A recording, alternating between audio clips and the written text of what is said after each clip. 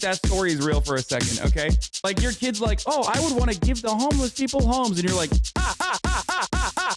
no, you're a Republican now, bitch.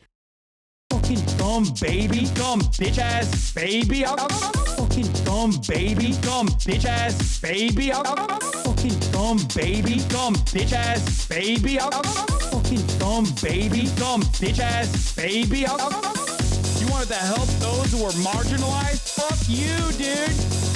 I need you to be a fucking paleo conservative right now.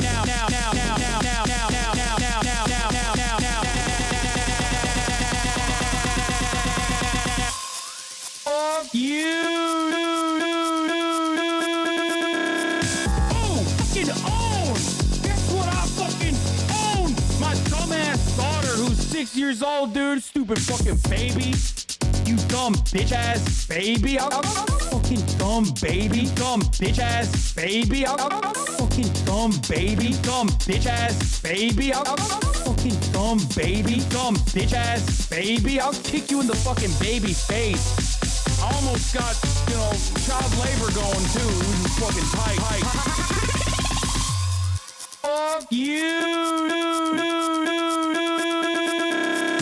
Oh, fucking own. Guess what I fucking own? My dumbass daughter who's 6 years old, dude. Stupid fucking baby.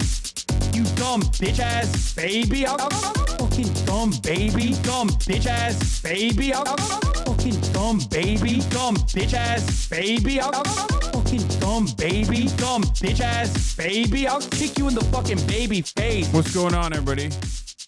I hope everyone's having a fantastic evening, afternoon, pre-noon, no matter where you are in the world. I'm Hasan Piker, and this is the HasanAbi Broadcast coming to you live from sunny California, Los Angeles, folks. We're live and alive, and I hope all the boys, girls, and MBs are having a fantastic one because today's a beautiful day. Today's a wonderful day. The day is hump day. That's right, ladies and gentlemen, boys, girls, and MBs, is hump day. It is 8/27, August 27, 2025, 11:07 a.m. And I am right on time. I'm a little early, as a matter of fact, and that's because I can't get away from you guys. I can't get away from you guys. I got to mention in the Jacksepticeye stream. Let's go. Let's freaking go. Let's freaking go, fam. But yeah, folks. It is 80 degrees and sunny here in Los Angeles, California, and I'm alive, and I hope everyone's having a fantastic one. I certainly am. Damn, those shades took the fit to a different level. Thank you. And yeah, this is the part of the broadcast where I tell you about my personal news about what's going on in the world of HasanAbi Piker in between the time period where I press the stop streaming button and press the start streaming button. So help me God, that's what I'ma do. Okay.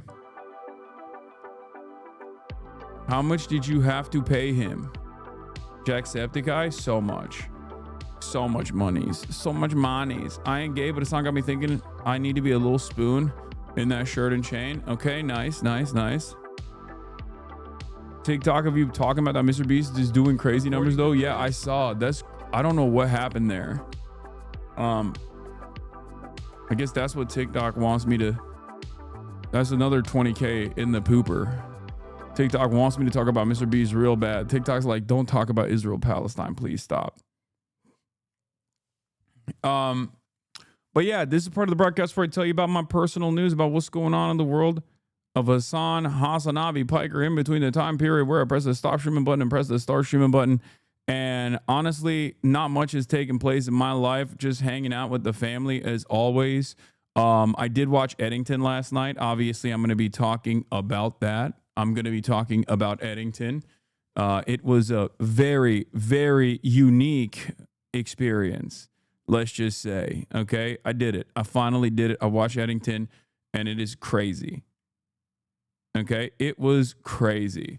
So I'm going to be doing that. I'm going to be giving you a little bit of an update on that side. But I hope your day goes well today, Hasan. You clocked the end of that movie so fucking good. I mean, I don't know what I said about the end of the movie, but It's interesting to see. It's interesting to see. Well, first of all, I just want to get started by saying that we are. I'm coming to you live from stolen land. Okay, stolen indigenous land, and I must do a land acknowledgement, and I must rebuke my whiteness as well, and my white privilege in general.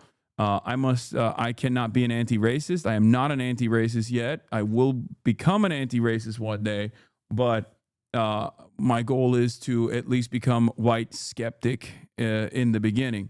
Ari Aster, don't miss. No, it was fucking awesome. It was so good. And I lived through it. So it was just like strange seeing. It was so strange experiencing like things that I was actively seeing happen in American political discourse and things that I was trying to pull people away from to the best of my ability to like, have a more healthy trajectory for the youth that were getting captivated for one reason or another throughout like the BLM protests and things of that nature throughout COVID, where they were just like kind of low-key losing their minds a little bit and going a little crazy. It was not ham-fisted. It was not.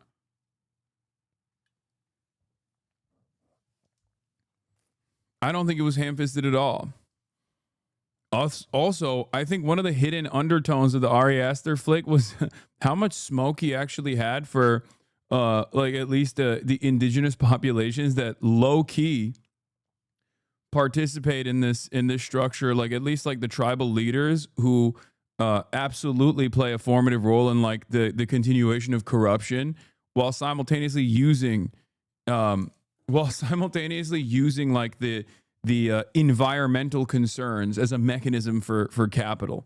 I thought that was also kind of interesting. He had smoke for everybody. He has smoke for every single person involved in American politics, in American day-to-day existence. There was not like, I can't even think of a single person that was like good. Everyone was just truly maxed out on being a silly, cynical, self-interested, totally performative, annoying psychopath. I missed the down hair. You look like a Greek god. Sorry, Turkish. Yeah. Okay. Show the patch. Mike is hiding it. What do you mean? What patch? My gray patch right here. All right. Anyway, let's continue. I finally finished Eddington. It was fantastic. I'll give you guys a little bit more details on it in a second, but I would, the shirt patch. I don't even know what it means. Did you think Austin Butler was hot? No, I think he freaks me the fuck out. He is like the true personification of a Yakubian devil. And I think he plays that role of a cult leader so perfectly for that reason, but he genuinely freaks me out. Like there is just something there that like, he makes me so uneasy, which makes him a great actor, especially for a role such as that one. But I think it's just like the soulless eyes. I love Emma Stone's horrifying trauma art. Emma Stone was great too. I mean, it was a comedy, right? Like, I don't know what it would be considered. I don't know what Ari Aster billed this as, but it was like a thriller, but also a comedy. It's like a dark Western. It's definitely a Western for sure. Like it fulfills the format of a Western, but then it's like an incredibly dark comedy as well. But yeah, it's great. It's fantastic. Incredible movie. I loved it. It felt like a movie that was made for me and this community for sure. Like almost entirely. Outside of that, woke up early, worked out, didn't hit the numbers that I wanted to hit today. I did 310, but only for 5 as opposed to the 7 I hit last week. So it just kind of hurt my feelings.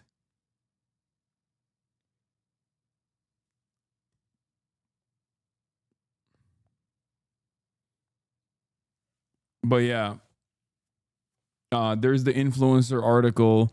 That's a big one. We're obviously going to be talking about that. Anyway, let's blast off right now. Let's blast off right now and let's get it twisted, okay? Watched Eddington. Stop chewing your nails on. Shut up. Yeah, Richie Torres is on Adam Friedland. Obviously, we'll cover that as well. Okay, make no mistake. That's definitely going to happen.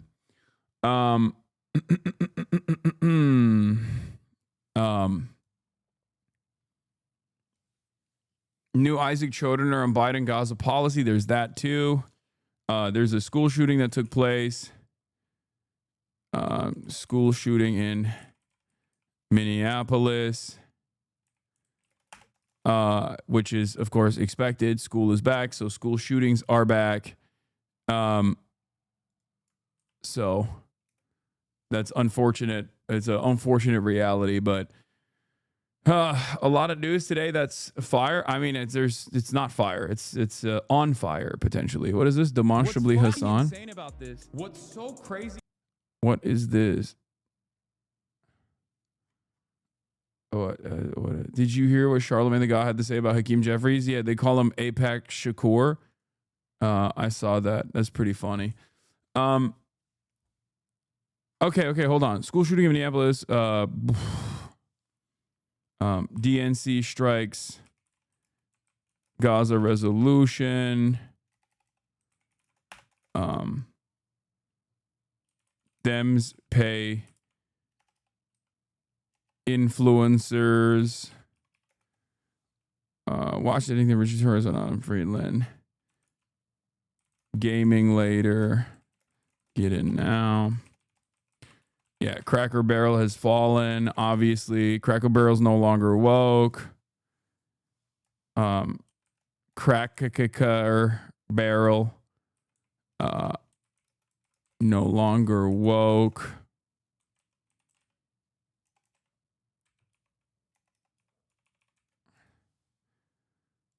All right, do we have a blast off meme? I want to go right into it. Will you cover the Microsoft protest against IDF collaboration? Yes, I will. What is this? He already passed on it because it's 2 hours. You need to watch it. Lindsay Ellis video, Miss Rachel in Gaza. Yeah, Lindsay Ellis is great. Miss Rachel is great. I'm most likely not going to watch that because it's 2 hours and 20 minutes long. So I feel like it's just a little bit, it's a little bit longer than I normally would. Playlist if you need it. Thank you for the playlist. Yeah. Okay. Do we have a blast off meme at all? Okay. Treat euthanasia. Okay. Love that. All right. We'll just use that. Fuck it. YOLO. Whatever. I gotta stop saying YOLO. That's such a fail-ennial thing to say. I hate myself. Okay. We're blasting off. I already used the meme. First meme I found because I'm trying to go right into it because there's a lot of news to cover. What is this? Yo, this shit's annoying, but are you planning on playing Peak? Yes. But you guys need to not be like that. I'm going to be honest. Like, if you come in here at like barely 11:18 and you just start blasting Peak requests, like, I'm going to lose it. It's not going to be good. Okay? It's not going to be good for any of us. Is going to be bad for all of us involved. My bear is not here because she's chilling with my mom right now in the backyard. Okay, you can't do that.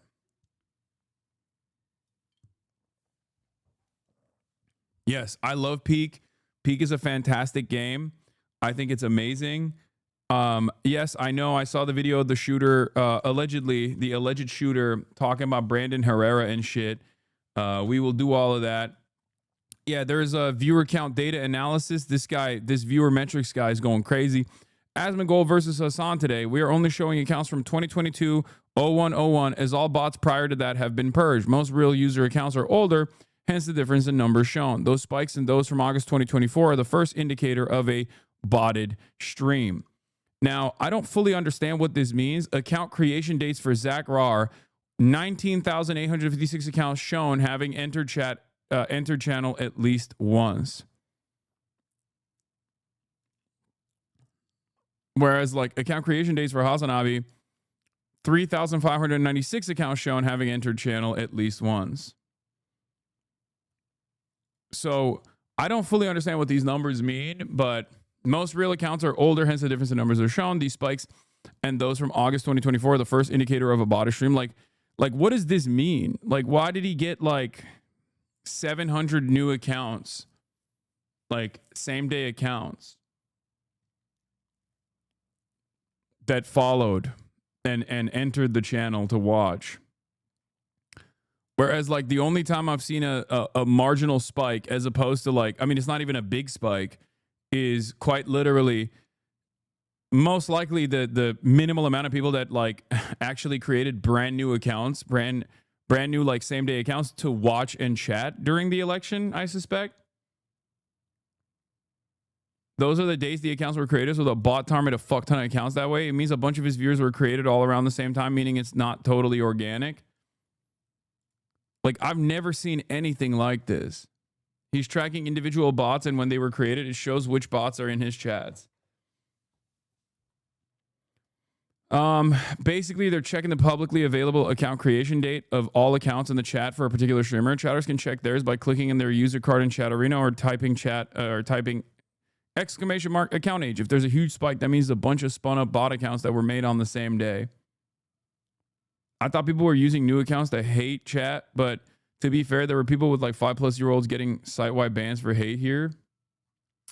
Okay, you're gonna brick the.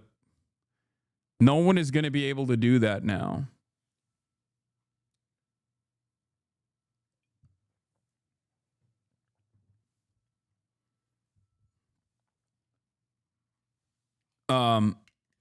But another botted versus not botted comparison, Miskiff versus Queso. Preliminary analysis indicates that at least 8,000 bot accounts entered Miskiff stream. There may have been rotation, so the average could be lower.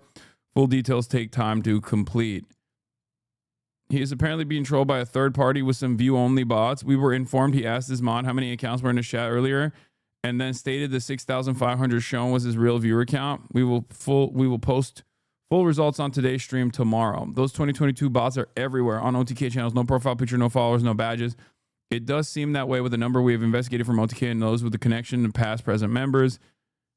So yeah, I don't know. I don't fully understand it, but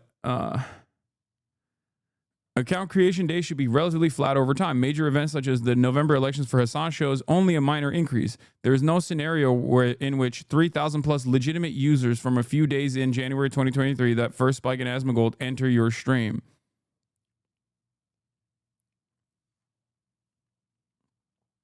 So like, does that mean, yeah, so either he's very popular with a specific subset of people who have like 2022 accounts, or there's some sort of botting happening. Yeah. Does this mean like make this data look real to me is the conversation that we should be having. Like, if this is actually not inorganic, how would you prove that this is organic activity? Would that mean that like a fuck ton of people individually got together and at the same time frame decided, I am going to learn how to read a graph? No, that's not the problem. Are you just reading chat? No thought between the ears? Okay. Chatters, I don't think you're understanding. I am, one, reading the chat, but also, two, explaining this information to you. Okay?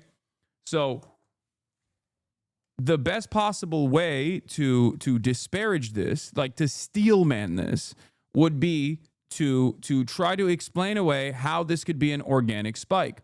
And for this to be an organic spike, that would imply that in the week, like around this area, okay, there was an unimaginable spike from first-time accounts that literally created their accounts on the same fucking day just to follow and watch Asmongold, right?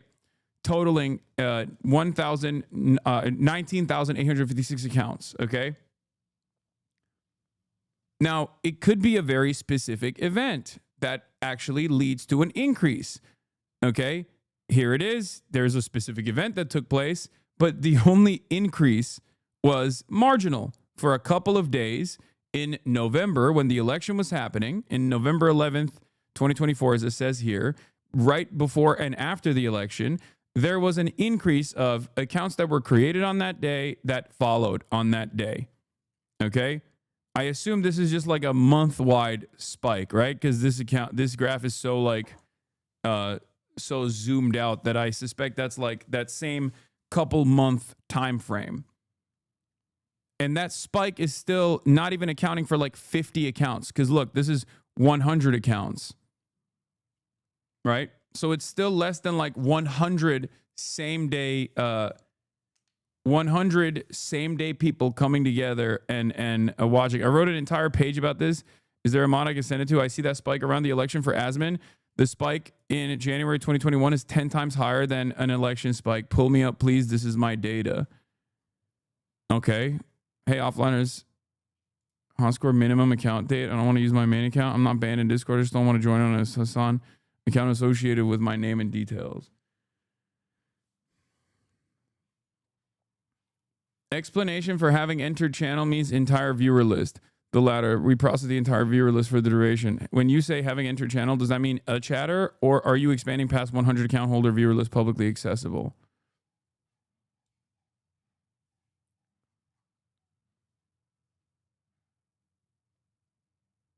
No, I know I saw the Anyway, I know. Pull me up, please. This is my data. I saw that. I saw he said that. Okay. I sent it to Fizz on Twitter. All right. So I don't know if there is a world where anyone without like bot activity could reach like, you know, this level of first time accounts that are literally created on the same day with the express purpose of like watching one channel or maybe numerous affiliated channels as well. Because that would be insane, especially because like this is the election, and during the election I had 314,000 live concurrent viewers. So when you have 314,000 live concurrent viewers and you only see this level of spike, then adjusted to like an organic viewership growth. Because if you're looking at this as like what it looks like when you see like a major spike, but that is with like an organic attention boost due to something happening in the world where people are tuning in, right? Which would be the election. And you compare it to this, it makes no sense. And the Asman goal should be like a 1 million Andy almost. You know what I mean? This is like, this is like, this is 10x, not even 10x. This is like 20x, right? 20 times larger than like a organic interest boost, organic interest spike that would require, you know, that would be literally instead of like 300K, that would be 20 times 300K. Okay. And I don't think there was any moment where Asmongold was reaching 3 million live concurrent viewers, right? Obviously, it's not going to adjust directly. Like, it's not going to be, it's not going to be a 1-to-1, but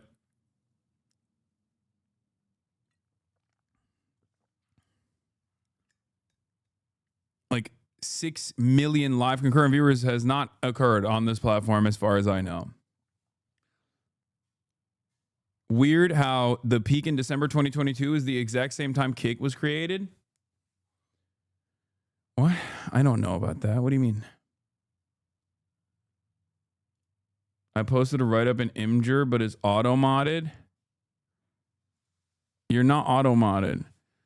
I know a lot of streamers have been covering the view-botting drama, and I just want to show some clear, substantiated evidence of bot manipulation. These are how the chat view bots operate. They are counted as real viewers / chatters as opposed to the old-school bots that only counted as viewers and not users. Using a viewer ratio is no longer an effective way to tell if someone's botting. Bot providers create mass create accounts over a span of 1 week. These accounts typically have 0 followers / following, 0 badges in chat, and no profile picture. And they have naming conventions. The first naming conventions were super easy to spot. Ronald 07 Brown, John 02 Smith, Michael 3 Robinson, etc. Or Angrily Tiger Gun, Wisely Bear Paw, Awfully Manchu. But over time, they've gotten more sophisticated. New bots use leet speak in account creation like Asmongold with numbers, or end up gibberish that resembles a word, Umagogi, OPEC, X Yak, etc. These bots can be programmed to say common phrases like based or spam W at random intervals. Some can now recognize an emote that is being spammed and spam it along with actual chatters. So I guess with artificial intelligence, the bots have also gotten like better at faking. Yeah, look, they're doing it right now in the chat. The ultimate flaw with these bots is that the provider had to create accounts in bulk, so all the accounts will be created in a 1 week span. When they need more accounts, they mass create more accounts, creating another group of bots, all created in a 1 week span. We know this because I will have like a fucking influx of followers. So a lot of these accounts, in order to make themselves look like normal accounts, will just in one day go and mass follow a bunch of top content creators on the platform in an effort to look like they're like a real platform. And I see it. I'll see it on my follower tab, on my activity feed, right? Sometimes there's go and I get like 1,000, 2,000, 3,000 new followers. Usually they're not when we ban all of them. Obviously, we use our actual chat bot to or moderation bot to like purge them. But the reason why they do that is because not because they're gonna come in and like watch me give me fake views, but like they do that I think to like masquerade as a real account to the best of their ability, right? Anyway, when a streamer is live, you can scrape every account name, associated account creation date, and create a graph. What you would expect to see on a normal graph is somewhat even distribution of account creation dates, some dating back as far as the beginning of Twitch. As far as I have seen, there are no viewbot accounts older than 2021. Streamers who have been on the platform for longer will tend to have users that have older accounts. Someone like HasanAbi has 80% of his viewers with accounts older than 4 years old. Newer popular creators like Queso will have a bunch of newer account creation dates because his popularity is more recent and people came from TikTok and created accounts.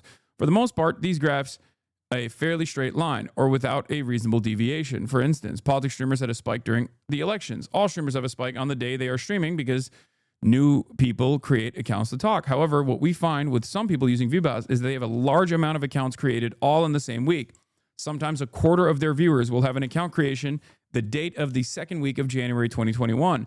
A quarter of their viewers will have an account creation the date of the third week of August 2022, and only half their viewership will have other account creation dates. This is the best visual proof of botting. Asmin versus Hasan, Miskiv versus Queso. Here are two prime examples of view botting Asmin and Miskiv. You can see extremely large spikes in account creation dates in a 1 week time frame. If you do this with other OTK creators, you see a similar pattern. Tectone and Emeru follow similar patterns to Miskiv and Asmongold. I suspect you would be able to find the same thing with FaZe and other orgs and talent agencies, but you must pull that data when a streamer is live to get the data. You can't do it retroactively.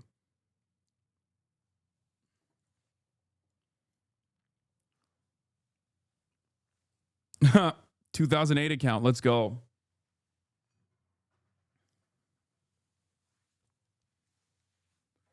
But what's the point of it happening to you? No, it's not. It doesn't happen to me. This shows that I don't have these massive spikes of like active viewership.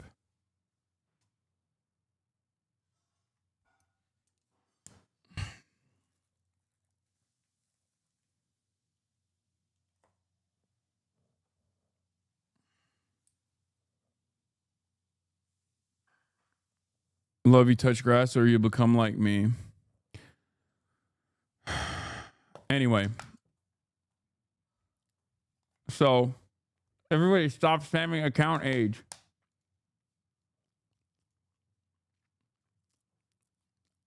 You'd have to have some sort of massive worldwide reaching event that caused people to register on Twitch for the first time on the same days. Like if Taylor Swift were to start streaming on Twitch, you'd get spikes like that from Swifties who have never used Twitch before. Exactly. Or if it's an election. And the reason why I think it's interesting is because this major spike took place during the election. Okay, you can't see here. But that major spike took place during the election. Okay? And that is a entire month-long process where like I had 300,000 live concurrent viewers on the day of the election and then like around 100K. So that's like a major organic spike of real activity, real interest. And in that process, if that is a minor blip, then obviously this kind of massive amount of new accounts created and followed and enter the chat is like, this is a much larger event. Like, it would have to be like, this is astronomically larger than the amount of like organic increase that you see of first time accounts.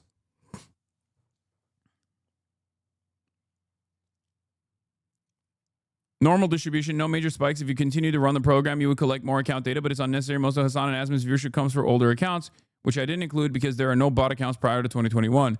Red arrows are botted user accounts. Brief spike in October/November 2024 was due to the election.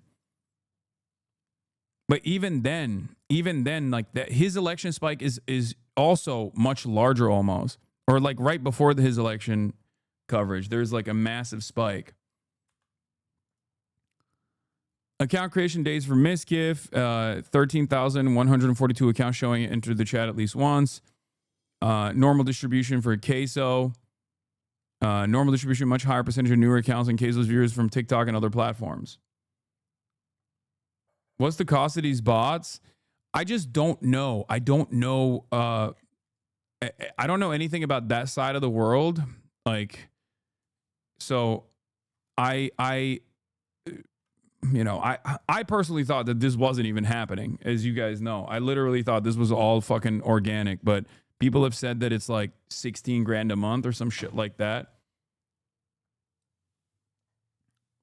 This is like natty or not for scrawny people. I mean, kind of.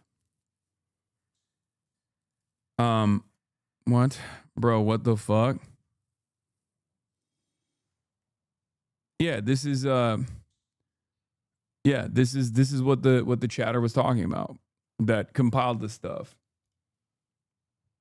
Whoever told you 16K is over exaggerating. Also, importantly, it's just not a matter of being a mass sign up event. It means that people it means all the people in those spikes, hundreds of thousands, are watching his streams today, which is also extremely unlikely if they're in passing Twitch signups, as they probably wouldn't all collectively become regular daily Twitch watchers, Twitch channel watchers. Yeah. They would not just like individually go to one channel and only like, by the way, Twitch has accounting for all of this. Just so you know, like Twitch has everything on the back end. They know when a viewer signed up same day for the first time ever, has like this weird botted ass username. Okay. Because they know what the naming conventions are. They can tackle it from that aspect.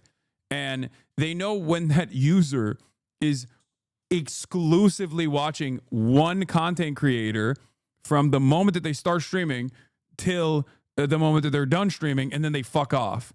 Like, that level of loyalty is not real. It's just so it's just not human. That would be crazy.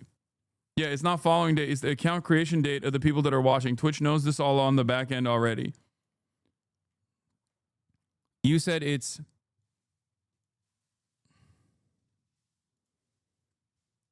Your numbers would have been higher if I let it run longer, but since there were no spikes, it was pointless. 80 cents /bot/month, but you can use it on multiple accounts. Yeah, it's not following date. It's the account creation date that people are watching. Twitch knows this is all on the back end already. Does Twitch think I'm a bot if I only engage with your content on this platform, Lamau? Okay, you want to know why Twitch knows you're not a bot? Super simple fucking solution. None of you motherfuckers watch me when I play video games. Okay? That's it. That's the easiest solution to the fucking bot question, is that if you are a super loyal fucking viewer of mine, where you're like, I don't give a fuck about any other content. Hasan makes unique content. He does political commentary in a very specific way that appeals to me, and I only want to watch him. I'm a 30-year-old, whatever, right? And I'm just here to watch him and nothing else. I'm not interested in anything else. The moment that you fucking tune out when I switch categories from just chatting to game Everybody understands that you are not a fucking bot. You behave like a bot. You behave like an NPC, but you're a real human.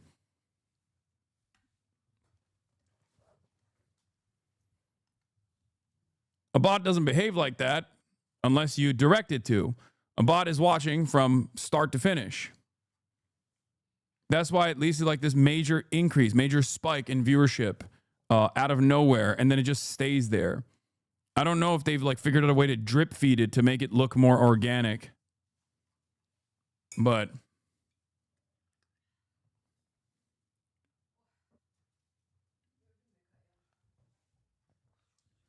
anyway, Twitch also tracks which platform you're logging into. Also, non-gaming watchers using Android or Apple TV, automatic human. Yeah. Your gaming is the greatest, longest running gag on this channel, along with your British accent and zinning. Yes. All right. Well, that's all there is for the bot conversation. It's interesting stuff, and hopefully we'll find out more. But yeah, we got the Taylor Lorenz article about the Dems paying lib influencers. Don't worry, I'm going to be looking into it as well. Also, I got a Jacksepticeye mention, so that's cool. Let's take a look at what that was about. This is the Order of Lenin. It is an honor of the greatest magnitude, given along with the title of Hero of Socialism to only the finest workers. Hero of Socialism? To me in recognition Hasan of Piker? contributions to society. Yeah, that's right. I wish I got a Order of Lenin badge, bro. Are you kidding me? Are you kidding me? Oh my God. Upholding the immortal science of Marxist Leninism. Other content creators are so thrown off by how random and political MGS is. Fucking normies. Dude, that's so funny that like, are people playing Metal Gear Solid for the first time ever, or are they playing it as an older individual and therefore have a better understanding of how political it actually was? Because that's like Metal Gear Solid is good because it's politics. There's never like the entire world is politics. Hideo Kojima is an incredibly political person. He is a massive Ameriboo, loves American cinema, and he loves global affairs, global politics. Like every part of Metal Gear Solid is built on this idea that like capitalism and imperialism go hand in hand, and they're destroying the planet. And you know, there's espionage. Metal Gear Solid 3 especially is like a perfect depiction of the things that were taking place during the Cold War, like in a fantasy universe for sure, but I actually skipped the long cutscene. That's crazy.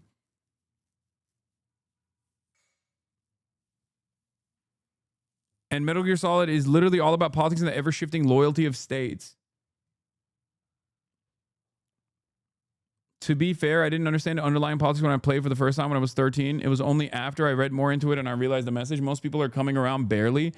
So like when people, let's say most people our age encountered like Metal Gear Solid in their adult lives, right? The Metal Gear Solid that they encounter was like what, 4 or 5 or whatever.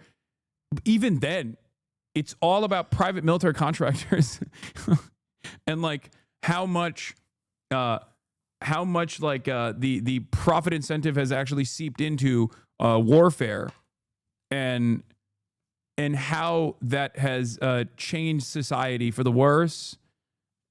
Like these guys are all PMCs. Like they're all mercenaries. They're PMCs. They're fighting. They're fighting at the behest of mega corporations, or at least like those who are in shadowy back rooms, wheeling and dealing to improve their profit margins. It's all about forever wars, resource extraction. Yeah, Metal Gear Solid 4's main plot is someone trying to take control of AI to launch nukes. And also, I mean, you got Metal Gear itself is like the most Japanese way to basically do a nuke equivalent, right? That's what Metal Gear is. It's just like a personified version of a nuke.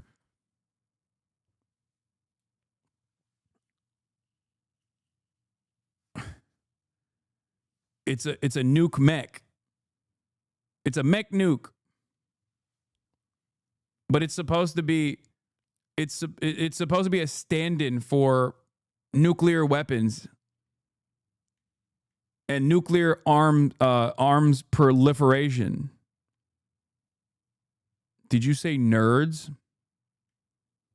Metal Gear 4 literally mentions the war economy and how detrimental it is. It's not even personified. The original Metal Gear were autonomous nuke platforms. No, I know. I'm saying, even if you don't see it, even if you look at it and you go, oh, that's like a mech.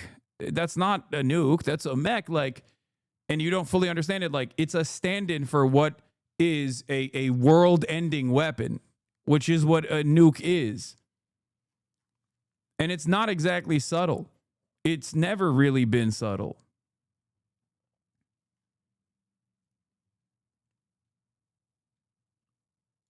A new Quinnipiac poll finds 77% of Dems say Israel's committing a genocide. That's crazy. Well, once again, Democrats way more tapped into the truth and the reality than anybody else. Anyway, there's a scene where Lyndon B. Johnson gets dissed by Snake because he's ashamed of being a tool for the American state. His entire character arc is built around that realization. Yeah. So Metal Gear Solid is Gundam, but with more politics. Okay, first of all, Gundam is the maximum amount of politics. The original Gundam was created by a straight-up Japanese communist, and all mecha anime is the most political anime you can find out there. Good and bad, but usually all mecha anime is political. It's expressly political. And I say this as someone who's not who doesn't really fuck with mecha anime that much, with the exception of Attack on Titan, which is a flesh mecha. Why does everything have to be political? I just want a game. I mean, you can enjoy it, and that's also perfectly fine. Okay, that's what art is. Art is you can consume art whichever way you want to, right?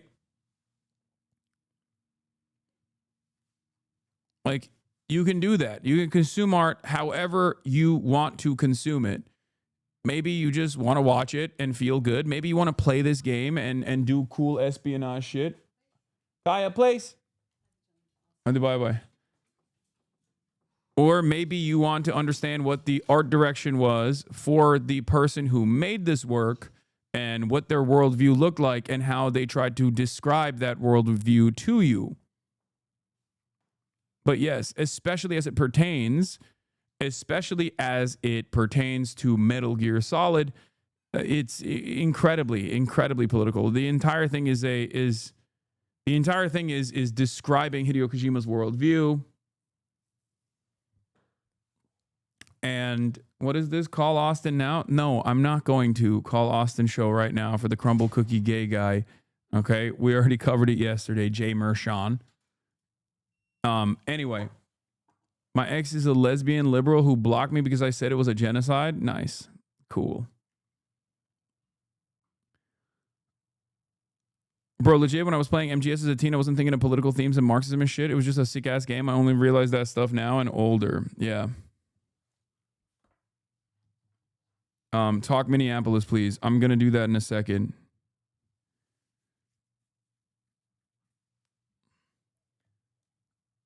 Okay.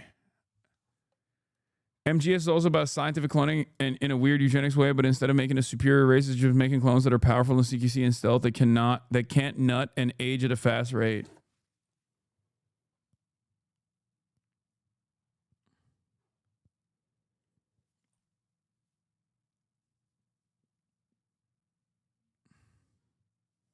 Did you see a hater of yours who used to make commie tanky memes to shit on you now has created a GoFundMe asking for $85K because insurance kicked them off their parents' insurance?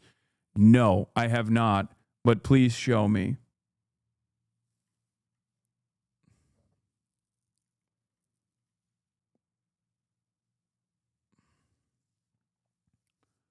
Snake can nut. He nuts in Otacon all the time. Otacon.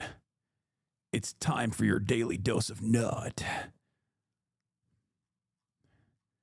My snake is solid. Otacon. Otacon. Things that you're saying in my ear is making my snake solid.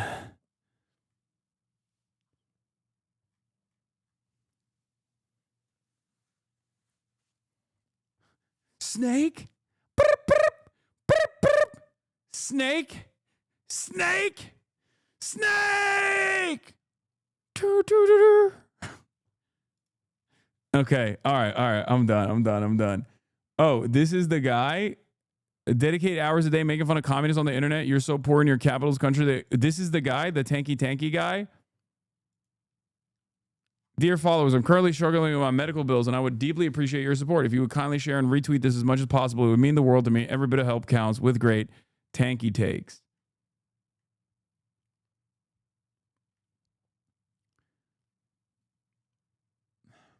I just feel bad, man. She literally complains about how she can't even find a basic service work while posting anti-Soviet propaganda. She probably coasts by wishing she was European and living in a social market economy. Tough luck. You're not getting that in the U.S. by punching to your right. Unfortunately, America has a healthcare system that values profit over people. The insurance my father had that I was on at the time is refusing to pay for one of my stays at the hospitals, a total cost of $84,000. I struggle to find work. Many places won't hire me as they seem to think people are born fresh out of the womb with a retail experience. I'm trying my best to find some kind of stable income, but it's been incredibly difficult. Oh.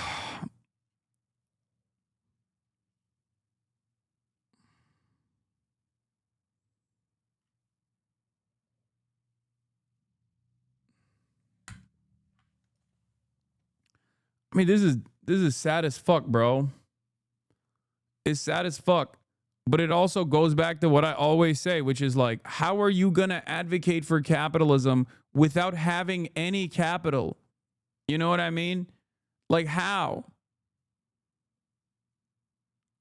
How do you just sit around and actively radicalize yourself to an anti-communist, anti-socialist framework in a country where, like, literal social democratic provisions are treated like a terrifying prospect by the powerful institutions that require maximalist profit driven, like maximum super profits. It's all they care about. And in this fucking incredibly reactionary environment, you have found yourself actively fighting against like people in the margins that have no say over the grand design of society, and you've singled them out to and made them your enemy when they just want what's best for you. This is what I mean.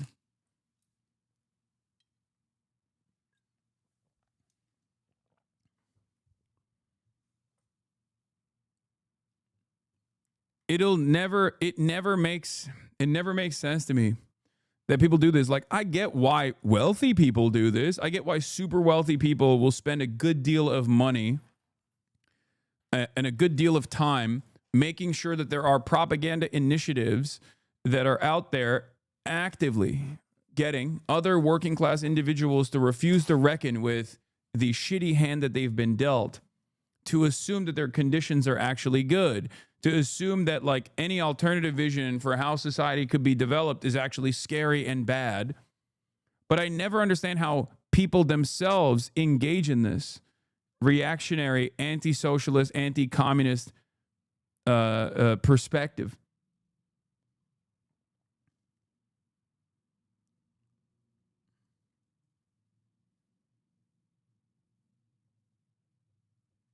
It's so sad. It's so sad when people do this for free 99 is what I mean. But of course, the first story that I'm going to start off with before we get into the special report on the mass shooting that took place in Minneapolis today is actually one that was written by a friend of the show and friend of mine, Taylor Lorenz. Okay? You might like her takes. You might hate her takes. You might think she gets a little crazy on the social media platforms from time to time. But as I have said consistently, Taylor is one of the best journalists out there, one of the best culture reporters, if not the literal best culture reporter out there, straight up. Sometimes you got to be a little crazy to be that good of a journalist, okay? Just remember that. You got to be tenacious and you got to be a little wild, okay? And she is. Her work stands on its own. It's just like, and turns out she had a piece for Wired Magazine, a deep dive into a dark money group that is secretly funding high-profile Democratic influencers. And I obviously have a lot of additional information to offer as someone who is a progressive content creator, a socialist influencer, if you want to call it that, who has been approached in the past as well. So I can give you guys a little bit more details on this kind of thing too, on top of what she wrote. And there's obviously a bunch of stuff that she was not able to add in to this piece, because, you know, it would have been far too expansive. But here it is. A dark money group is secretly funding high-profile Democratic influencers. I'm going to go on remove paywall here so I can read this article. A recipient of that money? No, of course not. An initiative aimed at boosting Democrats' online offers influencers up to $8,000 a month to push the party line. All they have to do is keep it a secret and agree to restrictions on their content. In a private group chat in June, dozens of Democratic political influencers discussed whether to take advantage of an enticing opportunity. They were being offered $8,000 per month to take part in a secretive program aimed at bolstering Democratic messaging on the internet. Wait, what? $8,000 a month honestly seems like a small payout if they actually supposed to be high-profile influencers. The economy really is falling apart. Are you kidding me? $8,000 a month is an incredible amount of money for whatever their deliverables are. What the fuck? Do you have $8,000 a month that you have to spare? Like, we're talking about like up and comers. You know what I mean? We're talking about people that just like get, you know, like $8,000 a month is life-changing money for a lot of people, for virtually everyone. You're talking about almost $100,000 a year. That's, you know, that's an incredible amount of additional revenue that you're going to be able to generate. $8,000 a month would change every single person in this chat's life.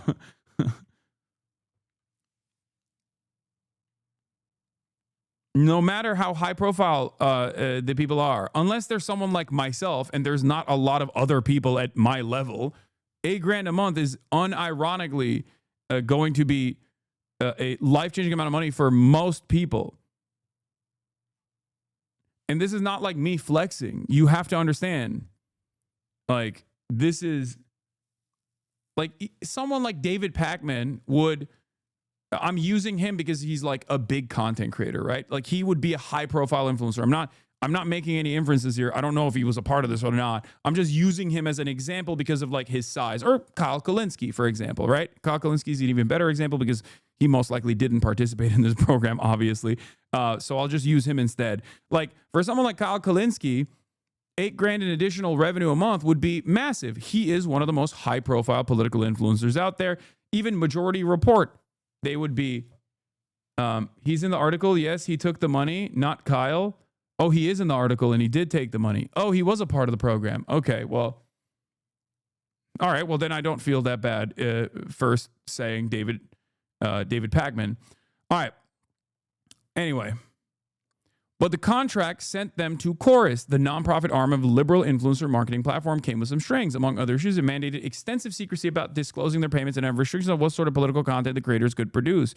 In their group chat, influencers debated the details. Should we send a joint email with all our email addresses, or are we just going to send things separately and hope they change everything for everyone? Lorenzo, a non-binary creator in Columbus, Ohio, with over 884,000 TikTok followers, asked the group. Some joked about collective bargaining. Any Newsies fans in here? Eliza Orlins, a public defender and reality TV star known for appearance on Survivor, posted in the group, "We're a union just by saying so." The influencers in the chat collectively had at least 13 million followers across social media platforms. They represented some of the most well-known voices in online posting in support of Democrats, and they are the key. They're key to wherever the party moves next. But ultimately, the group didn't make much progress. Reading through the revised Chorus contract, like, you win some, you lose some. A reproductive justice influencer named Perry, who posts under the handle Women in America, responded later in the thread. I also think there's at least 4 other things that should change. But the vibe I got from their email was that there would be minimal, if any, changes. Lorenzo Orlins and Perry did not reply to requests for comment.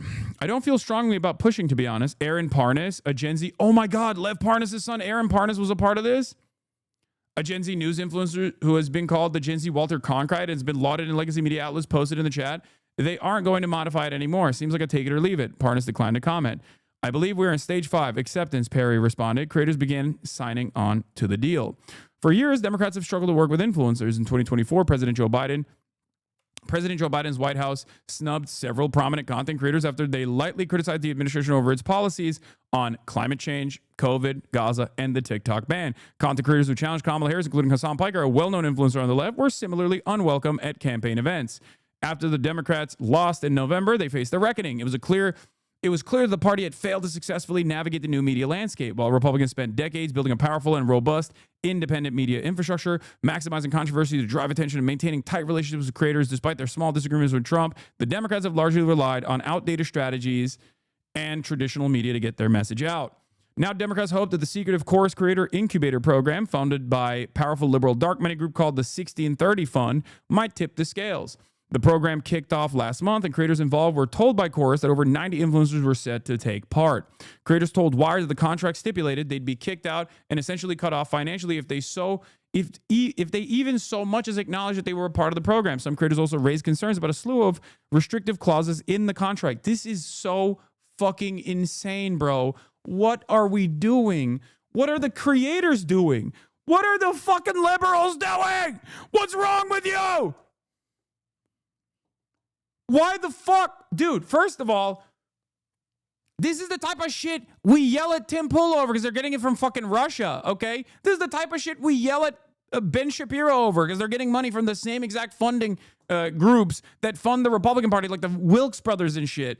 How the fuck are these guys just like running around being like, the Democrats are awesome, liberals are great, Gavin Newsom is hot, I want him to blow my back walls out, I think he's the next president, and then you fucking turn around and you're getting a fat bag from the Democratic Party through shadow donations that you're not even disclosing? What the fuck? Unimaginably unprincipled. Shit, man. It's also a demonstrable failure. This is what's so fucking annoying about it. That's why I'm out here giving free ball, okay? What do I always say? Free ball is free, okay? You want to know what to do? You want to reach out to the youth, young men? I'm giving it out for free. There's also working examples of it. Zohran Mamdani is a working example of it, okay? Fuck! But these guys don't want that. They don't want to change their policies. What they want is to be able to manipulate people into loyalty to the Democratic Party without any sort of real changes in the way that they are alleviating people's economic hardships. But it now turns out that when people come in here and yell at me with DNC talking points and I say, show me the pay stubs, it turns out some of those motherfuckers do have pay stubs. Except their fans don't, and their fans are deluded into thinking that these guys are actually telling them the fucking truth. But it turns out they're actually making you annoyed at the left at the behest of the Democratic Party because that's what they're fucking predisposed with. Holy fuck. The Dems have a terrible time reaching young men because they push rhetoric and that just doesn't resonate with most young men. It's almost a catch-22 between either being realistic about women's rights or appealing to young men to get the vote. No, you can do both. You can do both. You can do both. You can be like, don't be a fucking weirdo loser to women. What the fuck is wrong with you? And also advocate for shit that is going to alleviate some of the economic hardships that young men are experiencing, okay? I do it every day. How the fuck am I able to do it? Why are facts the enemy of the truth, Hasan? What? Not that you'd ever accept this, but it just goes to show how principled and consistent you are. This is a roundabout big W for you and vindication for the DNC shit. I'm going to be honest with you. This group never even entertained reaching out to me. I think they were smart enough not to fucking come to me. Or if they did, I didn't hear about it. I'd have to ask my manager, but I don't think this was a thing. Anyway, influence including the communication about the program and in some cases onboarding session for those receiving payments from the 1630 Fund, including, oh my God, Olivia Giuliana, the centrist Gen Z influencer who spoke at the 2024 Democratic National Convention. Lauren Piretra, a former Playboy executive turned political influencer who hosts a podcast for Occupy Democrats. Barrett Adair, a content creator who runs American Girl doll themed pro-DNC meme account. Suzanne Lambert, who has once called herself a Regina George liberal. Ariel Fodor, an education creator with 1.4 million followers on TikTok. Sandra Jennings, a former TLC reality star and older brother of trans influencer Jazz Jennings. David Pakman, who hosts an independent progressive show on YouTube covering news and politics. David, You've been in this fucking game for so long. What the fuck are you doing? That's crazy. Lee McGowan, who goes by the online moniker Politics Girls, and dozens of others. The first two declined to comment. The rest did not respond to requests for comment. According to the copies of the contract viewed by Wired that creators signed, the influencers are not allowed to disclose their relationships with Chorus or the 1630 fund, or functionally they're being paid at all. I don't even know how this is allowed. How is this not a fucking violation of numerous points of regulation? If I feel like this is a violation of I mean, this is a FTC violation, and not only that, but it's I mean, this is a, like, you have to disclose when you have an ad, and you have to disclose if it's a political ad, especially. Actually, that's not true. I don't think you have to disclose if it's a political ad, but it's already I guess technically not. Yeah, you don't have to. You don't have to actually put hashtag ad if it's a political ad, because that's already clocked. Like, it's that those payments are all public. You just have to sort through the data. So I guess it wouldn't be an FTC violation at all. It's not an ad, it's a membership, it's a loophole. No. Even if it was an ad, I don't think they would have to disclose it, because political payments, like payments that a campaign makes, is all, or even PACs make, are all oftentimes like hidden under numerous different subsidiaries and whatnot. But payments being made from a political group like a PAC or whatever, you don't have to. I don't think you legally have to disclose that it's an ad that you have.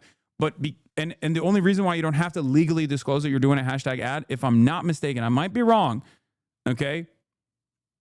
But the reason why is because it's already public for those who are, crazy enough to go and seek it out. Like, one of the examples I'll give you is Progressive Victory, right? They approached me a million fucking times. But because they were like aligned and affiliated with Destiny, and because they were like being run by Brianna Wu, I was like, I'm not touching that shit. And there's some nice people that work there, some people who are truly ambitious. But what it turned into was a fucking slush fund for Destiny's best friends. Okay? Like, I was not touching that. Now, this is a different thing. This is not that. Okay? And I didn't touch it with a 10-foot pole because I was like, I can't be aligned with something like this because of the people that I am, the people that are running this, and also the people that they think are good voices to uplift, the people that they're willing to pay to do political advertising. For me, I was like, that's not something that I'm interested in. All of Destiny's former orbits suckled on Progressive Victory, yeah, and it turned into a fucking slush fund for Destiny's besties, like, straight up. All of the people who are pro-Israel and all the people who are pro-Destiny unironically got fucking paid. Yeah, you were right. Key search disclose. Yeah.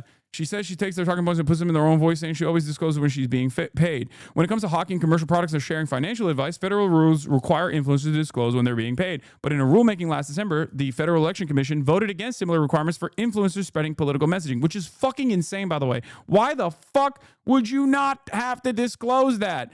Are we kidding? But yeah, in the United States of America, if you are a political campaigner, if you are a political operative, you do not have to disclose that you're getting paid to say certain things, which fucking blows my mind. Blows my goddamn mind.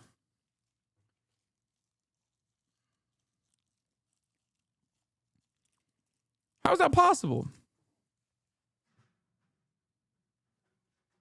Doesn't this just prove what?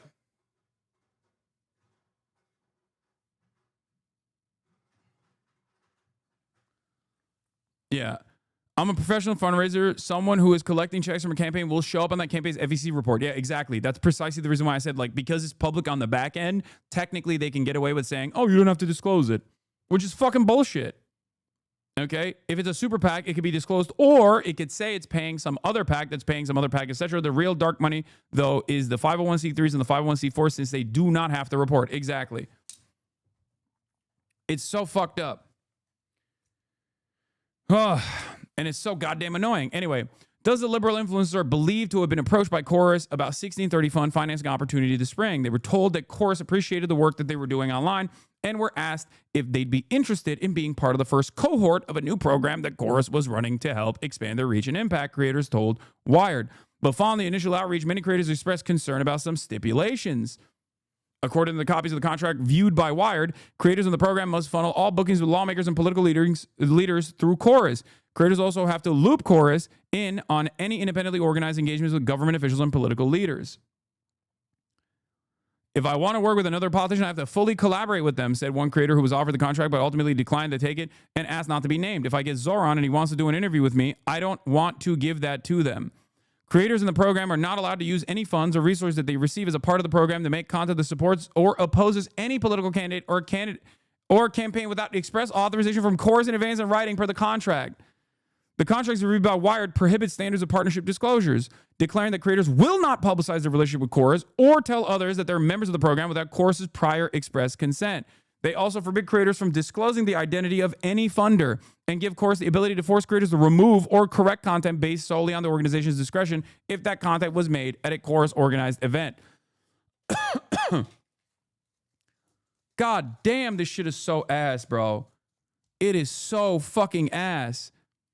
It's so, I mean, Republicans are going to make mincemeat out of this. Actually, I don't know. They're probably too busy fucking talking about how woke Crackerbarrel was and doing victory laps over how not woke it is now or some shit to actually pay attention to this stuff. But like, they used to make a mountain out of a molehill with like any kind of DNC pay stubs that like Harry Sisson got.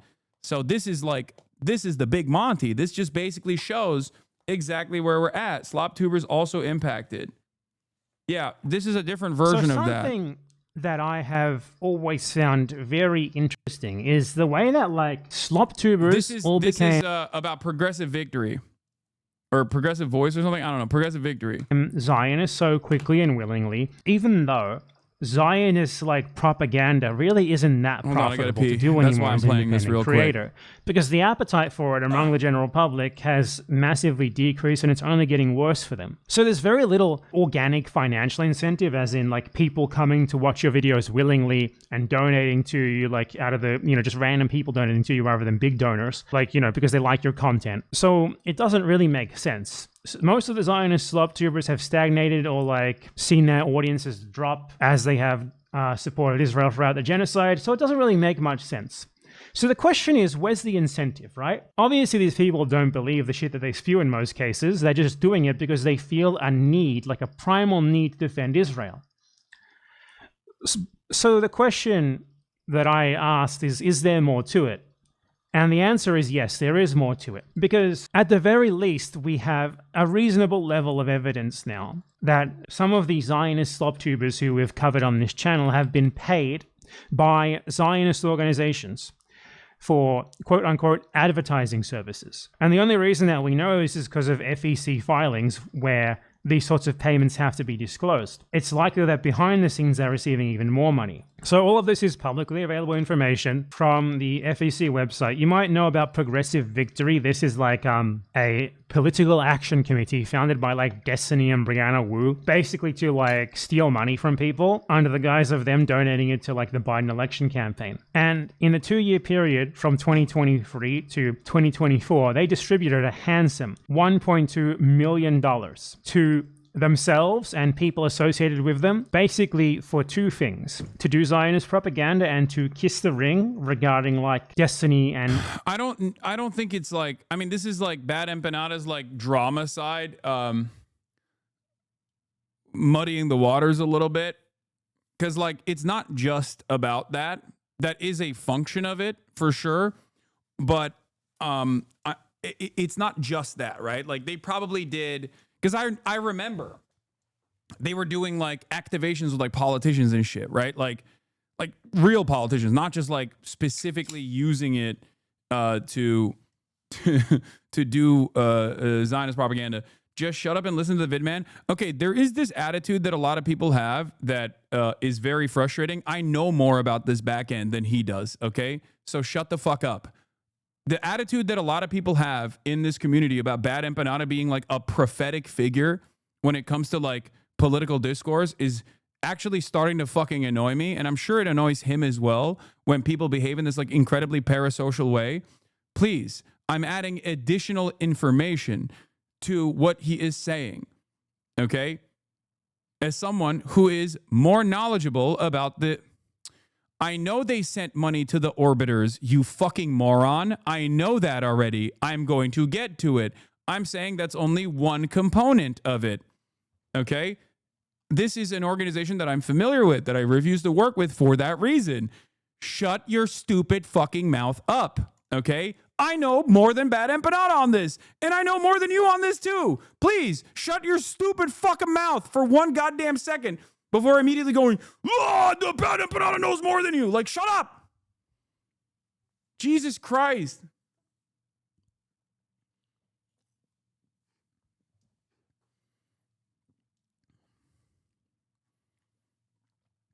Oh my God. I can't even fucking talk about like a organization that is tangentially related to the Taylor Lorenz article that we were talking about. It's just another PAC that's like operating as a PAC within the structure of the Democratic Party that like does like some canvassing events, some other events, like conducting interviews with like politicians and shit, while also simultaneously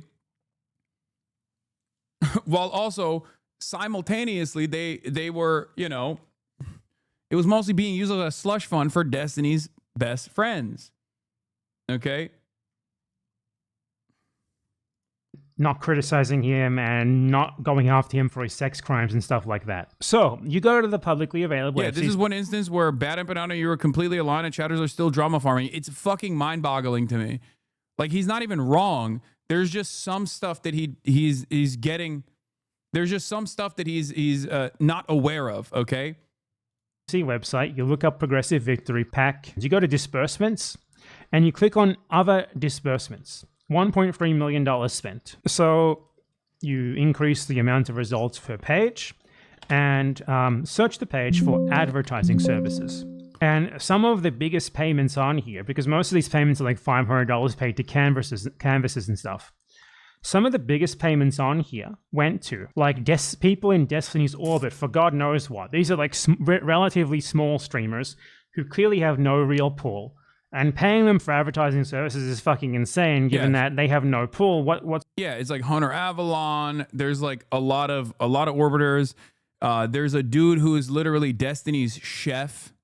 Like he used to sometimes appear on his videos named Lycan, who is just his chef apparently, and he gets paid there as well. And it's just like there is no...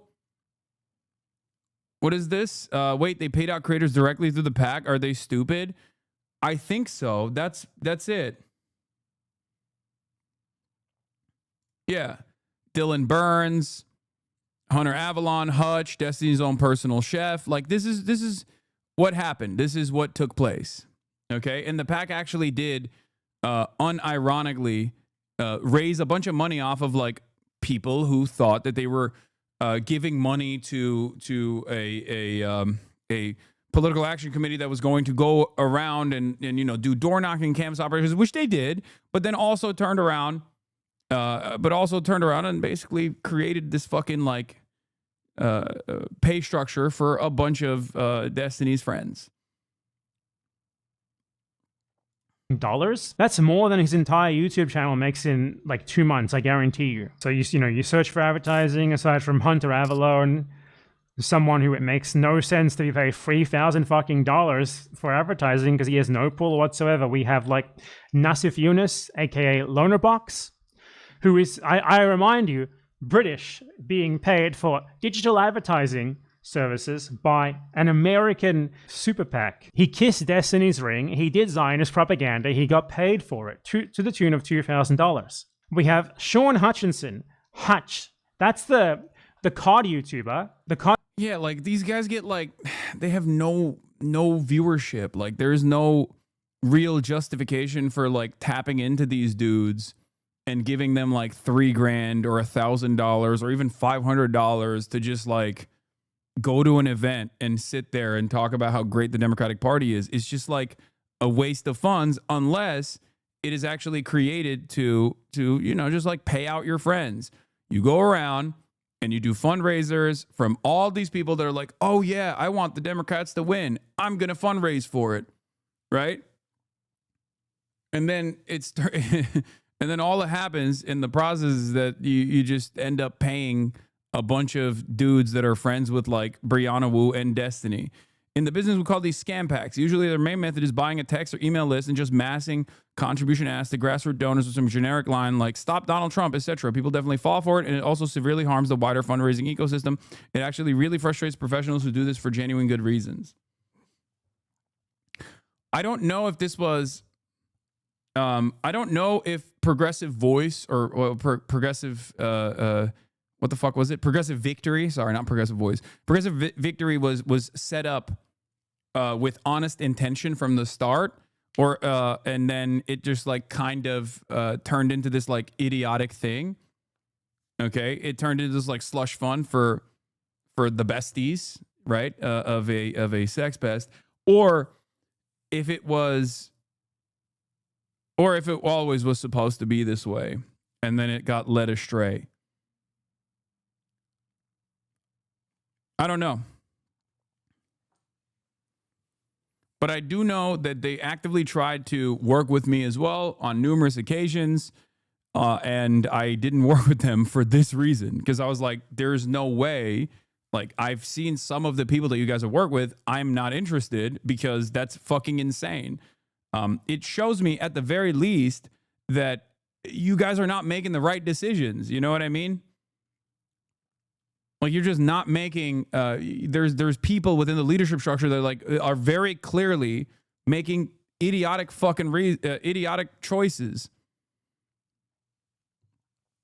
Like, even if I'm aligned ostensibly with the goals that you're trying to fucking push for here, it just doesn't make any sense. On YouTube, Sean Hutchinson, Hutchie, just like my friend Nassif Yunus here, who moved into doing pro-genocide propaganda for Israel, received a generous $2,000 payment from this PAC, despite the fact that he gets... Wait, first of all, this is not the article that Taylor Lorenz wrote about. This is not the same group. This is a different PAC.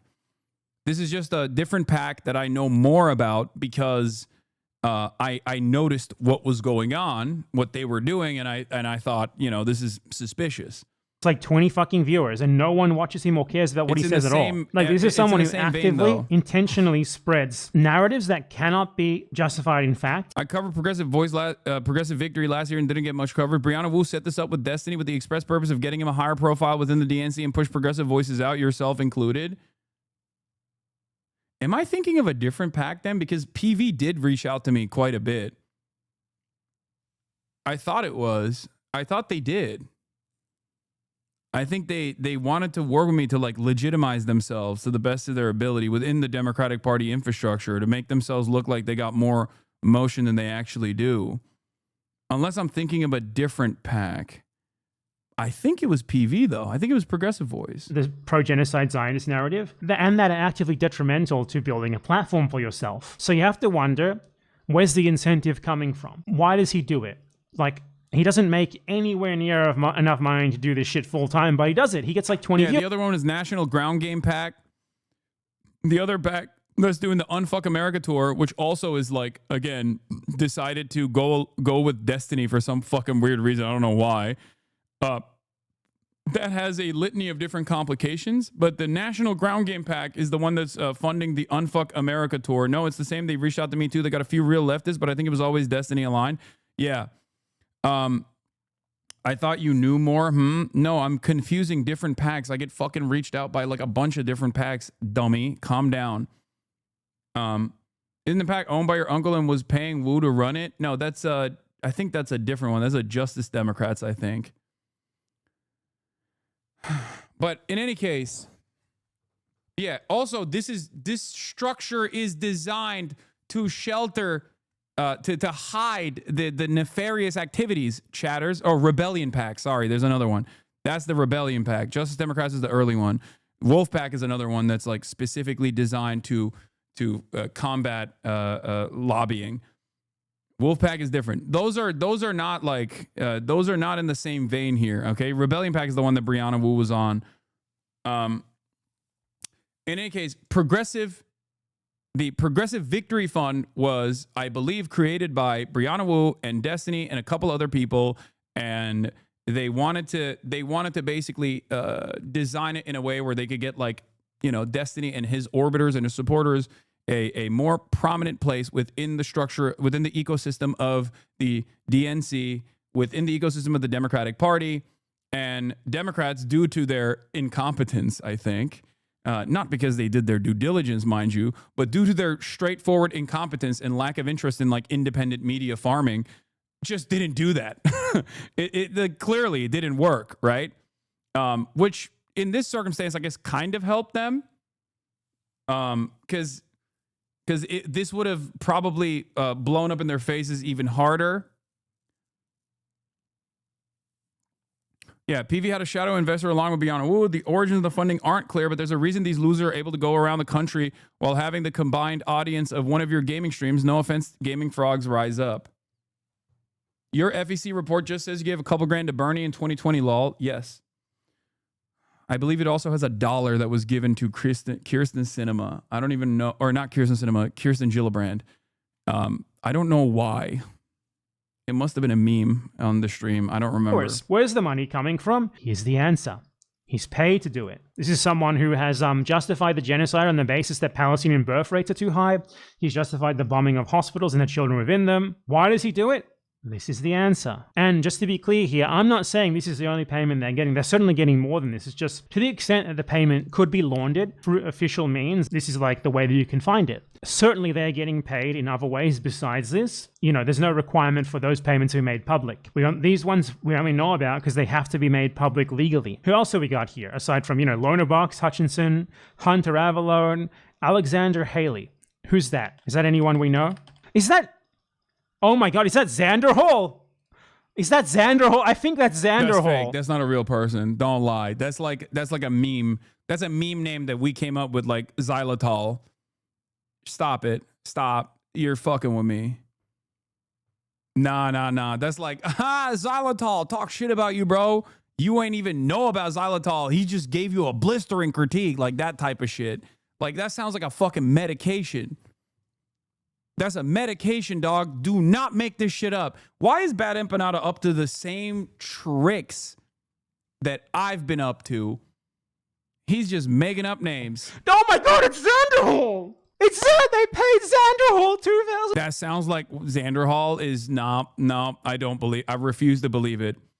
I refuse to believe that is a real thing. Xander Hall is a drug Trump will call the fat drug. Ain't no fucking way. Xylitol is an artificial sweetener that has laxative effects. I know what it is. I just like say that as a joke. D has now moved to unfuck America. I like that he is. His goal is to basically fuck every pack that exists within the structure of the Democratic Party. PSA leftists are not on our team. They're just as bad as MAGA. If you're a person that takes winning elections seriously and then stop engaging with their content, they think it's a game and it's not a game. Winning the midterms is serious and needs to stay our central focus. Why are you promoting a pedophile to teenagers? Our organization takes any allegation of this nature extremely seriously. At the same time, we believe it's important to uphold the principle that every individual is entitled to due process. At this stage, no evidence has been presented that substantiates these claims. Until and unless credible evidence is brought forward, we will not be making decisions based on solely unverified allegations. No, you don't understand. We need this. We need this. Like, he's brilliant. You know what's really funny about this? Like, if this person, Destiny, was like unironically like a brilliant fundraiser, a brilliant marketer, like truly a voice that was making an impact in this space, with the exception of, like, I guess, making an impact for some of the most brain broken liberals who just think he is like the holy prophet. Okay, then it's fucked up, but at least it's like cold and calculated for like some kind of broader grand reason, right? But he don't even have that either. It's just all liability with no upside. And that's what always takes me back to like the whether I will respect a political action committee or not, whether they're making good decisions or not. Because when I see them just like doing this, I'm like, okay, it's clear that you're not fully aware of what works. If you're actively working with a person who is just all liability with zero fucking upsides whatsoever, then you're not a serious group. You know what I mean? You're not. You're just... What is this? Xanderthal hates you because you called his friend a Nazi without verifying when you were reacting to his video? $1 to do Zionist propaganda? No way! It's fucking Xanderhall! No way! There's no fucking way you're paying Xanderhall for advertising services. Holy fuck! This makes it so obvious that this is just like a grift for Destiny to get people on his side, defending him from the sex crime allegations and like spreading Zionist propaganda, because like all of Destiny's favorites are on here. All the people who are mysteriously quiet about Sean the Black, the funniest lore is that she only ran to Destiny after racism allegations of her own causing Dean Withers to drop out of the tour's top spot. Ay, bro. Brother. Yo, I got haters I didn't even know existed. I got haters that I'm just like fucking making jokes about. Progressive Victory supported Zoran though. No, that's why I said like they're not singularly focused on the reason why they also try to work with me is because they want to gain legitimacy. They want to gain legitimacy. You can't just only fucking be a slush fund for a debate pervert with a questionable background. Then obviously everyone's gonna be like, what the fuck are you doing? You have to be a legitimate force in order to gain prominence within the Democratic Party's infrastructure, its machine. Guy Cohen was a pretty fly for a white guy actor. Does I'm really important now? He says he is unpaid for content.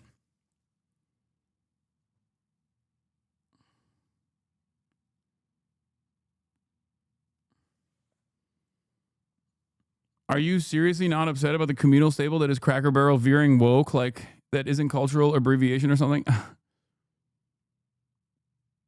Both of your top haters pay the people around them to be their friends? Yeah. And also loathe me, which is crazy.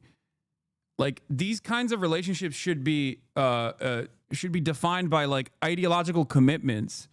A true commitment to fighting for what you actually believe is correct.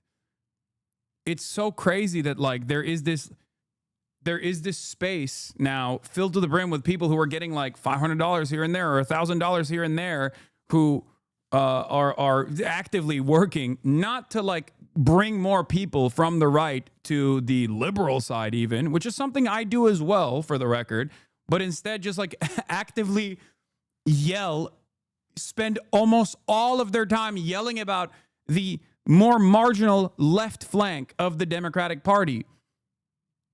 This is so fucking psychotic. It's expected, though.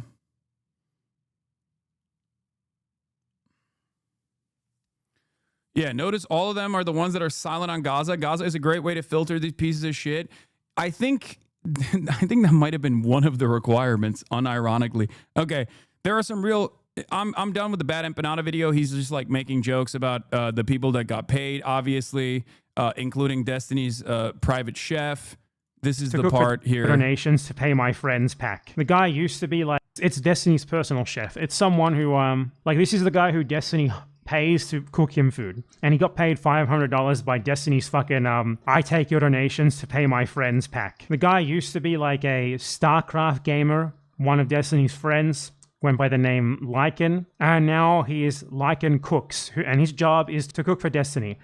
And he got paid $500 by Destiny's fucking pack for supposed advertising, when he has no platform of his own whatsoever that could ever possibly warrant being paid for advertising. Yeah, as I said, It's just the tip of the iceberg. I guarantee these people are getting paid more than this behind the scenes to kiss the ring, to spread Zionist propaganda, because there's no incentive structure for them to do this that is even remotely organic, you know.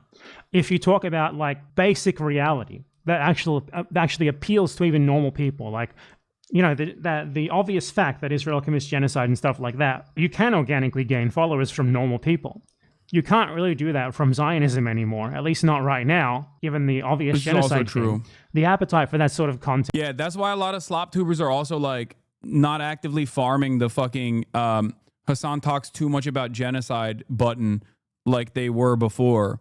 Because like there's obviously different forces that motivate these people, and one of them is like organic audience development, right? They're content creators first and foremost. They're mercenaries. They don't give a shit about politics. That's fine. But like, at least they have to have some semblance, some capacity to read the room. And when they read the room and they see that the room is yelling "Free Palestine, fuck Israel" over and over again at them, they can't hit that as hard as they once did, because they did do that for the past 22 months. They did that pretty aggressively, right?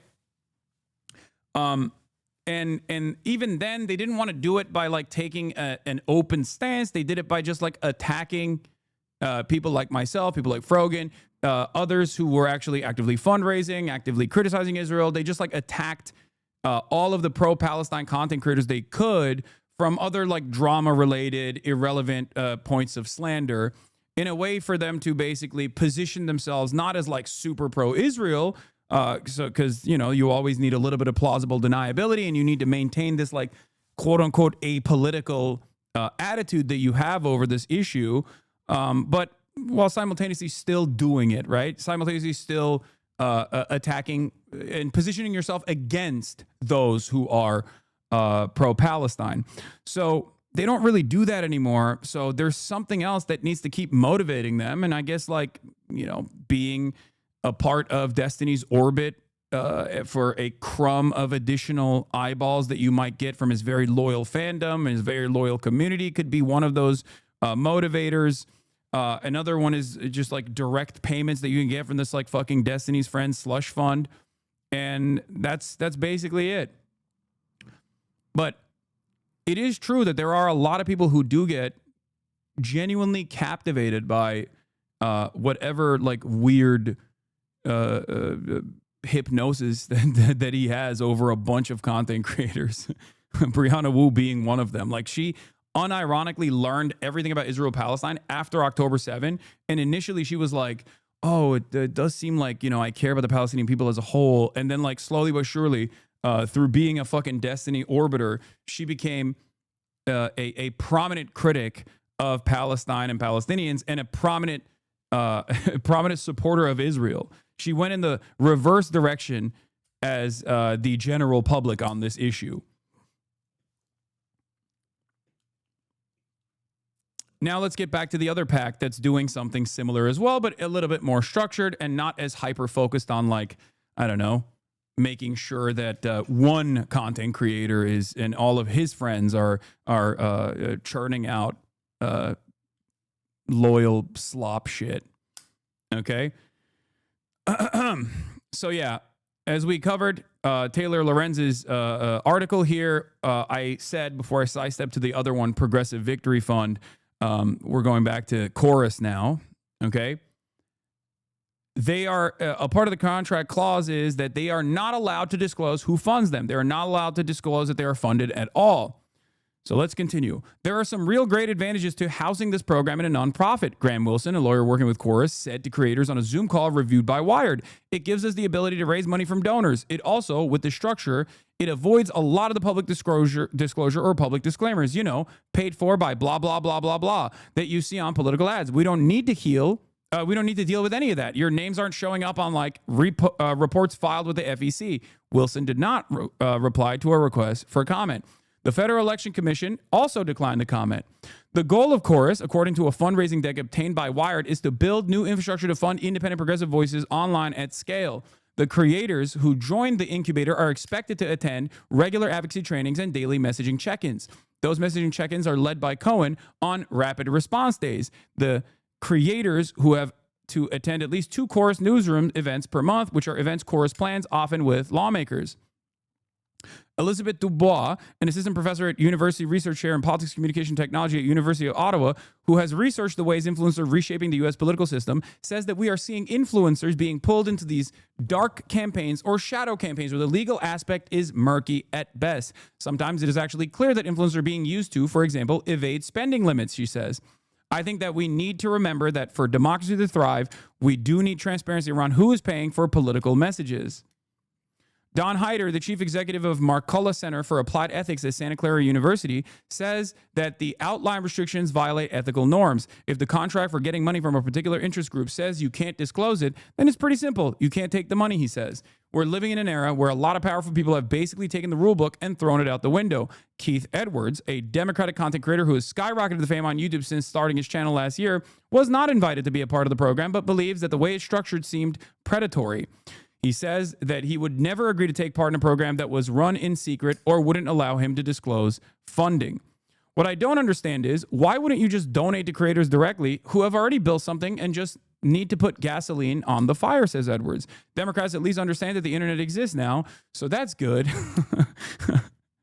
But they still think influencers are just there to do a terrible direct-to-camera interview that no one watches rather than just treating us like another form of media.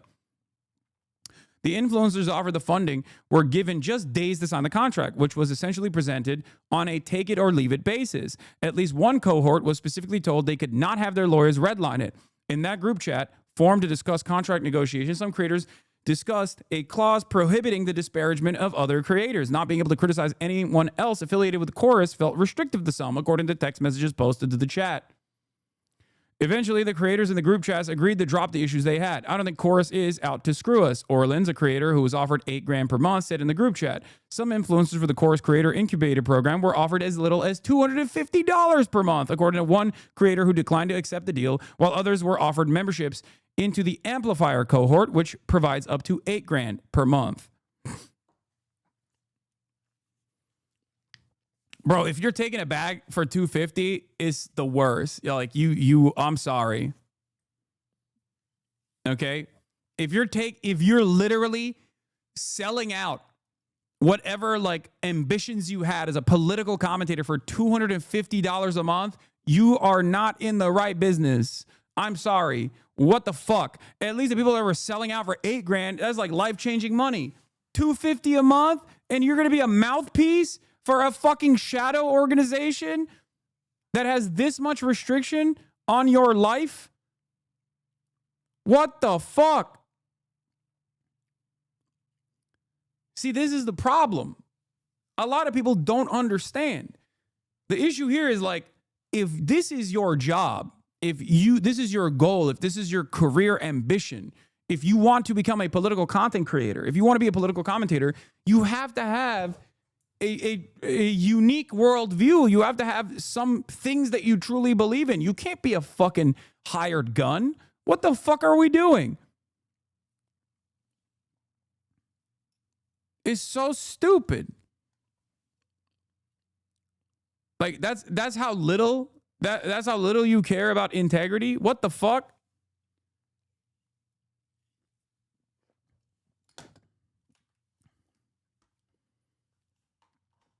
The 1630 Fund has emerged as a powerful funder in Democratic spaces in recent years. Its website notes that issues supported by the organization include economic equity, affordable health care, climate solutions, racial justice, voter access, and other essential social change goals. The organization was founded in 2009 as a liberal response to the conservative dark money groups and organizations like the Koch network, and under Trump, it has soared. In 2018, the 1630 Fund provided $141 million to more than 100 left-leaning causes in order to bolster Democratic support during the midterms, according to a tax filing obtained by Politico. In 2020, the fund distributed more than $400 million, Jesus Christ, according to the organization's public tax filing, which Politico said was used in efforts to unseat then-President Donald Trump and the Republican Senate majority.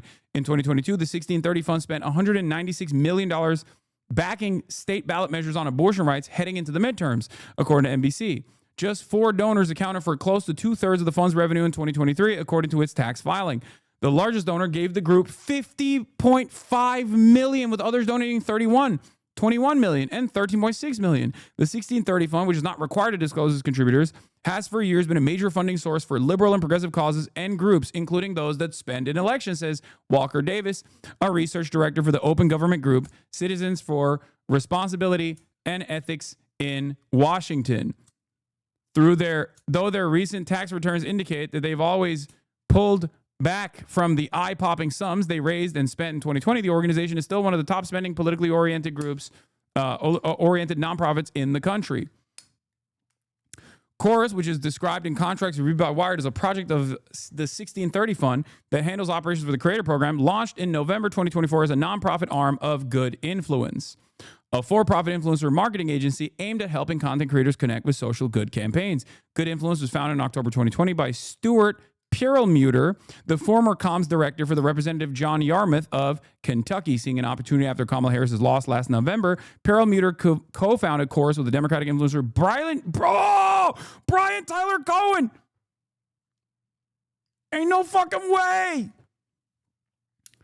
Brian Tyler Cohen, who was over 4.6 million subscribers on YouTube and leads messaging check-ins with the creator cohort on rapid response days. According to records reviewed by Wired, Chorus claims that its initial creator cohort has a collective audience of more than 40 million followers with more than 100 million weekly viewers, and that the organization has hundreds of creators signed up and ready to amplify messaging. I've spent most of my career researching right-wing media. Also, Brian Taylor Cohen is another friend of Destiny, isn't he? Again, I am noticing that like a lot of these guys who are invested in like, whether it's for genuine ambition and good reasons because they truly believe that the Democratic Party is the savior of mankind, or whether it's like a cynical way to try to amplify your worth within the confines of the Democratic Party machine, or if it's just to make money, regardless of whatever those motivations are, it's very clear to me that these guys have one pattern, okay? They don't step outside of the line when it comes to whatever the Democrats are communicating, which is something that I've always wondered about. Because I'm always like, how the fuck are you going to be an independent content creator, an independent political commentator, and never actually criticize the Democrats? Like, what is going on? Show me the pay stubs. This is what I used to say all the time, if you remember.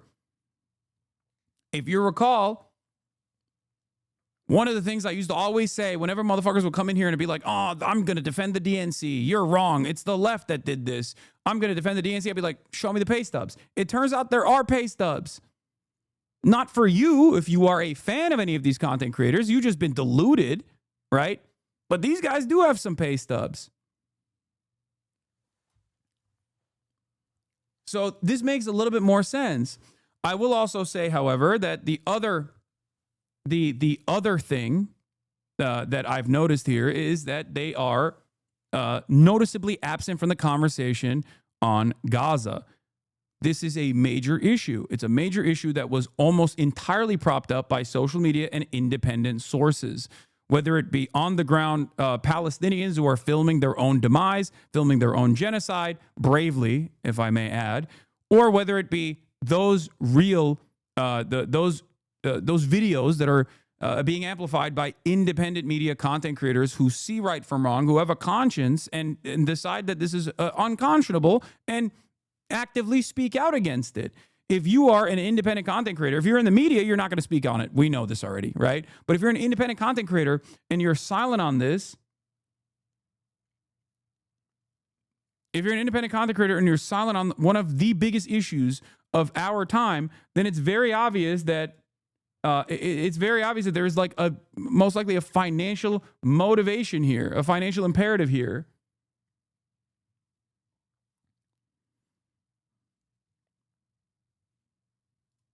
Something interesting about the timing of when this video was released and the context that this article provides is interesting. What? Before I was understanding where it's like, oh, yeah, I'm kind of edgy. I say like whatever. I don't even know if you know who Aiden Ross is, but the fact that like Donald Trump's like shouting this guy out, like this is a guy that like Destiny and Brian Tyler Cohen call out Kamala Harris, take the gloves off finally. This is when? November 18th, 2024. Brian Tyler Cohen and Destiny talk Trump's collab with Aiden Ross and Kamala Harris refusing to go on Joe Rogan's podcast. Anyway, I don't know if it like matches up timeline wise with like the Brian Cohen is not surprising. This makes me sad, man. I wish these guys wouldn't do this shit. Okay. That's what I wish. I wish they would stop doing this shit. Anyway, let's get back to it. I've spent most of my career researching right-wing media and sounding the alarms about the collapse of our old information environment. Ellie Langford, the director of programming at Chorus, said on a Zoom call with dozens of creators in June, our political systems haven't been able to figure out a real solution. And I've been really excited to see you all treading the path forward. I deeply, deeply believe that the work you are all doing is what's going to make the difference in supporting and, frankly, resuscitating our democracy. Already, creators in the program are creating content together. In a weekly series called Good News in Politics, 6 creators in the program shared a collaborative video running through political wins. Follow these creators, bringing you hope instead of doom scrolling. Sandra Jennings, E. Orleans, Jess Craven, Tono Latino, Gemma Talks, The Zactivist they posted. While some creators have been eager to work with Chorus, others distrust the organization. This spring, Chorus faced a wave of backlash from prominent content creators whose images were included in the firm's fundraising decks without permission. I was including some of the Chorus decks, like we have access to V. When you do not, said V. Spihar, a liberal content creator with over 3.5 million followers on TikTok. That's also kind of scummy. The faces of several well-known influencers were featured prominently on the Chorus website beneath a giant donate button. However, users who clicked the button were taken to a fundraising page for Chorus. Instead of anywhere, their dollars would go directly to the creators featured. Progressive YouTuber and former media staffer, Media Matter staffer Kat Abu Ghazalek, who's running for Congress in Illinois, was pictured on Chorus's website and included in fundraising decks without her consent. She asked that her image and name be removed and no longer used for fundraising purposes. Spihar and other content creators have accused Chorus of attempting to establish themselves as a gatekeeper to democratic political leaders. What we need is for people to invest in independent media, and that it doesn't necessarily mean investing in a consulting group that is going to become a middleman for independent media, says Spihar. They took what you said unironically, say about wanting to be a proud mouthpiece of the regime and applied it to whatever dog shit the DNC is churning out while lining their pockets handsomely. Yeah. My mother-in-law is a big-time Gen X liberal, and we'd regularly get into debates about Genocide Joe that always ended up with her begging me to vote for blue no matter who. She obsesses with Aaron Parnas and Brian Tyler Cohen, and now I got to debate her on this. Christ, I'm exhausted. What do you mean? This is not a debate. You can just, like, accurately tell her that, like, there is a reason why the information that you're getting might not necessarily be the full scope of reality, and there's obviously a financial imperative associated with that. This is, like, the easiest thing to communicate to people, okay? This is the easiest dub of your life, not to like dunk on your mom or anything like that. But I mean, the reality of the matter is when you have instruments of the party making these ridiculously stringent rules that straight up tell you what you can and can't say, and they pay you for it, then all of a sudden you're not a political commentator. You're not an independent voice at all. You're simply a mouthpiece for whichever slush fund that exists. In this circumstance, is just like Chorus.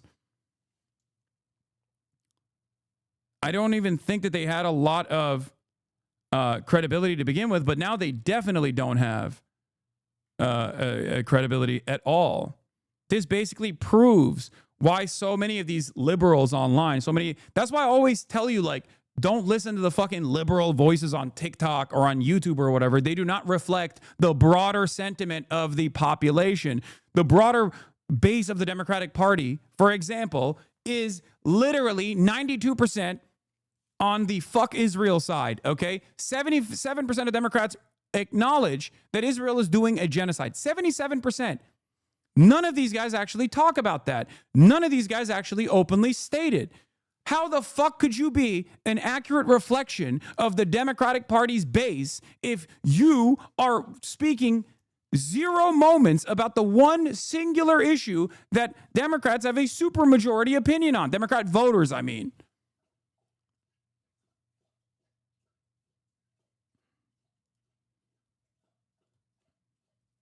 That's it.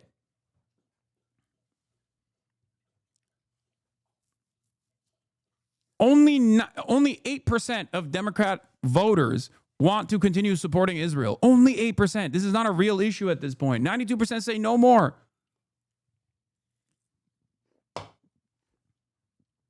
If you got a content creator who is, no, but have you considered that you're purity testing? This conveniently absolves me of giving any justification to unjustifiable shit. Yeah, like, I'm not a purity tester at all. As a matter of fact, a lot of people yell at me for that reason.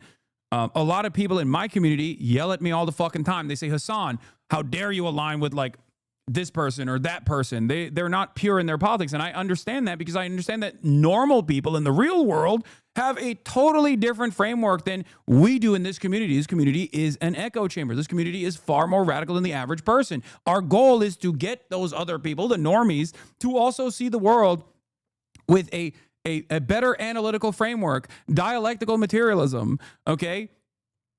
That's the goal here. So obviously, in an effort to expand the echo chamber, in an effort to reach out to a broader audience, there are going to be people that I collaborate with, that I work with, I talk to, that I'm not going to be fully aligned with. Having said that, however, I don't think this is a purity test.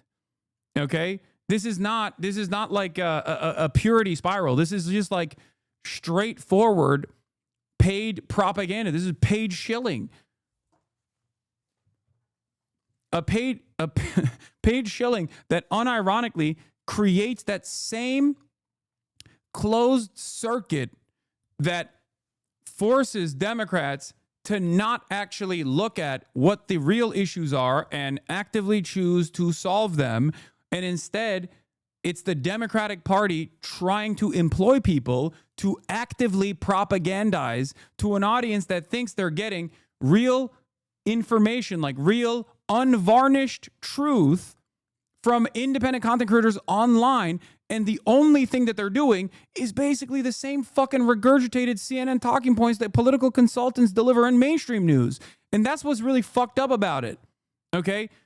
They think that it is actually not the Democrats, the party itself, that is the problem. It's the voters that are not invested enough in harm reduction narratives and whatever the fuck motivates people to go out and vote for the Democrats. This is devastating because it's also consistently led to the Democratic Party's demise over and over again and led to 2 major defeats against a fucking incompetent charlatan fascist like Donald Trump. It's terrible. It's completely unacceptable. And this is straight up a part of the problem. This is a major part of the problem because this is emblematic of the issue that is at the core of the Democrat Party. Okay? An inability or a lack of interest in actually listening to the demands being made by voters, which is undemocratic inherently. This is anti-democracy. This is anti-democratic process.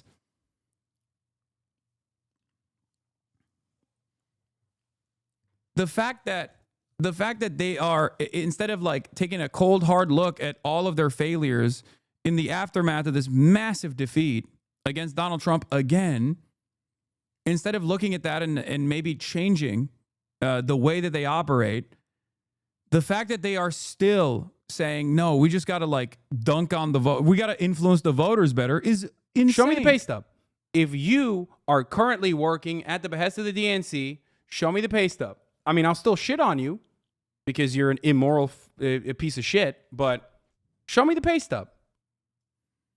Are you a DNC employee? Because if you're defending the Democratic Party's malfeasance, its negligence, its malpractice, at this stage, you're a fucking psycho. You're the biggest cuck I've ever seen in my entire life. I want the Democratic Party to be more like Republicans, okay? Not in the way that they, not in ideologically, obviously, but in the way that the Republican Party actually gets shit done. Why can't the Democrats fucking get shit done? Why? Oh, our infallible institutions, like, oh, we must defend them. Like, that's so stupid. That's so stupid. Shut the fuck up. I don't think promoting voter apathy is helping either. Dude, I am a political commentator with very limited influence, okay? Very limited influence on the internet. If you think that I can create voter apathy, but the Democratic Party's fucking malpractice in the face of so much injustice, when they have both the fucking Senate and the Congress and the White House, you are fucking fundamentally broken. You are the reason why the Democratic Party keeps fucking losing voters. Okay? You're an idiot. I'm sorry. Look at that. When is that from? Is that from this past week? No, this is long hair Hasan, so clearly it's not from this past week. Oh, that's right. This is from May 5th, 2022. Wow. Something's never changed. My hairstyle might change. My audio processor might change, and then my voice comes across as deeper now because I got that pirate software on lock, the voice deepener. Okay? It's not like my balls dropped. It's just that my software changed. Don't paint my nails no more. Don't have that kooky ass haircut no more, looking like a goddamn hippie. Having said that, the message remains consistent.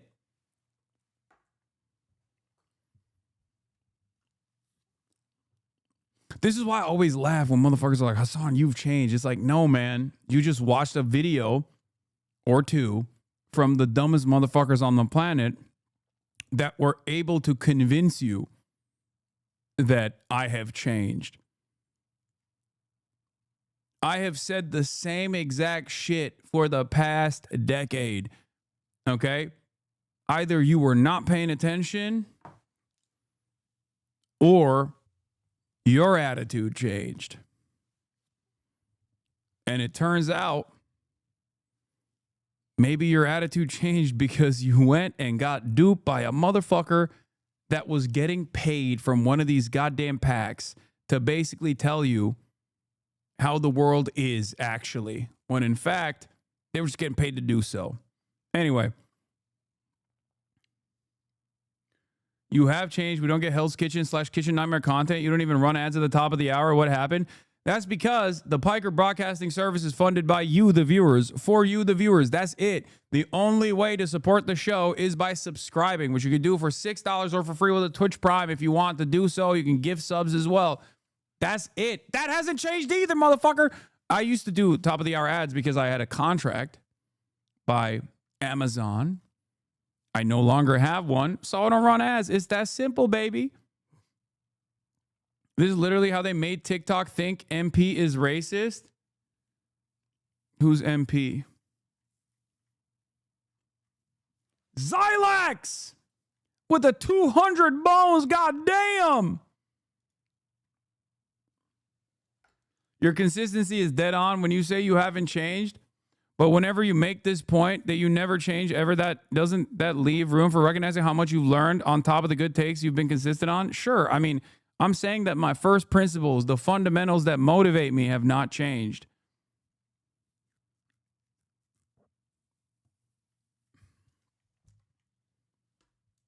But how do we pay some greedy middleman if we can only pay you and not a PAC? Yep.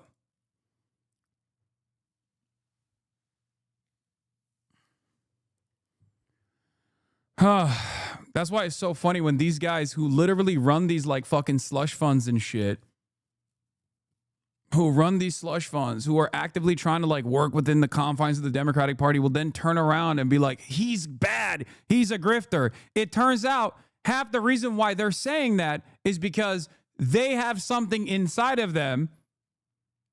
They have an insecurity that they are grifting, and they kind of recognize it, so they have to disparage people who are not doing that.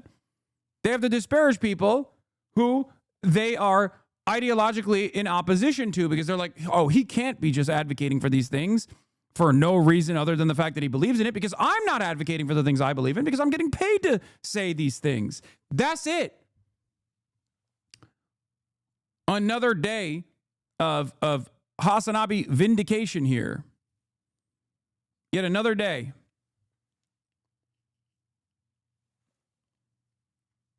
Several influencers who doggedly defended Chorus throughout the controversy, including Elizabeth Booker Houston, a Democratic comedian and content creator on Instagram, and Ali O'Brien, a progressive creator with more than 600,000 followers on TikTok, were involved in membership talks for the highest paid tier in Chorus's new incubator creator program. Houston did not respond to requests for comment. O'Brien also declined to comment.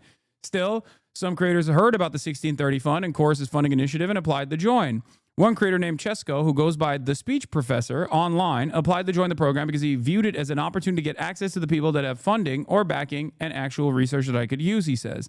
Ultimately, he wasn't accepted and received an email on June 26th rejecting his application. That sucks. You tried to become a fucking mouthpiece and they were like, nah, dog, you're good. That's crazy. And now you're just like, now you're seen as a guy who wanted to do this.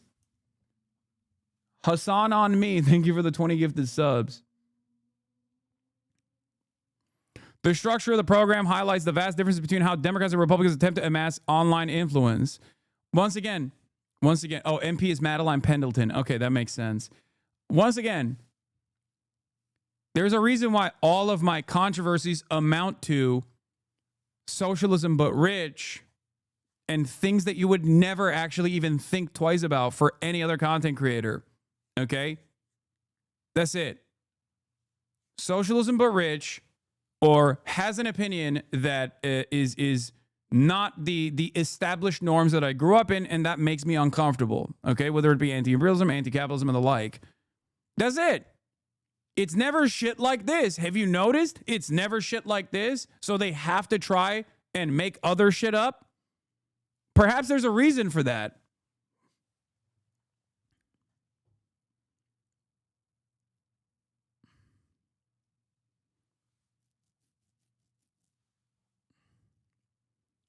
The structure of the program highlights the vast differences between how Democrats and Republicans attempt to amass online influence. Republicans have spent decades building up a powerful independent media ecosystem, though the right-wing influencer world is far from transparent. In September 2024, a federal indictment alleged that Russian state-sponsored network RT, Russia Today, was covertly providing millions in funding to Tenet Media, a company working with major right-wing influencers including Benny Johnson, Tim Pool, Dave Rubin, and Lauren Southern.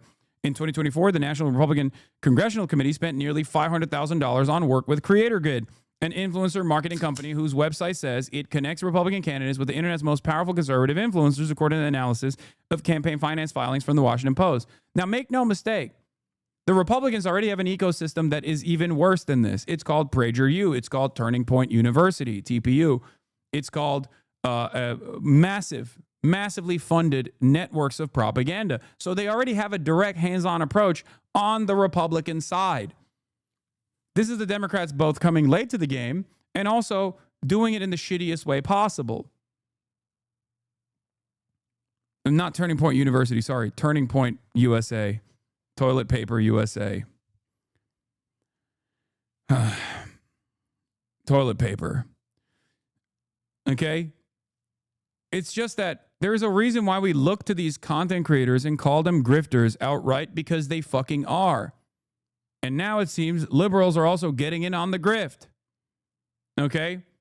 At least before, the Democrats were so unable to make adequate investments into the digital landscape that most of the people, I thought, that had this like pro-Democrat Party alignment were just kind of fucking stupid or misguided or naive, right? Like they just genuinely were like, no, harm reduction is real, because it is real, right? So they were just like kind of naive. It turns out, nope, they were getting funded too. So my apologies to a lot of the people who I've shitted on by saying you're doing this for free. It turns out you weren't doing it for free. You were doing it for like $250 a month or maybe $8,000 a month. But it turns out some guy looked over my shoulder just now and yelled at me for watching you because you interviewed the Hezbollah guy, lol. I did not interview a Hezbollah guy. I would. I have not had the opportunity to do so. I did interview an academic who is a historian of Hezbollah, but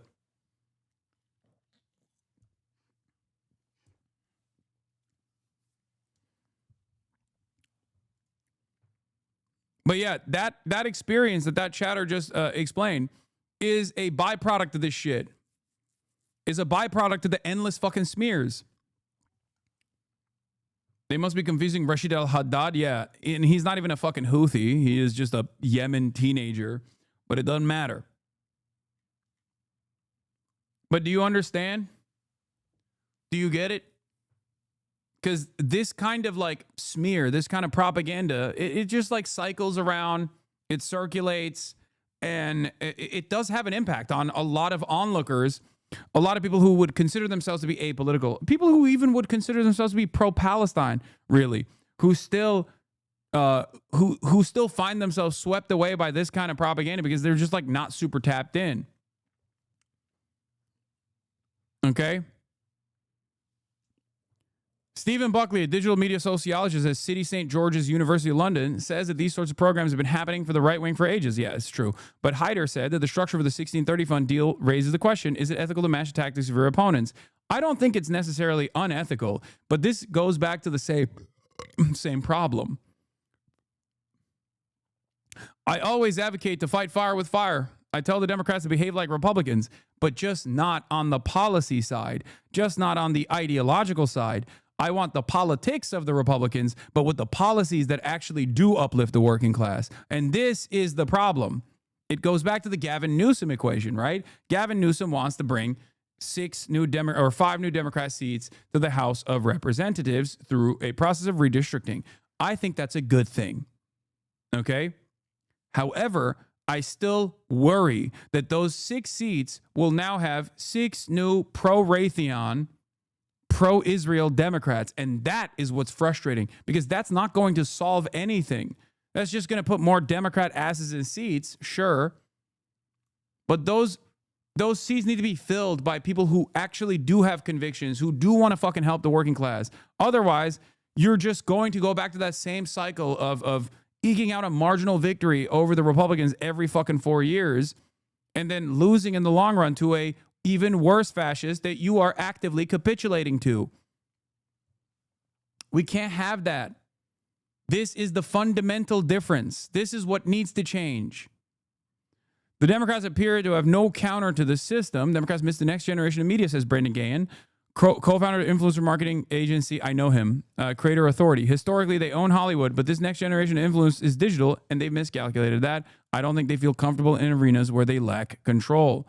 I guess that's it. That's the entire article from Taylor Lorenz. Fantastic article. Fantastic article. Obviously, Current Affairs had a complimentary piece on this as well. This helps explains why some of the most popular progressive content creators refuse to ever cover Gaza. This is from Current Affairs, a separate piece that came out that we read a while back.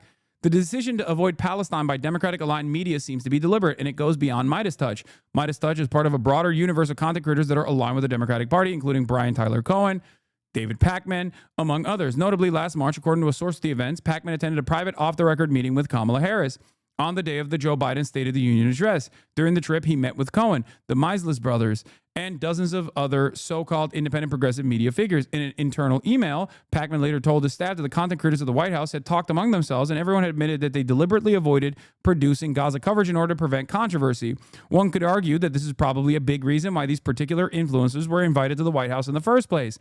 Pakman, for his part, has previously asserted that Israel would never waste ordnance on Palestinian civilians, that he views Congressman Richie Torres, who is perhaps best known for being one of AIPAC's top recipients of funding, AIPAC's biggest attack dog, which we will be watching on the Adam Friedland show later, Richie Torres, as the kind of person who he would like to see lead the progressive movement.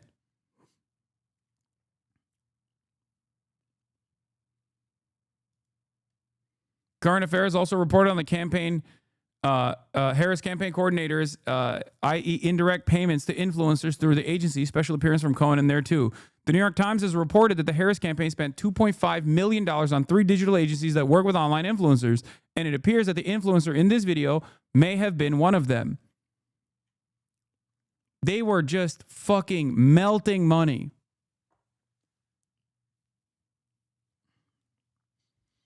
It's literally all connected. 1630 funds, Future Forwards, which funded Progressive Victory. It's a lib circle jerk.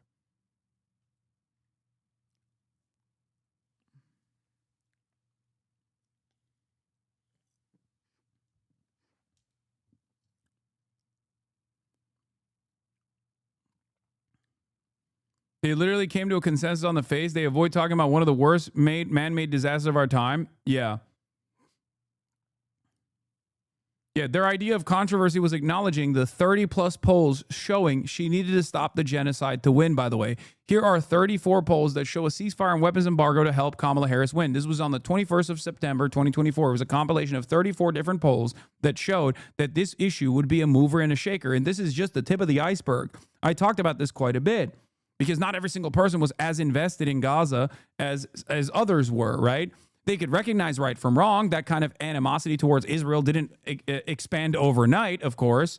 that led to like the Zoran victory, for example, that didn't happen overnight. That was already there in the lead up to the election, even though it was being actively sheltered. It was actively being pushed aside by top level Democrats in the establishment for obvious reasons, because they wanted to continue the maximum genocide that the Joe Biden administration was doing. Now,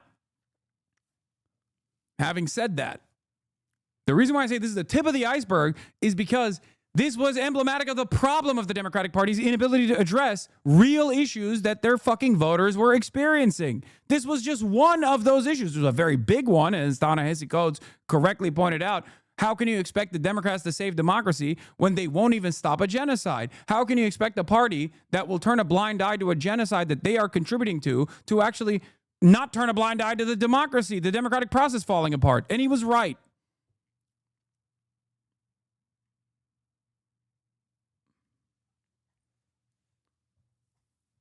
This is why it is mind-boggling to me that there are still people who are actively either deluded by these other content creators that are getting paid by the Democratic Party to actively advocate for the Democratic Party's inevitable demise, or the death of American democracy as it stands, the theoretical democracy that we are supposed to ostensibly defend here. And one of those examples, I'm going to use two examples here, okay, which is this one. This guy, Sneer Review, "We are so cooked it's not even funny," I said, who then quote retweeted me to say, "Bomb, Kamala Harris." To which I responded with, 22 months into the Gaza Holocaust and pro-Israel libs still try to act as though the Dems didn't throw the election by pivoting right, refusing to listen to the anger people had about numerous issues, including the genocide, and losing yet again to an incompetent fascist. They are deluding themselves. They are fucking deluding themselves. They're actively and deliberately deluding themselves. They don't want to listen to the truth. They don't want to listen to reason. They don't want to make a proper analysis as to why they lost a otherwise winnable election. Is tough, but it was winnable. Every election is.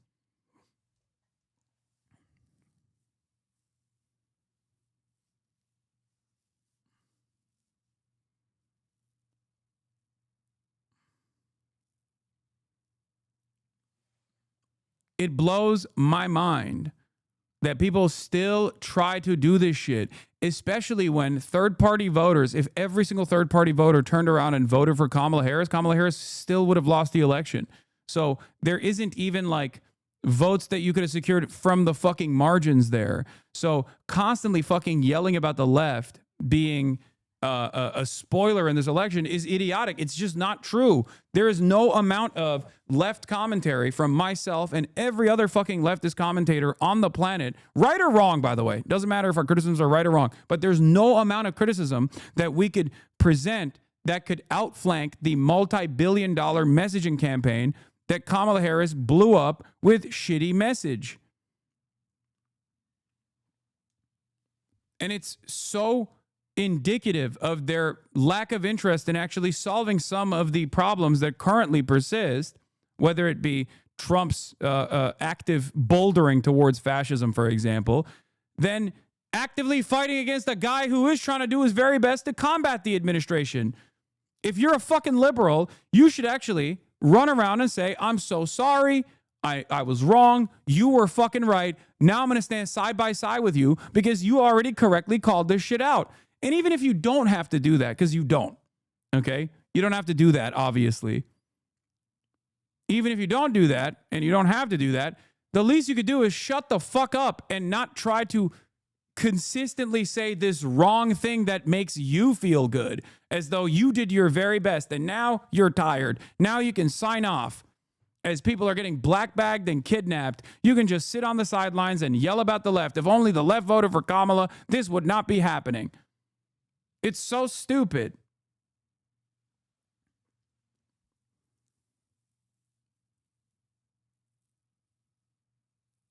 It's also simple. The problem is simple. Democrats run away from their base. They despise their base. Republicans run towards their base. They fear their base. That's it. That's it. Democrats actively try to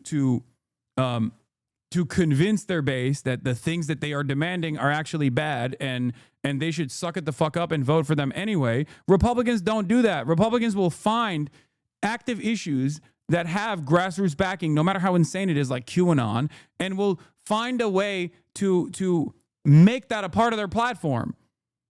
Okay? They do that. The greatest version of someone behaving like this is Zohran Mamdani. He went out there, he asked people what their fucking problems were, and he said, I'm going to solve them. There it is. You don't have to be a card-carrying communist to be able to do this, okay? You just have to listen to people. You just have to listen to their demands. You just have to listen to what they want, okay?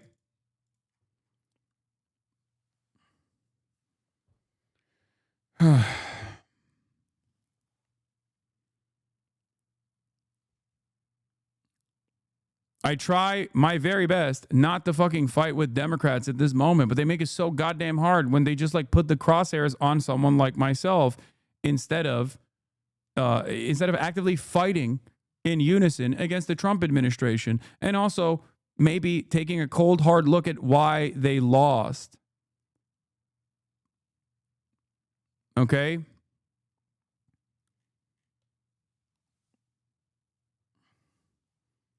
It blows my mind. It's just so fucking frustrating because this is just a demonstration of this person's lack of interest in fixing any of these problems. He just wants to appear right, and he knows he's wrong.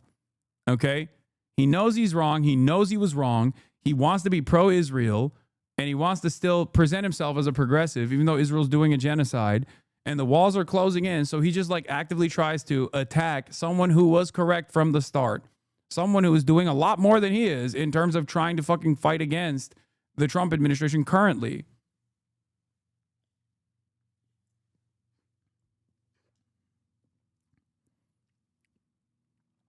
Yeah, it sucks that Kamala blew the election so bad by running as a Republican. That's a very stupid thing to believe. Wasn't he right about Harris allowing genocide, though? No. Not allowed to criticize Kamala Harris for becoming a warmonger because a few of your followers might decide not vote for her. Probably a lot of his followers, actually. Again, fantasizing about a reality that did not exist.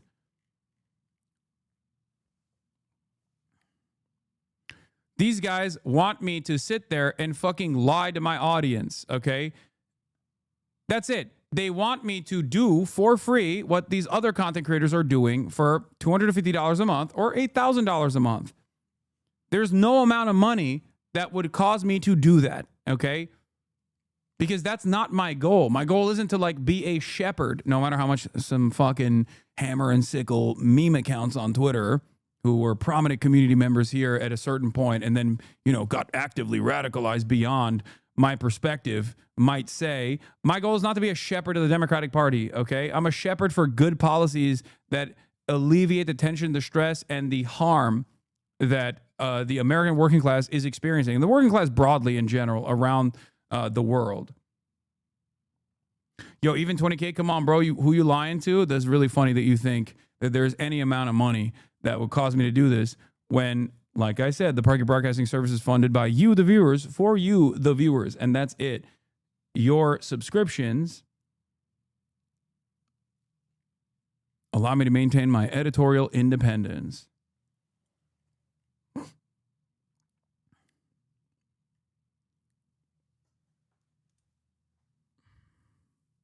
You are a liar. I need more hogwatch. Fuck the centrist dem cunts. It's their fault we are here. You voted for Harris on stream. You are a liar. There was never a moment where I explained to people that they should go out and vote for Kamala Harris. I also urged them to not vote for Donald Trump. There was also one other third party that I said was bad. There was other third party candidates that I did not say were bad.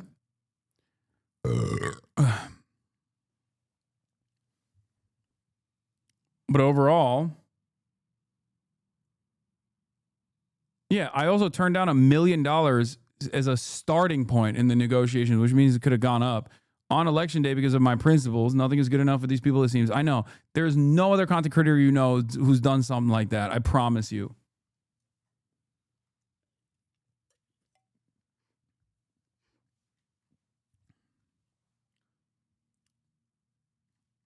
The other version of this that I saw was my former podcast co-host who who I don't know if I can find it, but like it was an Instagram story version of this. It was the Instagram story quote retweet, which was so fucking crazy.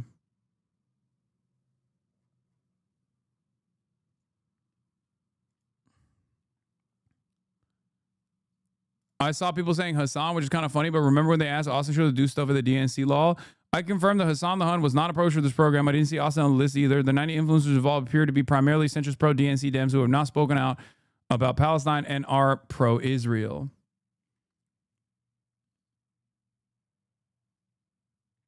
Come on, bro. You just heard my comment instead of alluding to it. Give me that dopamine from hearing my words again. What? Chatter forgot all the hate you got for Okay, shut up. I don't care about it.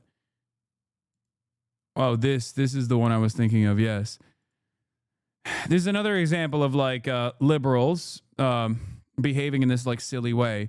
Everywhere around you, things are deteriorating in real time, and most people are sleepwalking through it all, worried about the Crackerbarrel logo change, as the Trump admin is knee-deep in the waters of fascism, Holocaust in Gaza, kidnappings by ICE, domestic military occupation. This is the only take that you hear from this man who's supposed to be, who's broaching the waters of political commentary here. Every single one of these policies would have been prevented by a Kamala presidency. You love complaining about Trump, but where the fuck were you when you could have done something about it? Again, I did try to do something about it. I tried to, every single day, actively yell at those who would listen that Kamala Harris was going to lose the election to a fucking fascist if she went right, if she swung right, and nobody listened. I did. I was right. What the fuck is this conversation? The notion that I, one, have the capabilities, okay, of moving mountains and swinging elections in favor of whoever I like is so stupid, because that means that I have more clout than Taylor Swift. I have more clout than Beyonce, okay? They openly and actively endorse Kamala Harris. How do I have more motion than they do? And if I do have that level of motion, then how stupid are the Democrats for not actively courting me?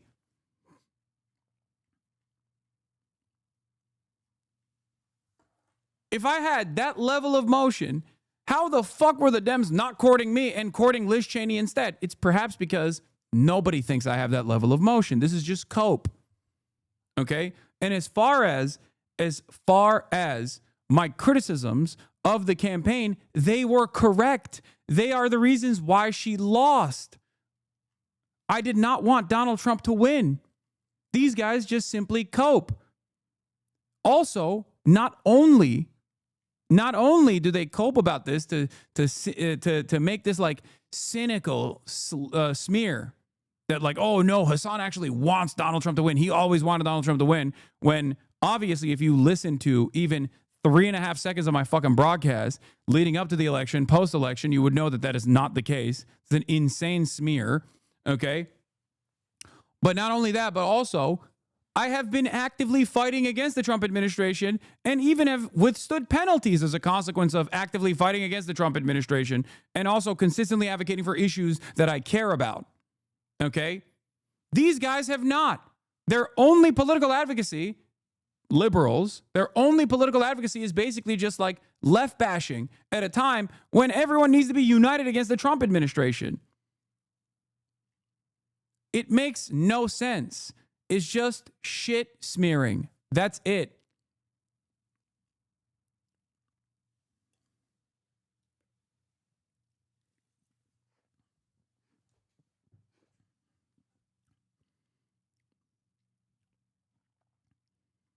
Yeah, I guess he just wanted Kamala to lose, but with my support as well.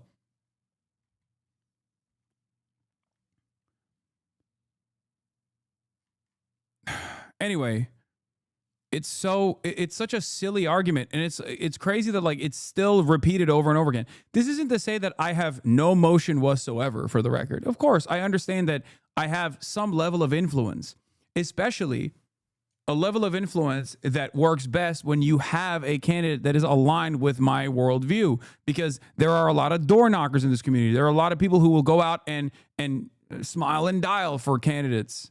Okay? There are a lot of activists in this community.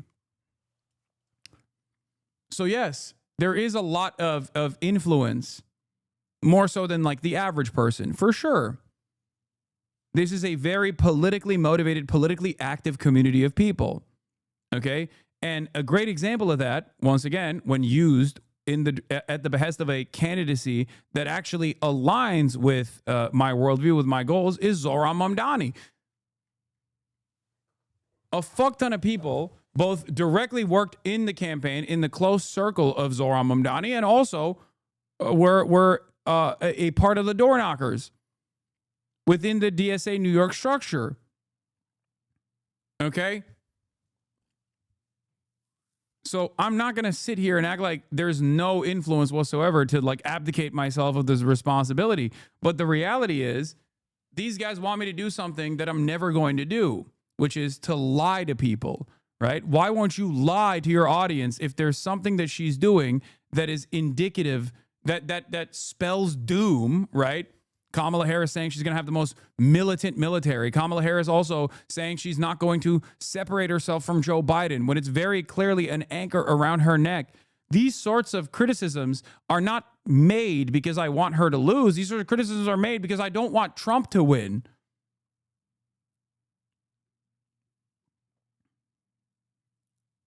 I mean, the reason I'm here and not in their chat is because I think I and a lot of others hold you to a greater standard. Everyone knows Brian, Pacman, Ethan, etc. are tools. You are not. So when people see you shitting on Kamala pre-election and giving a lot of moral supremacists win their sale to go see Never Kamala just to their own ego and detriment to Palestine. What? I'm confused. What argument are you trying to make? Are you saying that like you hold me to a higher standard so I shouldn't actually criticize Kamala Harris as is warranted for making horrible fucking choices that led to her electoral defeat, as I fucking said was going to happen, most likely? Wouldn't you not hold me to a higher standard if I did that? Then I would also be a tool.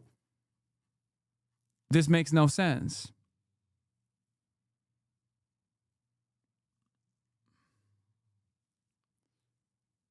My job is not to lie to my community so that a particular candidate can win.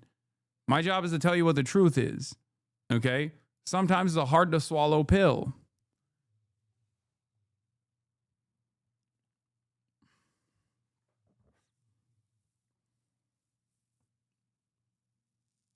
If the left was powerful, she would have chased our vote instead of racist suburbanites. Exactly.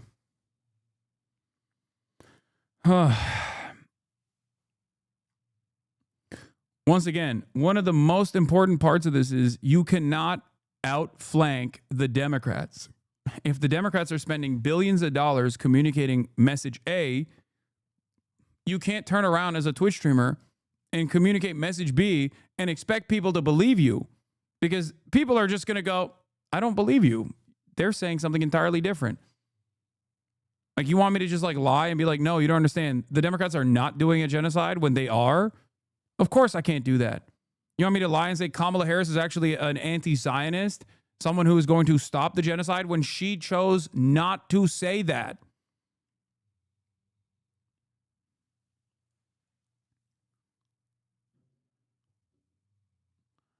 Olivia Giuliana, another one of these people that was paid, by the way, responds to someone saying, Olivia Giuliana is a 21-year-old Latina, yet her political views mirror those of an 81-year-old Joe Biden. She's not coming to these beliefs on her own. She's being paid to spew them.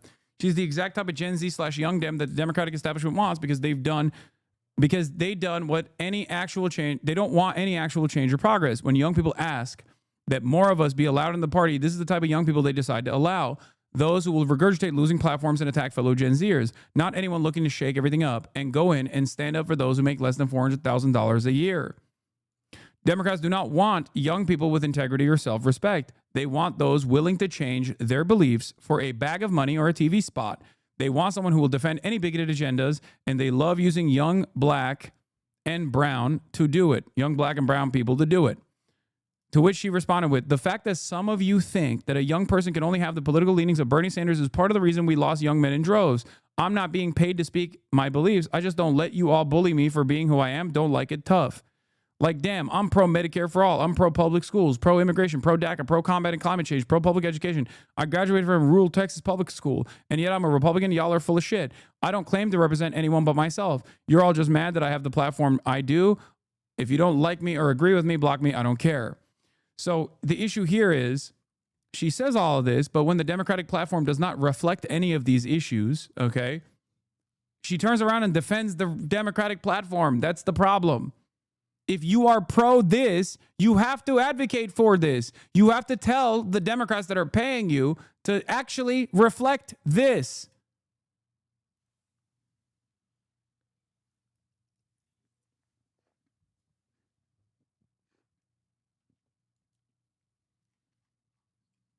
The campaign stopped engaging with voters concerned about Gaza in the crucial final weeks. Around the same time, Kamala Harris embraced Liz and Dick Cheney. The thought process with anybody concerned about Gaza was, okay, we'll lose you, but we'll pick up two somewhere else. And it was a fucking abject failure. They knew that they knew that they could possibly lose, by the way. Okay. But they didn't just want to win. They wanted to win with their own methods. They wanted to win in spite of the anger and resentment that people felt towards not only Gaza, but towards the immigration process that was becoming increasingly more reactionary, that the Democrats were championing Republican policies of 4 years past. And it failed. Anyway, this is the other group, Unfuck America, I guess, and they're also another group that's like actively working with Destiny, and you know, they're left bashing. That's when a group within the DNC structure focuses on left bashing, I'm out. You know what I mean? That's ridiculous. There are plenty of fucking people who actively take up arms against me on the left, who present themselves as far more radical, far more truthful, far more honest. Okay? I spend very little time yelling at them. Why? Because they hold no institutional power. Okay? Reached out to about joining the Unfuck America tour. It's exploitation, and please do not confuse that for allyship. This message is not for that girl because I have no fucking idea who she is. She was not invited to the Unfuck America tour. Clearly that message was just from a random supporter. But I want to give an example of why we need to stay away from people like this as we head into the midterms for 2026. As you all know, the whole point of the Unfuck America tour is not just to clap back at Charlie Kirk. It's to get voters registered for 2026. Well, that's an abject failure so far. Holy fuck. If you look at the Democratic Party registration numbers, it is fucking awful. God damn. You know from this New York Times article that was just posted this past week, we are so much further behind than even people like me on the ground thought that we were. People that use these like buzzwords in the leftist movement, like performative and allyship and all of this like soy bullshit, are people that have never gone outside and actually knocked a door of any registered voter in this country. You know who loves to see this? You sitting on your ass trying to fucking mansplain what's performative as if you somehow get to fucking determine what's performative. Charlie Kirk and Scott Presler, who are registering voters by the thousands every day. Perhaps, and I don't mean to be a burden here for the good work that the Unfuck America tour is doing, I guess, but perhaps there are discernible policies that Charlie Kirk and all these other fucking dipshits actively point to as a political victory that you can get more of by relying on an endless faucet of right-wing culture war issues that they've designed as a distraction away from the real economic hardships that people experience. Perhaps if the Democratic Party did something similar and earnestly talked on the affordability crisis and presented reasonable solutions uncompromisingly, unconditionally, and we're not so afraid to lead discourse for once on these issues, we're not so beholden to their corporate benefactors, then there would be more success when you knock on a fucking door. Because if you're knocking on a door and you're presenting the Democratic Party as you know, defending American institutions, maybe you'll get a couple like 65-year-old white people in the suburbs to go, you know what, you're right. But by and large, this has been an unsuccessful method.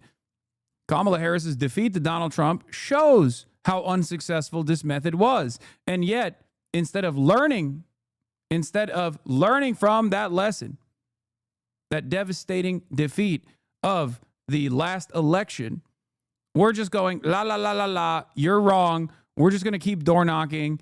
We're going to hang out with people who are refusing to talk about Israel, that's a major issue, by the way, 92 to 8%. Okay. We're never going to bring up genocide. We're never going to bring up a bunch of the things that went wrong with the Democrats and the way that they communicated, the way that they capitulated the right-wing framing on a lot of these issues. We are too afraid to lead. We are too afraid to demonstrate courage when communicating on some of these problems that everyone is experiencing. And we're going to hope that we can win. Well, good luck. In swing states, mind you, like the one that you live in. So I am begging you, stop following these people. Stop engaging with their content. Stop allowing them to make money off of outrage while we are suffering because of policy. And let me leave you with this. There is no allyship in losing elections. There's nothing pretty about that. Know who is actually on your team. And for those of you who actually want to take this seriously. Yeah, once again, your entire goal is to silence the left flank, which is not going to work because you have no motion, right? But it's crazy. Hey, guys, there is an active threat to every person's existence in the White House right now. But you know who I care about the most? Leftists, activists that are taking it up to the streets and actively combating against this administration's horrible agenda. Those are the real villains. Don't listen to them. Don't listen to people who demonstrate moral consistency. Please don't do it. Listen to me instead. Someone who's getting paid by the Democratic Party to drive up voter turnout and failing to do so.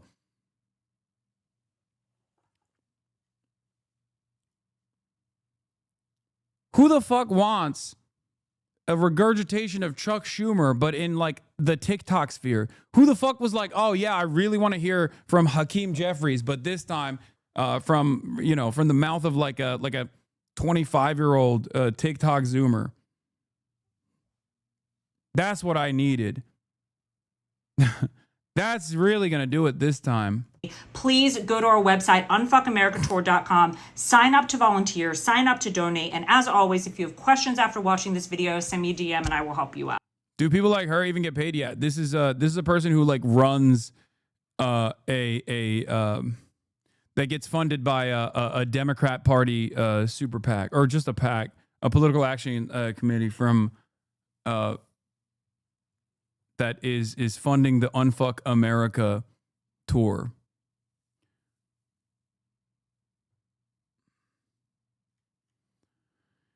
I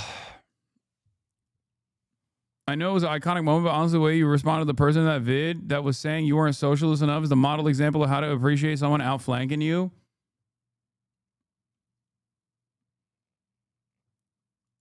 Yeah, and also, this is another problem. Dem politicians' popularity is going to go to zero if they continue to refuse to acknowledge the obvious fact that the U.S. is presently sponsoring a genocide. You can't be the party of reality, human rights, and decency if your head is in the sand here. This is after a new Quinnipiac poll came out saying 50% of voters say Israel's committing a genocide in Gaza. That includes 77% of Democrats, 51% of independents, and 20% of Republicans. 60% of voters oppose sending more aid to Israel, which includes 75% of Democrats. Who are the 2% of Democrats that are like, Israel's doing a genocide, but we have to keep sending them aid? Bernie Sanders. 66% of independents and 37% of Republicans oppose sending more aid to Israel.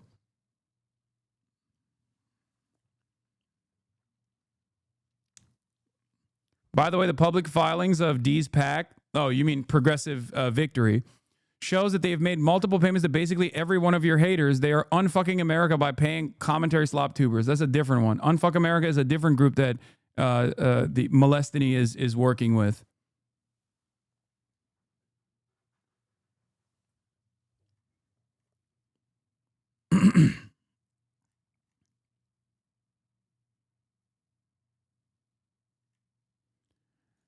The whole tour has been a mess. Z can't account for money and was racist towards black creators. This was Christian Divine's vid about the racism aspect of it. I don't care enough about the unfuck America shit.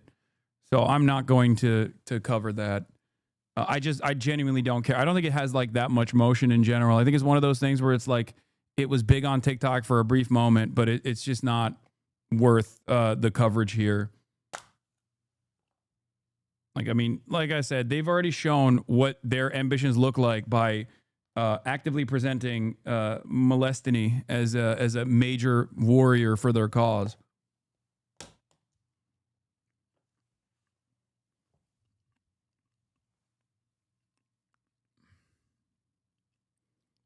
Speaking of the Democrats, by the way, 77% of Democrats say Israel is committing a genocide.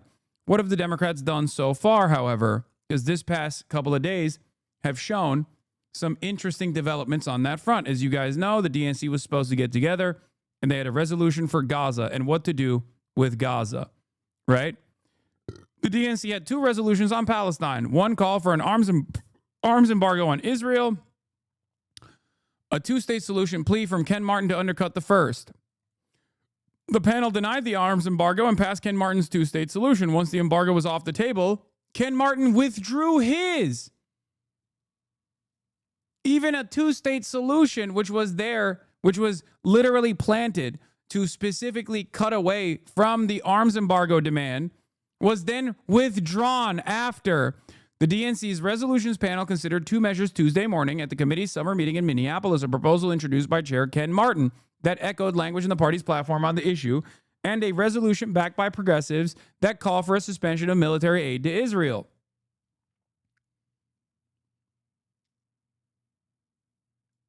I had to listen to some Zoomers telling me Hasan spreads misinformation on Scotty Sire's stream today after Scott said that he wanted to watch a Hasan stream to educate himself. I told Scott not to listen to the haters and inform himself. I know. It's so, like, this is the other thing, okay? So many people have basically geared their fans into actively spreading misinformation about someone like myself. And if they were to unironically spend all of that time and all of that effort on, I don't know, advocating for policies that they care about, they probably would have more motion. That's what's so crazy.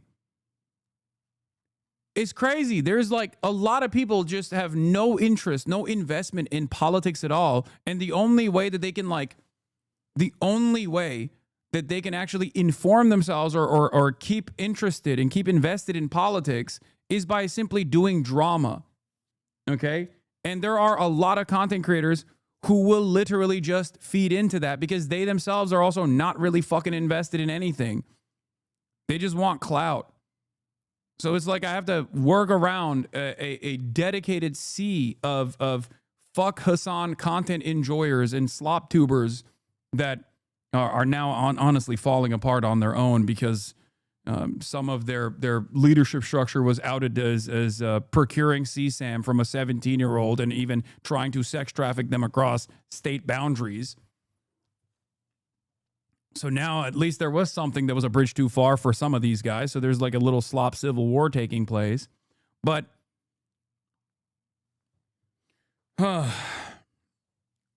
overall, it's just like this is just an unfortunate side effect of people not really having any sort of political acumen or any sort of fucking political vision. Martin's withdrawal was actually a minor capitulation to the left. They passed the 2SS thing, but there was enough pushback to it not being enough that they pulled it, and he did the classic buried in committee thing of making a task force.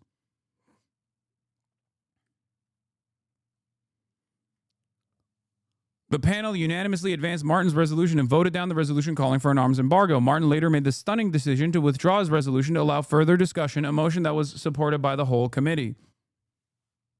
There is nothing to teach establishment Democrats. They know this is genocide. They know their voters don't like it. They don't care. Their careers are built on the Israel lobby money and respecting the status quo. They won't change. Confrontation is the only path they've left open.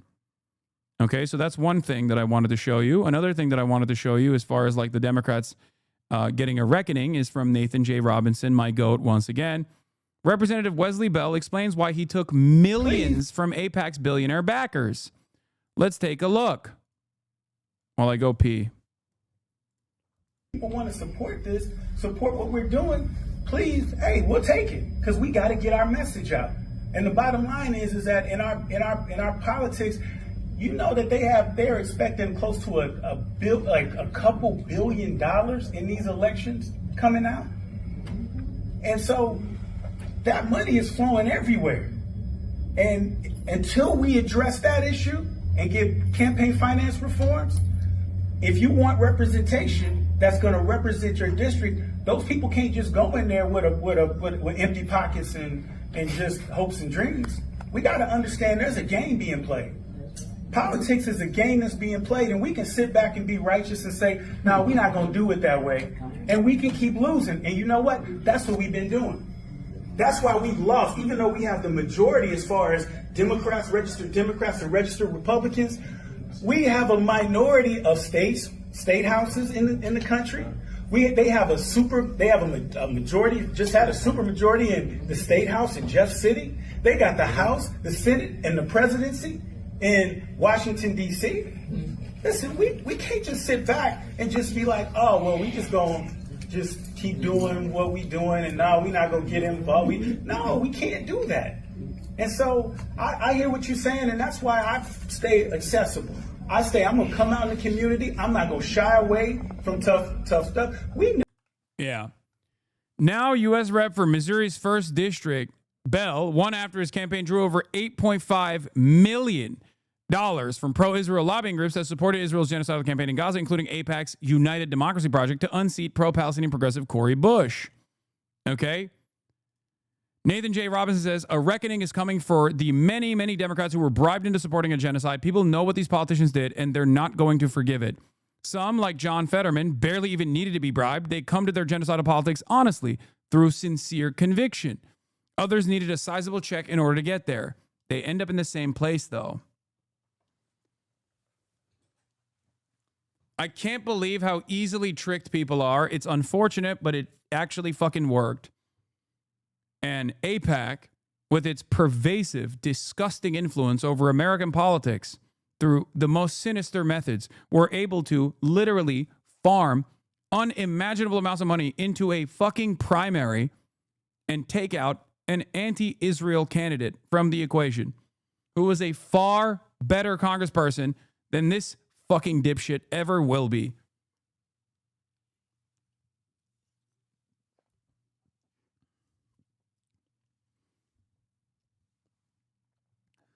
I don't know how liberals don't actually look at this and get more mad at the party for allowing this to happen.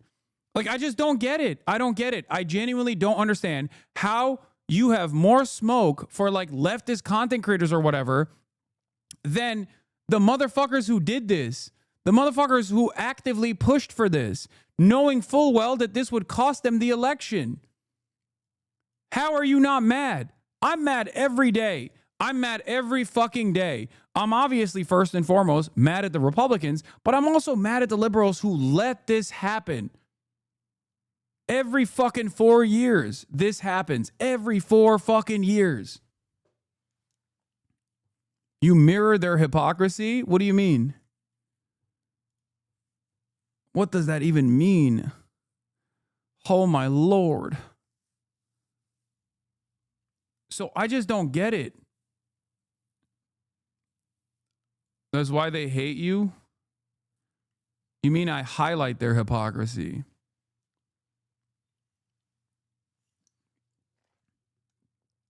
Not mirror.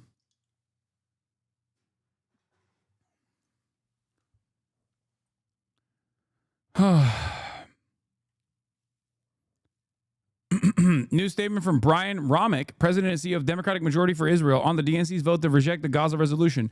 Today, the Democratic Party sent a clear and resounding message by defeating a reckless and divisive resolution. We stand with the people of Israel and will continue to do so. For more than 75 years, the U.S.-Israel relationship has been strong because it's grounded in shared values and mutual security interests. This doesn't make any sense because this is an unimaginably unpopular issue, okay? For good reason. It's genocide. It's the worst thing, right? Is genocide, and it's also being done with our tax dollars And it's also being defended by some of the most arrogant foreigners that Americans do not like, that demand that the American government actively take away their civil liberties like their fucking First Amendment. They're doing cancel culture on overdrive. These are all things that Americans fucking despise. They hate it, okay? And it's created great enmity towards both Israel and also, unfortunately, due to the conflation of Israel and Judaism and Zionism and Judaism in general, it's even creating enmity towards Jews, okay? And Democrats cannot just grab onto this issue even from a cold, amoral, calculated stance. It's fucking insane. It's just not like you don't want to be the party that is pro-Israel right now. You have an incredible opportunity to not be the party that is pro-Israel right now. And yet they choose not to. What the fuck?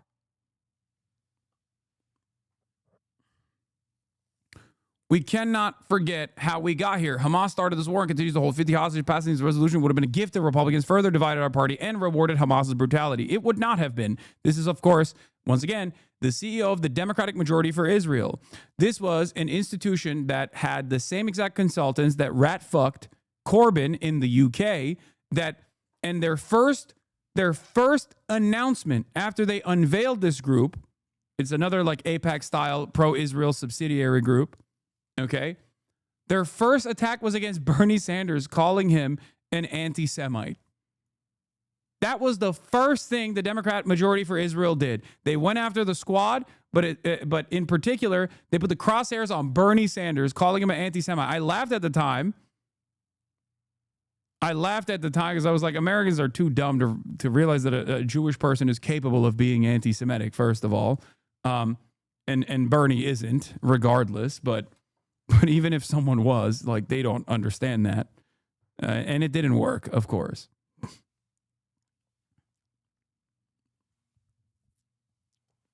If you want to understand what this institution was invested in, okay? Now, we're also going to talk about another thing that just came out. Isaac Chodener, as you guys know, from The New Yorker, is famous for these scathing Q&As that he does. And the reason why it's considered incredible is because he does something that many journalists don't, which is basic follow-up questions. Unfortunately, normal basic journalism, which requires follow-up questions when the person you're interviewing says something unhinged, happens far too little nowadays. And that's precisely the reason why Isaac Chodener is seen as like this incredible journalist, which, he does do great journalism if we're being real. Okay? Yeah, the famous Isaac Chodener follow-up is, what did you just say? Can you please elaborate on the Hitlerian thing that you just said? That's usually what he does. And these guys, for some reason, will elaborate. And yes, they are like, no, you're right. It was Hitlerian, and I stand by it. So he has interviewed a bunch of people. He's interviewed a bunch of people who are obviously pro-Israel. He's interviewed like settlers in the West Bank who are fucking heinous monsters. He's interviewed Deborah Lipstadt, I think I'm saying her name wrong potentially, which was the anti-Semitism czar for Joe Biden. And now Isaac Chodener has interviewed Jacob Lew, the former president's support for Israel abetted a humanitarian catastrophe. But Jacob Lew, who served as a U.S. ambassador to the country, still thinks that the Trump White House could learn from its predecessor. Okay? Chris Kunzler talking about the leaked Epstein. No, don't worry. We got that too. We got a whopper, okay, from Matthew Petty over at Reason on the ties that Jeffrey Epstein had to a foreign espionage tool. And that is not China, nor is it Hamas, nor is it Iran, nor is it Russia. Guys, you might be shocked, but it's actually Israel. Anyway, but we're going to get there in a second. I'm just going to give you some choice quotes from this, okay? Jacob Lew, Israel's ambassador to the U.S. under Joe Biden, was interviewed by Isaac Chodener. Isaac says, if the goal was to get in aid, some people would say that keeping the current government afloat was a bad idea. Another possibility would have been to seriously threaten to stop arming them. How do you respond to that? Look, I think President Biden was clear immediately after October 7th that he would support Israel in achieving the military objective of defeating Hamas. There was always a debate about what that meant, and we engaged diplomatically on difference between defeating Hamas as a military and governing authority and eliminating the last Hamas fighter, which we didn't believe at the beginning, and I don't believe today is possible. But our goal, yeah, here it is. Yeah, I got it. Don't worry. I'm going to cover it in a second. I'm going to cover it later.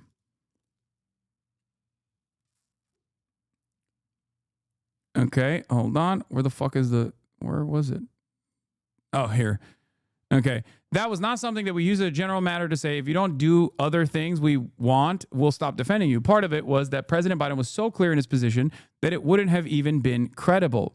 Well, Biden still had the power to do it. I'm not saying he was going to, but he could have, right? Right. But when he was vice president, Joe Biden was famous for saying, great powers can't bluff.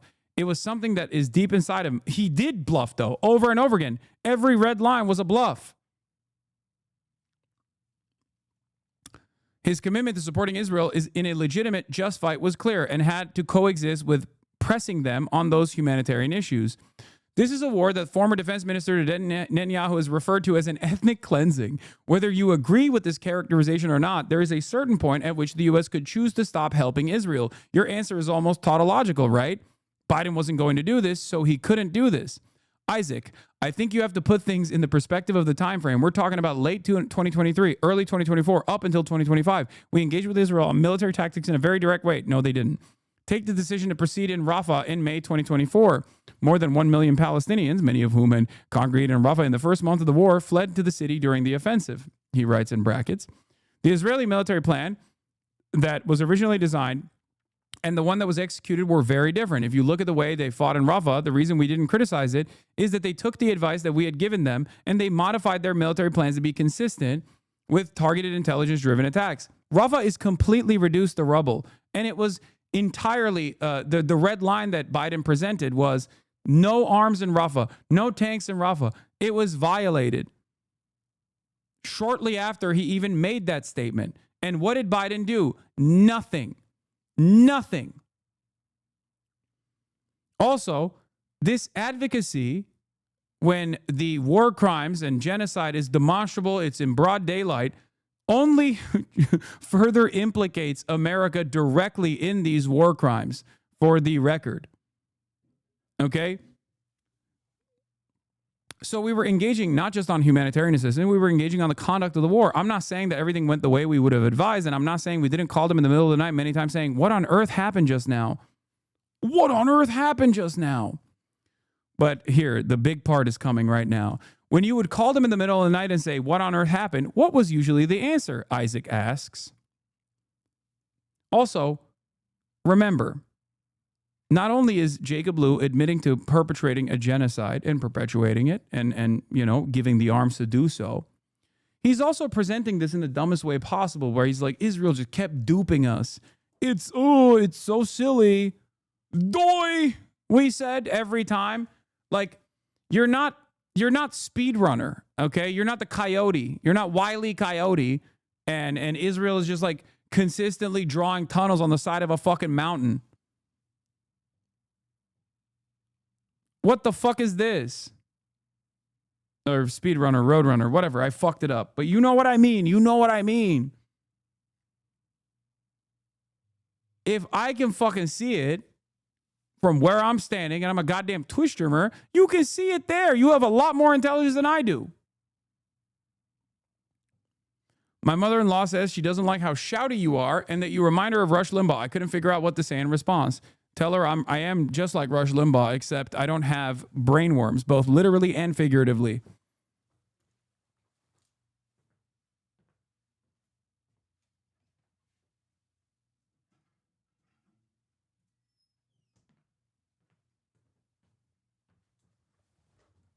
Get it?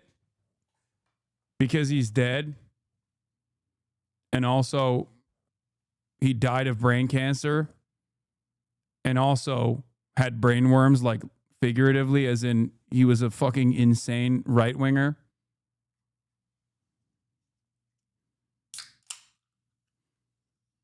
Also, deep holes in his brain because he just did a fuck ton of drugs.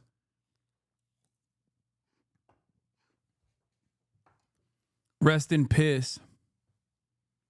He's looking up at us right now going, I'm burning.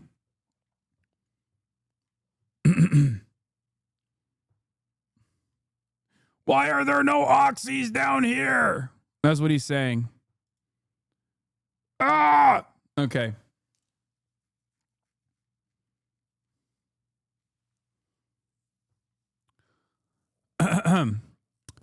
The general pattern, Jacob Blue responds, was that in the moment, stories were inaccurate and that the Israeli military and government establishment were not in a position to fully explain it yet. We could almost never get answers that explained what happened before the story was fully framed in international media. And then, when the facts were fully developed, it turned out that the casualties were much lower, the number of civilians was much lower, and in many cases, the children were children of Hamas fighters, not children taking cover in places. To which Isaac responds with, sorry, what did you just say? To which Jacob Blue responds with, in many cases, the original number of casualties, he cuts him off and he says, no, I meant the thing about who the children were. They were often the children of the fighters themselves. And therefore, what follows from that, he responds with, what follows is that whether or not it was a legitimate military target flows from the population that's there. Hold on, Mr. Secretary. That's not, in fact, correct, right? Whether it's a legitimate target has to do with all kinds of things like proportionality. It doesn't matter if the kids are the kids of. He stops him. Jacob Blue stops Isaac from even further elaborating on his question to say, if you're in a command and control center, that's different than if it's a school that's emptied out and innocent civilians are taking shelter there. If you're the commander of a Hamas unit and you bring your family to a military site, that's different. I'm not saying everything fits into that, and I'm not saying it's not a tragedy.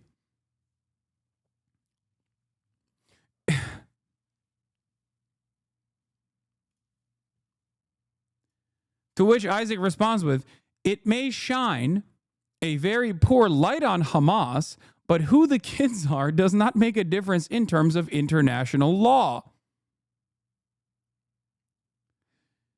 To which he responds with, yeah, he's not saying it's not a tragedy. He's just saying he supports the tragedy. Exactly. For the record, this is literally just Nazi speak. I just need you to understand. Like, this is what happens when you're a Nazi, okay, and you just don't think you will ever be held accountable for being a Nazi, so you're just open about it, you know? Like, this is it. This is you being like, I'm a Nazi and this is good. Killing children of enemy combatants is A-okay. It's a tragedy, but I like it, okay? You call it a tragedy, I call it awesome. And anyway, and this is not the first time he said this, okay?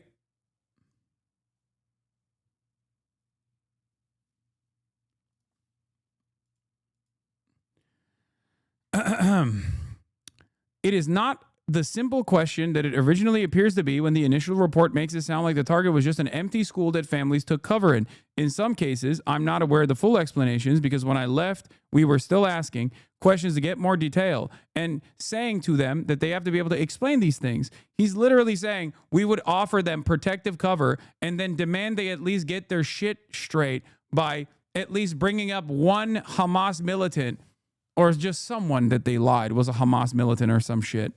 Okay? So that we could just say, you see, those children had to die. I'm not going to say that none of them fall outside of the bounds of things when there should be disciplinary action against some of the officers involved. I don't know the answer to that. Of course, once again, it's okay to murder children if their parents are your enemies is a precedent set by the Obama administration when Lou was Obama's chief of staff. Robert Gibbs says, Anwar al-Awlaki's son, killed by drone strike, needs far more responsible father. Okay? And also, if you want to see his fucking quote, he said the exact same shit in the Times of Israel all the way back in January. People tend to focus the day something happens. The media that is presenting a pro-Hamas perspective is out instantaneously telling a story. It tells a story that is, over time, shown not to be completely accurate. It is verbatim the same quote he gave the Times of Israel. 35 children were killed. Well, it wasn't 35 children. It was many fewer. The children who were killed turned out to have been the children of Hamas fighters. Not in every case, but we try to keep that information flowing. But the press moves on. The world moves on. And in policy circles, you can keep people focused saying it's bad, but it wasn't quite what it sounded like. In the world's eye, the first story out there is the one that creates an impression.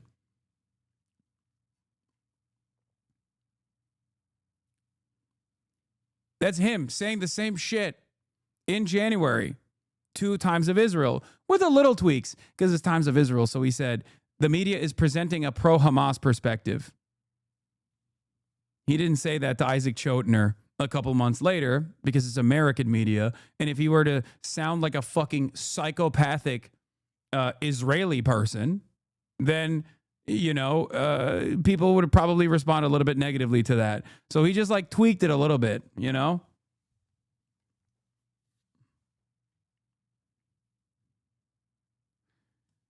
Nice. Anyway, the investigations editor of The Prospect, also in the aftermath of this interview, came out and got a quote from the State Department. State Department folks told me Lou was way, way more genocidal and influential than Blinken. Naturally, he also ran the fucking Treasury Department under Obama.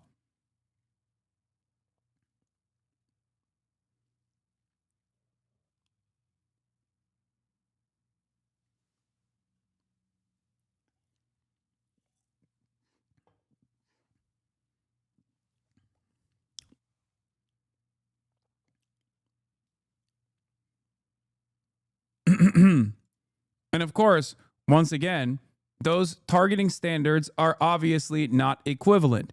You only can get away with making it seem as though that is a reliable targeting standard when you know that your enemies, non-state actors, have no capability of retaliating in kind. Okay? That's why, for example, Israeli journalists who are IDF veterans and embed themselves with the IDF can get away with saying, oh, the journalists that were killed are Hamas, and their families were also Hamas. Meanwhile, those very same standards, if applied in retaliation to Israel, would justify nuking Tel Aviv. Obviously, I'm not advocating for that. I'm simply stating how insane Israel's targeting standards are. Okay? In many circumstances, those people that they're pointing to are not even Hamas, but it doesn't fucking matter. Just like his targeting standards of proportionality are so out of whack that if the position of the United States was evenly applied to the enemies of the United States, famously a nation that ships families around the world to accompany soldiers, that families on military bases are legitimate targets while the fucking military combatants are sleeping. And it's not just military members either. It's also politicians as well.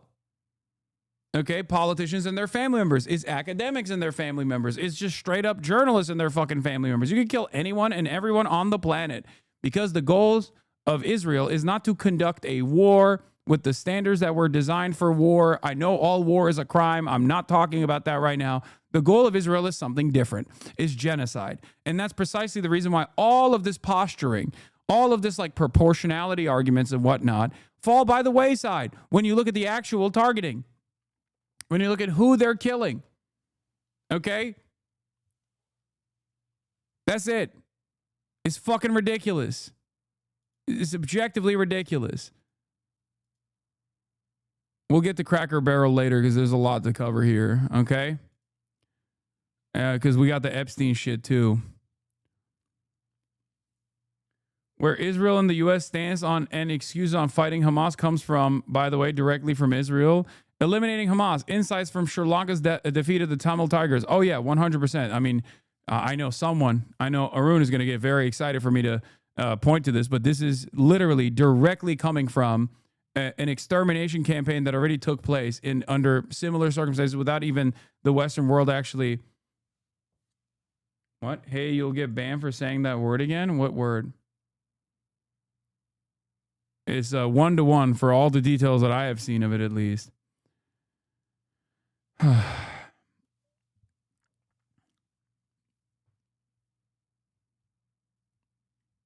Okay. Moving on and continuing with the incidents that took place. Let's get to the mass shooting that took place, okay? School's back. And of course,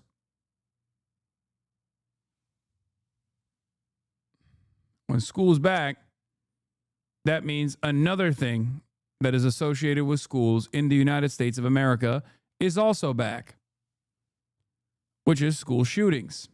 Let's take a look. This is an ABC News special report. Good afternoon, everyone. I'm Kira Phillips. We're coming back on the air as sources now tell us at least 2 people have been killed, at least 12 injured, and 6 victims now being treated at Children's Minneapolis Hospital following that deadly shooting at Annunciation Catholic School. Like, this is not even a joke. Like, I'm not being unserious about this. I'm 34 years old.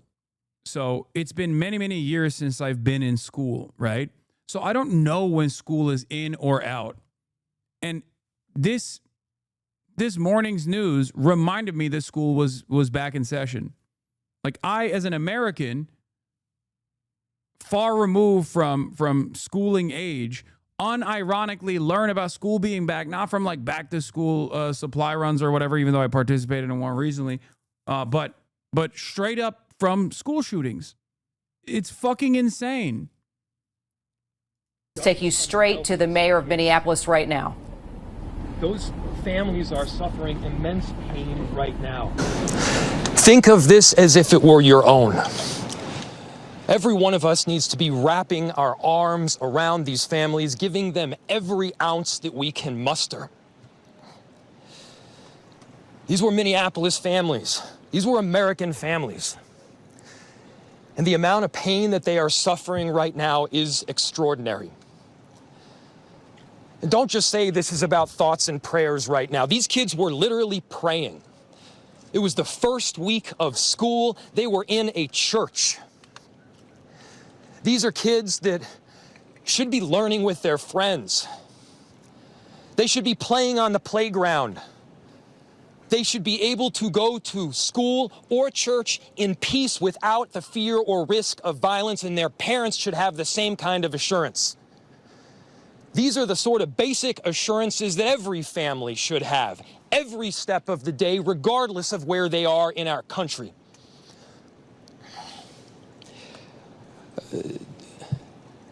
I'm so deeply saddened, and I'm so sorry to the families that I know are suffering. Okay, I'm skipping Jacob Fry. I don't really care what he has to say. All right, let's get the details of what took place.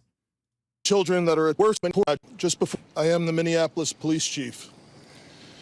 Earlier today, just before 8:30 a.m., our city experienced an unthinkable tragedy. Minneapolis police officers responded to a report of a shooting at a mass that was happening at the Annunciation Roman Catholic Church on the block behind me. This worship service was marking the first week of school for children that are attending the Annunciation Catholic School. During the Mass, a gunman approached on the outside on the side of the building and began firing a rifle through the church windows towards the children sitting in the pews at the Mass. Shooting through the windows, he struck children and worshipers that were inside the building. The shooter was armed with a rifle, a shotgun, and a pistol. This was a deliberate act of violence against innocent children and other people worshiping. Bro, they got yeeted so fast. Are you kidding me? Like, your mods are gone. What's going on? You know, with conversion therapy, this wouldn't have happened. Can't handle the facts. Trans people aren't mentally well. We need to zap their brains back to normal. He already got zapped out of existence. He's gone. He got a site-wide ban already.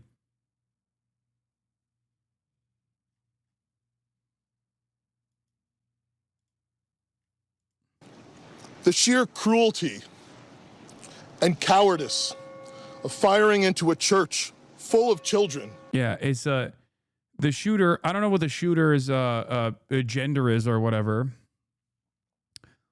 but I have seen a bunch of Groyper posting from the shooter. So, of course, you're going to have a bunch of the exact same people that have the exact same worldview as the shooter, who literally pollute the same circles as the shooter, who egg on people just like that shooter to do the mass shooting that they did, to turn around and be like, no, this was a woke libtard trans person. So, you know, it's the classic David the Pee-Pee equation, right?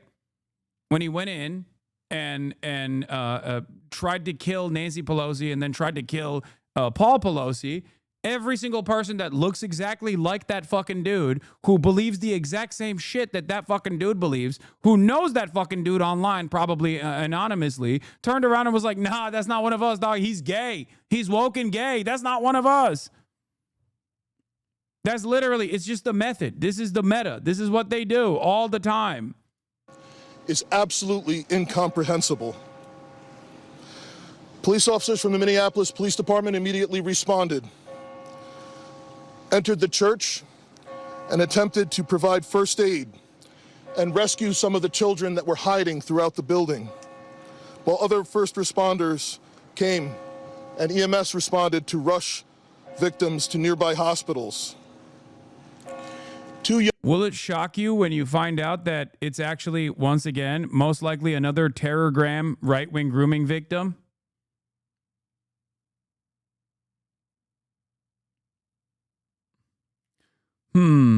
So interesting.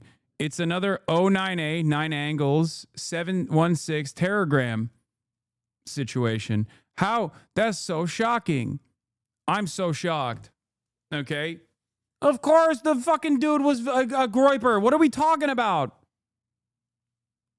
Yeah, another nihilistic, terminally online Nazi with incoherent politics, a love for weapons, and an obsession with Russia, Germany, esotericism, and online memes. This has been like 70% of all shooters in the past decade. Of course, guns are the main problem, but we got to do something about this shit too. Yeah. This is literally how it works every time, bro. What the fuck? What does it have to be? 100% of the shooters until people go, hey, a lot of this like crazy esoteric Nazi shit that exists on the internet is probably leading people to just go out and do heinous acts of violence. Maybe we need to, I don't know, talk to our children, fix this problem a little bit. Young children, ages 8 and 10, were killed where they sat in the pews. Their parents have been notified. 17 other people were injured, 14 of them being children. 2 of those children are in critical condition. By the way, remember the terrorgram, like Nazi, white nationalist, white supremacist shooters have literally been a woman, a white woman, and a black man. Okay, so it's not even, it's even the fucking school shooters at this point, at this stage now, as long as they're a part of that like far right coalition, doesn't necessarily have to be a white person. Okay. This is why I always say white supremacy has gotten more diverse than you even understand. The coward who fired these shots ultimately took his own life in the rear of the church. Our hearts are broken for the families who have lost their children, for these young lives that are now fighting to recover, and for our entire community that has been so deeply traumatized by this senseless attack. We will stand together to protect our children, our schools, and our houses of worship. This deliberate act of violence is just a sign of cruelty that is beyond comprehension. Our hearts are broken for everyone that's been affected by this tragedy. The target is unique because it's a Christian, it's a Catholic school. So get ready for the shooter was trans and the shooter was woke, and this was an anti-Christian act of violence. After they're done talking about we got to do something about mental health, when they have no interest in doing anything about mental health whatsoever. And, you know, there will be people blaming, Trump derangement syndrome. Laura Loomer is already fucking saying it's Trump derangement syndrome. Another Trump hater who wanted to kill Donald Trump on his It's Gun before opening fire at a Catholic school in Minnesota today. We'll be see how interesting how the Democrats spin this school shooting to fit their narrative to blame Trump. TDS is a straight up mental illness.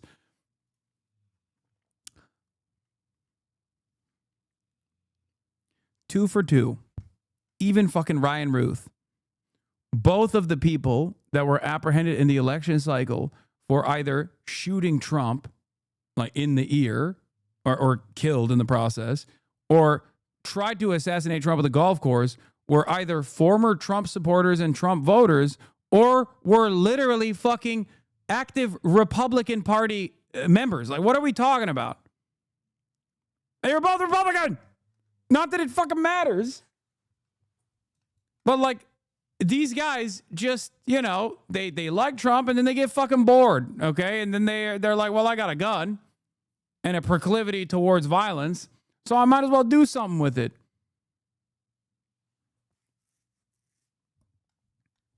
That's it. They're just so... It reminds me of the synagogue shooting that took place, right? Under the first Trump administration. The dude was a massive Trump supporter, okay? And he went beyond Trump at a certain point and was like, you know what? Even Trump is not doing anything about these undocumented migrants that are coming in because Jews are doing the great replacement. And that's why he went into the synagogue in Pittsburgh. He got hopped up on fucking fumes off of being pro-Trump and being pro-Tucker Carlson, and he listened to what Tucker Carlson and Trump were saying,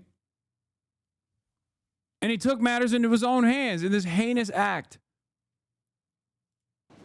As we begin the difficult path of healing, I want the community to know this, that even in the face of such evil, the Minneapolis Police Department and all of our law enforcement partners stand with our community. We stand with these families and with this parish. We will continue to be here for you. With that, the investigation is obviously in its preliminary stages, and I will attempt to take some questions to provide further information. Chief, what can you tell us about the suspect in this case? How old was he? Any kind of motivation? Also, these like esoteric far-right groups are becoming increasingly undecipherable in their political worldview. It's just directionally on the far right. But sometimes they're so fucking far right that they just like end up hating Donald Trump as well. Okay? It's kind of like Nick Fuentes, who hates Donald Trump now. Part of the reason why he hates Donald Trump is because of Israel. The other reason is because, you know, he's not deporting enough Mexicans. Okay? It's just like a literal fucking death cult. I don't know how else to describe it.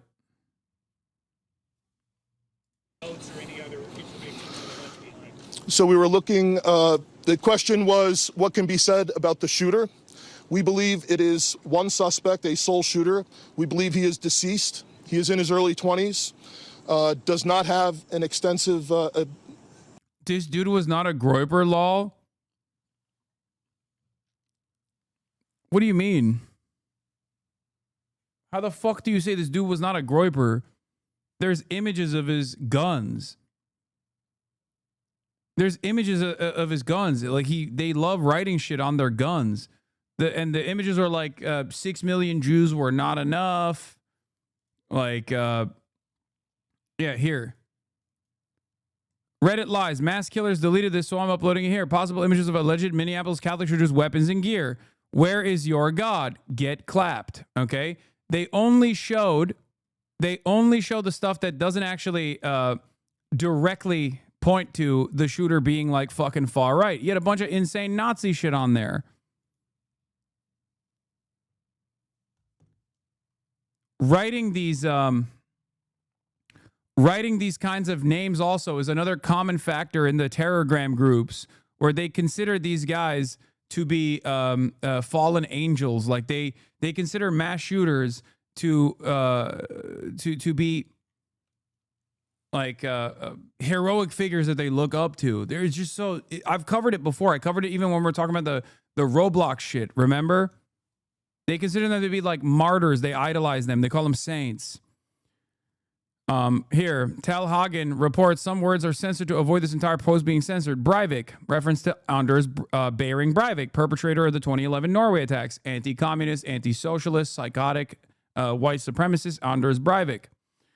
Breton Forever, reference to Brenton Tarrant, the Christchurch shooter, again, insanely Islamophobic, white supremacist, the one that famously said, subscribe to PewDiePie before doing the heinous mosque attacks. Okay? Yes, Anders Breivik, you might recall, because I think Asmongold literally made his WoW username and named his WoW username after Anders Breivik back in the day, which is so insane that I initially didn't believe it, but I guess he all but confirmed it in the past. So, like a phoenix, we rise from the ashes, a symbolic, metaphoric statement of rebirth and resilience. FTW, reference to either fuck the world or for the win. 6 million wasn't enough. Reference to anti-Semitic statement regarding the Jews. Born to shit, forced to wipe. Reference is a 2019 meme. FD or FO, I don't know what that is. Burn Israel. Saul Pace, reference. Teen shooter linked to a school threat in Colorado. Destroy HIAS, reference HIAS, Hebrew Immigrant Aid Society that assists refugees. So that's another great replacement. Jews are doing great replacement to destroy Western civilization narrative. One that you might have heard from Tucker Carlson or Donald Trump or any number of different right-wingers that say, not that Jews are responsible for it, but they say the great replacement is happening. And, you know, a lot of the Nazis actually take that and further elaborate on it in the same way that the fucking neo-Nazi movement did in the past.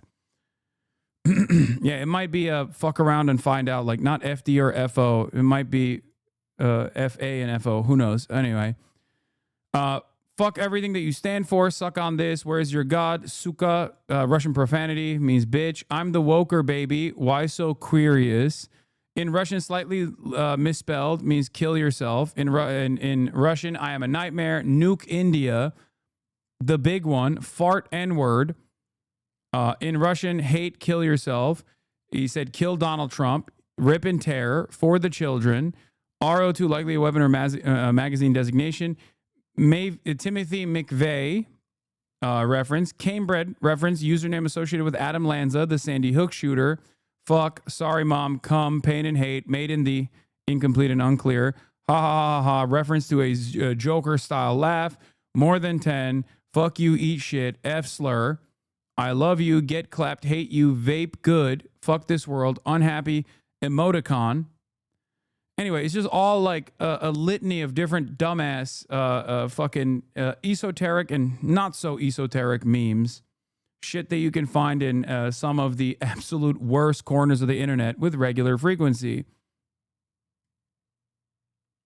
Zach didn't just name the character after him. He literally swiped the exact same username Anders used when a new WoW season started. Important distinction, as this shows how much he knew about the lore. So important note.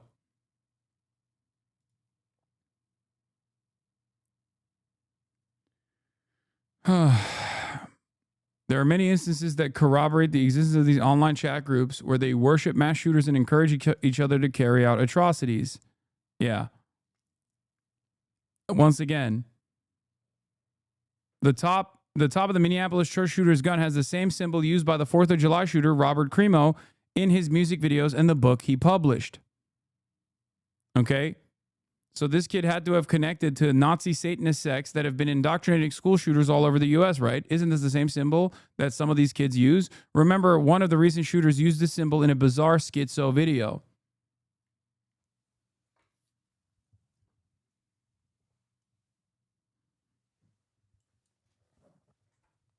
Why would a Groyper target a Catholic school? Because some of these guys actually become anti-Christian as well. They think, dude, because first of all, they're insane. Like, what are we talking about?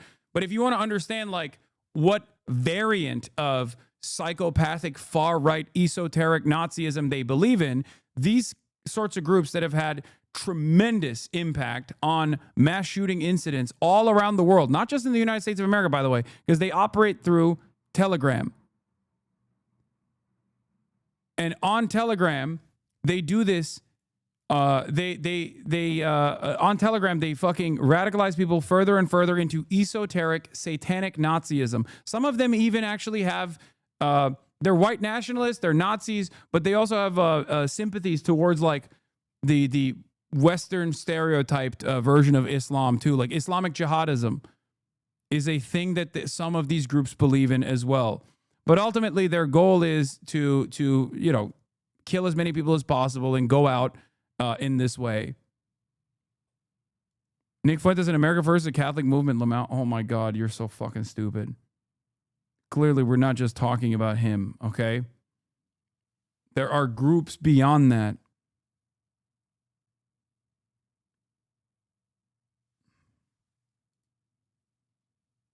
Yeah, there are pagan Nazis, for example.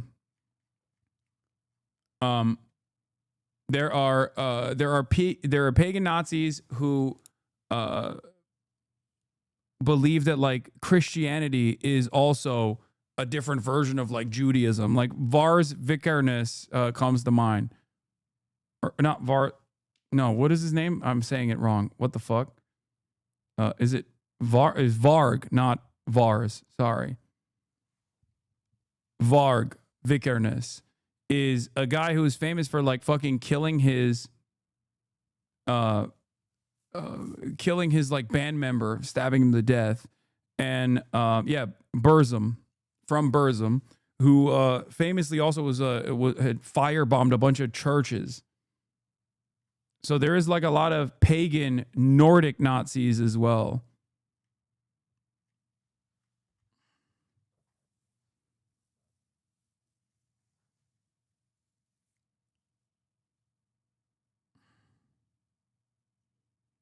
Yeah, he burned churches in Norway.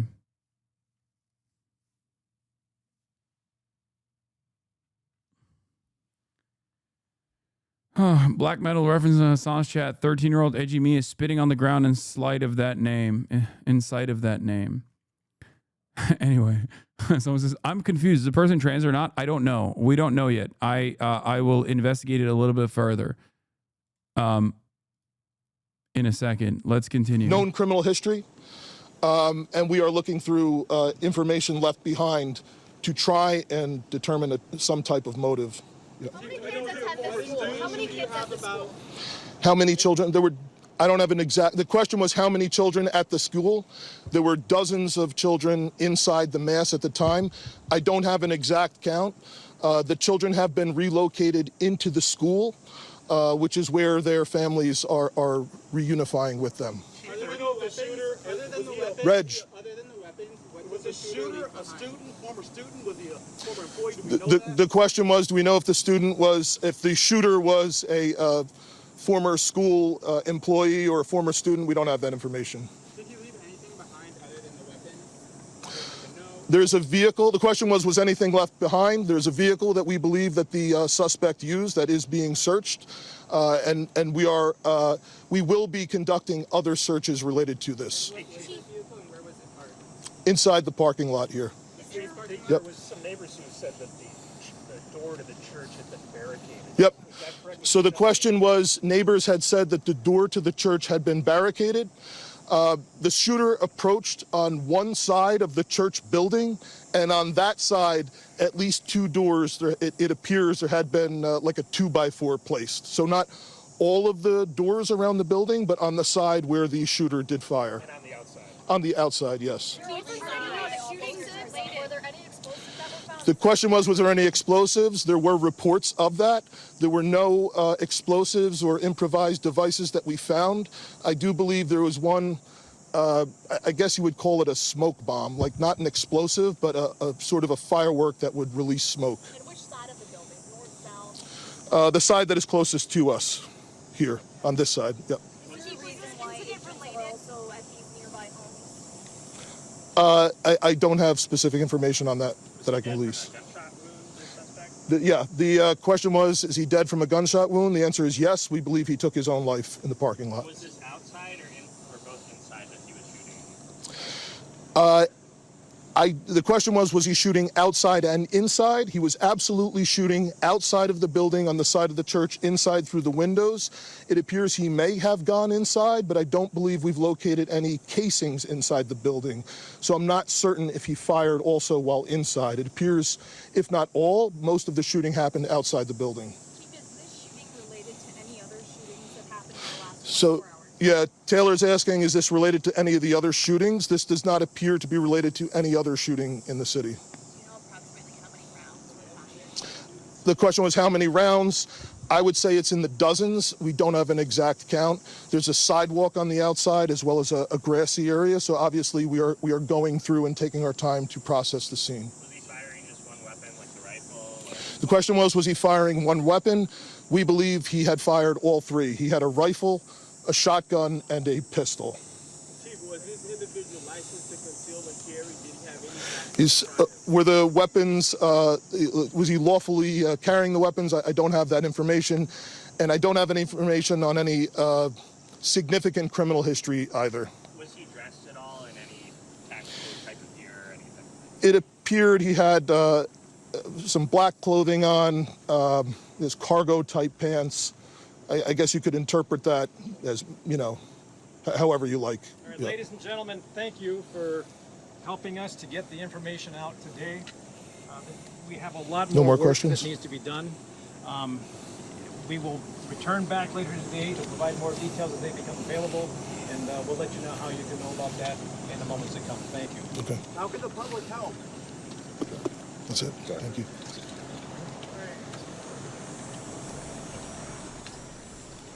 Heart-wrenching details there out of Minneapolis. As we just listened to the mayor and the police chief, we can now confirm that. Yeah, they have I think there was a manifesto. Obviously, I can't cover it on stream. I'm not trying to get fucking blasted.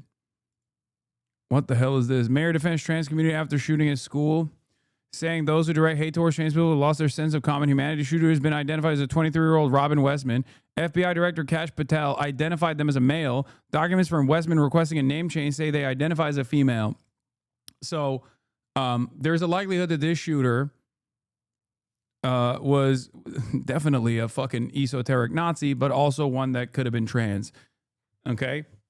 Which is precisely the reason why every single person that immediately rushes to say, oh, this person is trans, do a short stream on YouTube to cover it? What? Yeah, let me just end this broadcast real quick and then go on YouTube and live stream that. The fuck? From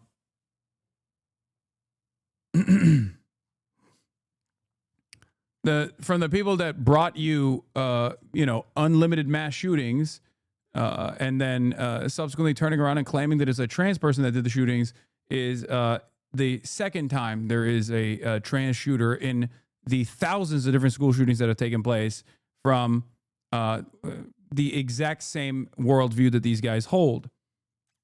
Now, I don't know, once again, because I don't even know if I can fucking trust Kash Patel. Okay?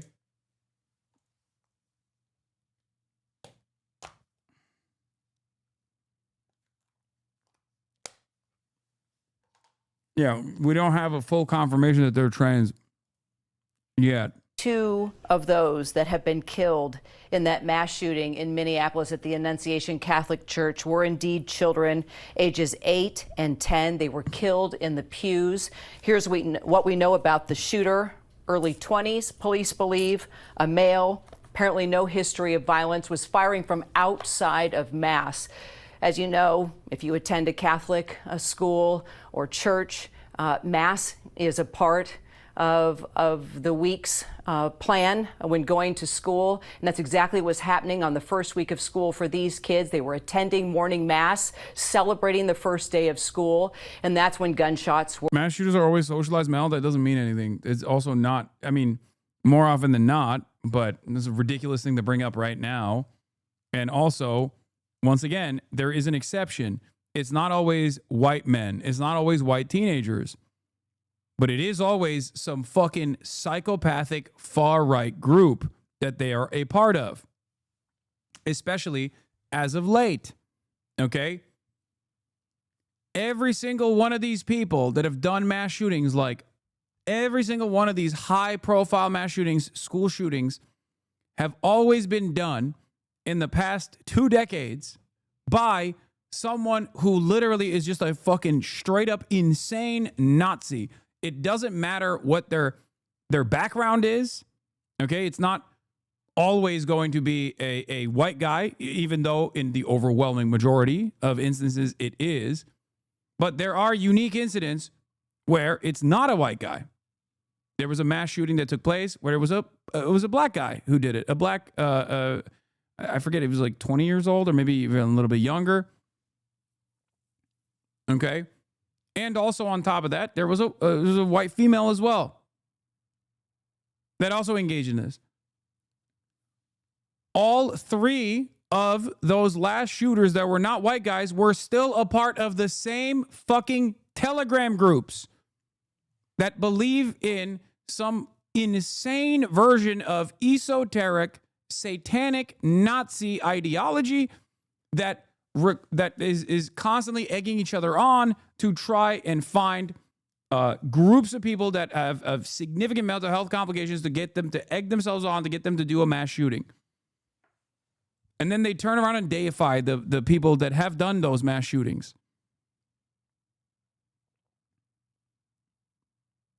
Or heard. Apparently, this gunman parked in the parking lot was shooting from the outside of the church, shooting through the stained glass windows into the pews. We can confirm now at least 17 injuries, 14 of them children, 2 in critical condition. And Given enough time and the school shootings will cover all demographics? Of course, because it's the most American thing, okay? Of course, it has already. There was a fucking mass shooting that took place. It was an old Asian dude, okay? Like, it already has. Obviously, the common denominator here is guns, okay? And ease of access to an arsenal of weapons. There are more guns in circulation than there are people on U.S. soil. You will never be able to convince me that this is not a uniquely American problem directly as a consequence of that. It just is. You look at other countries where there are more guns in circulation, and you will find, even with strict regulation, like Switzerland, okay, when compared to other countries where there are not as many guns in circulation and more stringent gun control, there are more homicides with a gun and more gun violence broadly in places like Switzerland than its other immediate neighbors in the European continent. Okay? So even though Switzerland, due to immense regulation, has a far lower gun violence rate than the United States of America, it still has a higher gun violence rate than other neighboring nations.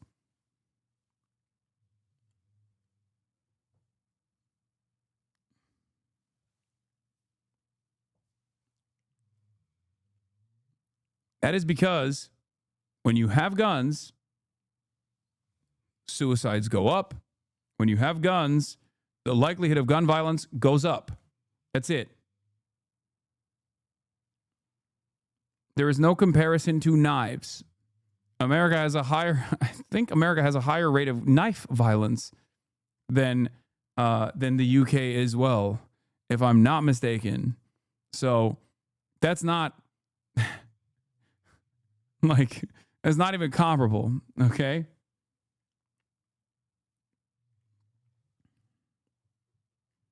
Now we can confirm that 2 of those that were killed were children, ages 8 and 10 years old. The mayor's saying these children were in mass. Rule 9 of the 11 satanic rules of earth: do not harm little children. Please don't conflate Satanism with insane right-winger groyper Nazis, bro. Dude, I'm sorry. Okay, but your fucking meme religion, mostly just practiced by edgy atheists, is not the main point of contention here, okay? Jesus fucking Christ, dude. Holy shit. You find a guy for everything in this fucking community, okay? You got polyamory defenders. You got fucking Satanism defenders in the chat. Like, please, just stop. That's not the point, okay? I don't care about Satanism. I'm not trying to fucking... Ugh. Dude who takes like a very clear meme religion that's supposed to be like a actually religion to own the fucking Christian zealots takes it far too seriously all of a sudden. They were praying they should feel safe. He is so deeply sorry, he said to the community. He's asked that everyone stand by these families, love them, support them, that this act of evil should never happen. The police chief then coming forward, Brian O'Hara, talking about this unthinkable tragedy, that the shooting happened at the mass that was taking place, marking the first week of school. It was a deliberate act of violence against children and worshipers. We're going to do everything we can to make sure this never happens again. Let's bring in our Chief Justice correspondent, Pierre Thomas. Pierre, heartbreaking and sadly something that is happening far too often in our country. It truly is, Kara. It is exactly the nightmare scenario. Yes, the Order of Nine Angels does not affiliate itself with the Church of Satan, okay? Because the Church of Satan and the satanic religion broadly is just a fucking Reddit atheist religion, okay? It's a meme religion. What are we talking about? No, these guys are Nazis first and foremost. They're white nationalists, white supremacists first and foremost. Oh my fucking God. They're not like the fucking gay polycule guys that go and protest in the Missouri City Hall because trans people are under attack or some shit. That's what most Satanists are. Nine angles, sorry. That my sources not was nine describing. angels. Let's put this in perspective. Just around 8:30 local time, a man shows up from the parking lot armed with a shotgun, a rifle, and a pistol. And the early information is that he indeed used all of those weapons and began firing indiscriminately through the windows into the congregation, those children and the people there attending Mass.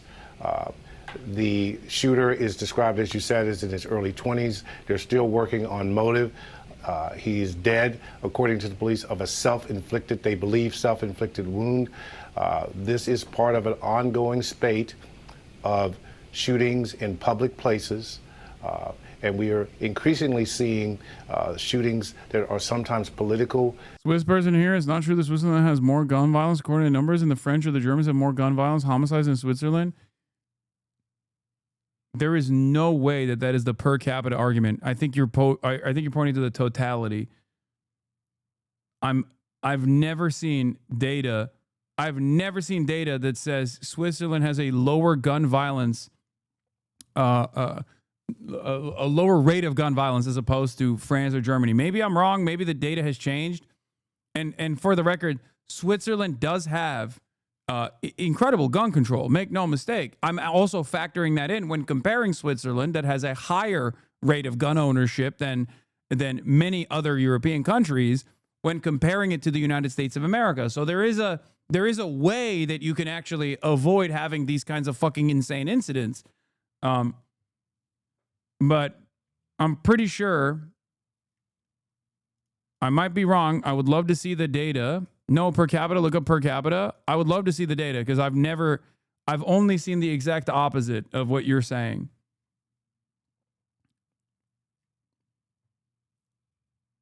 Send me your data and we'll look it up.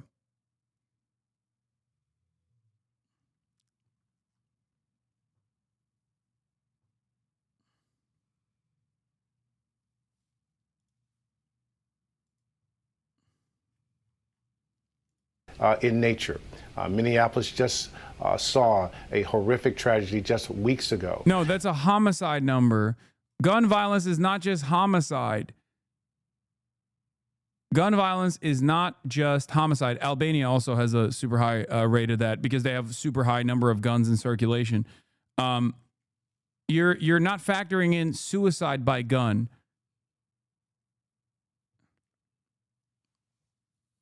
That is also a part of gun violence. Like any sort of incident that involves firearms goes up. If you look at the gun violence per capita, like all gun violence, which of course includes suicides as well. or accidental discharge as well. That might be the mistake. Suicide is a mental health issue, not a gun issue. People will just cut themselves or take pills, etc. Huh. Interesting.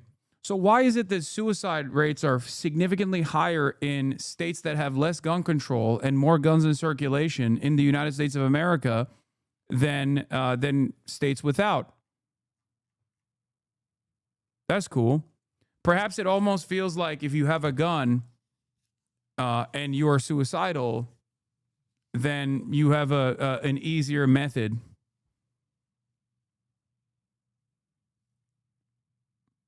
I don't know, just think. Do we fight fucking wars with knives? No, we fight them with guns. Do we fight wars with pills? No, we fight them with guns. You know, guns are pretty effective at killing.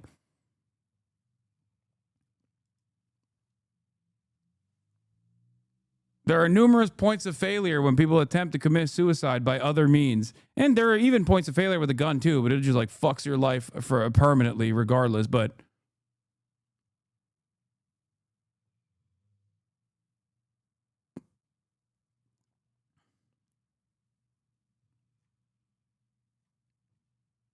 involving members of their state legislature who were shot down and family members. So law enforcement, FBI is on the scene. We have the FBI director, the attorney general, president of the United States, all commenting on this. But we're in the midst, make no mistake, of a concentrated period. Yeah, the research on suicide shows you need to have barriers to suicide that take the time to bypass so you can talk yourself out of it before it happens. Guns are much more effective more quickly than other options. That's precisely the reason why the Veterans Affairs Office and their solution to the 22 a day veteran suicide number was literally to offer them a low-cost, gun-safe lock and key. Literally. Because they were like, all right, well, we can't stop you guys from having guns. You love guns, okay? But here, you can get a box with a lock and key, and then you put your family photo in that box. So then you look at that family photo when you take your gun out to kill yourself, and in the process of, like, you know, opening the box, maybe you'll be able to reconsider and not do it. That's unironically the VA solution to veteran suicides, by the way. I'm not even fucking joking. That's how fucked this country is, bro. That's real. That's real. There's a fucking ad for it. I've shown it multiple times on this broadcast. How fucking insane is that?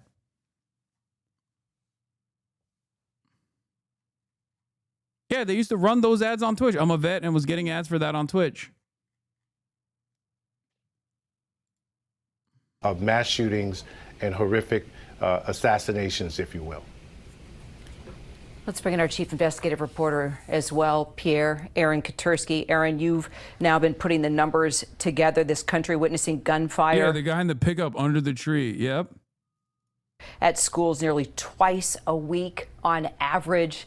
And now you're talking to investigators about yet another shooting. Tell us what you know.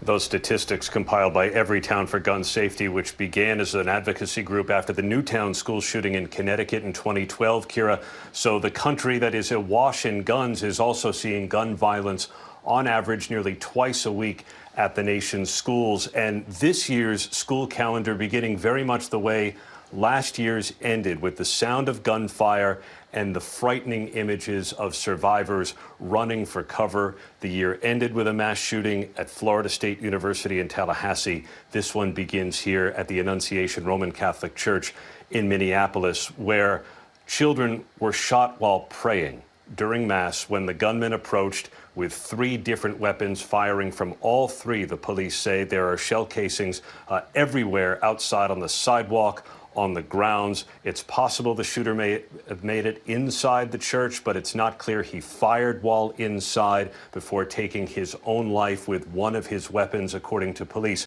You are right. Death by gun is high in Switzerland, right after the U.S. due to suicides. But when you look at the violence itself, is lower. I'd love to provide you with the numbers. No, okay, that doesn't matter. I'm making a larger point about gun violence and gun deaths, chatter. Okay, yes, Switzerland already has higher regulations. I know. But when you have more guns, you tend to use them. And there's only one use for a gun. It's to kill. It's to end organic life, okay?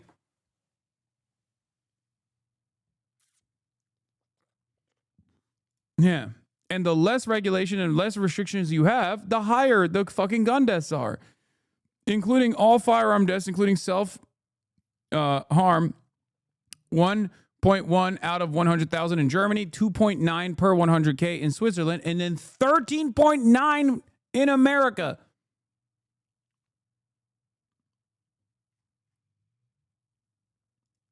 Right now, Kira, the police are searching a vehicle that it's believed the suspect used to drive to the church. They're also going to be conducting other searches, they said. They did not release a name, but they have a name that they're working with so they can perhaps dig into social media. You heard the police chief say there's no record of extensive... Like, we pick and choose certain things, right? Cars are incredibly fucking deadly, okay? Vehicles are incredibly deadly. But you can't ride your gun to work, okay? You can't do commerce with your gun. And I do think we should lower the number of cars that are out there as well by offering robust public transit alternatives that are low cost and much better for the environment. Okay?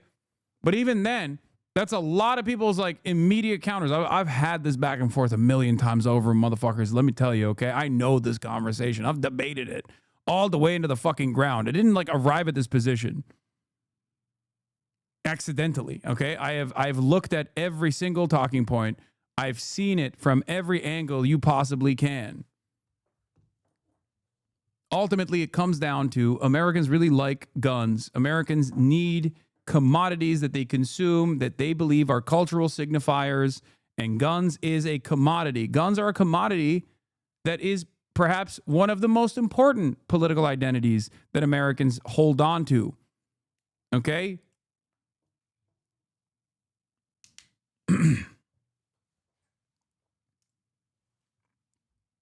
Criminal history. They'll be talking to friends, relatives, and other associates to see if they can establish a motive for this particular shooting that killed 2 children, ages 8 and 10, injured 17 other people, most of them children as well, including 2 now in critical condition. Kira? And just looking at the pictures here of parents hugging their kids, knowing that their children are okay after witnessing this. And Aaron, both my kids went to a Catholic school.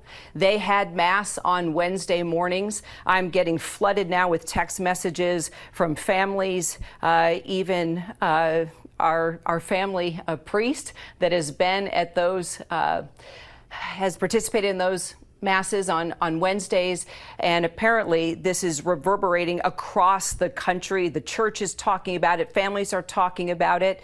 They're praying about it right now. I want to take it to our Chief White House correspondent, Mary Bruce. Mary Bruce, I know you've been hearing from the president, as well as the White House is also monitoring this and sending out prayers and love as well. Well, Kara, I can tell you we've just learned that President Trump has spoken with Governor Tim Walz on the phone. The president offering his condolences. Governor Walz thanking him for his support that he has offered so far. We haven't heard from the president in person yet. He's spending the day behind closed doors here at the White House, but he did take to social media. The president saying he has been briefed on the tragic shooting in Minneapolis, adding that the FBI quickly responded, that they are on the scene, saying the White House will continue to monitor this terrible situation, adding, please join me in praying for everyone involved. The president here is expected to shortly be sitting down to lunch with the vice president. J.D. Vance also posting briefly online, we're at the White House monitoring the situation in Minneapolis. Join all of us in praying for the victims. But as you heard from the mayor there in his heartfelt remarks saying, you know, praying isn't enough at this point. These children were quite literally praying when they were gunned down. An 8 and a 10-year-old, 8 and 10, shot while praying with their classmates in a church at school. As you mentioned, 14 other children injured, 17 in total. We are also hearing from members of Congress, members from Minnesota, offering what has become sort of the routine statements, offering their shock, sadness, and support. And from those Democratic members of Congress, calls again for more gun reforms. Of course, we have said this far too often. There simply is not the political will in this town, and there hasn't been for some time now, to take meaningful action on gun reforms. steps. President Trump casts himself as a tough-on-crime president right now in Washington, D.C. Members of the National Guard are here on the street. The administration has taken significant steps to take control of the Metropolitan Police Department here, but he has not so far thrown really the weight and the heft of his administration behind doing something to meaningfully address this epidemic in this country. And So will Alex Jones say that this didn't happen, or did he learn his lesson? Okay, he doesn't need to say that anymore. Everyone else says it for him. You got to remember, when Alex Jones said it, he said it at Sandy Hook. That was a unique moment, okay? That was a unique moment because, like, people were shocked by it. We live in the post-Sandy Hook world. Nobody gives a fuck anymore. This is as commonplace as, like, the first bell when the school season starts, you know?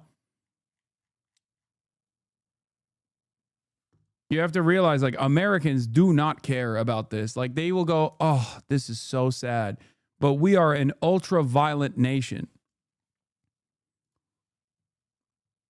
It's a terrifying country, honestly. Yeah, I mean, this is it. And this exists in my mind forever. In retrospect, Sandy Hook marked the end of the U.S. gun control debate. Once America decided killing children was bearable, it was over. There is no amount of violence that our children in school will take that will cause Americans to turn around and say, okay, we got to do something about these guns. It's over. It's done. That's it. That's precisely the reason why all the conversations revolve around, like, door control, revolve around arming the fucking teachers and shit.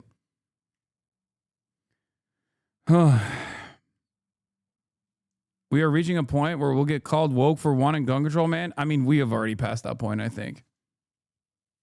I mean, look at Gaza. We just don't give a fuck. We literally don't care. We are an incredibly violent country. And eventually, that violence finds its way back to our doorstep. Okay? If you think that that violence is just going to stay over there, you're wrong. I think, as we've been saying, it is the horrific reality in this country that every single parent has to worry about school shootings, especially this time of year when every parent holds their child's hand and walks them to school for the first day. They wonder, will they be safe? Is my child coming home? That, unfortunately, was not true for these children here today. And now, once again, the spotlight will be on this White House, on Washington, and on this administration, wondering what, if anything, Washington is going to do about it. It is a question we ask, it seems, every couple weeks in this country, and yet we continue to see these horrific, awful events. This one, once again, impacting small school children simply trying to enjoy the first week of class. Kira. Mary, you're a parent. I'm a parent. Walked my daughter to the bus stop last week, took my son to school this week. He goes to a Catholic school. Again, my phone blowing up from Catholics across this country, in particular Catholic schools, worried now about morning mass, Wednesday mass that happens as a part of these schools. I want to bring in our contributor, also former FBI agent Brad Garrett. Brad, a male gunman, according to police, early 20s. And apparently no history of violence, yet showing up with 3 different types of weapons, parking his car in the parking lot, and just firing off, as the police chief said, like a coward, into the windows, the stained glass windows, as those kids were in the pews praying during Mass on this first week of school. So I think what you have is somebody who planned this, Kara. I think likely he picked this particular day, knowing it's the beginning of school. Now, he may know that because he attended that school at some point. We'll have to see. Takes 3 weapons. It'll be interesting to see what's the history of those 3 weapons, if it follows most mass shooters. And by the way, most mass shooters don't tend to have much of a prior record as to did he get these weapons lawfully.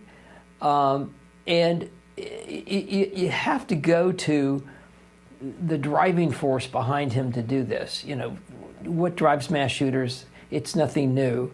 It's rage and feeling powerless and feeling like you are the victim. You, the shooter, are the victim, and you're going to take your revenge out on others. I find it interesting that he fired outside the church, and still we're not sure about inside, but it sounds like a vast majority, if not all, of this shooting occurred outside the church. Did he not want to really face the people that he's harming? Maybe. The whole idea of potentially a smoke grenade that the police chief mentioned, that also would suggest that he doesn't really want to look at what he's doing, or, use smoke to also disorient people. So that's another component of this. But, the question is, we ask this every week, it seems like now, how do you stop something like this? And the answer is you don't unless you know about it. And that really goes to how much. Yeah, we need more surveillance. Just kidding. They were on our radar. Okay, I will say this also. America is the only country on the planet where members of law enforcement actively demand that everyone have their guns at all times. There is no other country on the planet where you have members of law enforcement go, no, of course everybody's got to have guns. What are you fucking talking about? Like every other place, they're like, no, this makes our job much more difficult. It puts us in harm's way. We can't conduct regular policing when under the assumption that every single person has a fucking arsenal that they could deploy on us. It is so crazy.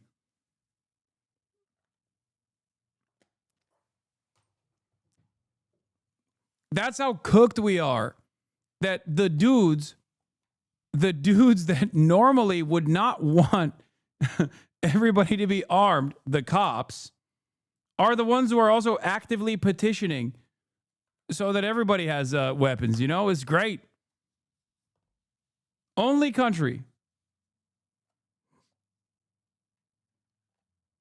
Yeah, because cops don't want to be the ones responding to the shooting, just some random guy. It just doesn't make sense. Energy can we really put into identifying people that are troubled? That doesn't mean they're going to be a mass shooter, but people that like one of the craziest parts about this is like when motherfuckers are like, I feel so safe walking in insert European capital, and it's like, or Japan.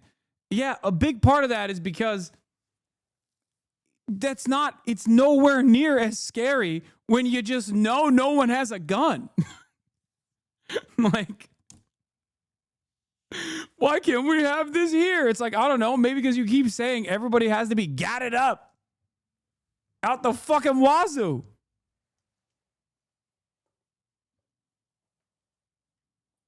That are going down a dark path in things that they say and weapons that they acquire. They don't say that about Europe, though, in like London and Paris.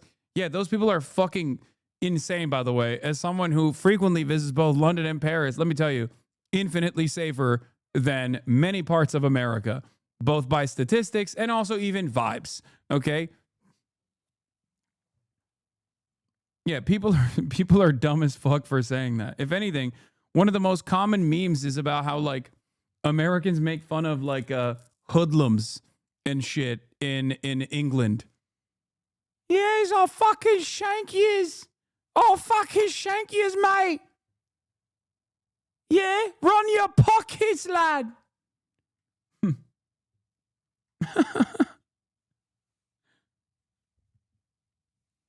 Yeah, the roadman goes crazy, fam. And I understand that people don't want that infringed upon. But if you want to stop at least some of these mass shootings, you're going to have to know more about troubled folks in your community. Law enforcement is not really geared up to do that from a time and energy standpoint and training standpoint. They do their best, of course. But it's a real key component because clearly we just don't have the will as a country to do anything about the gun laws. One time there was a shooting in front of my house. My neighbor called the MPD. When they arrived, we asked them what took so long. And he said, oh, we specifically wait to try to avoid actually confronting the shooters. Sick. Great. They don't even do the job conservatives claim they should be doing. Yeah, of course not. By the way, that's legal. That is constitutionally protected. Okay? A police officer's a duty to render aid or refusal to render aid and put himself in harm's way is unironically constitutionally protected. Did you know that? The Supreme Court ruled that cops don't actually have to put themselves in harm's way at all, even if something is happening in front of them.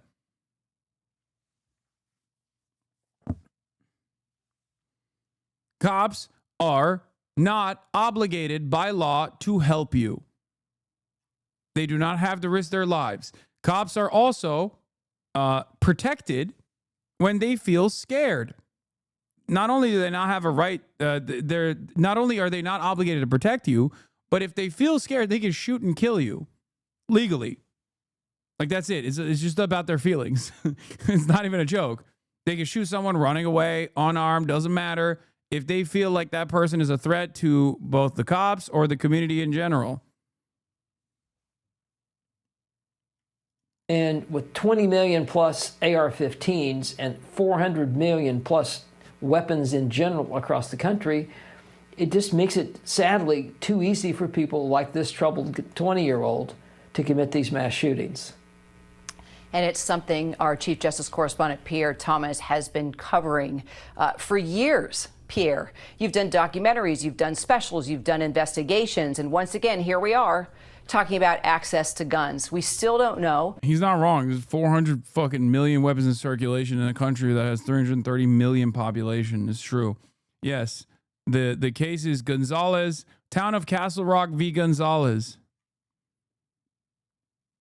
which the court ruled 7-2 that the town and its police department could not be sued under USC 1983 for refusing to enforce a restraining order, even though the refusal led to the murder of a woman's 3 children by her estranged husband.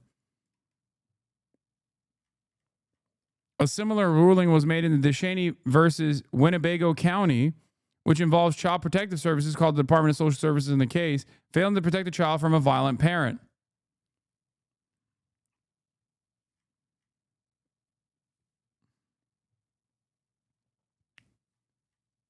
This was used as a defense, I believe, in that famous incident where a dude got fucking stabbed in a New York subway in front of 2 cops, and they just did nothing. Okay? And then the guy was like, well, okay, I'm going to sue the cops. We're not doing anything. And then they were like, nope, we don't have to do anything. Luckily, the dude survived. Joe Lazito, is that his name? Yeah, the dude got stabbed in the head, I think. It's fucking insane. Anyway, let's just get back to this. How this gunman got access to these 3 different types of weapons, but we sure know state by state the laws are different. How these gunmen get these guns, they get them in various ways. They make them, they learn how to make them off the internet. So much to learn about this gunman. Kira, what we see here is the country has this ongoing and continuous question. Now, in general, violence, gun violence and crime has been trending downward. But that's cold comfort to the people who are experiencing incidents like this. And what we do know is that no matter what the trend tends to be, this country has a violence and gun violence chronic issue that happens over and over. Whatever the data is, there are hundreds and thousands of people who are shot in this country. And the fact that they increasingly and routinely occur at churches, schools, movie theaters, malls, any place that is considered a soft target, that is where these troubled people go because they want to kill as many people as possible. And the question becomes, over and over again, exactly what is the nation and what are people prepared to do about it? And let's not forget about the mental health crisis that this country faces as well. Pierre, thank you. Thank you to everyone that helped us contribute to our breaking news coverage today. Chief White House correspondent Mary Bruce. Yeah, they're like, oh, it's unavoidable because then they can make it in their. The UN says they can make it in their backyards, 3D printed. Anyway, there's more stuff, obviously, and there's a very good. There's a very clear indication that this person had indecipherable politics, which is common in these insane terrorgram groups where they're not like comfortably they don't comfortably slot themselves into like political ideology that you would expect. some of them are like, some of them are just like straight line neo-Nazis, Trump supporters, but then they're like, oh, we just got to take matters in my own hands and stuff like that. But there are a lot of these people that, yes, we're going to watch the Richie Torres video. Yes, of course. Are you kidding me? This is the greatest episode of the Adam Friedland Show to date. But no, indecipherable politics in the sense that, like, if you look at the order of 9 angles,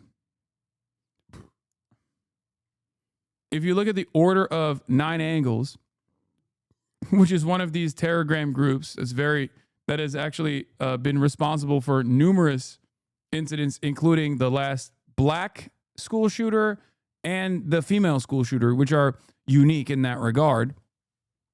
If you remember, there was a black white supremacist who was in these groups.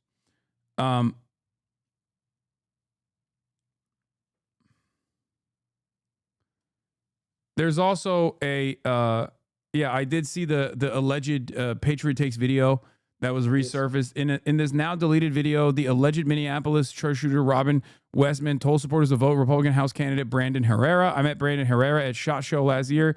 He and I had a brief conversation, but we agreed on a lot of things. So y'all should vote for Brandon Herrera for president. Fuck those kids. I don't know if this is the actual. Brought to you by BlackRock and ExxonMobil. Sponsored by Pabst Blue Ribbon.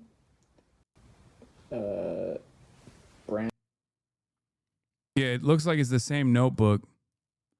Herrera for president. Yeah, I met Brandon Herrera at SHOT Show last year. He and I had a brief conversation, but like we agreed on a lot of things. So y'all should vote for Brandon Herrera for president. And yeah, there was the Trump shooter, if you recall, also had another gun tubers merchandise on when he shot Donald Trump. Not Ryan Ruth, the other one. Vintage warfare promotes love and peace. Yeah.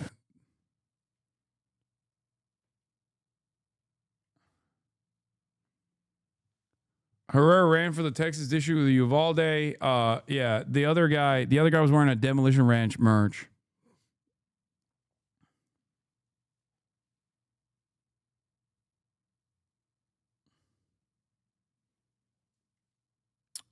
So yeah, I think, did Demolition Ranch quit YouTube after that, by the way?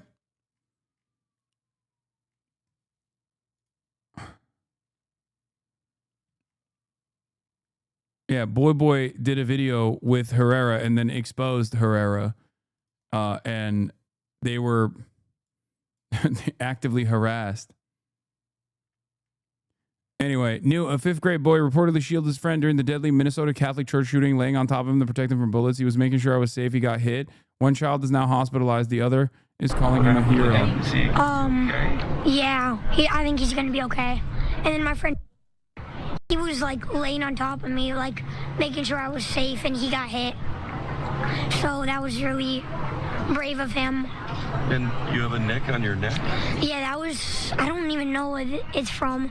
Kind of looks like debris or something. But that came from during this? Yeah. How are you feeling? You seem pretty put together here, but it's got to be tough. Yeah, I'm just like confused.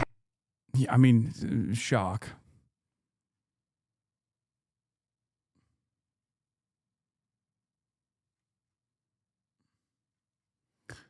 So yeah, I mean, look, a country that allows this to happen to its white babies, why the fuck would it ever care about it happening tenfold to black and brown babies overseas? You know what I mean? That's it. That's it. These things are intertwined. They are interconnected.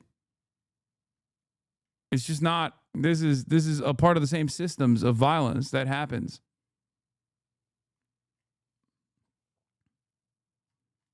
That's what I mean when I say, like, Americans don't give a fuck broadly. They would rather have unlimited, unrestricted access to weapons than to try to stop mass shootings from taking place in the one country where it happens with regular fucking frequency. It makes no damn sense. All right? Just something to consider. There is, hold on. There was another thing that I wanted to cover from this. Oh, yeah. Why don't we call these shootings terrorist attacks? Because they're not Muslim. Don't worry. They'll call it a terrorist attack if it's a Muslim doing it.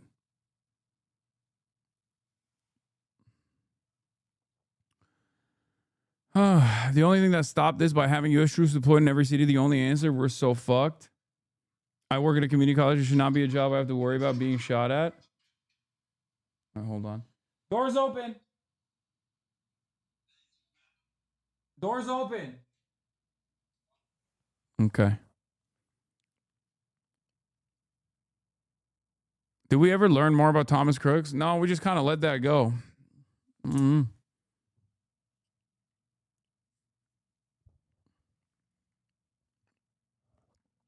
But yeah, don't let a crisis like this ever go to waste.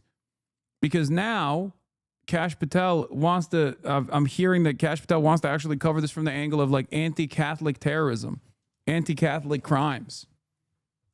And using this as an opportunity to like even further institutionalize trans people, further push them away from existing in civilized society. Fantastic. God forbid we look for real solutions, you know? Yeah. They're calling the most recent shooter in Minnesota trans to ignore the fact that there has been an organized group of far-right suicidal school shooters, and this person is very likely going to be linked to them as well. 964. Very good thread. Definitely tying the 764 078 cult, or 9 angles called as well. Not 07A, 09A. The Order of 9 Angles, which we've covered before when I was talking about Roblox. Because there was a fucking group that was a part of this Nazi Satanist / Islamic jihadist sometimes cult that wanted to do a hate crime or a mass shooting against like Christians. White dude whose name was like, I forget, it was like James W. Wilson or some shit in Texas, was a part of this fucking psychotic neo-Nazi cult. And he was talking about potentially murdering people on Roblox, murdering Christians on Roblox.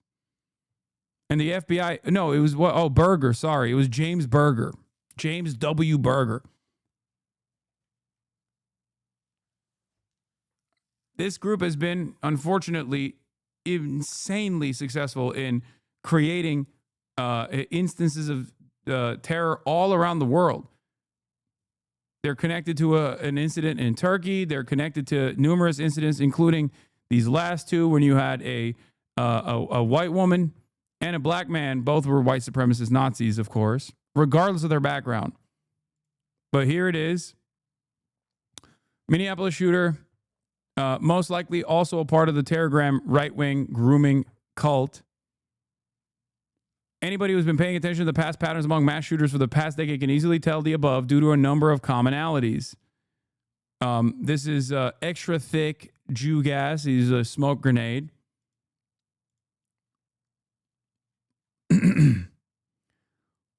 Order of the 9 Angles, 716 affiliated shooters ranging from Pekka Avunian to James Holmes to Roslekow hold a common set of beliefs and symbology that they cannot help but smear everywhere like feces. White text on guns, okay signs, Breivik references. Here, the cross associated with Robert Crimo. Crimo, of course, like Pekka and Holmes, and Roslekow, another Discord to kill ruin, who claimed to have been an MKUltra victim and a false flagger. All this has been covered in great detail elsewhere, especially by this excellent Parapower thread.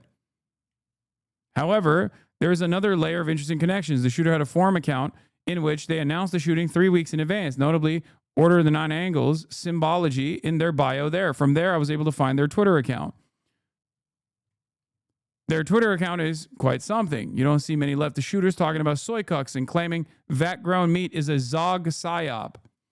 Nor do you find them following and being followed by Telegram pedophile types. Yeah. Oh, I forgot. A lot of them are also pedophiles too. They're Nazi pedophiles.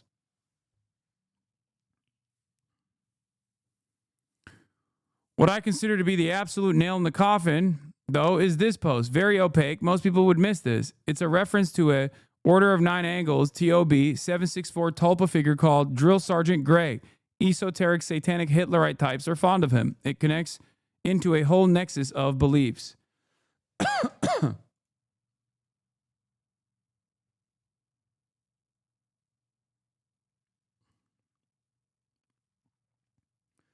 Drill Sergeant Gray, for a lack of a better term, a demonic tulpa of a gray alien that these losers immanentize to yell at them until they clean their rooms or shoot up a school. Part edgy LARP, part psyop, part psychosis generation mechanism. Oh, did I mention how Order of Nine Angles was a Gladio CIA operation? Did I mention how there are unusual connections to Russia? So many of these guys love their white Cyrillic text on their guns.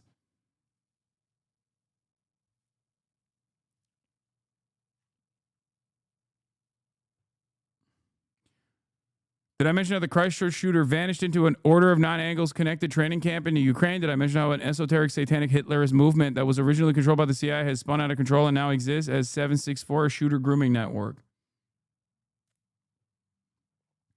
Yeah, they have, this is like an international grooming operation to try to get people to do like ISIS-style lone wolf incidents, but at the behest of esoteric, satanic neo-Nazism.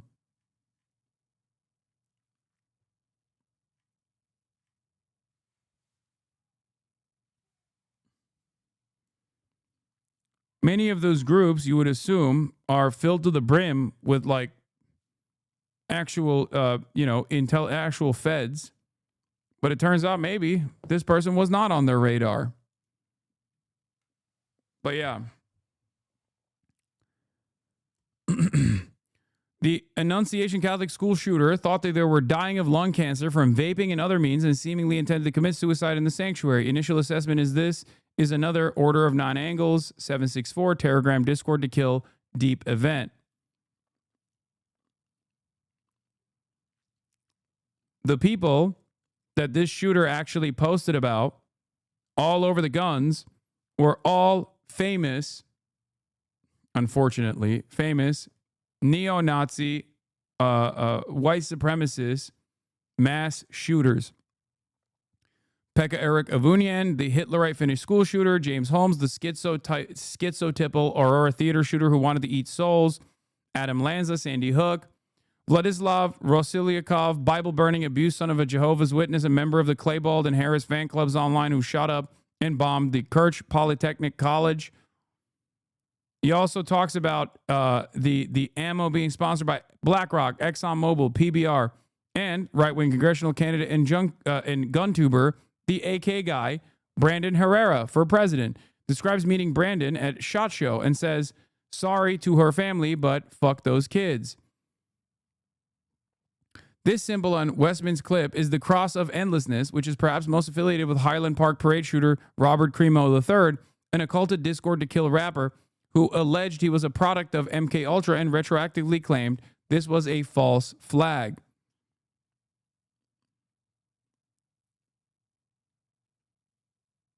Yeah. Oswell, another, in air quotes, trans anti-Semitism manufacturing free Palestine false flag for good measure, smacking of the Joel Osteen church shooting on Super Bowl weekend in 2024.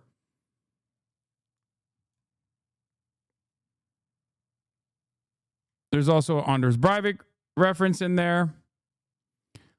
Robin was a neo-Nazi edgelord for sure and probably has Order of Nine Angles, digital underground neocultures link as hypothesized. Says Hart Breivik. How does this job not depress you? I don't know. I see death and destruction every fucking day of my life, so...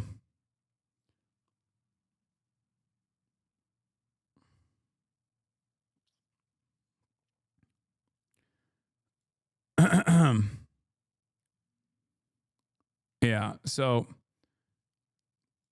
Westman's inspo shooter Robert Cremo Creepy Hours music video in which Cross of Endlessness flashes hypnotically across the screen. The Twin Cities appear to be a bit of an 09A hotspot, highly interesting in the context of the Vance Belter assassinations, as shown by this knife attack perpetrated against a homeless woman by a 20-year-old member of the cell SR1 nicknamed Corrupt weeks ago.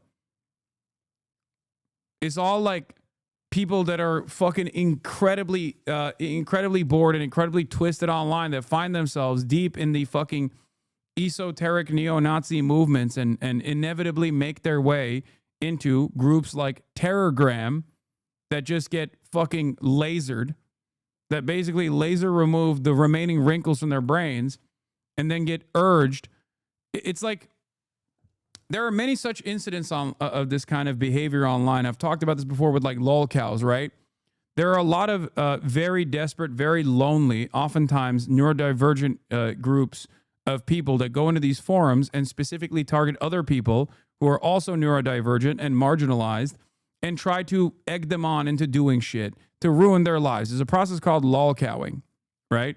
And back in the day, it was relegated to the darkest corners of the internet, whether it be like 4chan Poll or Kiwi Farms and the like. But nowadays, it's actually serialized and systematized, and it's like in broad daylight. People do it on TikTok to like that World of Shirts kid, all these people, right? I've never fully understood what motivates a person to behave in this kind of cruelty, but I guess it gives them a sense of power in their lives by going after someone that is going after someone that's like even worse off than they are and like desperately try to fuck up their lives together. It creates a sense of community and whatnot. The Terrorgrams operate almost in a similar vein, but it's usually the people that are in those groups that are egging each other on to commit acts of terror rather than finding a target and then grooming said target or ruining said target's life by doxing them and trying to actively harm them. Right? So this is one step removed from lolcowing. It's like even worse than that, clearly, even though lolcowing is already incredibly fucked up. And yeah, the lolcowing goal is like also suicide too, usually. Like Kiwi Farms has a running directory, like a board of trans people that they've actually caused to kill themselves. And they see this as like a scoreboard, you know? They see this as like the ultimate goal of lolcowing for that forum specifically. But these guys also have a similar interest as well, where their goal is to deify people who kill themselves in incredibly violent ways.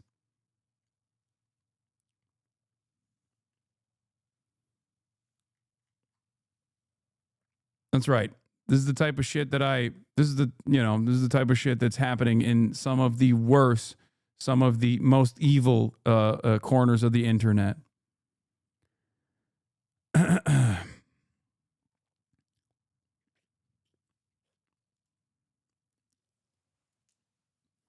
This is highly evocative of Natalie Rupnov, the Nazi femcel Wisconsin shooter linked to Order of Nine Angles, who, if I recall correctly, communicated on X and elsewhere with an account from Russia or Eastern Europe, and who was also mutuals with the Antioch, Tennessee, Black Hebrew Israelite Groyper shooter. Both of them referenced Avinin, like Westman here. I hope Twitch doesn't auto-ban me for this, but it's doing a hero to them. Yeah, that's what they consider it. A lot of these kids are super fucked up, super lonely. This is not to like, offer them any sort of protected cover. They're fucking scumbags, right? I mean, they're demonic entities pretty much. But if you want to understand how people find themselves in this side of the internet, they're deeply lonely. They're desperate for a sense of community. They're angry. They're resentful. They feel as though society has fucked them over. There's often like some serious issues that they have, both in terms of mental health, but also beyond that, there's like there's an anger and resentment that they have towards specific subgroups in society. For many, it's like migrants, trans people, things of that nature, and they go down this like right-wing pipeline. You can start off by watching Ben Shapiro videos, right? But then you inevitably find yourself seeking out more and more insane political shit, like more and more insane esoteric political shit, and your circle gets increasingly smaller in the process. And you, at the tail end of this, you arrive at the pedophilic Nazi satanic esoteric cult, such as the Order of Nine Angles. This is like the literal end of the spectrum. I don't know anything that's more depraved than that. Like, it's so depraved that like the Klan is actually not as depraved as these guys are. Okay, this is the extreme edge of the far right Nazi spectrum. This is so extreme that these guys are like, they're beyond the Groypers, even though the Groypers are very close to these people and are actively fulfilling the ranks of the Order of Nine Angles and whatnot. But isn't he a leftist? No, fuck no. What are you talking about? He's talking about like gas the Jews and wrote the N-word and only fucking highlights white supremacist neo-Nazi mass shooters. What would ever cause you to think that this person is even remotely leftist?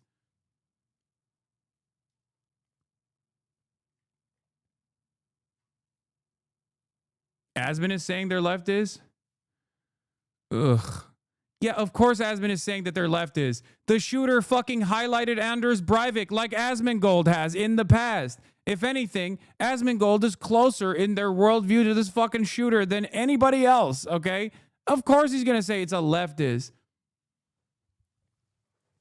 Also, he's not very intelligent, so that's probably part of the reason why he immediately took whatever Fox News narrative he saw and went, yeah, based.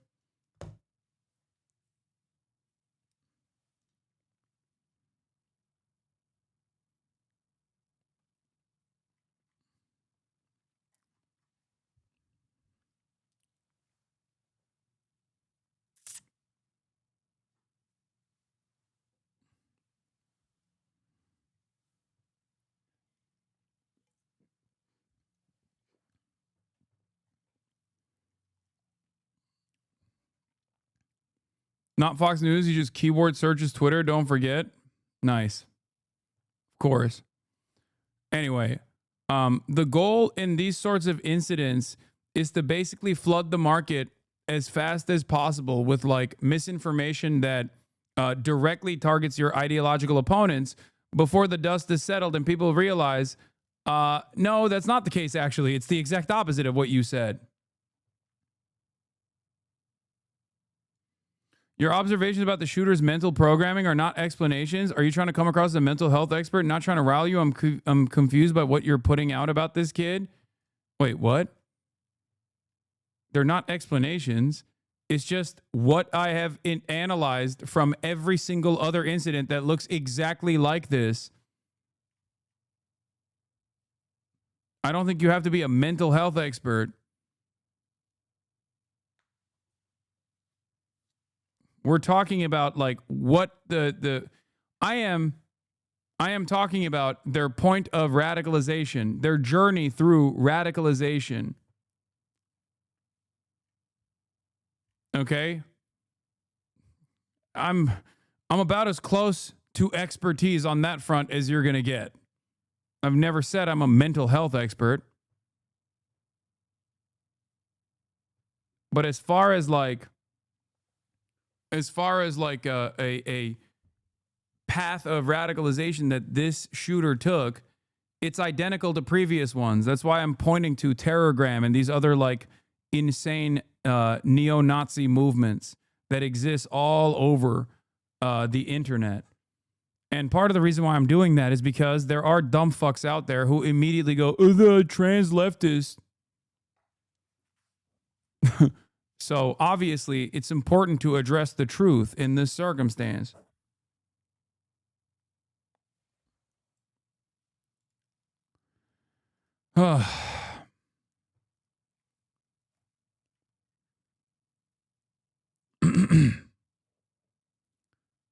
Anyway, we're going to do a little bit more coverage on We're going to do a little bit more coverage on Gaza. Yeah, also, by the way, the dude literally fucking hyped up Brandon Herrera. What are we talking about?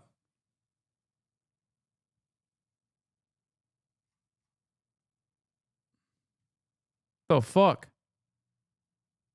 Hasman is a leftist? Is true. He really is. Sorry to break it to you. Asman is so scared of being called gay, he's left his brain behind the scenes. Just a dumb oneer. It made sense in my head, though. Nice. Okay. There needs to be justice after Israel's double strike on a hospital that killed at least 20 people. I think some of us are sincerely trying to understand how trans people get radicalized by this stuff, but other chatters are flaming us for asking. What do you mean? I mean, you can... Being trans doesn't automatically mean you're not going to be a fucking Nazi. You can definitely be. There are plenty of trans Nazis as well.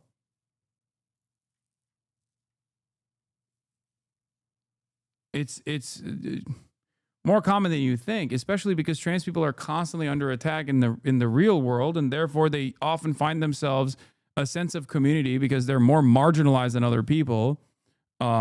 And have a litany of health complications born out of like being constantly stigmatized and constantly made out to be a fucking pariah and the primary enemy of all things American.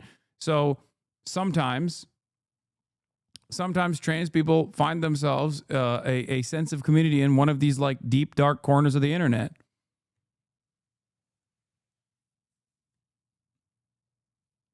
People in Gaza, including well-known journalists working for international media organizations.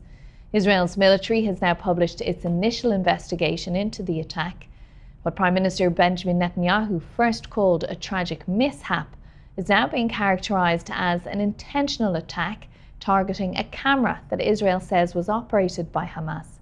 The Israeli military has not explained why it launched then a second attack minutes after the first.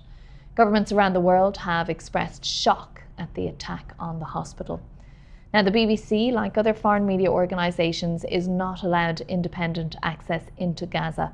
So our correspondent Lucy Williamson reports now from Jerusalem. Hatem Omar ran towards the first strike on Nasser Hospital as a journalist. He left the second as a casualty. The shrapnel wounds to his head, back and shoulder, a reminder of how close he came to joining the dead. Caught on his phone, the blast that struck as he rushed up the hospital's eastern staircase to the body of his Reuters colleague. The first explosion happened and we immediately rushed to film the scene. But as we climbed the stairs, we were suddenly hit by another explosion. It was extremely violent and powerful, deafening and blinding like the Day of Judgment. This pain, beyond a hospital's power to soothe. And there's little healing in Israel's explanation of a tragic mishap. At the hospital today, the staircase normally used by camera crews hung splintered and empty. The question of what the fuck do you mean a tragic mishap? I can't believe they're still taking the fucking Israeli framing on this. Like, what mishap? It's a deliberate targeting of journalists and healthcare workers. What the fuck?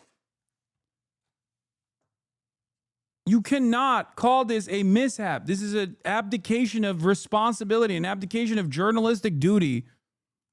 They double tapped a fucking hospital, man. And they specifically targeted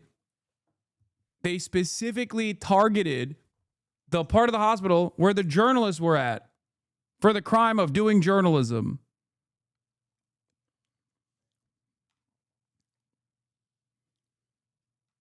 You can't keep calling things a mishap. Words mean something.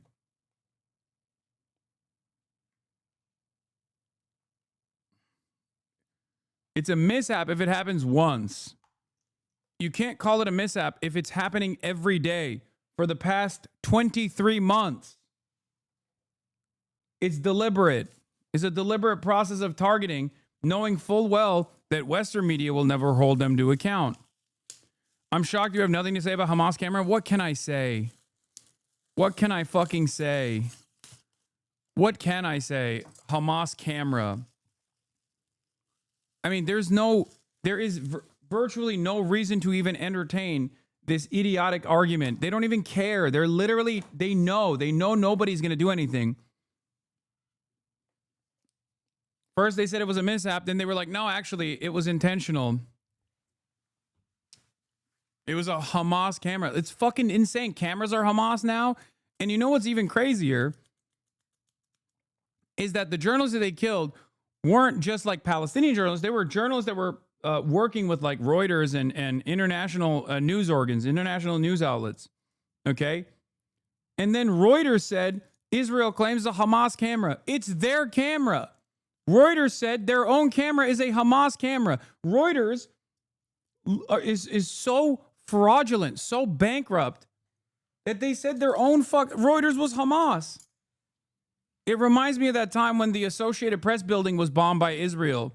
Not in October. No, this is way before October 7, of course. Shocking. Interesting that, Israel was doing bloody murder far before October 7. I thought history started on October 7. Anyway, in 2021, when Israel bombed the Associated Press building, they said the same shit. They said it was Hamas. Nothing came of that. Why it was targeted by Israeli forces, hanging on a military investigation.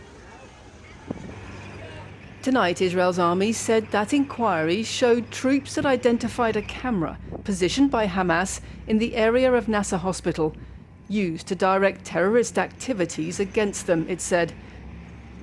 It also described 6 of those killed as terrorists, without providing evidence. It did not explain how Israeli forces distinguished between television crews filming troops in Gaza and enemy surveillance. Of course, journalism is a noble profession, but many journalists who have reported from Gaza, so-called journalists, are simply terrorists with a press vest on. Of course, we take the right of journalists to do their work extremely seriously. This is the most open country when it comes to a free press in hundreds of miles in any direction. No.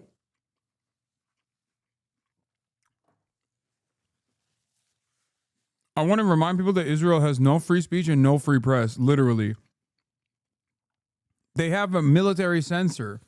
Many Israeli reporters have, in protest, revealed their articles that the government is actually censored with the black bars on it and shit. It's a complete fucking lie. So even on the best of times, Israel has never had free press. It's also pathetic for him to fucking claim this when they openly shuttered the operations of Al Jazeera, not only just in Israel, but even in the fucking occupied West Bank that they supposedly have no power over.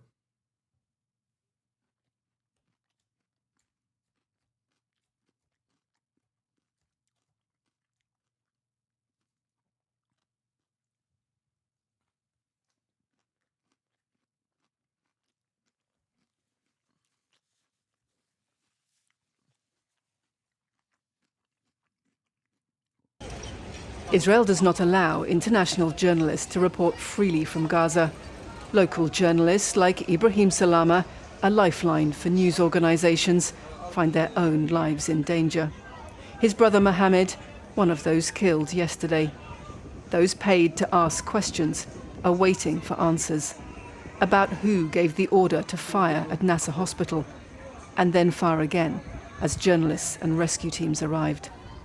Lucy Williamson, BBC News, Jerusalem.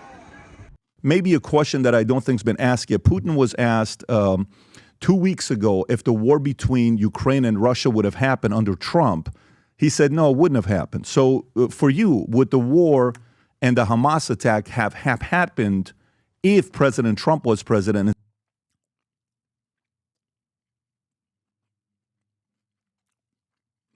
This report said that they accidentally killed journalists, while the media followed it with a clip of an Israeli official saying, we killed the journalists on purpose because all the journalists in Gaza are terrorists. Yes. Bro, they can't even get their fucking idiotic narrative together. It doesn't even have to matter. What matters is there's no accountability. That's it. There's no accountability for Israel whatsoever. And therefore, there's no need for them to actually tell you exactly why they shot and killed a group of Palestinian reporters. They can just get away with it by saying they're Hamas. It's a Hamas camera.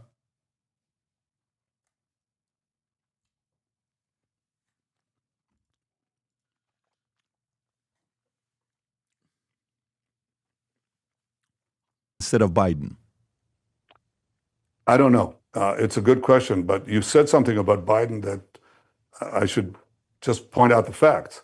In fact, President Biden supported us in the beginning of the war after this horrific massacre, and he came here, and I very much appreciate it. But as the war progressed and the vilifications of Israel, the distortions on the media began to pile on, he began to take a different course. And when we were just 2/3 of the way, 3/4 of the way in Gaza, I said we have to go into that last position that they had, where they had organized battalions. It's in a city called Rafah, in the southern part of the Gaza Strip. This is one of the craziest parts about Biden's unconditional loyalty to Israel.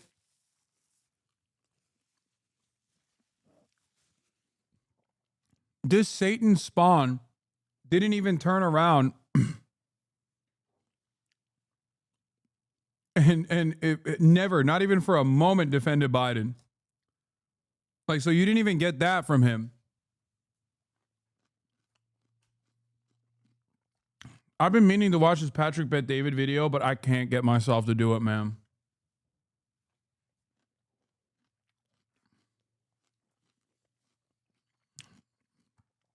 I can't. And he said, don't go there. It's fucking ridiculous. It doesn't have any motion whatsoever. Nobody fucking cares. I'm just going to move on to bigger and better things. Crackerbarrel is now telling millions of customers. We'll do the Adam Friedland one after this, okay? Don't worry. I can't do it. I can't do it to myself. I can't do it to you guys. Let's talk about Crackerbarrel. Why are you scared of the truth? No, I'm scared of what I'm going to say.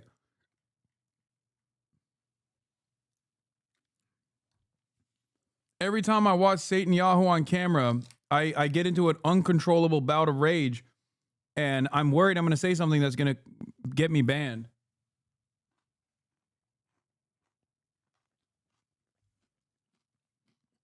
It's also unproductive because he is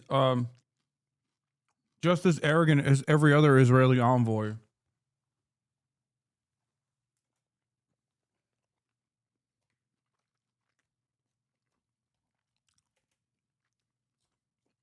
Anyway.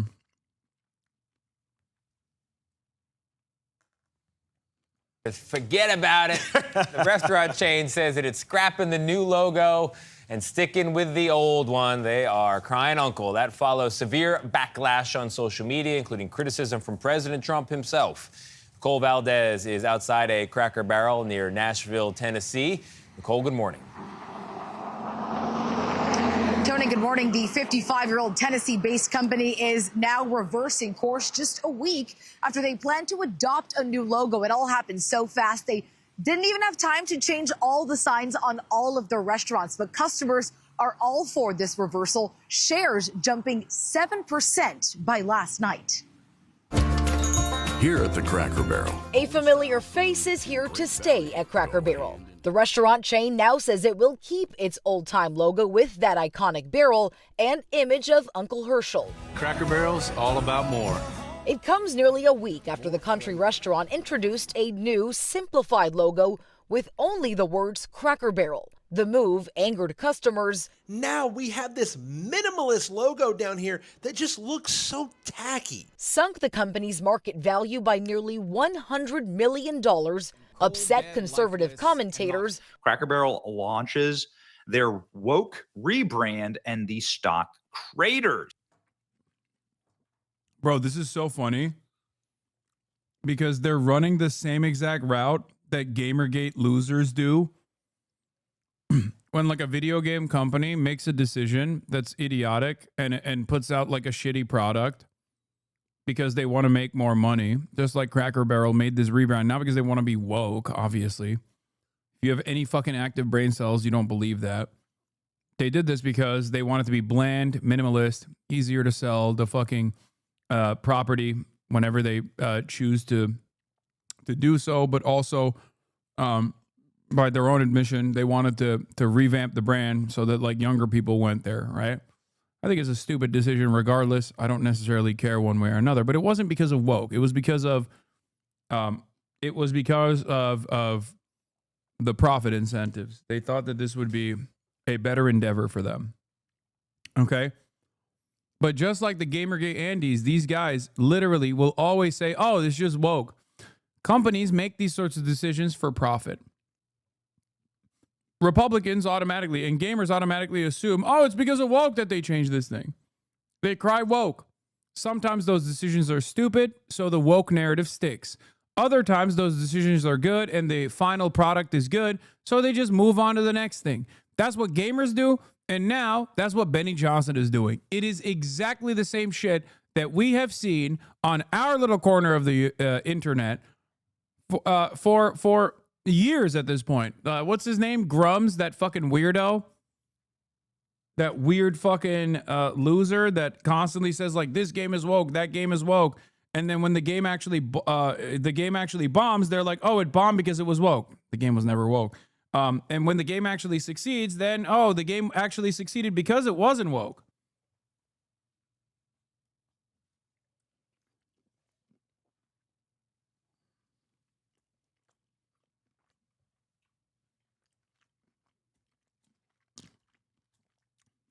The reasons why they do this is because people are so fucking stupid that they're tuned into this frequency.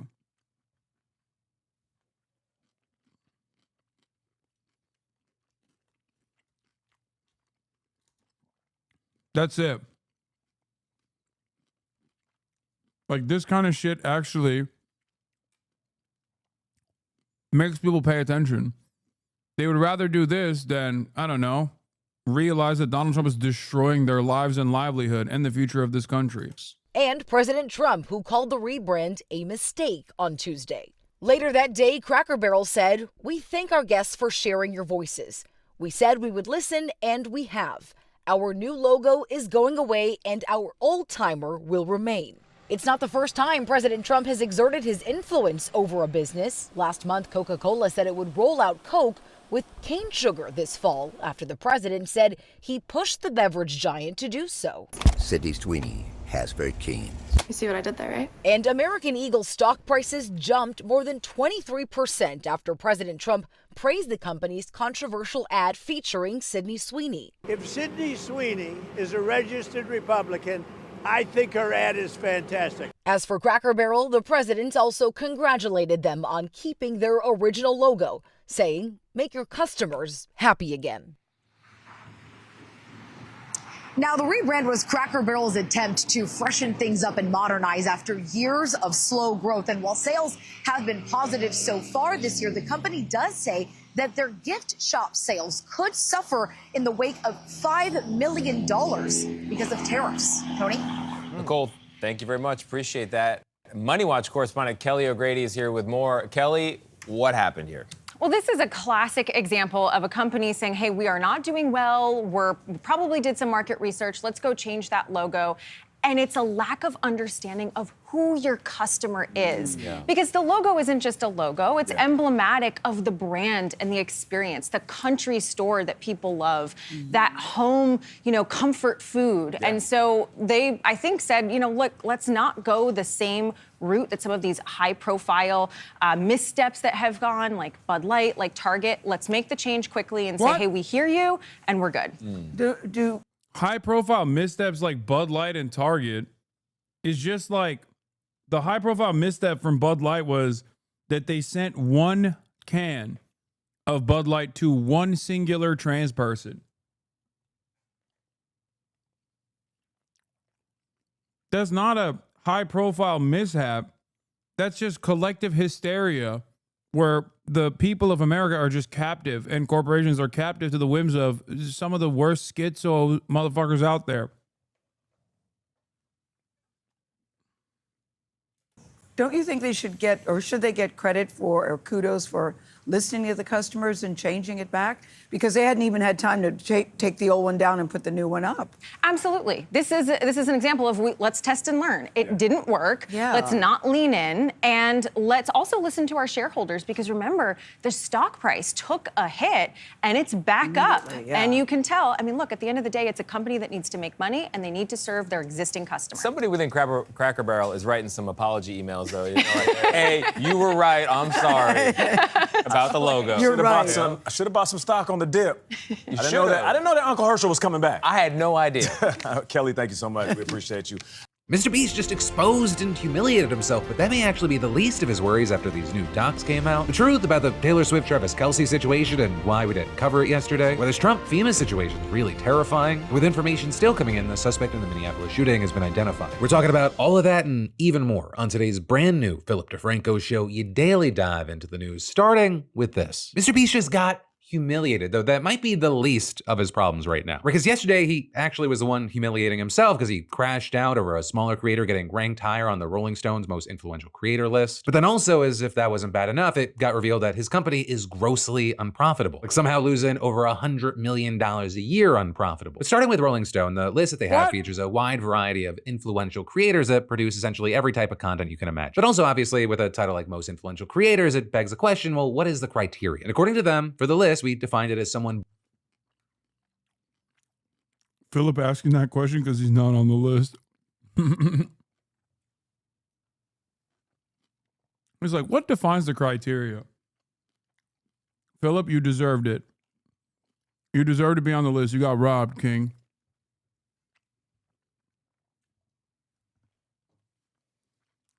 Let me tell you. You big, beautiful bastard. You skinny king.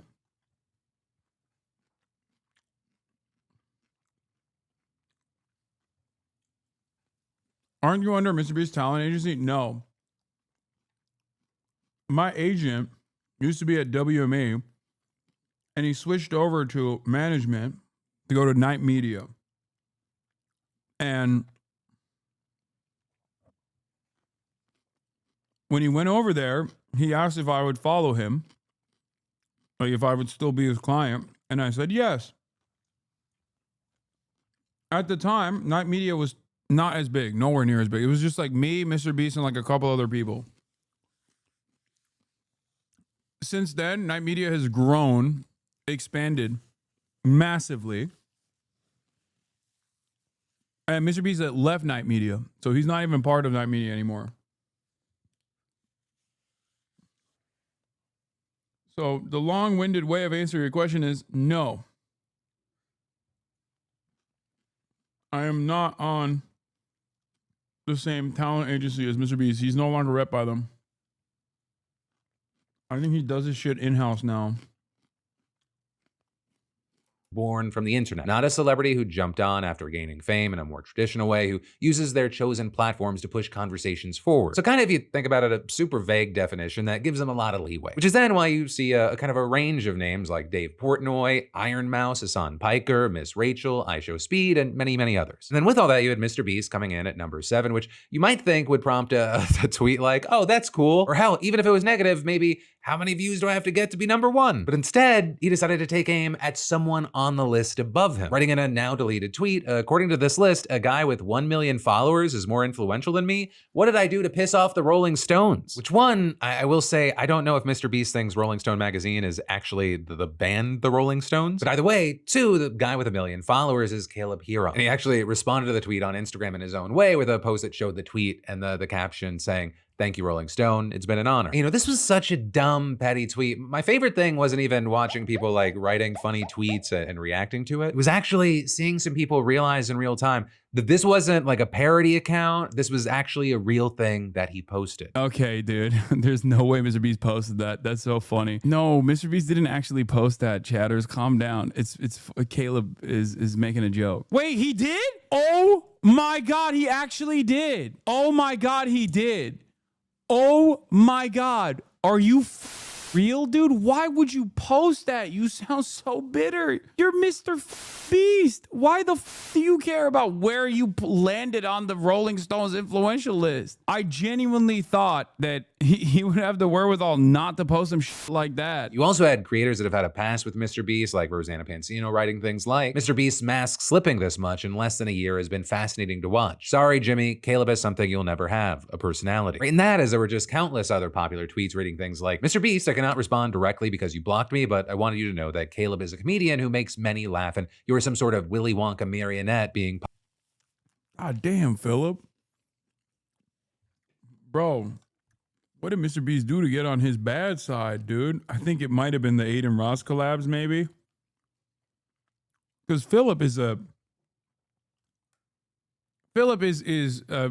some of the best liberalism has to offer, okay?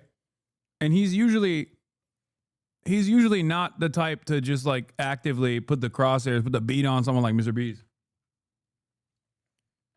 So I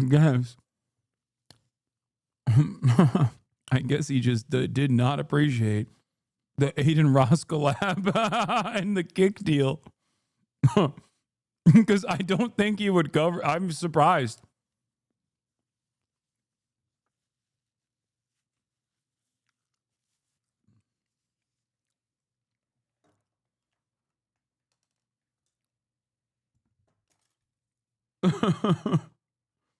Like, it's lighter stuff, but Phil, it's lighter stuff, but I think like Phil normally doesn't he just like kind of shies away from like drama shit, you know what I mean? Like drama adjacent shit.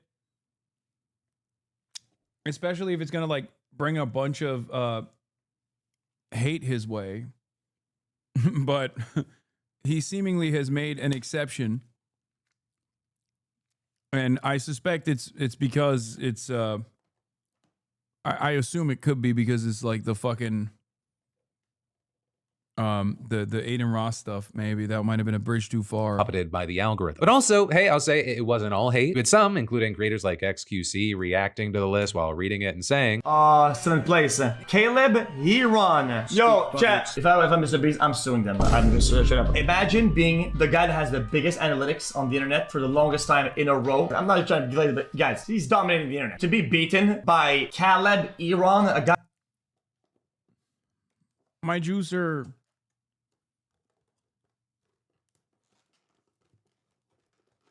I mean, dude, obviously if that was the only metric, then Mr. Beast would win every year. Like, what? That's insane. That would be the most boring list of all time. Every year it's just like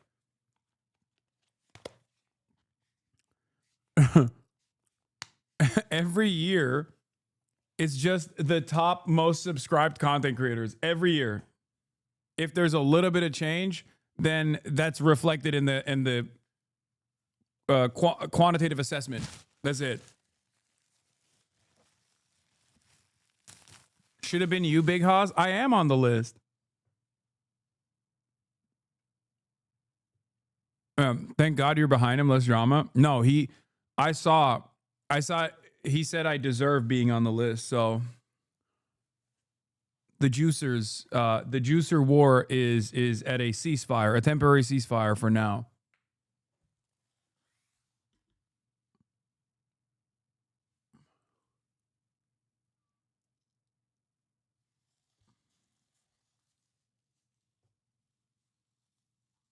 He loves you, bro. No bots. Yeah, I know. This past week has been interesting because for once, XQC is actively defending my honor as a non-botter, and even went so far as to say I deserve being on the most influential list.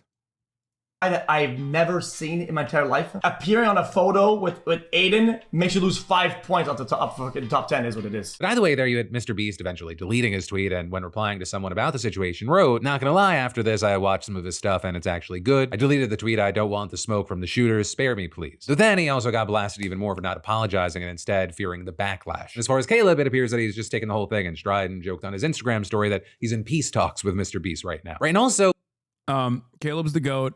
I already have been in talks with him. Unfortunately, he's too fucking busy and too goddamn Hollywood. And he's too busy to be on the podcast. It's all right. It's all good. I'm going to be extra homophobic in honor of the cold shoulder that the Fear and podcast received. So shouts out to Austin. Okay. Clout. Yep, that's true. He's like, I just took down Mr. Beast, bitch. Who the fuck do you think you are? No, I'm kidding. He was like, no, he didn't big time me. I'm joking. Oh my God, I forget that some people take this shit seriously. No. He's currently in LA, but he has a bunch of stuff that he has to do, so he can't come on the podcast. I asked him like a day before, you know.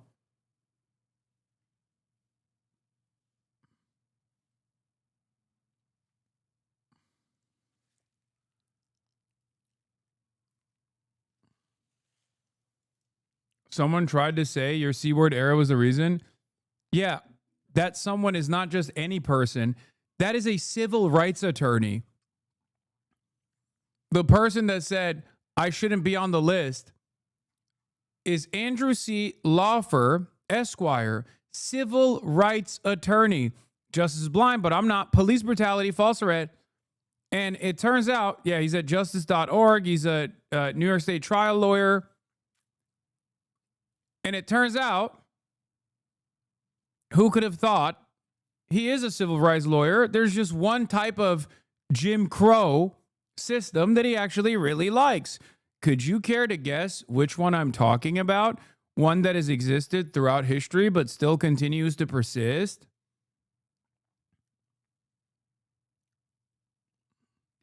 Could you tell? Do you know which one it is? That's right. It's Israel. Because the thing that he's posting here is the racist language that he's talking about is me saying cracker. Why would an American civil rights lawyer ever give a fuck about like a content creator getting banned for saying cracker? If anything, he'd be like, yeah, he should not have been banned. But it turns out there's another reason why he's mad. For his part, Jimmy has been trying to move on, and instead he's been talking about how excited he is for Beast Game Season 2, which just finished filming with its $5 million prize. Which actually brings us to the second, and I think far more interesting story with Mr. Beast, and that is, it's being reported that he's running out of money. And that's not just speculation. Instead, it's coming from a leaked investor deck from earlier this year that was reviewed by Business Insider, with the deck reportedly revealing that in 2024, Beast Industries earned $224 million from YouTube and other media, which, you know, is a ton of money. But apparently, bro, how is that even remotely possible? I do not understand how he was able to burn through $344 million. What the fuck is going on? I guess this is like normal, right? This is he's just doing like Silicon Valley tech company shit. Is that it? This explains the cake deal? Yeah, that kind of makes sense. But I just cannot comprehend how you would do that. Carl Jacobs is very expensive, man. I don't no, you guys, don't be stupid, okay? You're stupid if you think that it's one reason. The amount of money that we're talking about is unimaginably large, both the revenue generated and the costs associated with running this business, okay? This is a YouTuber. What are we talking about? He's admitted to having a gambling problem on a podcast. I don't think you can gambling problem your way into $100 million. That is, like, I don't think people understand how much money we're talking about, okay?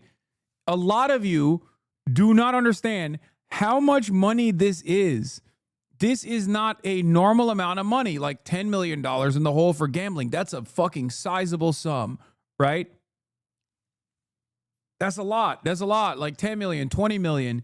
When you get to the $100 million category, it's just, it's indescribable with like one singular point of addiction, unless he's just literally putting the business on red or something, okay? Because this is hard revenue. We're not talking about like crypto casinos, like XQC has gambled $1 trillion worth, you know, because it's like all crypto shit. This is totally different. I'm in GDP of Zambia debt.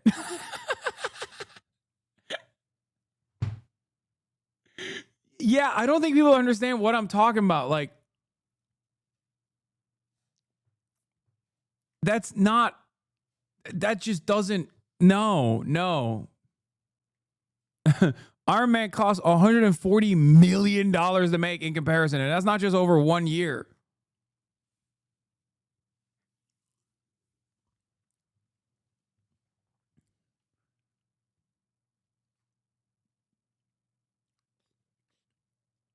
I bet Feasible is insanely profitable and ad costs are being offloaded to Beast Industries. Yeah, I don't know. But even then, $100 million over is crazy. $110 million over is crazy. You know? Like, yeah, you need to be in the red if you want like some kind of tax avoidance, let's say. Hollywood accounting, but like 120? 120? That's beyond. That was because the company spent $344 million. So you're looking at a negative difference of $120 million a year. So that's usually a non-starter for most businesses, let alone a social media brand. With Jimmy possibly realizing he's got a problem on his hands because in May of last year, he brought on Jeffrey Hausenbold to help out the corporate side. With then, in September, Hausenbold being upgraded to CEO. And Hausenbold has a... Just admit you don't know ball. Brother, there's like maximum 1,000 people on the planet that know ball at that level, okay? Like, I'm talking other billionaires don't know ball like that. They would not be billionaires if they were just like dumping $120 million every year. There's levels of this gambling shit. Dude, you're still on the gambling tip. No, I don't. I don't. That's crazy. That's crazy. That's like, bro, that's not gambling. That's when you rob a casino. Okay, Ocean's 11 style, and not even because I don't think the casino has $120 million in cash. Long successful resume as the former CEO of Shutterfly and a venture capitalist that led SoftBank's $100 billion Vision Fund. It appears he has tons of ideas for tackling the insane costs that Mr. Beast has run up with his production, some of which seem obvious. Things like, for example, Mr. Beast apparently pays retail on like everything. So let's say it's like a video that features gym equipment. Jimmy is apparently buying that for full value, which for a creator of that size doing a production that large, it's almost unheard of. The scene is any amount of branding in a Mr. Beast video just being worth a ton for companies. No, none of this makes up for 100. No, there's something else going on. I don't know what it is, but there's just something else going on. That is not enough. That's not $120 million. That does not make up for $120 million. No, that's crazy. Oh, he pays retail price. Okay.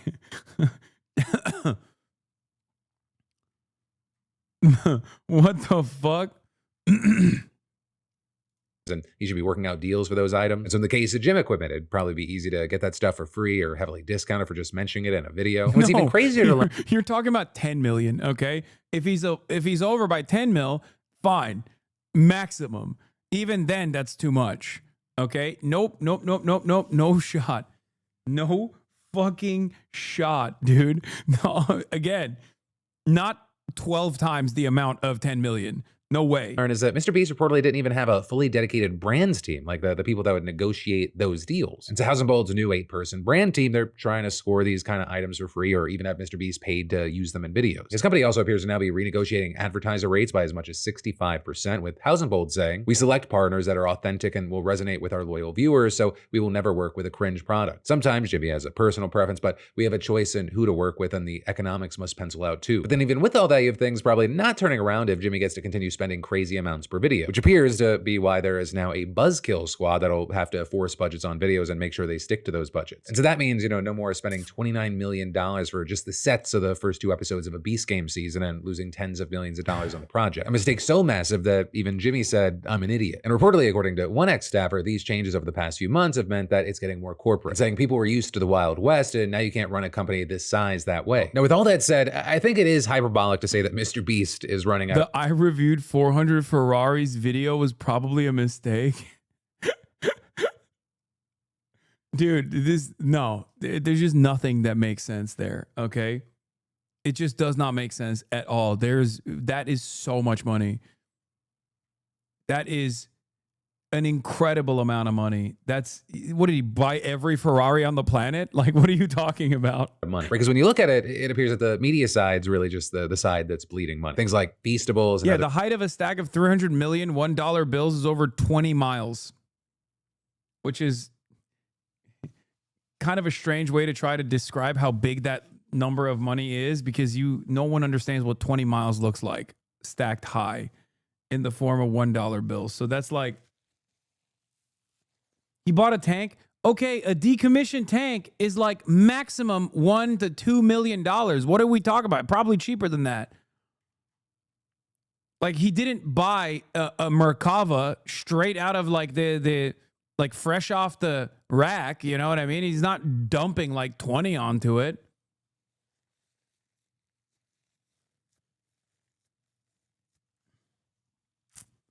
He most likely rented it. He did not buy tank retail, okay?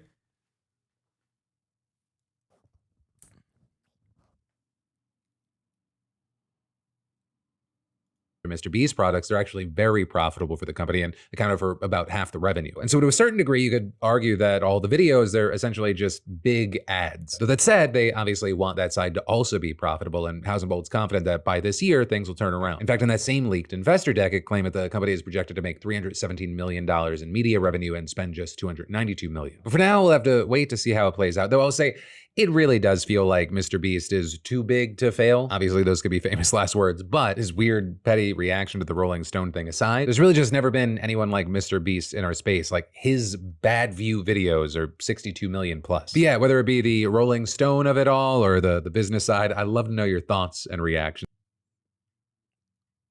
Yeah, that's crazy. Mr. Beast paying Pentagon prices, yeah. No shot, man. That's crazy. 1 million seconds is 2 weeks. 1 billion seconds is 31 years.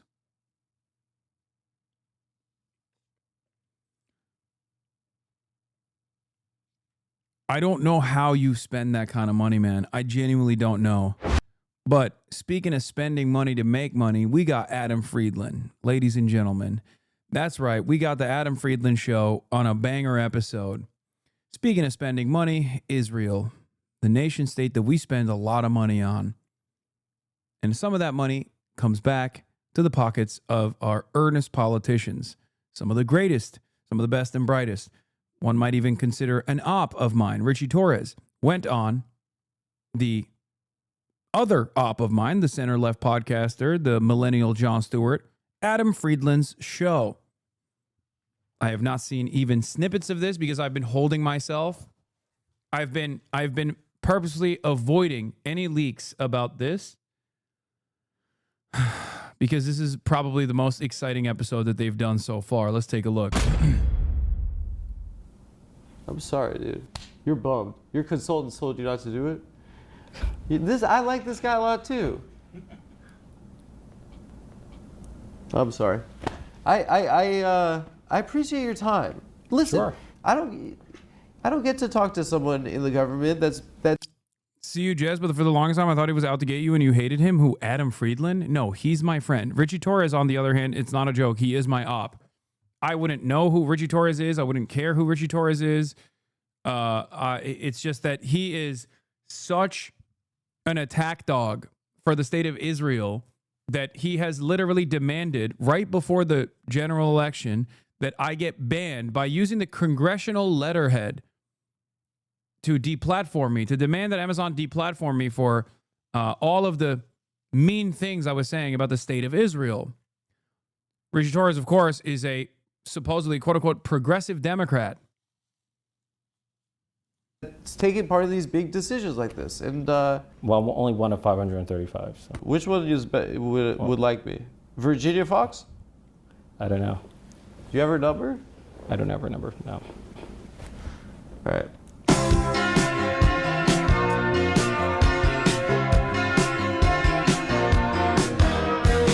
Yeah, poorest district. He is the congressional representative of the poorest district in the United States of America and only tweets about Israel. Think about that.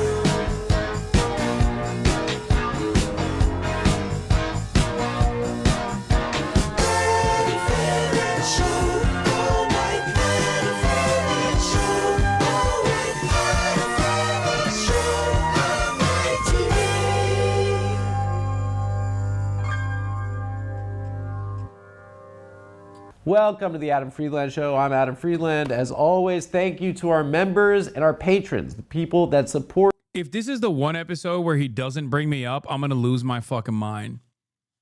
Okay? Because he brings me up every fucking episode, oftentimes next to images of the Holocaust. If this is the one time you aren't mentioned once, are you fucking kidding? Oh my God. That's crazy. You think they're going to mention you? Why wouldn't he? He fucking mentions me to all these random people. This is the one instance where he can mention me to a person that is actually knows who the fuck I am. Our show. If you'd like to support our show, there's a link in the description of this video below to become a member, which gives you early access to all of our episodes. And there's also a link if you prefer to use Patreon in the description as well. And as always, guys, there are 2 additional tiers for those of you who'd like to get your name in the credits.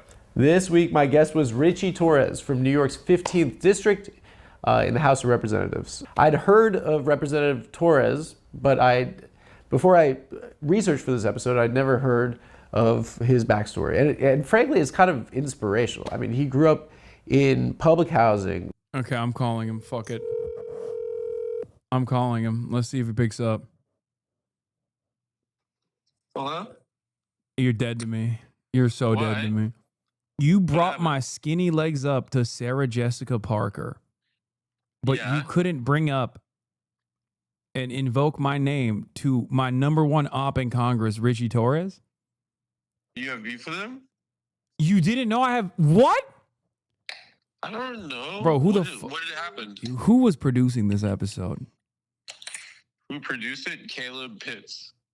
Okay, that's probably... okay, he... And then Noah helped, and then Jacob Plittman also helped. Damn, this is such a... Dude, he would have flipped. It would have been so amazing.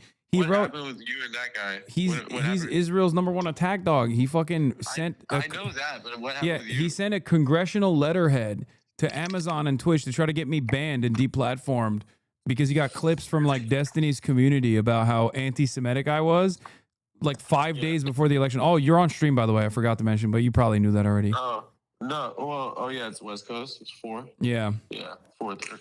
Yeah, it was pretty. Yeah. I mean, good call, people like it. chatters. Did you watch it? I'm 1 minute and 54 seconds in, and I asked my chat Let me know what you think after, dude. I asked my chat. I act like really like I get like really like it's embarrassing. Yeah. But no, I mean like I think it's good. I mean people are giving like saying like really nice things about it. Yeah, I can't wait. I mean he's a character, so it's Let me gonna know be. What you think. Let me know what you think. Okay. Enjoy all right. it, dude. All right, we'll bye. do. Bye. See, you know he wants me to immediately react to it. That's why he hung up. Normally he would take the next 25 minutes to describe something happening in his life. You know, single mother, a minimum wage. You know, he realized he was gay in elementary school. He attempted to take his own life in college, and he came back from a mental health crisis and became a member of the New York City Council and a member of the United States House of Representatives. He's the first gay black man in Congress. I mean, it's kind of like a movie. This is like I don't know what this is. It's kind of like it was unexpected. Representative Torres has been referred to as Israel's loudest advocate in the House of Representatives. And prior to this interview, I wanted to have a conversation that didn't resemble like a counterpoint, just screaming match like we see online all the time. I wanted to try and get something different. And to be honest with you, when I became emotional. and it fell off the rails, and I wasn't able as an interviewer to get it back on the rails. I mean, there were like multiple topics that we didn't cover at the end. It was frankly, it was exhausting for both of us. I think he's bi. And yeah, he felt like it was a gotcha, and I'm an activist, and you know, this is how this conversation goes nowadays. I never trust a word Adam is saying. Lamau, anti-Semitism, alive and well in this community. Ethan Klein was right. And so while I didn't get what I was initially, you know, looking. Adam's bi? No, man. No, Adam's gay. No, I'm kidding. He's not gay. Richie Torres is bisexual, I think. Before. I believe. I kind of still feel like it's important. I stand by what I said. And even if I'm like being, my voice is high. Don't like, I mean, I think it's important to say what I said in the interview. And so, I don't know what it is. I mean, at a certain point, I don't even know if it's an interview, but I hope all right, bro, get with it. Goddamn. It's going to be a different tone. And ladies and gentlemen, Congressman from New York in the U.S. House of Representatives, so worried? Richie Torres. Everyone, make some noise. I can't. Hello. What's going on? Hello. Well, I got two issues. First of all, your district is Yankee Stadium. That is one of your. That's one of your. I constituents. represent Yankee Stadium. Yeah. And I asked you how the Yanks were, and you were like, "I'm not." You didn't. So I love the Yankees, but I'm not a huge baseball fan. You just turned it and on. I'm not going to pretend to be a baseball fan. What about the zoo? I love the Bronx Zoo. Okay. Botanical Gardens. Do you consider the animals your constituents? I consider the Bronx Zoo indistinguishable from the United States Congress. Yeah. Oh, does that crush in like if you say it to another guy in Congress? It crushes nowhere because if I had any comedic talent, I probably wouldn't be in Congress. What do you mean? Yeah. You want to be a. Wait. He actually gets. Does Richie get emotional or does Adam get emotional? But when I was a kid, I was a fan not of baseball but professional wrestling. Really? Yeah, I was a huge we're the same age. fan of Attitude The Rock. Era. The Attitude Era. Oh So I started God. watching in 1998. We had it so Stone Cold good Steve at the Austin, time. The Rock. I thought that was the golden age. Mankind. Mankind. So was I. Yeah. Yeah. That we were And I watching did Raw. a huge Rock impersonation when I was a kid. Like I was, I used to. I like knew of you as a congressman, but I didn't know your backstory. And I mean, goddamn, wow. I mean, it's an incredibly inspirational story that you have. And unlike George Santos, I have a true story. That's your op. That's I the have enemy. no OnlyFans account, but I do have an actual. Did he have an biography. OnlyFans? Oh yeah. In Congress. I'm not sure if he had it, but certainly it was generating income. He for him would have been after. the first. I mean, who knows? I mean, I'm not He would have closely. been the first I'm not member of closely Congress. following the OnlyFans accounts of every it member of sounds like Congress. you can't stand this guy. No, just No. you know, just I want to. Do you miss him? He was pretty funny. You know, he was endless source of comedic enjoyment. Yeah. His tweet right before jail was amazing. Yeah. He's like, the curtain closes, like she walks off stage. He was a real ham, George. Yeah. Yeah. But he was a complete fraud, right? Total fraud. Yeah. Yeah. Because he bought like Birkin bags with campaign funds. And also he fabricated every aspect of his biography. It was not like he told one lie here or there. It was like the whole story was a complete fabrication. I feel like in this day and age, that's kind of like that's in play. I feel like you could do it. No, it's I've never. I feel like seen- it's such a chaotic time. Like, yeah, like I went to Harvard Law School, and I used to be the coolest guy in my school, and I'm also Brazilian and Jewish. And what did he say? No, he said that he had his parents were Holocaust survivors. And I he like was that. Ukrainian That's because of good. the war in Ukraine. He was also Ukrainian. And he had he And had his name was friends who Santos. died in the mass shooting in Orlando. He's amazing. He like incorporated Mother every in current event 9/11. into his life story. Pathological liars are great, but he took it all the way to to the show. Although he inspired me to introduce a bill that Yes. has, I think it's the greatest acronym in the history of What is it congressional called? legislation, the Santos Act. And what was it? Stop another non-truthful office seeker. Santos. Am I sensing that there's the like Santos Act. that the two of you guys as like young New York gay like Latino congressman, he's naturally like your foil. He's your Darth Vader.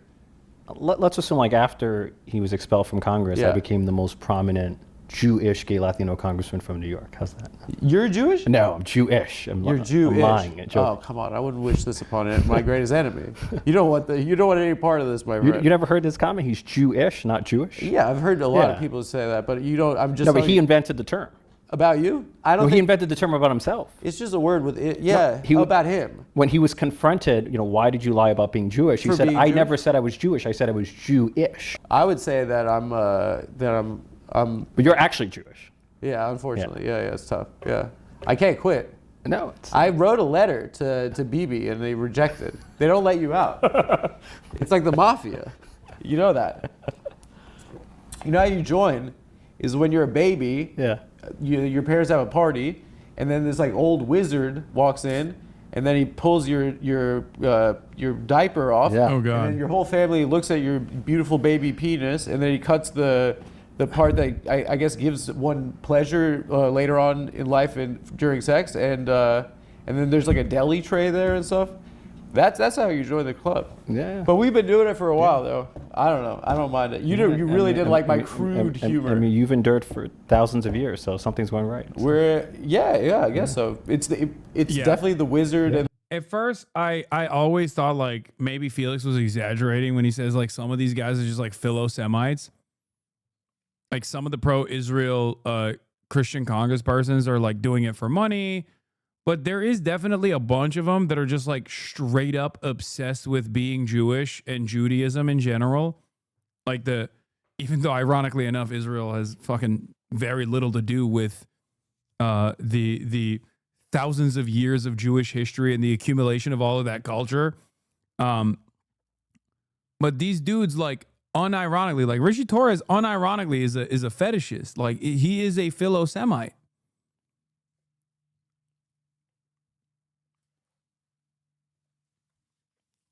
Love doing Felix called like Hebraphiles. It's crazy. They're competing for head Philo-Semite with you. I'm not a Philo-Semite. I just, I have a lot of people that I look up to that happen to be Jewish comedians.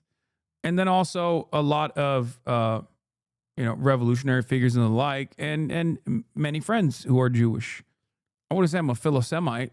I cringe when he was talking about the penis in the tray. the baby's penis part. Yeah, well, I know. I'm being crude with a member of the legislative These are important branch. decisions that parents have to make. You know what's rude is that we're in an era where like talking to someone in the legislative branch is it's a privilege because it's so fucking crazy. The privilege is mine. You're the one with the massive following and audience. You were in the New Yorker. You know I know that because you told me. I know. Not because I read the profile, but you told me you were in the New Yorker. So Why congratulations on the profile. You know you would be considered young in the United States Congress. Yeah, I mean I've only been able to be president. My dating profile says I'm congressionally young. Congressionally young. And congressionally attractive, just in case you're disappointed. That gets some action. Is it a plus? It's not clear. It's not clear. It has to be. I mean, I work 7 days a week, so that has a crowding out effect. But yeah, and you're with the worst people on earth. Well, what are you doing to yourself? It must be tough. Yeah, one of my colleagues said to me that Congress is the best university in the world. Really? And because you just have access to some of the brightest minds, you can learn a tremendous amount. They're the smartest guys? Some of the, yeah. Yeah. We certainly have access to It's like the Sorbonne or something. Yeah. In Congress. How boring is it, like, to be in the government sometimes? What's the most boring part of it? I mean, I love it. Dude, Richie Torres is such a soulless husk. Like, the first 10 minutes are supposed to be before it fucking falls apart. It's supposed to be the most, like, personable you're supposed to be. And I don't know, I'm biased. That I'm going to admit that, okay? I fucking despise him. So maybe that's the reason why I'm not reading what he's trying to put out. But it just feels like he is a robotic individual.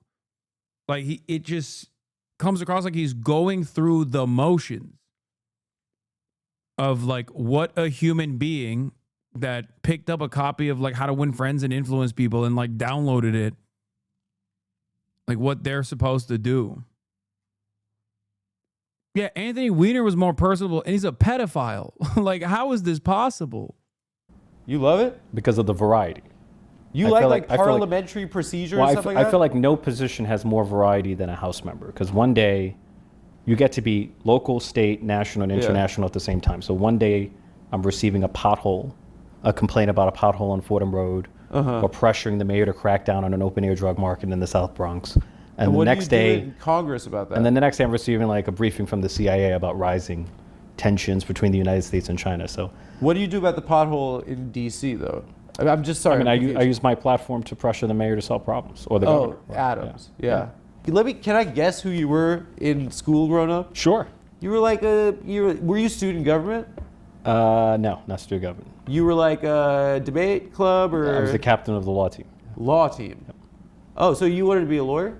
Yeah, I had dreams of becoming either a lawyer or a teacher. So you did mock trial, right? I did moot court and mock trial, but I was like a master moot court. And what did you like? You liked like the Atticus Finch style, like closing argument. So that was mock trial. Yeah. Moot court is modeled after the Supreme Court or an appellate court. So you deliver an argument before a panel of judges who interrupt you with questions. Worse speeches. The one that's less no, because it teaches you to think on your feet. It's less theatrical. But that was your prep for the game. Yeah. You went to the show. It was the first time when I discovered I had a talent for public speaking, or I thought I had a talent for talking. Early on, you grew up in a single mother home. You have a twin brother? Twin brother. Identical? Yeah, he's biologically older. I'm temperamentally older. Identical or no? Fraternal. We're fake twins. That's all right.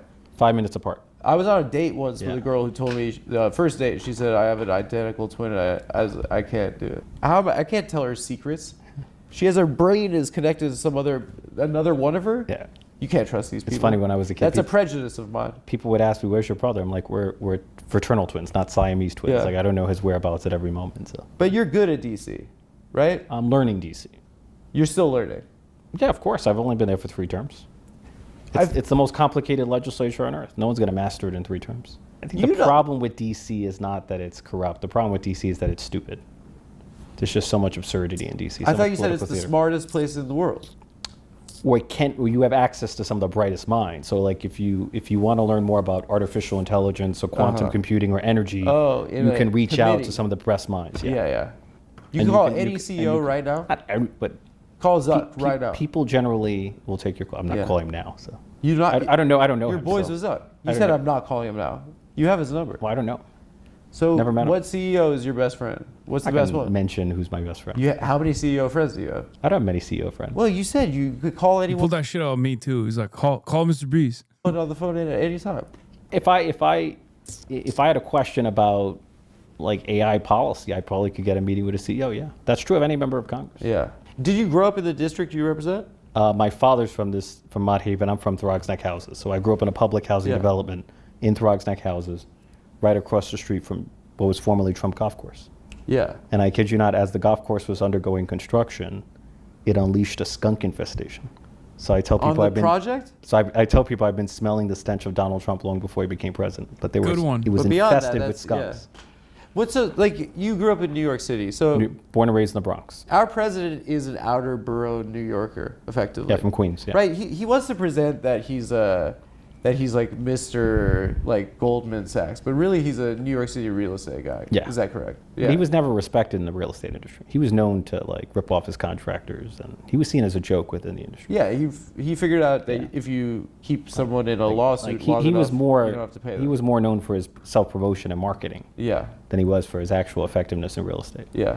Have you ever? What have your interactions been with the president? No interactions. You've never met him. I have no desire to meet him. Let's practice it right now. I feel like he's the worst person on earth. You don't want to meet him once? You're in the government though. You got to meet the president. He's the devil. He's the devil? Yeah. You got to have a good burn for the president. Let's practice. I'm Trump. What's up? I'm Trump. Nice to meet you. Yeah. That's you just bombed. You can't what should I sit there do? like that with some weird smile. I'm gonna shake Donald Trump's hand. Yeah, you have to say like you're doing like the Holocaust right now in this country, like you have to say like you're ruining this country right now. Like seriously, why don't you say something like that? You're an asshole. You've sent the Marines into. Okay, we'll practice. Okay. Okay, go ahead. Okay. Let's get it. Come on, dude. Mr. President. Yeah. How are you? He's so soulless, bro. It's crazy. I'm looking for, hopefully you can release those files. The Epstein? That's your, no, come on, dude. First of all, you guys already lost on Epstein. You think we lost on Epstein? You guys lost on Epstein. He's obviously in the files. Well, half of the files is your guys too, right? Yeah, so but he's you got, but half the files is your guys too. So that's why you guys didn't do this. My view is release the files and let the dice fall where they may. You guys lost on Epstein. Why did we lose? His crappy excuse, like everyone, his whole base doesn't really care. Yeah, they moved on. What we found is that they actually don't care. MAGA didn't really care. Yeah. You guys really are having a rough one right now. I think. What's your advice for us? I don't know. I mean, you're one of the guys, so I'll tell you. Yeah, he did say the files weren't real initially, and then quickly turned around and said, "No, never mind. They are real." There was a weird moment there where he was like running defense for Israel. What I'm seeing, right? Please tell me. I really wanted to give you your whole story about where. You want me to tell my story? No, because I want to talk about this. But, okay. You clearly don't want to hear my stories. I've been trying to toss it to your story, which is fucking. That's a Hallmark movie. We'd open this up like this guy's. You're the first black gay guy to be in the government. Gay man to be in the government. Gay guy is. You can't say that to a first. You're the Latino and black gay member of Congress. First Latino, in the black United and States, gay. It doesn't roll off the tongue, that one. Yeah. Too many identities. Yeah. First black president. Obama crushed it with that one. Yeah. First Latino and black and gay. Once you have a first black president, everything else becomes less impressive. How many LGBT members of Congress are there? There are quite a few, like more than 10. More than 10? Yeah. And there's 100 Senate. How many House? 435. 435. So 535 in total. Are there no Republicans, right? Who are openly LGBTQ? Oh, you're saying none of them. You're spilling the tea right now? Well, my running joke is the LGBTQ caucus is the only caucus that can expand without winning an election. We just have to take members out of the closet. Would you do that? You were in the closet in your life, right? Like, what are the ethics there? It's really interesting because, like, would I out members? No, I'm not gonna. If you see a closet gay Republican, like advocating for something that is, would I out him? Well, it's advocating for like taking away gay marriage or something. Like, what's the rule there? Because you were in the closet yourself as a young man, and it's a painful thing, I would imagine. Yeah, no, you have to go through it's a process. You found out in middle school? I realized that I was a gay in middle school. When was it? Titanic? Leo DiCaprio? No. No, I didn't realize at all when I was. It's not Leonardo DiCaprio. What? How was it? What was it? I forget exactly how I realized, but you forgot. No, you don't forget. You gotta have a better story. You're a politician. Titanic, Leonardo DiCaprio. I'm not often asked about my coming out story in the Bronx, so why not? It's an interesting story, right? And like you're Puerto Rican. You were afraid of experiencing homophobia in your community, or? Yeah, I grew up in the projects, so it's a machismo environment. And what about in your family? Was there when did you come out to them? 16. 16. Yeah. And was that when you came out? No, then I came out gradually over time, and then when I ran for office when I was 24, I decided to be out to everyone, to run as an openly LGBTQ candidate. But that was back in 2013. When you were at school and stuff, you didn't tell people that you were gay? Or? Yeah, I was telling more and more people over time. I thought you were at an assembly or something. Yes, I was at a debate competition where I said I was a gay American. So that's counts as coming out? Isn't that like a Jim McGreevey moment, though? Remember he said I was as a gay American? Yeah. He gave this speech. That's such a dated You're reference. a kid coming out of the closet. Don't diminish that experience. Yeah, it was back in... No, that's your story. Why would you say that was just a debate competition? It has to be scary. No, I agree. It was terrifying. Yeah. What led you to do it at debate? Yeah. I don't know. It just felt, it's interesting. Did you see something that you were like... Yeah, so I was browsing through MySpace. Yeah. And I ran into the profile of a teacher. Who identified as gay. And it was the first time I knew of a person in my... The Republicans were right. The gay teachers are making our children gay, but also pro-Israel. So I guess that's all right. You can be a gay Israel defender, and that's fine. Social universe, who was openly LGBTQ, and so I approached him. And your social universe? You chilled with your teachers? or people in the world I knew, I guess. You were you you hung out with adults. I did not socialize my teachers. Yeah. No, so it was the first adult or person that was openly gay. Yeah, because I grew up in a world where no one was openly gay. Yeah. And I just spontaneously came out. It was the first time I ever had acknowledged my sexuality to someone. Do you feel like sharing your story, like, and making it all the way to Congress, that has to be an inspiration to people that grew up in a place like that? Yeah. No? That must feel good, no? It does. So why are you diminishing it on the show right now? I'm not diminishing it, but I feel... You should be proud of that. I was in the New Yorker yesterday. You were... I was in the New Yorker as well, back in 2016. Oh, okay. Well, I was in it yesterday. So both of us are probably the same. Yeah, but you're at a much higher level than I am, so... No, you were... 2016, you were a Bernie delegate. Yeah. I was, 2016. Yeah.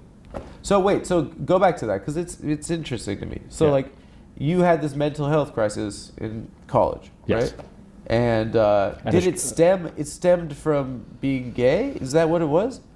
Not only from I had a sexual identity, but I had a severe struggle with depression. Yeah. Which began in high school. Yeah. But then became worse in college. And I dropped out of college. And at some point even thought of... Yes, he was a Bernie bro. Richie Torres came up as like a gay, Latino, black congressperson who was progressive. It's not even that's not a joke. Like, that's how he started off as. And then once he arrived at a seat of power, he just basically farmed out as much. Take your dog out for a walk, you cruel man. She is so fucking passed out, which should clue you in on how much she works out in the mornings. She literally has not moved even a little bit. She's been sleeping the whole time. Committing suicide, underwent hospitalization, felt as if the world around me had collapsed. But then I began taking an antidepressant, going through psychotherapy, and it just gave me a fighting chance to... Oh my God, another John Fetterman archetype. ...rebuild my life. So after... Yeah, he has Fetterman brain. This is Fetterman brain pre-stroke. Maybe the common denominator is the suicidal tendencies. I don't know. When unlimited, unbridled ambition...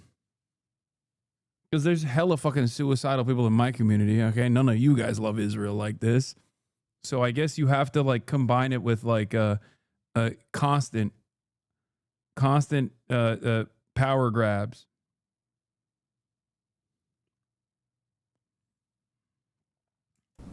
A few years of hospitalization, I rebuilt my life and became the youngest elected official in America's largest city. I ran for the council and then ultimately ran for the United States Congress, and here I am. And it was a few years that you were going through that. Yeah. And what did you do once you got out? How did you restart your life?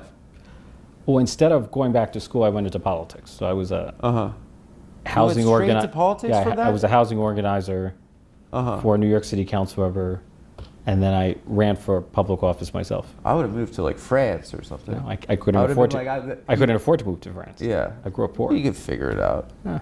You get a ticket, you get to France. I don't know, you busk. Do you know a guitar?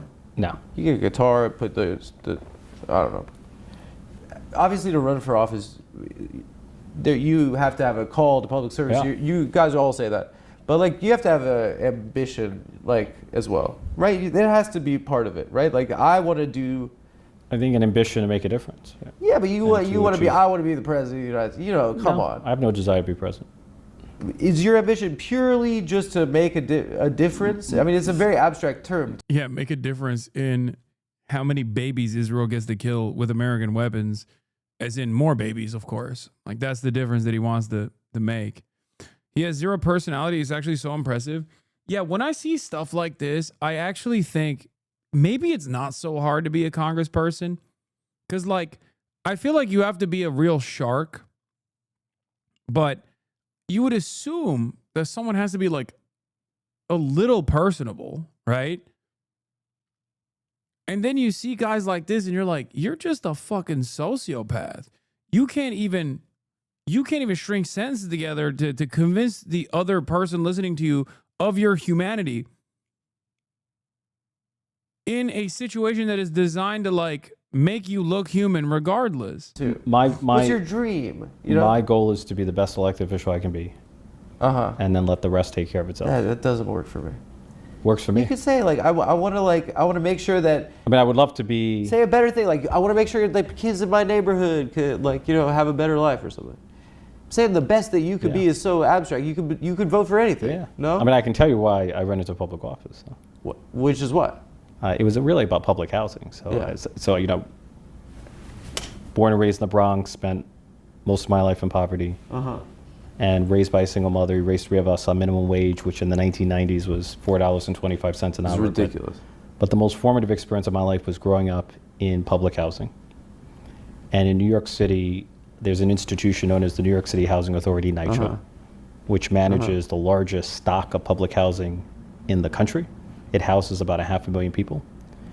And it's been so chronically underfunded by the federal government that it has a capital need of $80 billion and counting. And is that issue something that affects your constituents? Because you represent the poorest district and in I America. represent one of the largest concentrations of public housing in the country. Yeah. And so you have like asthmatics who are struggling to breathe in their homes. You lived in the face unsafe circumstances as well, right? Yeah. All right. I have good news and bad news. Bad news, I have to stop this interview before it gets to the good part. And I know that's going to frustrate a lot of people. But I also have really good news. Okay? The really good news is that, one, we will be watching this interview tomorrow. So don't watch the rest of it. Do not watch the rest of it. If you see viral tweets from this interview, look away. Okay? You say, mute this account. I don't want to see it because I want to fucking enjoy it. Because it turns into a shit show from what I understand. But the real good news. Nah, I'm watching. I'll ban you. 1 second off. The real good, great news is that I will be going back to something that I've done a lot more frequently than I have in the past. And that is... And you can see it right here. I mean, I put it in the profile, but that's not what I'm doing. I'm playing Peak. Gaming is back in a big way. Ladies and gentlemen, you already fucking know. You already know what it is. You already know what's going on. Wait, what the hell? What the heliante? Why is it on the wrong screen? That's weird.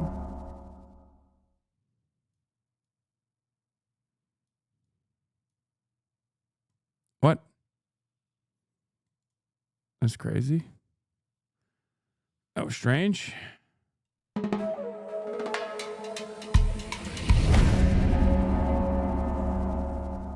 That was weird, right? I don't want to hit Alt-Enter and go full screen. Because I don't want to go full screen. Because if I go full screen, I won't be able to actually play the game.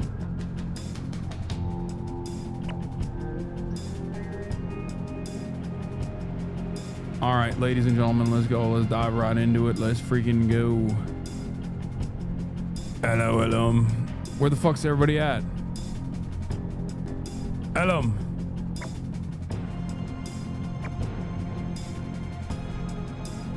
Where is everybody? Wait, Saikuno's playing Peak. Where the fuck is Timmy? Timmy Playtime. Brother man.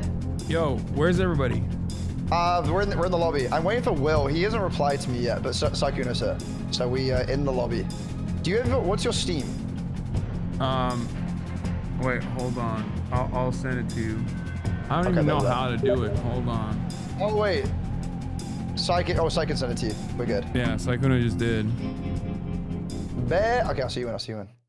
Wait, so Will might not even be on? Well, he said yes to me when I asked about it, but he hasn't replied to me now. When did you ask? Like, I just said we're in Discord now. So That was like maybe 5 minutes ago. But he is away on Discord. Hello.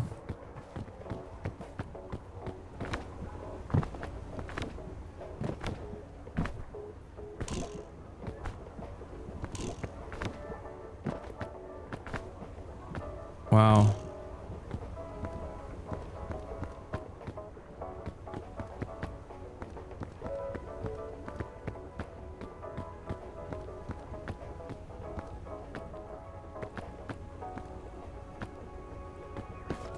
Orange drip is tougher.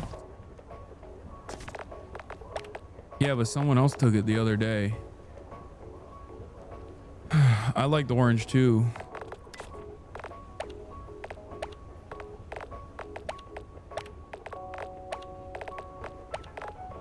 Bro, you should try another color. I like this color.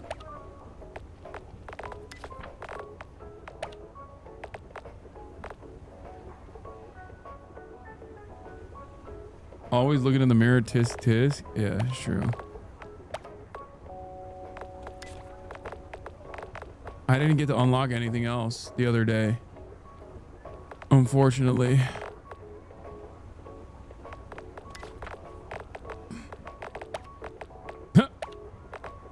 This is the tip tip tip milady hat. Oh my god, I have a band now. But it doesn't have no... How do I put stuff on it? Yes, you did. You got that blue dress. Where? There's no blue dress here. This, you mean?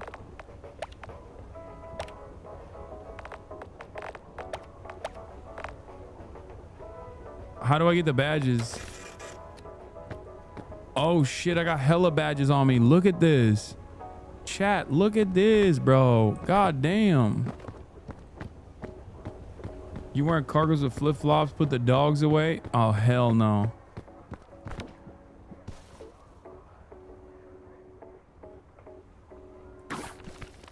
Bro's unmuted? Yeah, I am. You got a problem with that? Oh.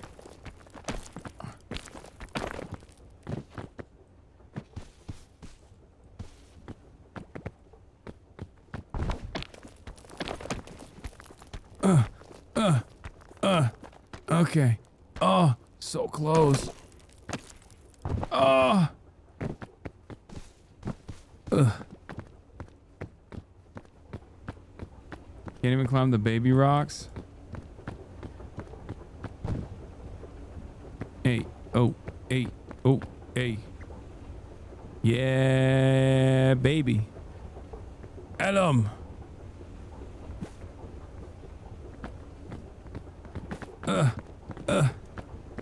Trying to hold you.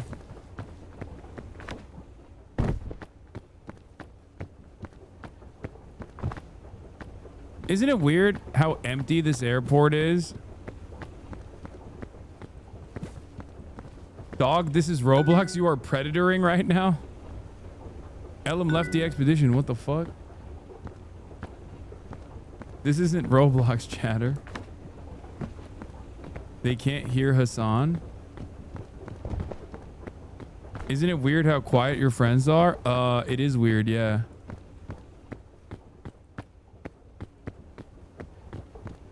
Their planes crash every day.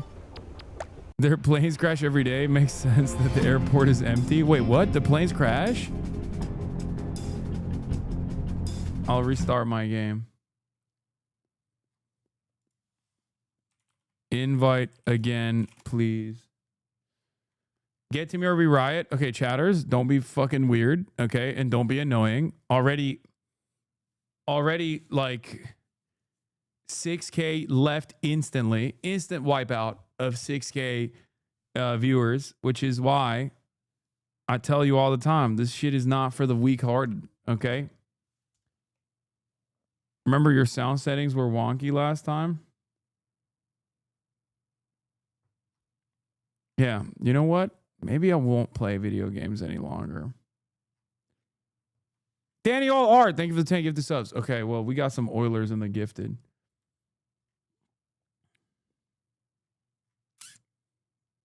You fucking falling off, man. It's true. It's true. It's so goddamn true. Ban the 6K to the left? I can't.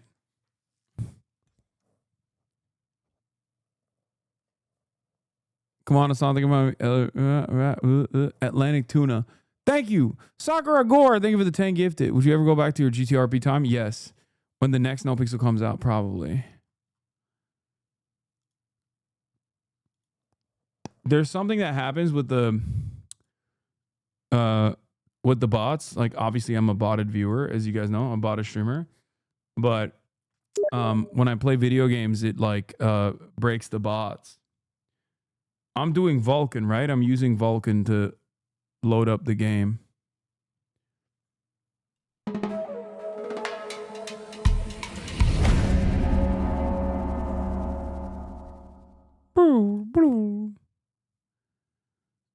Flashbang.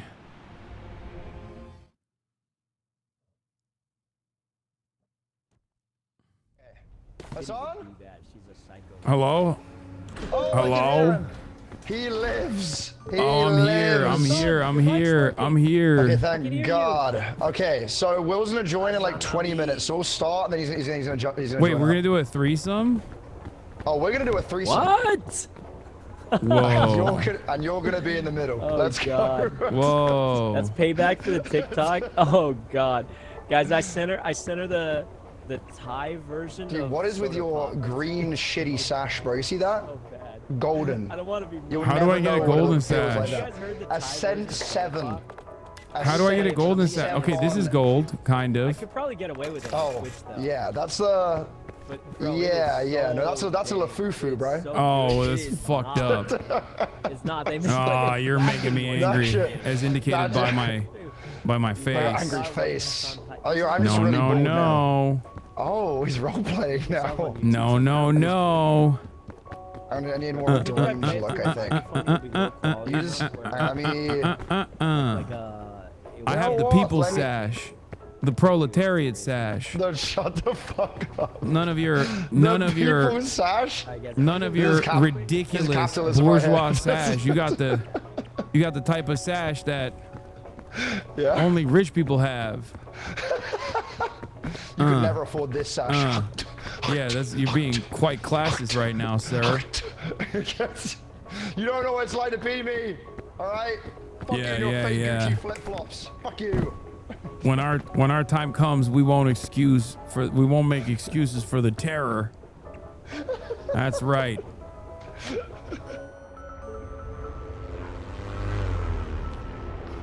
And by that I mean eat him. The rich. Dude, I messaged Ray, see if she wanted to join, and she just goes, I can't, I gotta run the water park. There's just no way. She's addicted to it, bro. Okay, let me... Lollipop. Balloon. Let's go. Balloon. Okay, I don't want to cook myself. Why is my character bald like you are? Okay, buddy. Okay. Oh, I got a blowgun. Blow him. Here, I'm putting it in the backpack. Okay, nice. Wait, should I carry this? All right, we're back. All right, Saikuno, let's get it done, baby. Ascend 1. Wait, there's a lantern. Do we need a lantern right now? A compass? Wait, yo, Ellum, let me hold on. Ellum, let me send you a video, a TikTok. Can you react to it before we Is this climb? good? Is this good? Yeah. Is this compass good? What does the compass do? I mean, it'll show you where north is. You Yo, need to Ellum, react pull to that this. thing up. Pull that thing up. Okay. What did you say? Wait, we need to bring this. Audio, but let me We need to bring this for Timmy. let me see his reaction. No. What the fuck is this? Dude, he's cringing so hard.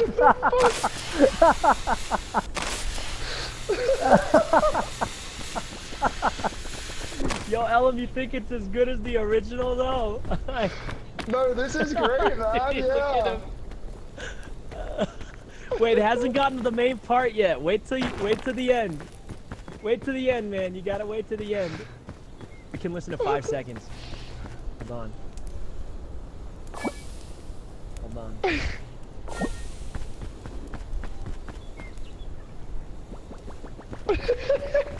Watch this, chat. I can't. I wish to see again. You, how dare you? Yo, Let's Alan, go. what do you think? No, that was way better, man. That was free. Wait, you thought that was better? No way, bro. No way you thought that was better, man. Okay, let's roll out, boys. We got mountains to climb. Oh man. I'm so sorry, Sam. Would you also like to see the video? I didn't I'm want to good. make it awkward. I just. My mom doesn't let me watch. My mom doesn't let me watch TikToks because Wait, really? My mom used to not let me use my microphone on Xbox. Yeah, I dabbed on her too hard. that was I the same. said skibbity toilet. Skibbity. You role playing? What even is a skibbity toilet, bro? I've only seen the meme, but I don't know actually know what you're it not is. Sigma, so you don't fucking know. Wow, bro, you're too old, bro. I'm only 24, you know. So, do you know what I mean? Here, put this first aid kit in your backpack. Yeah, go on then. Wait, we're not gonna fall. We don't need that thing. Oh, Hasan might. When I push him off the cliff and have my What did scar I just Mufasa listen moment. to? That was straight ear pain. I mean, it wasn't that bad. Yeah, then you made me go through it as Hey well, guys, bro. I'll link in the Discord if anyone else wants to listen to it. We left the bandage behind. Let me link Oh, no, I got that two of them. thing I got for you two. We're guys good. in the Discord chat. But of course, you won't need it, right, man? You ain't gonna fall. No. Yeah, we You don't ain't need gonna help, fall. guys. We don't need help. No, it's good for you to have, you know? Okay, you bitch. Yeah, I'm just looking out for you, man. You know what's crazy, bro? He says this after dodging me for basketball as well. Crazy work, That's bro. insane that you're lying to your audience, you fucking fraud. Crazy fuck that this guy dodges me playing basketball after his horrible defeat to me last That's crazy. I demanded a recount. Well, I'll see you tomorrow, man. I'll see you tomorrow anyway, you know? Yeah? Will we? Bright and early. No, I will actually see you tomorrow. I swear to God. I doubt it. No, I won't have a migraine this time. I swear. Tomorrow. Wait, where the fuck are we going? I don't know. I was following you, by the way. I don't know. I was just going towards the peak. Brother is truly a mountain goat. Hang on. Come on now. Sakuno, where are you going? You can't keep leaving us. You're just gonna get us killed. And then hoover up all of the loot. We've lost him, man. We've lost him. What are you doing? Did you just try to do a running jump? I am doing running jumps. I'm parkouring. I'm parkouring. This is the other reason why my mom doesn't let me go on TikTok, because I see parkour. I watch parkour videos and then. No, you're doing great, sweetie. And then I have debilitating injuries. I do think the storyline was from getting inspired. Super predictable. Yeah. Hang on. Can we make this? There ain't no way, right? Music is really good. There ain't no way, right? Well, you let me know when you get up there. Holy Jesus! All right, take my hand. Like 50 out of 10. Uh-oh. Come on now, Hasan. Oh, thank you. Let's go! What the? What the? Clapping would come from? Like, why they? What is he talking How did about? that make it in the final? There we go. You saw Minecraft How can you parkour, just dude. talk endlessly? I don't understand. This is what he does, and he'll sit at the top of the mountain for about 15 minutes just watching everyone struggle after taking all of the food. This is what he does every time. Hang on. Although he does get up there remarkably quick, it is very surprising how he Do does we that. have is the second biome still like the crazy one with the sandworms? It's the one with the sandworms, yeah. Still? I thought that would have changed every day. Well, they switch it between, but I guess not this time. Although we got completely cooked earlier from it, actually. It was kind of bad. The tornado threw me into a wall. Oh no. Oh no. I mostly don't mention it because. Well, the tornado threw me into the sandworm last time, and then all of us It did? died. Oh, that was it. Wait, come to me, man. I'm coming, I'm coming. Okay, too much information. Oh, I got it. It's all right. Ugh. Beautiful, bruv. Bosh. Bosh, bruv. Oh, brother. More Oh, British brother, he's noises. British. So I've had enough of that. Come on now. Did you just kiss? What was that sound you just made? Here we go. Yeah, I kissed the rock. Now we're... Dwayne Johnson? Uh-oh, I need help. Okay. Nah, we good, we good. Oh! What the hell was that? I thought there was a thing I could jump to. Turns out it was nothing. This is the route, though. We're making it now, man. We're making it. Food on the trees? Wait, they're... Cocoa nuts! Hang on. I'm dropping these for you, man. Take them, take them. Eat up, eat up. Oh, I'm hungry. Okay. All right. I still got a little bit of hunger in me. God damn it, Hasan. You've eaten all the food, okay? I needed some of that. I'm choking right now. I'm choking you. Minus one happy. Minus one happy. I'm trying to climb. Ow. How was he up there? He was just in front of us a second ago. He just has a way. Playing this with Sykkuno is basically not playing this game with Sykkuno. I feel like I'm playing without him. Brother is just gone. Okay, come to me. Ah. I didn't see any food on the trees at all, to be honest with you, chat. Okay. Wait, did you do a scent one last time, by the way, or did we do the the real baby one? I don't know.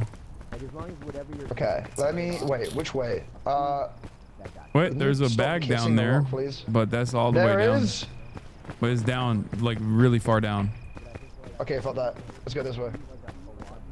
Are you sure this is the right way? Oh, crystal clear. I've definitely got this. I'm the scout master. You see this gold sash? Are you questioning a gold sash master right now, Hasan? I don't trust you. Are you fucking serious not only right are you now? British, but you're also rich. You're rich in gold sashes. The best kind of British person. And you keep talking about how you want to eat me. Well, I'm part of the royal family, man, okay? Like, you gotta... Ah! I'm a lord. Lord Bingle. You can address me now. Thank you so much. Well, now, let me... And... Gold sash, Koff was dead. Well, he doesn't need to know that, bro. Okay, my hand down. What is that noise? Well, that was the sound of my people. What the hell? What the hell? Wait, can I get in this crevice? No! Oh! Oh! It's bad! Oh, God. It's really bad! Wait, what? Ella? Don't worry about it. I'm coming back up. All right, I'm not worried. It didn't really work out in my favor, I'm gonna be honest. Oh, a bag. You got a bag? Multiple luggages. Oh, that's what means my bag. I think maybe he found another bag. I got a granola bar and a sports drink. Wait, that's kind of big. Wait, how did you get up there? Where did you go to? I just climbed up, big dog. Fuck you mean? Yeah, I might need your help, Poppy. You're gonna have to grab my hand. Where are you? Oh, you can get up that. What the fuck? How did you? Oh, I see. I see the problem now. We can just go. I think we go to this one. Yeah, there's more bags up here. Come up here. Oh, there is? Yeah, I'm coming. Here. Shit. Oh, God. Here, get the, yeah, see, there's another one. But hold on, there's a granola bar in here. Oh. I'm just gonna eat it. Yeah, you can eat it, yeah. Okay, let's get this one. Yo, thick mints. Let's go. Wait, this is actually big. Okay. No. No. I caught it. Okay, we get it. Wait, how the hell did I get Bing Bong in here? All right, I put the rope in there. Well, okay, how much do we value Bing Bong here? It's for Timmy. You know what? You make a valid point. We don't need these bandages anyway. Be gone, bandos. We gotta bring him for Timmy. For Timmy. We gotta do it. Let me get some of my back. All right, brother. Where is this going? Where does this go? Wait, did my eyes deceive me, or is that a chubby mushroom? It is a chubby mushroom. Oh my God. Elam, are you on a fucking mushroom hunt again? Oh, you know I am. Oh God. Bro, I still don't have the damn hat yet. I need to get it. I was one away last time and Sykkuno ate my mushroom. You're out of your freaking mind, son. Eat we a gotta chubby go up. mushroom. Eat the chubby mushroom. Wait, what does it do? If you get all four, then you get the mushroom hat. And trust me, you're gonna love that. Your head will look like the tip of a penis. Now, come on, climb up to me. I'm good on that, I think. We made it, man. Why would I want to look like a no-bed? Well, because you're a bit of a dickhead anyway, to be honest with Oh, you, bro. yeah? Yeah, you're a I bit of a don't want to dickhead, look yeah? like a Bobby. Hello. Bobby, yeah? Oh, Melum. Yeah, I need to look like a no-bed. It's, you're being a bit of a Richard, bruv, yeah? You big dick. Yeah. Don't do all that. Hello. Hello, bruv. How's it going, Bosh? Hello, is that Psychuno? Hello there, bro. Welcome to the Fancy peak, seeing everybody. you Hi, here, Psychuno, it's me. Hello. Come on now. Oh, God. Yeah, Come on now, bro. Get me out of here. Don't I Hello, sound welcome to just the like British Hello as crew. I Get out do? of here, you tourist. Come on, what the? You British tourist, I'm walking. Hey, sound like a true British person. Hey, who wants trying a to sound like I was fucking from New York. energy, Bev? Hey guys, there's a Oh, lot have of that coconuts Bacardi up sweat, here. bro. A lot of coconuts. Oh, there is. What's it do? What's this do? Yeah, eat 'em, bruv. Are you fucking Oh, you should cook shit. it first. Cook What, it the first. energy drink?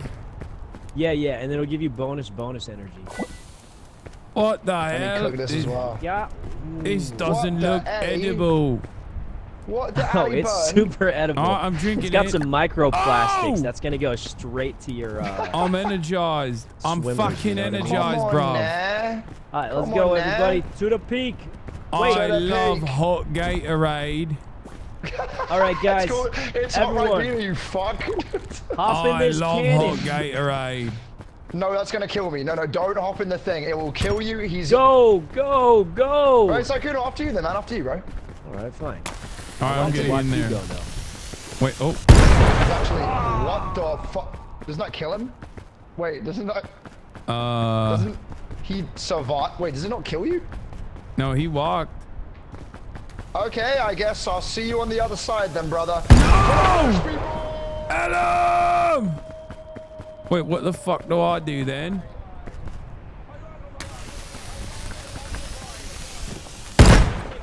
Oh, whoa! Why am I flipping? Oh! Oh, shit! Oh! Oh! Oh! Dude, you're flipping aggressively, bro. Like, how are we meant to know? Wait, am I supposed to spin on that? What the fuck was it? Like it looks so. You're supposed to what on that? Sweet. I was God. spinning on that penis. What? What'd you say there? Guy's lost his marbles. He's spinning on that, Richard. He is. Come on now. Let's go, bro. Oh no, these are poisonous. I didn't know. Oh, it hurts. It hurts so much. It hurts so Bloody good. hell. Are we just all pretending to be British today, guys? Oh, Who said fucking I'm hell. pretending? This I is love the the real royal family. me. Today? I'm a colonizer, bruv. Hold on, let me It's steal the some of your real stuff me. and put it in my museum then. It's the real me. I This love is- mushy peas. Hold on, let me steal your stuff. I'll put it up in my I museum. love fish and bro. chips, bruv. Baked beans on toast is wonderful. Yeah, it's not gross. It's not gross at It's all. actually a British delicacy along with my favourite dessert, spotted dick. Yeah, we don't lie to people around the world as a big funny haha. We actually eat it.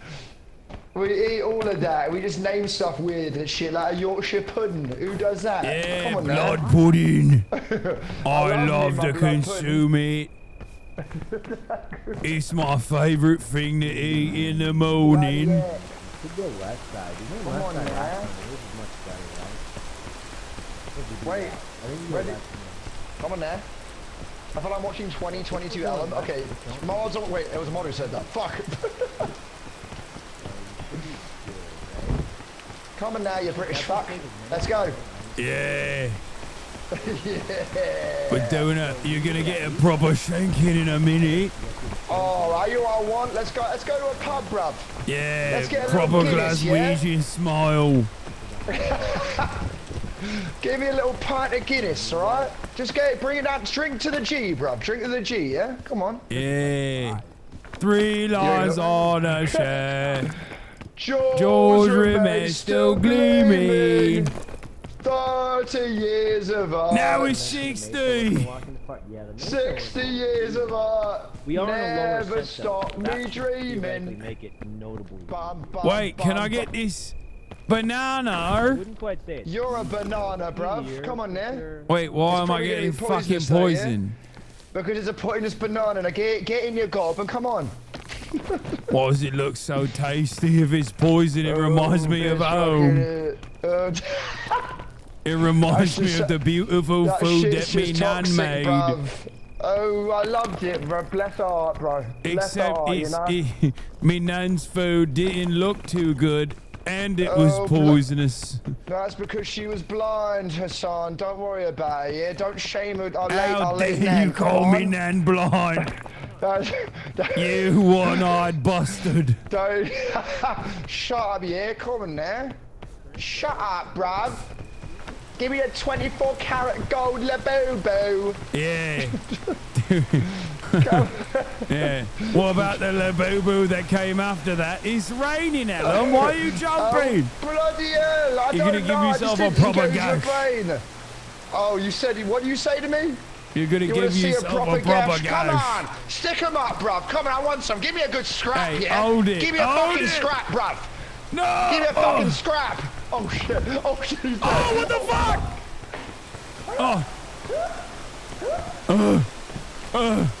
I fell. I fucking fell. You what, mate? I was trying to play dead. And I actually died a little bit. You fell off the damn you plonker. What you doing? Oh, I gave a proper plonking. You're a fucking plonker, you are. Come on now. Yeah, it took a proper tumble in it. How many did that shit? Oh, fuck. Yeah. Look who's fucking falling now, Come on, lad. bro. I'm about to push you off a big bed if you're not careful. Oh, what the right?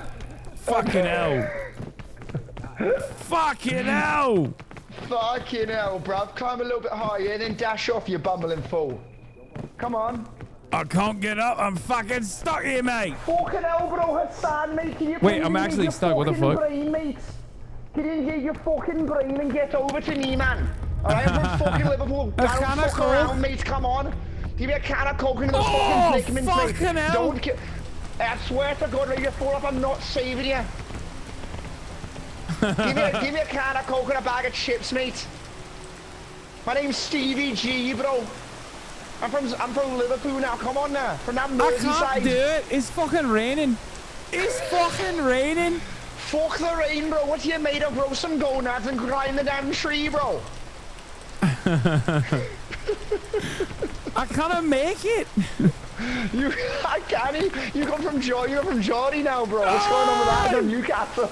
Fucking hell. Hasan, bro. What am I, a fucking broomy?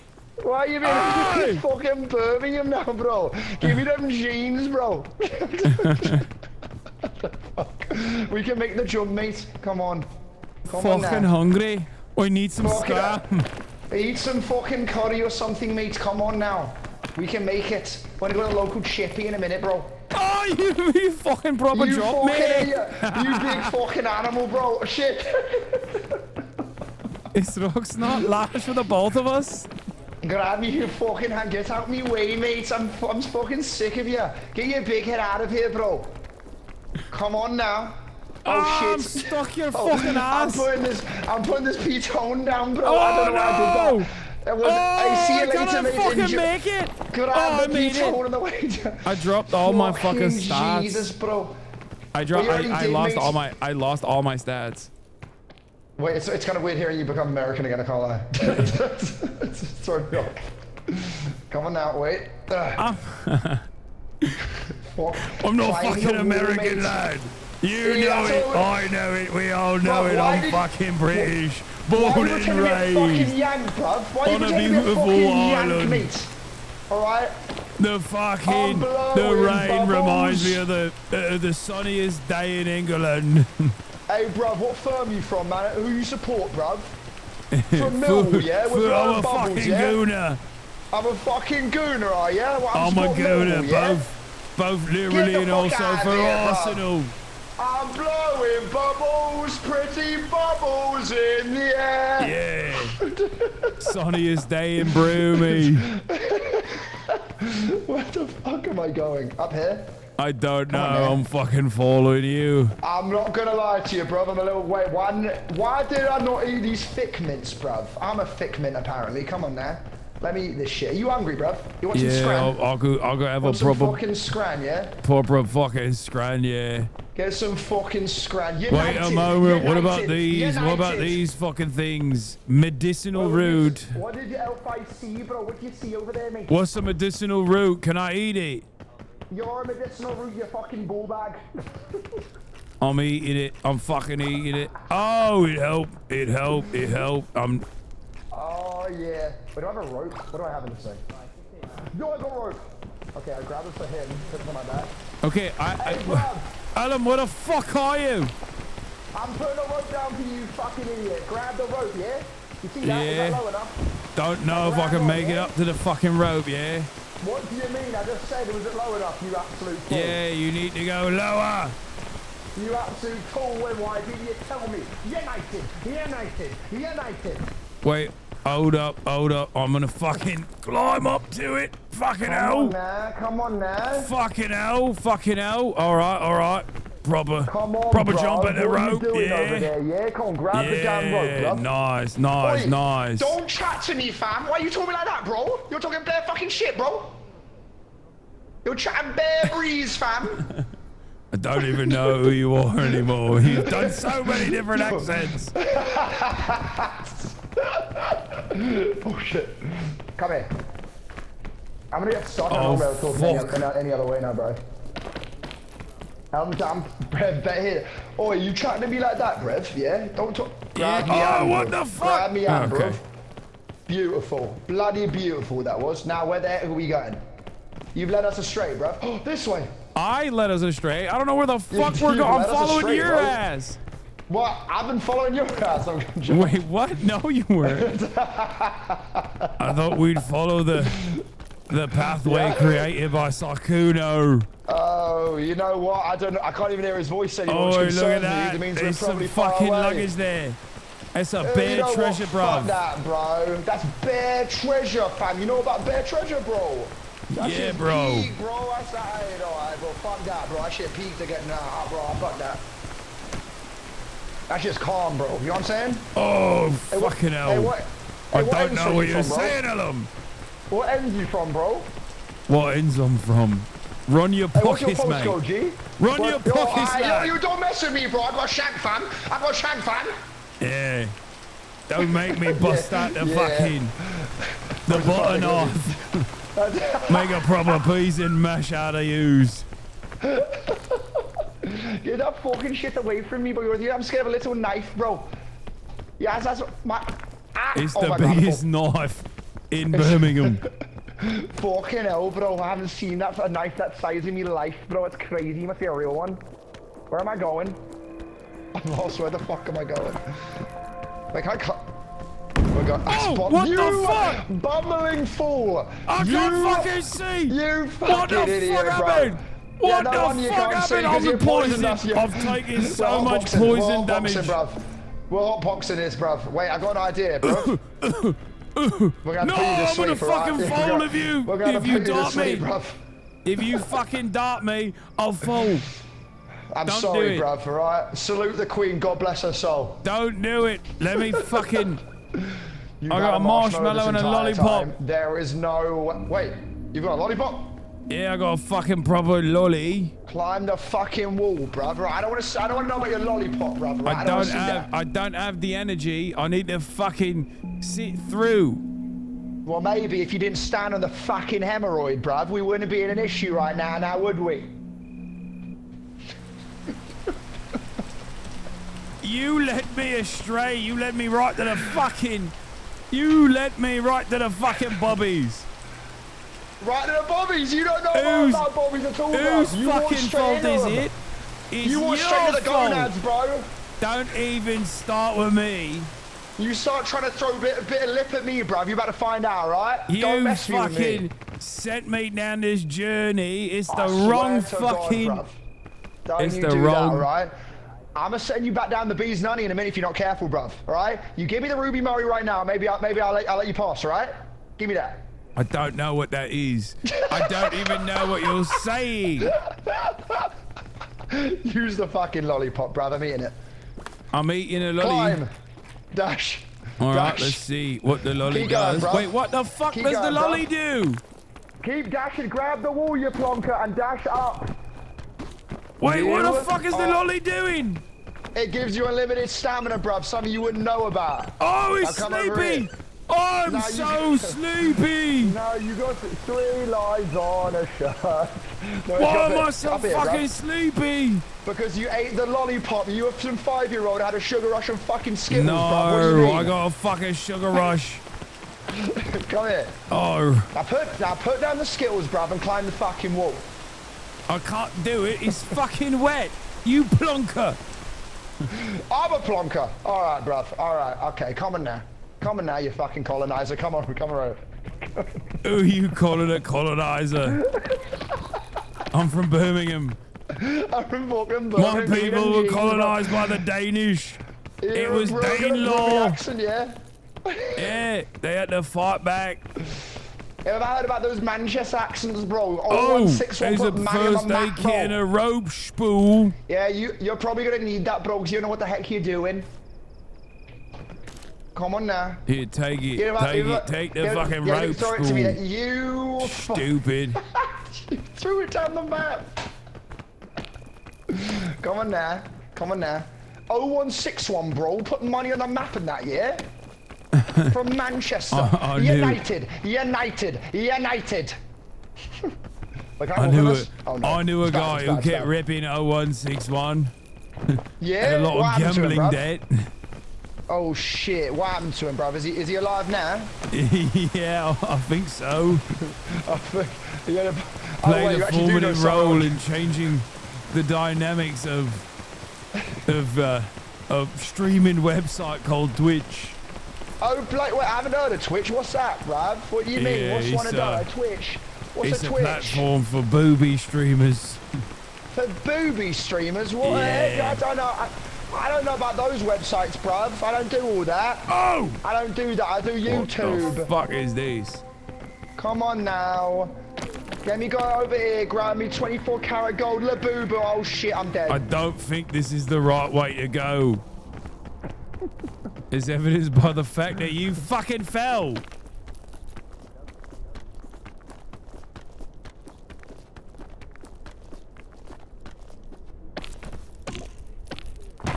Oh, fuck. Oh, God, fuck. Oh. Oh, fuck. Wait, why did I fell? I died. Oh, he died too. Well, the weird thing is Hasan's meter is not moving very much either. Like neither of their meters are moving at all. Like it's like maybe it's just raining. I think it's probably raining, so they can't climb right now. How's it going? Oh, hey, where's Hasan? Fucking hell, bro, we both died on the way up, mate. Okay, you're gonna have to revive both of us because we're Where could I be? Where could I be? I wonder where I'm at. I made the mistake. Ellum did this 15 minutes ago. Bro. How do you not know the path? This fucking idiot, bro, decided to push me off the map. You goddamn fool, bro. Wait, he pushed you? Man. Well, maybe pushed use him your off? fucking eyes, bro, and then grab me. You said a fucking make. You can revive me scaling down the wall, you idiot, bro. I said you. Oh my God, guys! I used Ain't to no revive fucking because I way, thought you bro. were gonna live. Wait. What? We gotta reset. We gotta reset, guys. Wait, what? What does that mean? I'll jump off. Wait, no. I'll jump off. No, don't. Wait. What? Why would you? Wait, what? Ellum, we did this 15 minutes ago. All you had to do was take the same exact path we did 15 minutes ago. Why would you use the revive? I didn't think you were gonna before we die. I made mean, it? we just did this. I'll jump. I'll just jump, guys. I'm gonna jump RL.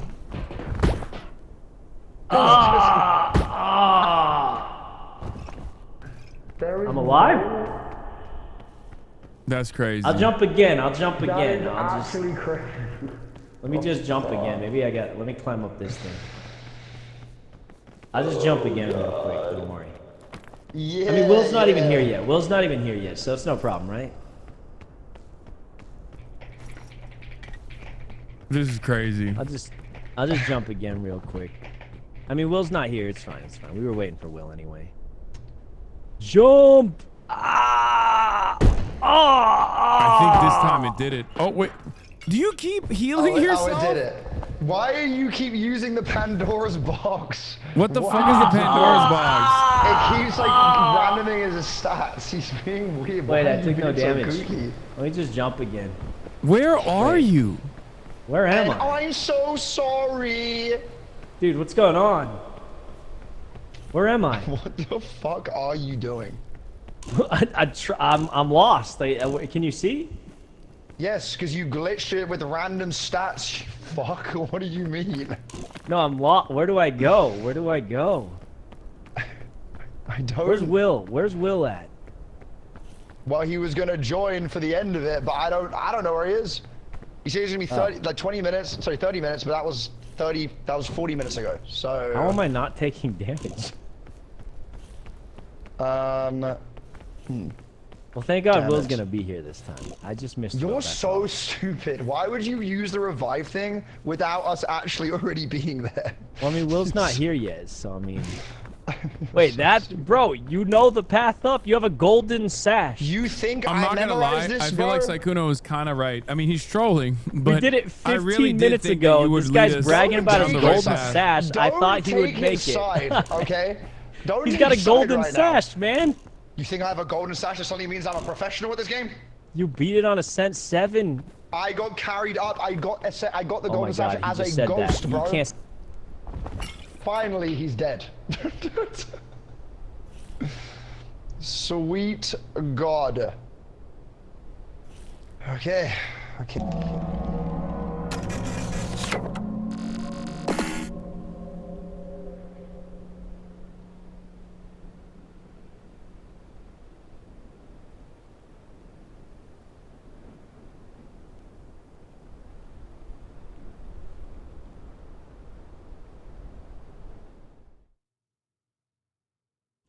Overestimated.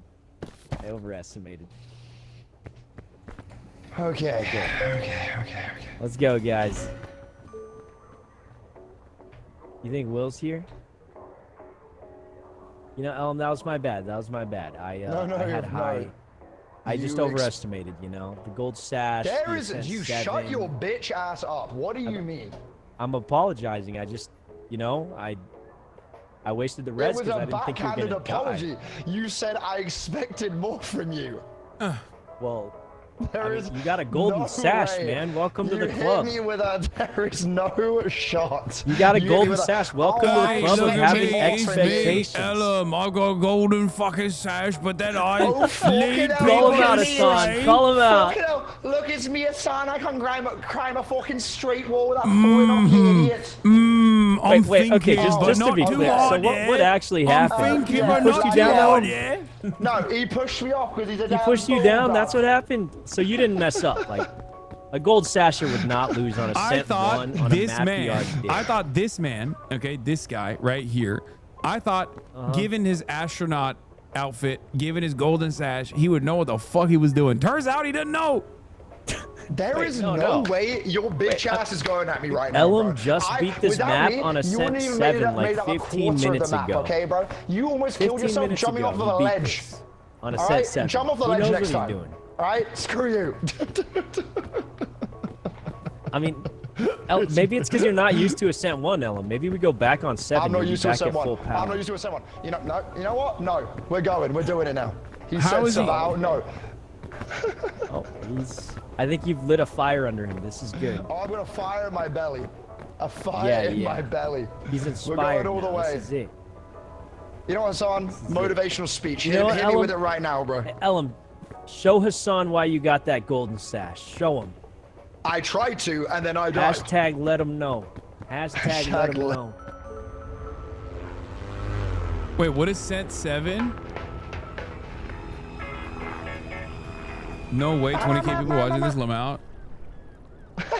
That's crazy.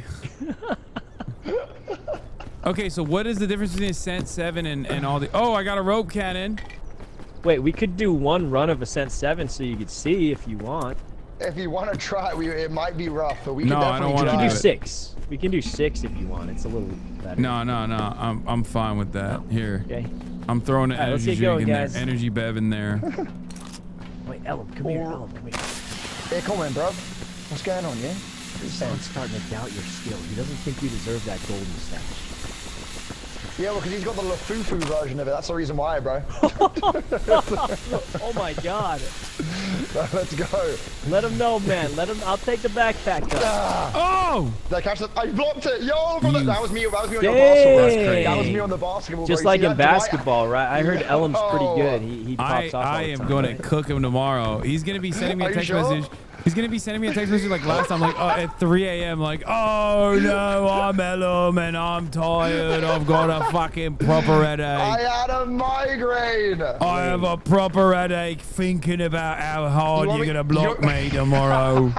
You want me to make another montage of me beating you again, bro? Because we can run that back. Oh, don't worry. Don't you fucking got a worry. montage of I'm you making a beating fucking us? montage this time. Oh, we're You going to get a got a montage of me montage. blocking you, though, bruv. Come on now. Come on now, bruv. Let's go. Wait, I can bring Chris. Oh my God, I should bring Chris. Let me see. Oh yeah, bring Chris. Bring Chris. Oh, it's gonna be interesting, Yeah, bro. this is Panda, his name of the tier 1, bro. Psycho. No, this is his friend that he's imagined. His imaginary friend Chris. He keeps talking about him. Sykuno's met Chris. I've met Chris. He's pretty cool, actually. Right, Sykuno? Yeah. You've totally met Yeah, he Chris, makes right? good music too. He's I met heard one of his Chris. songs on the Spotify. He's pretty good, actually. I gotta say. Oh, See? Ellum's He's a imaginary singer, friend you know? makes music too. Wow, how nice of you He to does, entertain yeah. his delusions. He's also really He plays attractive. 0 video games though. Like I was like, yo, you play any video games? He said 0, and I said, well, it was nice meeting you. I'll probably never see you again. You know, I only play games and I don't leave my house, so. No, you that means do. I probably won't. We see you. went to a restaurant one time. You did? When? Don't pretend you forgot. It was a special bonding moment. You guys Oh, went it to was a that one restaurant time. one-on-one. You 1v1'd a restaurant? We 1v1 a restaurant, bro. Well, the weird thing is, I was trying to set up Ellum with on a blind date. But, What? yeah, but she But kind then- of flaked. It was really So then you awkward. came. So you came, is what you're saying. Yeah, I just, you know, didn't want to make it awkward for him. That's crazy. Ain't no He way. told him there was a proper gent, a proper lad. Too. A proper No, lad. nice he was. restaurant too. It was a really nice restaurant. And she We didn't went to show up. Nobu, didn't we? Yeah. Yeah, we went to like Chipotle. Yeah. We're gonna go to Nobu, restaurant, bruv, with my bunch of laboo-boos and a matcha We were even latte. gonna let her get Come like on a now. premium meats, the honey chicken for 80 cents more. What We were are gonna you let her get saying? it, but no, she missed out. Where the fuck is Will? I don't know, bro. He's saying you went. Wait, I need your end. I need your end. What do you mean you need me, Ann? I'm coming down. No, I'm good. I'm You good. didn't need me, Ann. I'm You good. didn't need. You killed me, bruv. You killed. I'm good. I'm push you good. down, I'm bro. fucking Long proper. live I'm proper the king good. as I watch you die. Come in. Guys, up this Wait. way. This way. Okay, Yeah, okay, go okay, ahead and okay. climb on. You are such. I fucking. I swear. I swear. Wait, what did he do? I'm gonna put a poison mushroom in your mouth IRL. How about that? What did he do? Yeah. He You tried wanna to do poison me. shrooms? And I don't do drugs, man. I don't Okay, do drugs. Okay. You are free to do any amount of drugs you want, though. But There's me no personally, way. I ain't doing no shrooms with you, man. But don't let me. I'm not judging you for it. I just personally don't. Do it, that's all. Come on now. Yeah, he only does ketamine. Oh no, I only sell that. But I mean, I thought it was I'm fent. kidding. I'm kidding. I'm A kidding. little horse trank. I thought it was a bit of fent, no? That's what A little bit of fent. Oh well, There's that a little bit of gets fent into on the side. everything, right? You can't be a proper Come geezer on. without a little bit of fent in it. It's got a bit Let's of be fish and honest. chips Ellen with a puts side that of on his fent. beans and toast every morning. Can't A live little without bit. it. Little baked beans and fent, bruv. Lovely that. Come on. Where we going? Up this? I think this way, and then jump onto the white pillar. of horse thing. Luggage. Give me Talking about that. GTA? No, I'm talking about how Ellum loves doing hard. The Ellum loves fent. It's I true. can't even say it with a. I just really love doing fent. See, I'm he's not toast. even what calling that it means. fentanyl. He's calling it fent. But the By his real pet name, name. I low-key, I don't know what these Fent do. I on think they toast, kill a you, proper right? man's lunch days, yeah? They Come just on. kill you, don't they? Men. Come on there. Yeah, I'd rather on have there. fent on toast They than just fucking kill beans you. on it. Give me a bit of Fenton with baked beans, yeah? A little bit of that, a little bit of toast in it. Mushy Come peas on. and fucking toast. Oh, I bloody love mushy. Give me some of that medicinal root. Thank you so much, bro. Jesus, he actually sounds a little too. You sound like Nigel Thornberry when he eats. Hello there, my name's Nigel Thornberry. Like, you know how Nigel Thornberry does that thing? It is I, Nigel Thornberry. Wait, come on now. Kind of good at that. Let me. You could be the real For a Nigel second, I thought you Thornberry. were I might British. believe it. Yeah, wait, what the Like, heck? that was a convincing ass British accent, bro. That's crazy. It is I, British man Nigel Thornberry. Welcome back in, Hasan. Yes, better not. It is I, Captain Crumb, back with another adventure. Come on now. Ow. Grab my hand, you idiot. There we go. Where did you? Oh, there you are. I was just grabbing. Honestly, beans are so bad, and you know what's crazy? I can assure you've never had it. Wait, beans are pretty good. I don't know about the beans with tuna though. That sounds kind of bad. Oh, ugh, gross. What do you beans mean, and tuna bro? sounds. Beans, tuna, and cheese. It's sounds beans, like a bad tuna, cheese on a jacket potato, bruv. Jacket potato. Oh my god, that It's sounds lovely. terrible. That sounds so It's terrible. so good, Dude, bro. That sounds so terrible. British people do beans, deserve the tuna, and jokes. I cheese, swear to that God. combo already you, sounds said, kinda- you said we deserve death? No, the jokes. Oh, you said they deserve death? Tuna already No, I didn't sounds say that. Oh god, I'm not bro. even getting clipped out of context now. I got I'm just saying British people saying fake told me things. I deserve death. Sounds good. Maybe not the tuna, bruv. Tuna and chips, yeah? A bit of tuna and chips down from the chippy. That's I love preferable to that. fucking jacket potatoes with tuna and I beans really on it. love it. Give me tuna, cheese, baked potato with some baked beans. That's lovely, that. I don't really know particularly where this accent's from. Maybe Essex. I'm not sure. Could be. Oh, going up north. What's he doing? Yorkshire, gonna go to the cinema. He did got the item. Was it revive? Was it revive? No, it's an anti-rope, but that's pretty good. What's the Never anti-rope? mind. It's like the one that Electro. floats up. It's quite useful. It's bloody A lovely. piton. It's bloody lovely. Save the piton. It's bloody lovely. Don't forget the it is. backpack, Ellen. Don't forget the backpack. I don't need it. What? I need to eat this.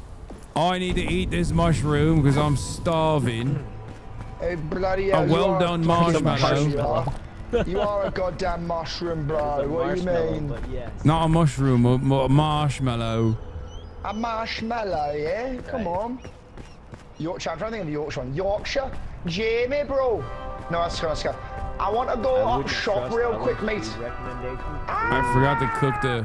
So Ellen, chat saying you got bad food recommendations. What do you think about And that is racism. Wait, where did race come into that? This is food. It's anti-British. Wait, what? It's the Are you most saying all- acceptable form of That's bigotry. 8 grand. What is he saying here? I can't believe. Wait, he forgot the backpack? There was a backpack? I've got one on my back, no? Oh, Right here, bro. Ellen forgot the back. No, It's he's got on a my backpack. back, you fool. Not Hey, very up, gold lad. sashy, you, buddy. I'm going up shopping that, yeah? Come on there. Hey guys, I'm going to give you a tip. The right side on the jungle is much easier than the left side. I feel like you're The lying right to side? me. Why? Okay, just follow me on the right side then. I mean, I'm gonna just don't follow believe you you, because I have Sophia. no other options. I'd rather follow you than Ellum. What do you take that back? Oh. Sabao. Ellen, are you gonna take this from a Shut non-gold your bitch sasher? ass up. You just double the points I'm gonna get against you Dang, tomorrow, did you bro. just tell him to sabow? I'm gonna get double the points tomorrow now, bro. I need Hit hands. him with the I need sabow. Look who hands. needs help now, yeah? Who needs Hasan. help now, Oh yeah? my god, he's alive. Where we going? Let's go here. Thank God our best pal Will Neff is here. He's who we needed to bring us. Can he join us? He can just Yeah, join he can midway. us in the middle. I They'll feel like he's spawn him in as a invited. ghost though, unless we just lit the campfires. He's away still, damn it. Come on, Timmy Gamer guy. That in mind. What Ellen, if you're I a just handsome invite a chap. random friend? Ow. Hang on. Okay. This What about way, the blue? everybody, this What about way. the blue bananas? Oh, you Blues can. are Oh, good. you are Everything blue but banana, pink banana, bro. I believe, is pretty good. Oh, really? Guys, follow me if Lovely. you want to reach the peak. If you lose me, Ellen will take you to the top. He's a gold stasher. He knows. Well, how about you just slow down? Slow down. Okay. Come on there. Wait, where did you go? Wait, what? Wait, what's he? Didn't we just? Sykkuno, what are you doing? Go to the right side. Then why did we just go up that way? That'll throw you off a little bit. So you can keep up, you know? Wait, where's the sun? You left him? I'm trying to catch up. Ellen, you left him? I'm here. No, you guys he's are running here. too fast. No, it's Sykkuno running through the trees like he's Spider-Man. What? I wish I was Spider-Man. Ellen, as a Hasan fan, I want you both to have the penis hat. Hasan, I'm good. I would like to talk about this. That's I'm good on the penis hat. Barbecue baked beans, bro. The penis hat? Well, I don't have it yet, bro, because you ate the bugle mushroom and took it away from Bree. Hang on, there's the thing. Come on up, everybody. Come on up. Wait, is it the crevice here? You're a crevice. Crevice into up here?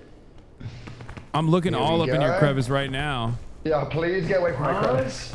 I can't even get up. Hold Guys, I'm on. going to do Oh, I'm something seeing it right in there. Yeah, Beautiful. brev. Beautiful, bruv. Climb the tree. You got to stay on the wood, bro. Oh, fuck me sideways. There we go. Help me. Help me. Okay. Climb it, bruv. Now, how the bloody heck did he get up here? You gotta drop me what? throw me a how rope. did you? I'll drop Wait, a rope how did for you? Wait, how did you? He How did probably you- had energy, no? Climb up. Oh, I'm sorry. Yeah, I had to use some bonus energy. Oh, it's raining! It's raining! No! Hasan! No! Hasan, grab my arm! To me! To me! Oh, that was a I'm going for him! really a terrible time for rain. I got him. What do you have in it? I have a rope, a gun. Bakari sweat. Wait, he's got bandages. Oh no, wait, I can get him. I can get him. And I got band. Oh, he can't hear me. I got Ellen, throw me up a rope, man. I'll drop it down. Sabal. What? Okay, there we. Okay, you're good. You're good, right, man? Ellen, throw me down the rope. Wait, who is the rope? I have a rope gun. You have a rope gun? Okay, we just climb this tree back up. This is fine. Wait, I can't. I have no. Oh God, I have no health. What? I can't even make it up this thing. I have such little health. Wait, hang on. Grab my hand. Okay, wait. What? Okay, let me grab the backpack. Wait, is there anything inside that or not? No. He needs bandos. Here, I dropped the I don't have backpack. it. This is 127 Okay. hours. Go up this way, everyone. It's Go just up like this my way. favorite movie. I can't even go I up. actually haven't seen that shit. Oh, let me. Wait, you can. Okay, you can. Ellen, there's only one way this Shift works. up, for shift us. up, Ellen, shift up. take my backpack to the peak. I'll grab Hasan. What do you mean? He's not dead, bro. He's alive. You're gonna put him down? What do you mean? Ellen, Like take he's- the like he's backpack an to the peak. Hasan, Like we're he's gonna an make it. injured We're dog? gonna make What it. You're just gonna have to trust us on this. No! You're poisoning him. What? You've killed him. Pick up the backpack. Pick up the backpack. Pick up the Okay. backpack. And don't move. Don't move. Just sit here. He's just Close your killed eyes a you. little bit. Oh. Ellen, He's take saying, that backpack to what the did top, you do? Ellen. What did you do Ellen, to me? take that backpack to the top. I gotta witness this. Okay, the second. Ellen, the second. Ellen, save me. He's trying to kill me. Ellen, the second he passes out, we'll be on the clock. Ellen, we gotta make it to the top before he wakes up. Quick. We don't have any bandages. This was the only way. But use the tree here, bro. No, we don't have an item. I was trolling you guys because it was funny. I didn't know Hasan would get that injured. Come on, let's go. Let's do go. you This is our mean? only chance to keep Hasan alive. There's no way, bro. There's no way. What do you mean? What other way is there to man keep him alive He's then? a psychopath. What do you mean dude. no way? This is the only You way. killed him, asshole. Yeah, because he was too weak to climb on his own. I have to get to the top before he gets more injured. Otherwise, he won't be able to climb on his own. This is the only way to get him up alive. Oh my God. Bro, look at this man with his full stamina bar. With his full that's a good stamina one. bar. No wonder he was able to make such massive distances. One of those. That's so This way. This way.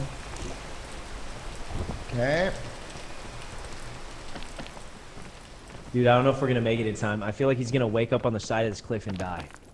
Nah, there ain't no way. Dude, he's gonna wake up on the side of this cliff. He's dead. Nah, I bro. can tell. I can smell it. I can smell it. Nah, you good, you good, you good. Wait, where did you go? Oh. Piker, jump! Wait, what? Then why did we go all the... Oh man, if Hasan wakes up on this vine, we're dead. We're dead. This guy, what is he doing? Hang on. What are you waiting for, Ellen? We're on the clock. Hasan's gonna wake up any second, we're on the man. clock and you went the wrong way. What do you mean? This is the right way. Come on. What are you dilly-dallying for? Come on. You're a dilly-dally. I'm the one ahead of you. How could I be dilly-dallying? Okay. Oh God, if Hasan wakes up mid-climb, I mean, he might just die. Well, I'm not even dead. I got murdered. Or maybe we'll find some healing. If we just find a med kit, he'll be fine, right? One med kit would kill him. Okay. Wait, oh. He woke up! Okay. Oh, what happened? Hasan, What how happened? injured Where are am you? I? How injured are you? How bad is it? Oh, I got one sliver of health because I feel like somebody poisoned me. I still got poison in my system. Come this way. Come this way. I know how to fix this. I know how to fix this. He's gonna try and poison you again. I can't No, even no, run. we're gonna find. There's a box I heard right y'all there. We're needed gonna one get of you a them med game kit, okay? guys. The why you know was those mushrooms there, Sakuno? What's up, Ellum? What were those mushrooms you just had there? Were they poisonous? Wait, no, Timmy Gamer Guy. Yeah. Timmy Gamer Guy. I'm inviting you. I'm jumping in. I'm jumping in. He's here. Oh my God, yes. Let's go. Timmy, you left me with these guys and they keep killing me. Alright. Okay, that is Guys, there's another box over there. That was specifically. Come on, let's go check this. You know the mushroom, you fuck. Over here, guys. Quick. I can't go up that much. You've got to pray this has a med kit. No, Hasan, over here, you fool. Come down, come down. Wait, down? Yeah. Yo, guys, come over here. There's a med kit for Hasan. Yes, sir. Hey guys, I'm dead. Oh, fuck, I got poisoned again. Hey, Timmy Game Hasan, there's a Guy. med kit. Quick. Hey guys, I died in the desert. I fell to my death. Oh my God, you actually fed it to him, you psychopath. You said that was the only way. Wait, what is this? It's a little campfire. Timmy, hey. Lego. We're gonna make it to the peak, everyone. Come on. Hey guys, today's the day. Hi, Timmy Gamer. Why is Timmy so loud always? That's crazy. I'm sorry. I got ADHD. My teacher says I'm loud. Timmy, they killed me. They You keep had to do it. They keep poisoning me, Tim. trying to tell you about them. Oh wait, Ellum, you can. I can hold Timmy. the backpack again now that it's. Look at them in their space uniforms. I mean, you could hold. Wait. They think they're so cool. You guys look so cool in your space Timmy, uniforms. I've got a gold sash now, alright? I've got a gold sash Or now. am I forgetting? Huh, you jealous? Wow. I thought I had something in the bottom right. You little fuck, you jealous now? You have to act now. Take their lives. I don't know what to do. I can't. I have no strength. I'm in so much pain, Timmy. I can't even climb short distances Fine, come without on, having guys. to lunge. Up here. We're all gonna make it. We're all gonna make it. Everyone. Come on, bro. I got such little health. Pull him up. I'm trying, Pull him man, up, I'm Ellen. trying. Come to me. Come to me. Hasan seems to be bleeding from his eyes. Is that normal? Oh, they keep enjoy that feeding me sandwich, mushrooms. I Ellen. can't hold on. Come, climb the damn wall. Climb it, damn it, climb. I'm trying. All right, guys. This is going to be a difficult one. If you don't have stamina. What? But then, but you know he doesn't. Here, Ellum, you're gonna have to boost him with your head. Yeah, Ellen, Come give here, him a son. boost, and I'll stick my hand out. I need you to jump on my head. Okay. Go. You got this, Hasan. Grab There on. he goes, there he I goes. made We're making it. We're making it. Come up here. Come up here. It's actually nice. a very, very easy climb from here, guys. There's absolutely nothing to worry about anymore. I don't know if I believe you. Oh God, I need help. Oh. Very We easy good, climb up we here. Come on good. up. Hasan, behind you. Beautiful. Beautiful. Okay. Wait, Yeah, we're we're gonna almost make there, guys. it. We're almost there. And the campfire will heal you some of your health too, so it's kind of a Only 2-for-1. some. I mean, how injured are you? I'm Elam, so Hasan needs help, man. He incredibly needs help. injured. Where is he? Where is he? He's hurt bad, and you know I'm gonna ditch him. What the fuck? This way, This way. Right up here, and then right out here. Okay. Very good. Very good. I can't tell if he's going up or not. I'm good. I'm good. Oh, he's okay. He's okay. He's okay. Okay. I can't even make this Come short on of a up, Come on up distance. here. Come on up. You can do it. You can do it. Wait. Oh god. Nice. Yeah, I'm come on going up. Yeah, bruv. That's wonderful. And then, wait. yeah, we'll just go that way. That way seems good. Wait a second. Wait a second. No, that's the right way. This is the right way. I've been here before. It is. Where's Follow Don go? them, Hasan. I'm trying. It's like you gotta jump and grab this thing. Oh shit. What the fuck? Who? Oh. Don't stand in the smoke, boy! Oh! Oh god. I'm gonna die. I'm gonna die. Can we? What do you mean you're gonna die? Uh-oh. Oh, wow. He went You quiet. breathed a lot of that into your lungs. There's no way, right? Saikuno! You and Hasan, are they alive? Yeah, we're alive, man. Oh, there's a little crevice here. Someone's got to grab Saikuno's hand. Oh, there you go. Wait, I need someone to grab my hand as well when I get up. Elam, I'm really poisoned, man. I'm really poisoned. Oh god. Where do we go from here? Where do we go from here, man? Oh, we go up. What do you mean? I'm gonna have Hasan, to I got bad news for you, buddy. Oh god. I don't know if you're making it home today. I'm getting so hungry. What the heck? Oh, his Why head would blocked you it. do that? Oh, I was Wait. trying to throw it there, but it hit your head, I think. Oh, that ain't good. They don't even have enough. Elam, you gotta help Hasan. I'm trying. I need to go underneath your damn muscle. Oh no, Hasan! Hasan! Just go into the light. Your grandma's waiting for you, Hasan. I'm giving up. It's I'm okay. Oh god.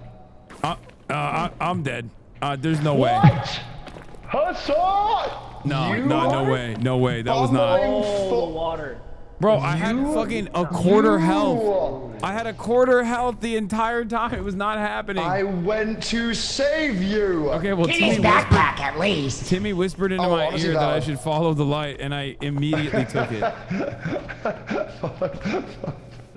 God Listen, Elam, I could assess his injuries a little bit better than you could, and let's just say he had 8 spiral fractures. What? Yo, Elam, you gotta make it to the top, man. Wait, you're not. Wait. Is Saikuno also dead? Believe. Wait. What? Oh yeah, Why can I hear? it's looking grim, guys. Well, guys, Elam does have a gold sash. He does I have do a gold have a gold sash. sash. I have a gold sash. So I'm not too worried about the second ascent. Yeah, He's already done it before. I mean, yeah. I mean, guys, this is Because like, if he couldn't accomplish this, I mean, this is the second module, then he must be carried the whole way through, Okay, right, sorry, to the gold why sash. You know what's crazy that you're actually thinking I couldn't do this? I'm about to prove you wrong, bro. All right, you see this? Expert level climber. Boom. Look at that. Staircase up to the top. I'm basically already there. Locked in. yeah, you got it. And you just res us, and we're all good. Wait a second. No. Okay. Ow. Come on now. Timmy, I need a motivational speech. I'm not gonna make it. Ow. All right, let me try. Please, Timmy, please. Listen, if you make it out of this, Elam, I'll bring you to the United States where we have real human food that you can eat. Not just beans on toast or ears on toast. He's or toast British. on He's going to toast. experience refeeding syndrome. Like a North Korean defector. You can do this. Wait, you guys have seasoning? Ooh! I needed that.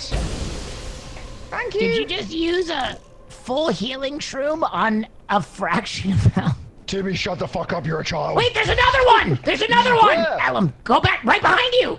Where? Same place. What do you mean same place? Right there. Wait, did it not render? It's Hold a on. visual bug, you big Oh, nerd. son of a darn it. Ding dang God darn it. Damn it. God damn it. Scammed again. You got it. Wait, I'm basically there, aren't I? I think I am. Come on now. Wait, Yeah, hit I us have with done that it. res, man. Hit us. Did you kill yourself? What happened? What do you mean? I had a bad fall. What do you mean, man. what do I had a mean? bad fall. You're an idiot. Oh! You sir, a damn fool. Food! Oh. And then the boys are gonna be back in Mesa Biome. We're gonna take it all the way home. Solid Snake. You just jumped in a landmine. Wait, Snake? You crazy? Solid Snake. No, I'm fine, I'm fine. Trust me, everything's gonna be fine. This could be bad. Oh fuck, there's another one. There's another one. Wait, what died? Sorry, did my ears deceive me or did I hear Solid Snake? Otacon. It's me. What? Solid Snake. Played by Holy David shit. Hayter. What? David Hayter, is that you? Holy shit. It's me, Solid Snake. Oh my I god, don't wait, think you're gonna Solid Snake complete or is it this David mission. Hayter? What? I feel like wait, you're you don't throwing believe in me? Oh shit, the soundtrack began. What? No, there's a soundtrack. It's the sound of the bomb! Otacon, you gotta get out of that poison snake. Shit! Ella, you He's did it pretty again. much made it here. He's You pretty much exploded made yet it. another landmine. It's literally unlosable Fuck. unless he does something ridiculous. No, I wouldn't die. Solid Snake's in my ear. I can hear the soundtrack. I've got to do it. Bum bum bum bum bum bum. Ah, Must have been the wind. shit. Where the bloody... Timmy, are you a part of the Timmy, is that you? Lollylule Low? I'm a member of Shadowhide. A weapon to surpass I think you just Metal gotta go Gear. around the right side. Oh, man. he's Go. falling. Oh, God. Fuck. Everything's fine. Everything's fine. I think it's actually unlosable though, right? Like, I mean, I'll Actually, find a way, I'm- man. Don't You worry keep about it. I'll saying find a that way. like you're I'd be trying to more curse impressed him. that you lost. He is trying to curse me. Oh, Sakuno don't go into that Sabao. fog. That's Oh, I indicative of see the the end of the fog. map. Wait, Snake, have I made it? You made Yes. it. Your goal is clutched it. right ahead God. of you. Wait, I That's can a ride my real golden comrades. sasher right there. If anything, That's I feel a like there should be real some music golden right sasher. now. Don don don don don don don don don don. Bomb bomb bomb bomb bomb. All right, guys, if we make it next map, Bum, it's bum, actually bum, kinda bum, crazy, bum. 'cause Bum, bum, bum. Next one is not easy. It's the sound of the police. Woo, woo, Oh. Medkit. I've been Yahoo! resurrected. Wait, Haha. where's Got it. my... Good job, everybody. Where's my extra... Saikuno stole the marshmallow. Saikuno. No, on this map, not enough spawn for everybody. That's not true. I saw you take it. That's not true. You definitely just No, I took only another have one. two. I saw Here, you I also can do give it. away one. I give one. Let me jump off. Exactly, you have Whoever two. gets this gets it. Specifically the problem. I need food. Now. Ellum just grabbed it. You're an Which idiot. one's better, the red or Hasan, open wide. oh, red or green? Which one's better? Definitely red. Oh, All right. Timmy, it's a Take pleasure this, to see take this, you. Timmy. Here, take this marshmallow. Hey, everybody, it's good to be back. Do you not These want it? visual bugs sure are difficult. Are you okay? What I'm visual seeing all bug are the you items having? twice. Huh. Wait, why can't I not move? Oh, I'm tabbed out. That'll be the reason why. Okay. I think he was having visual bug. What do you say to me? Oh God, we're back here. Oh We're God. back to the tornado level again. But surely it'll be fine this time. Luggage! We're at the messer. Let's go, Solid Snake and young Timmy. It's gonna be dangerous. Do, do, do, do, The do. most dangerous mission we've been on. Timmy, I've been wondering, how are you able to run with your arms out like that? Like you're a part of the weapons children. Oh God, it's hot.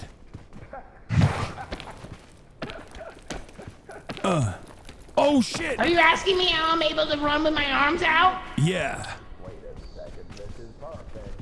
This is perfect. Why would you do... You are so annoying. You are I don't know. Oh God. I never really thought about it. Where do they go? Timmy. Over here a solid snake and Timmy. Right on over the tier 1. How hot can the sun really be? Oh God, it's hot. Well, because of my skin. My skin. It doesn't burn me now. It appears I'm immune to burn. We've got one spray of sunscreen left. Give it to Give Timmy. it to Oh no. Run into it. Run into it. Everyone run into it now. Run into it. Let's go. Did you Let's get go, it? brothers, through the sun. All right, we're good now. Wow. A lot easier with the sunscreen, huh? That's right. Usually my mom puts on sunscreen for me, but she left. Oh. Oh, Timmy was. Oh, don't. Wait. Timmy? How long does this sunscreen last for? No, that's a mirage. Don't do it. Don't do Not it. a mirage. That's a It's mirage. I not- remember Solid you snake. were all horribly murdered by a bug last time. That's right. Solid snake, it's not a mirage. How long? Oh God. Oh, sweet Jesus. That was close. Close, but Everything's no fine. cigar.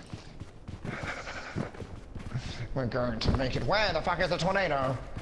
Last time I got pinged off by an F5. Ooh, right there. Saikuno, Hantlian. I see you going for that luggage. You're a hungry little bird, aren't you? You could say so. What luggage? You know exactly what luggage. Which way is our It may have been a objective? mirage. There's another luggage. It was another fucking mirage. Over here. Oh. Over here, brother. Follow the big mountain. Was that luggage also a mirage? Everything around me has been a mirage. I'm not even sure you exist, to be honest with you. I'm Down following here, you. everybody, quick. I don't believe you're here. How You're a figment of long my does imagination. this sunscreen last for? It's probably gonna run out. I'm on fire! I'm on fire! I'm on fire! Quick, come over here in the shade. I'm no longer on fire. I have very fair skin. Oh God. Oh God. Oh Jesus Christ. I'm following Oh, wait. Saikuno. Oh God, I'm burnt to fuck. Jesus. Ah! Come on, brothers. The crevice. This biome is unnecessarily complicated. Oh You need God. it here? How am I supposed to They're climb gonna die. here? They're gonna die. Get in, get in. Quick. Oh my lantern. We made it in the crevice. We must Yay! jump across before the tornado hits. Here you go, Timmy. This is a dance for you. Wow. Is that CQC, Snake? You're dancing in front of a child, Snake. What are you doing? There we go. I can't do CQC next to you. It's too Close deadly. quarters celebration. Quite a dangerous. Yeah, we kind of took them on a kind of a crazy route here, man. There we go. I mean, I don't think there was a much better one, to be honest with you. But Do we jump this or are we doing? now, if we could get there, that'd be really nice. Or we go there. I've got an eye. Oh, that wasn't too bad. Yeah, you could just jump here. Just jump here. You say W gameplay Yeah, streamer. that's not too bad. I say this is my life. Save me your legs. Wait, you didn't straight jump it, did you? Yeah, they straight, you idiot. You didn't It's straight okay. jump it, did you? It's Shimmy okay. the What's I wall, supposed you to damn do? fool. It's you know, all it's right. all right. I was mean, able to it make probably this didn't hurt that distance bad. like it's nothing because of my CQC skills. That is excellent work. That's excellent work there, Snake. I'll climb this wall and grab my hand. Here I come, Saikuno. Wonderful. Perhaps up here. Oh my God.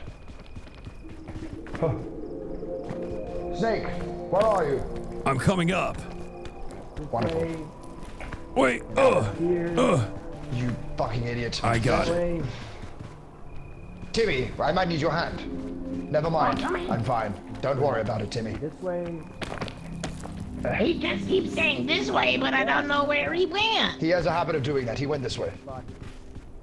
Then he went around. Stop leading the way. We've already made it up. Boom. We already know the path. Come here, boys. I feel like it wouldn't be very fun for us. This is just a crevice. God damn, I forgot to be even reach the mountain yet. Want to let them Where are you going, Hasan? Hasan, to your right. Hasan. Oh, good call.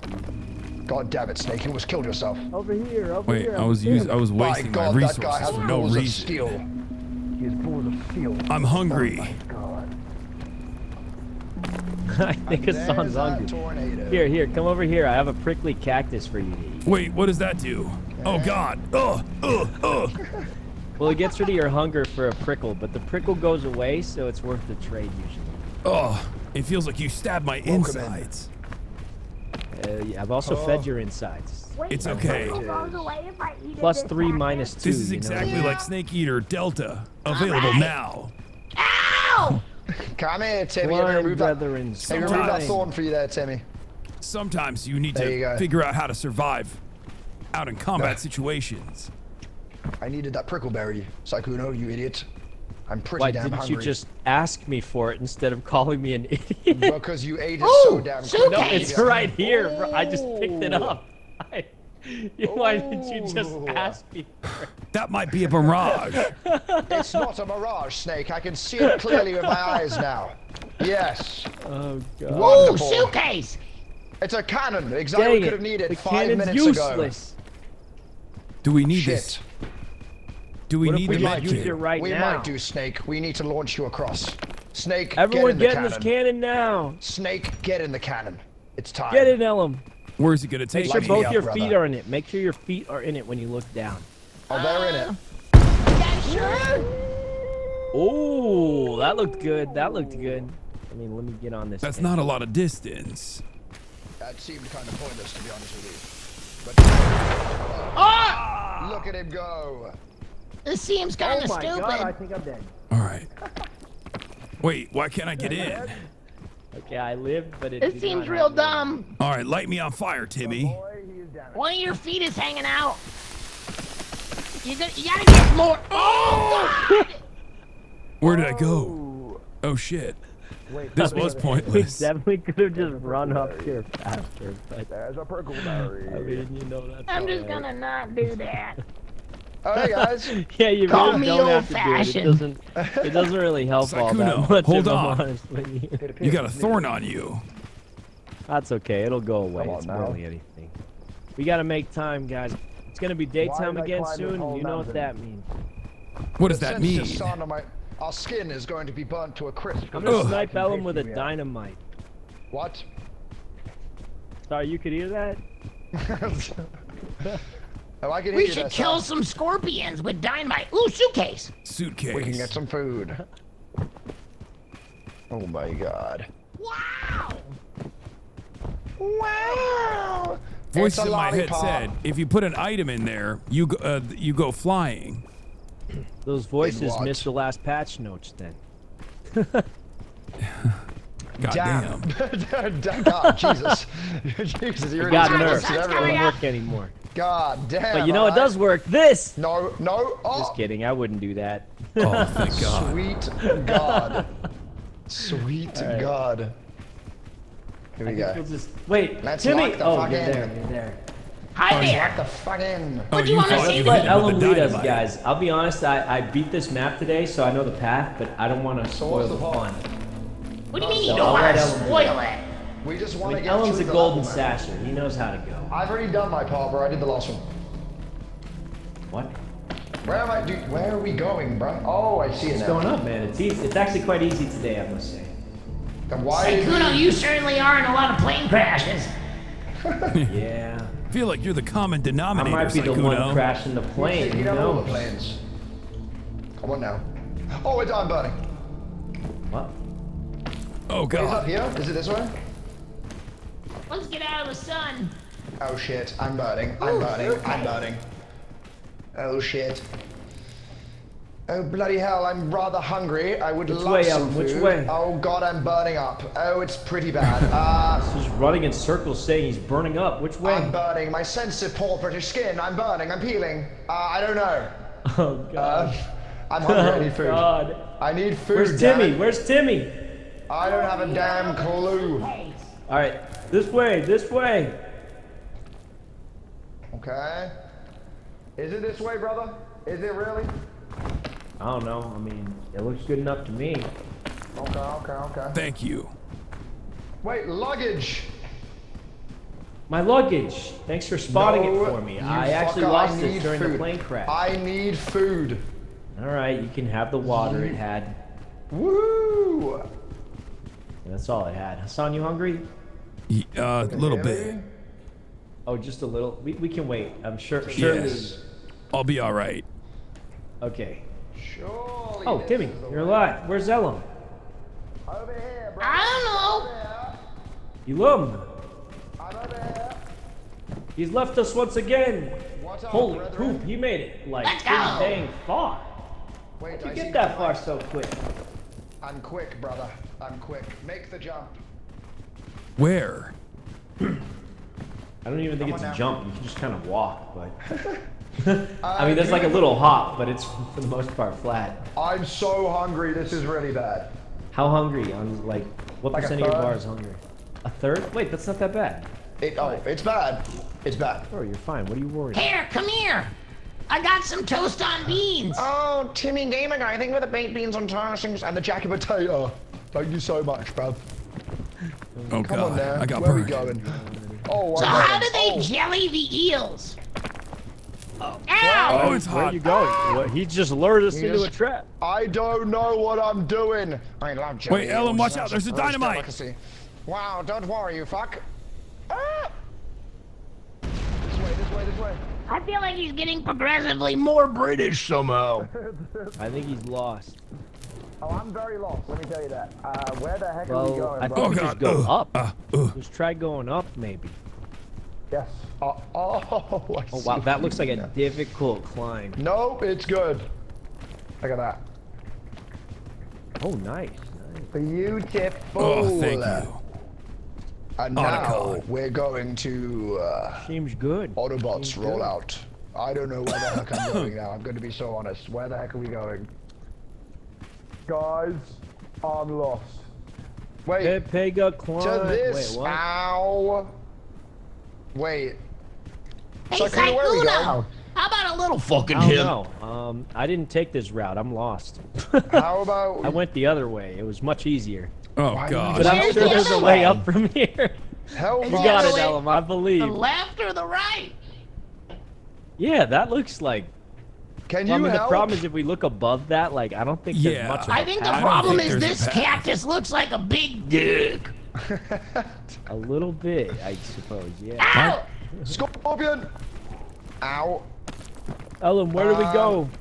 If you could help. Oh, I'm I burning. don't know, I told you bro. I didn't go this way, man. I'm lost. Well, I know where I'm Saikuno, going. did you go There. to the right or the If we left? can climb up there, we can make it. Yes, but You have how an are we gonna item. climb up there? Do we have any Anybody have a equipment? chain gun? I don't have a chain gun. Does anyone have one? No. Chain launcher, guys? I just checked your Shit. backpacks. You only have. Oh. The Ugh. sun is coming. The sun is coming. The sun is coming. Oh God, In I'm which burning. case, Oh God, I'm burning. I'm I'm having this burning. I'm lollipop burning. and I'm going I'm all the burning. way. I'm burning. Oh Wait, God. Ellum, what'd you say? I'm going. Oh God. You what? Oh God. I'm so Bro hot. ditched us. We're so fucking good. He ditched us. I think we need to ditch them. They're dead weight. They don't know Dude, what the he hell says they're that doing. when he knows we don't have a rope. What do we do now? All right, Saikuno, Wait, we're Ellum, jumping just get to across the this top, way. man. You Just go get to the first. top. We're gonna diversify our efforts. Okay. Saikuno, you take the first jump right over here. Oh God. Throw me a damn rope, Throw a guys. TNT at us, the psycho. That didn't sound too good. Ellum, just get to the top and revive us in case we don't make it. What do you mean? I feel like that made a lot of sense. I don't know how to explain it better. He's trying to kill us. Oh, Jesus Christ. Oh, Jesus Christ. Saikuno, would you go to the left or the right? I would definitely. I mean, the right looks like an end here. I think we circle back around, Do 4 balloons. All right, to the left. See you later. or we try and climb up to Ellum. That's a thought. Does no I one don't know have if it's rope? the right move. Ellum, stop throwing dynamite at us. It isn't me, sir. It isn't me. I'm innocent, I swear. What the hell is wrong with you? Oh yeah, like up there looks kind of nice. Pretty lost though. This doesn't look familiar in the least to me. Is there any Where did you guys go? But you know, if the right side doesn't look good, then the left side gotta look good, right? Where did you guys go? Okay, I lost them. Chat. Down. Which way? Down. Oh, I see your blue. I see your green head. Climb the cactus? Like the black cactus without the spine. Oh. Oh. If we poke around the left side, see what we find there, you know? Ooh, that was almost a boo-boo.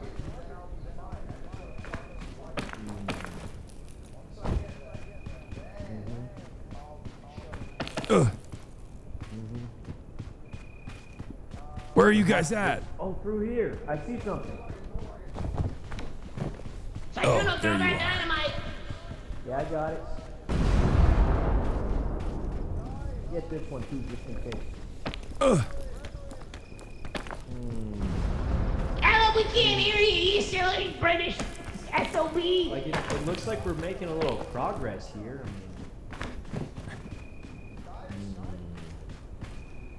Perhaps the outside. Snake, try to remember the basics of rock climbing. I'm trying. Look Otacon. around the outside. And then back up this way.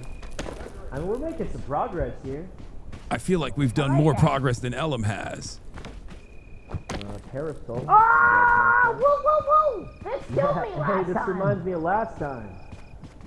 Let me go look for Hasan. Make sure he knows the way up. I'm over here. Hey, what is that? Oh, you got it. Yeah, turn back backbone around. over there? Turn back around. Oh, there you Yeah, are. up here.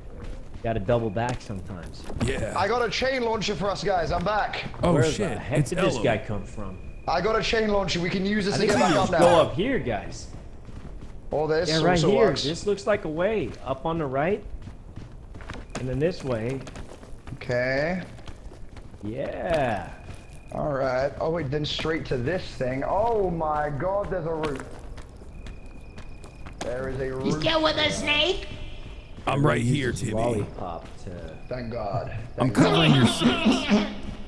Ellen, we gotta save that chain for the final climb, though. Okay. We had to use like the kiln is quite. You're playing MGS on stream? I am right now. This is Metal Gear Son Solid. plays games. This is Metal Gear Solid, Unreal Engine. This is what it looks like. Hasan, I think that maybe you and I should do a best friend sleepover stream where we play Metal Gear Solid 3 together and we don't stop the stream till we beat it. Wait, that sounds. Can you lock yourselves in the one room together too? Yeah, let's do it. I don't know how much I'd like that. Oh, but that's like the whole point of it, right? Like. I feel like there's a lot of news that I need to cover. Oh. I'm gonna throw this TNT at Ellen. But Snake. Oh no, you don't need a. Jesus Christ. Jesus Christ, he's crazy. Well, I didn't say I'd be accurate. I just said I'd throw it at you. How about this headline? Best friends hang out. Hey, that's just me and Elam every day. Elam. Come on over. Did you just get your best friend's name on? He just said his And best her name friend's was name. Elam. And he keeps threatening me with dynamite because he's a Was that? Wow. Come on. That's what I get after saying Elam's my best friend. Huh? Wait, oh God. I'm gonna throw the real It's fine, dynamite at you next It's time. fine, it's I might. fine. No. Wait, why? Wait. Is it, are we okay? Oh no. I don't remember Wait, up getting there. to Guys, this. there. Oh, there. Yeah, there. Well, I think I don't this think- looks much safer personally. Okay, you can do that. This looks much safer though, I think. You're right. Just because if you fall, you won't fall into a chasm of death. And then we just kind of jump over and climb up. Jump over and climb up. Yeah, this way. Sweet. Jump over and climb up. Jesus. Wait. This on? Scary. Oh my God. Chasm of death. That's what my dad calls my mom's lady parts.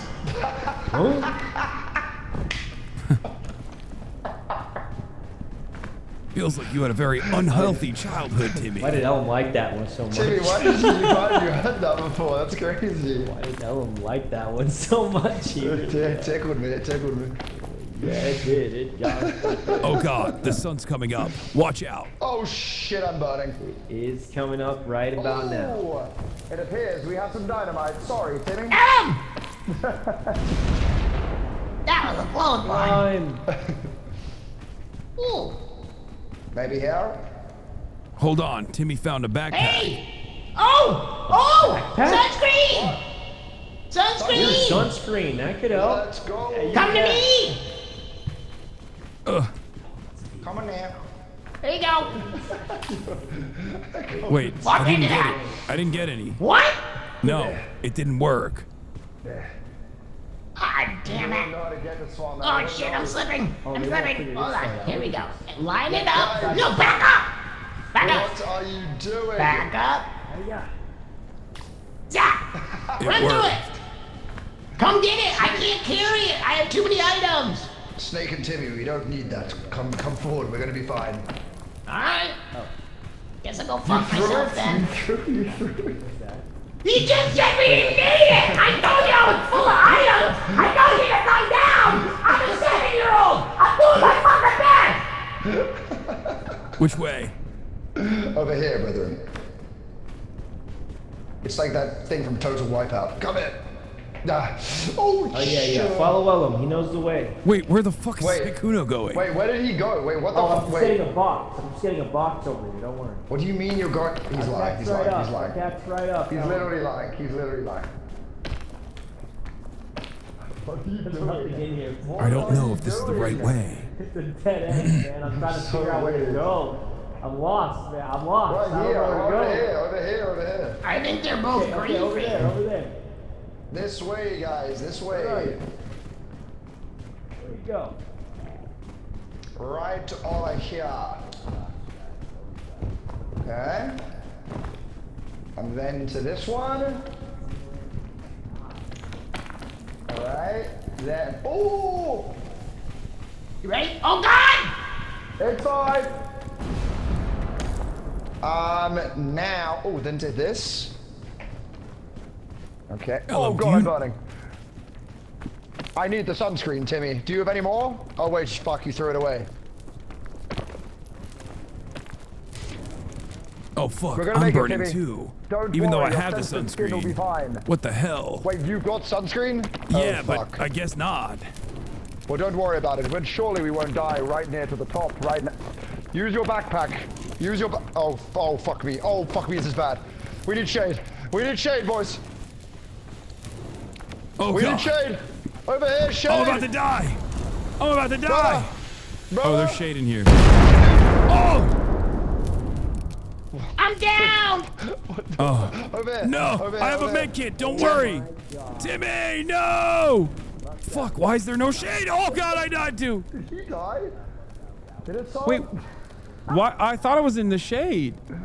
Okay, we will help. Wait, I'm gonna make it myself. Oh, wait, this is great. So I have this granola bar. Do this. Use my parasol. Snake. Snake. Wait, then put this in here. Snake. Use Dun the dun parasol, dun put dun that on my dun back. dun dun dun. Do this. I can then go over to here. Fly in with the boys. Okay, use the I'm in the shade and I'm still burning. I don't know what is going on. Heal. Quick. Fuck. Boom. Hasan's got another med kit. Uh-oh. Which you can then use on... Oh, now I'm in the Wait, shade. is he alive? Wait. Why is he not alive? I don't know what happened. What? Did I not use it?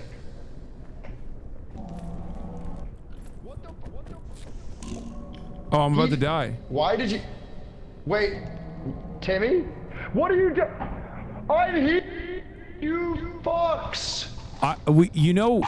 You know you couldn't heal us, right? Like I don't know why. I can heal? I made the same mistake. Apparently, medkit doesn't heal burn.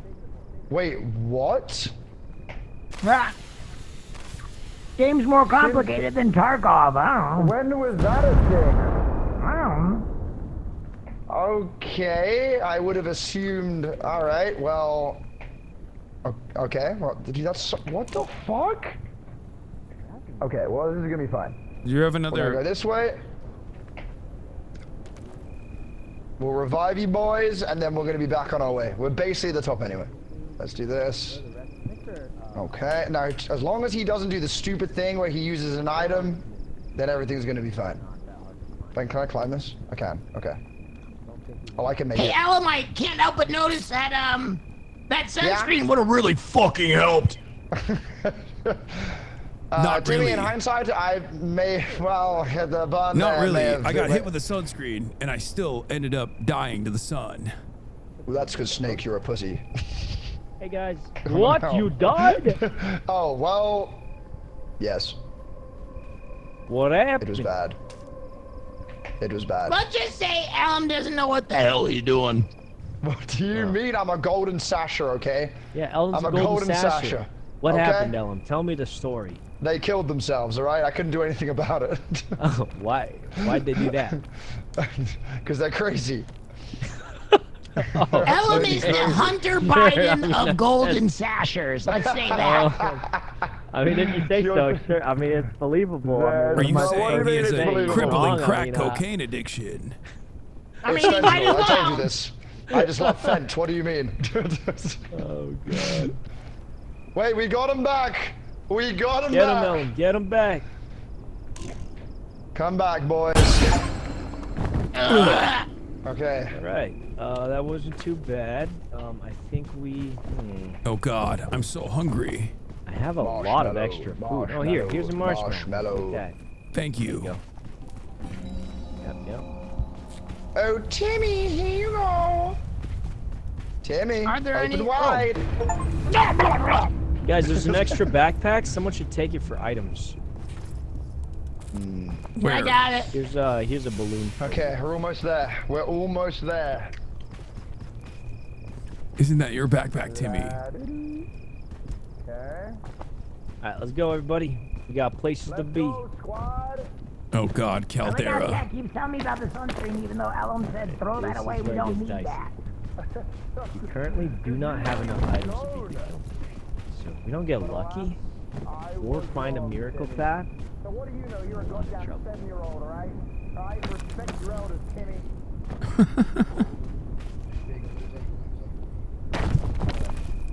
either we gotta find a much I'm better sorry. path. I have a natural distrust of my elders because they fracked behind my elementary school.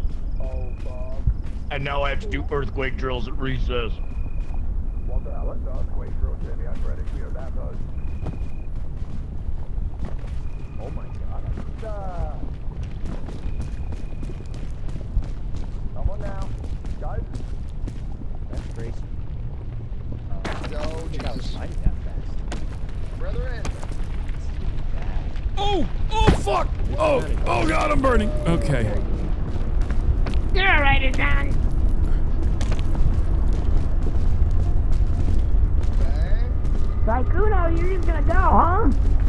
Guys. Oh, if I know, I'll probably die. Wait, what the fuck? Why can't I get up here? You gotta climb. Oh God. To me. What?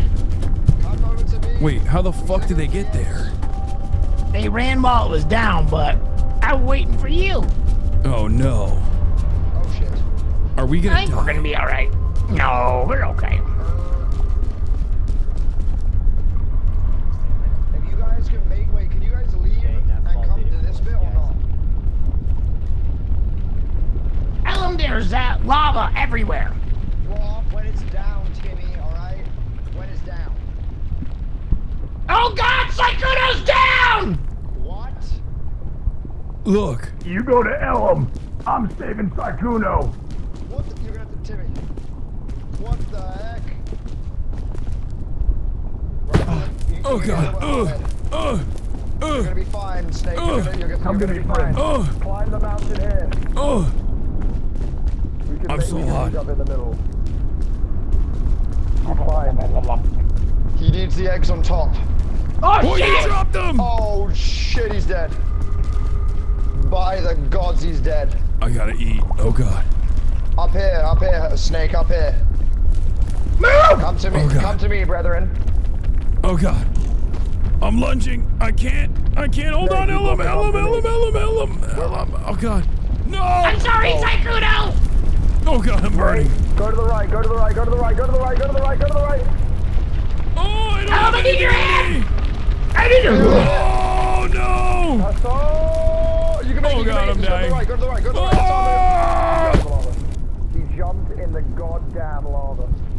I tried to save Saikuno so bad. Okay, but it was good. too hard. Got to make it. Oh! What the? Oh, this is bad. Oh, Timmy, this is bad. I'm done adventuring with you, Elam! You're fucking dangerous! What do you mean? It wasn't even in the video of save someone there. Oh, I'm cooked. We're gonna use these balloons, and hopefully it'll help. What do you mean we're gonna use these balloons, white man? You have all of them on your fucking head! What, man? Call him out, Timmy. Call him out. Come on now, Timmy. Let's go. Oh no! Why did I do that? Why did I? Dead. Wow, it actually worked. Holy shit, it worked. Wow. There's lava! No, just wait. I'm gonna wait here, Timmy. I'm gonna wait here. I don't think he's gonna wait for you, Timmy. Ellum! Just go! We need someone to continue the mission! Don't waste your balloons that you used on yourself! If you die, it's all over, Ellen. You're the golden Sasha.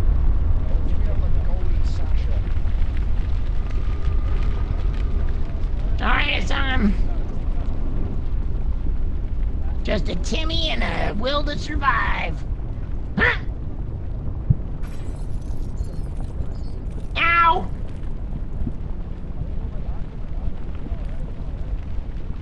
They really don't help much. For playing this game a lot, they're both kind of, horrible.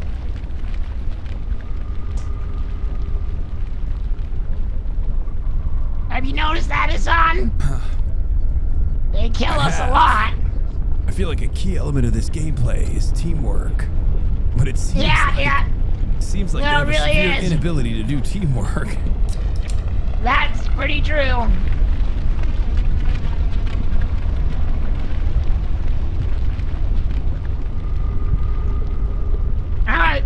I think I see the path.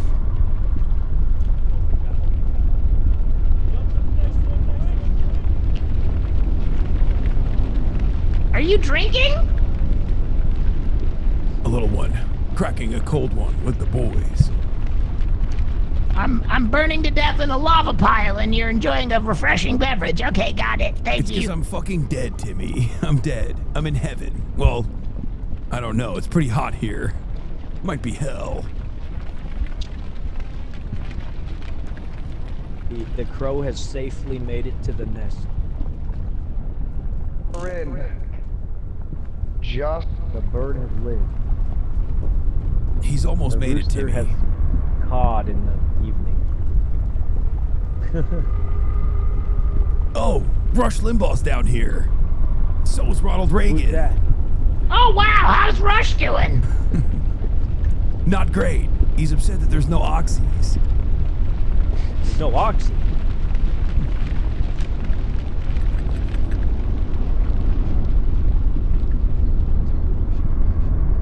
Go check on Ellum. Oh wait, I see him.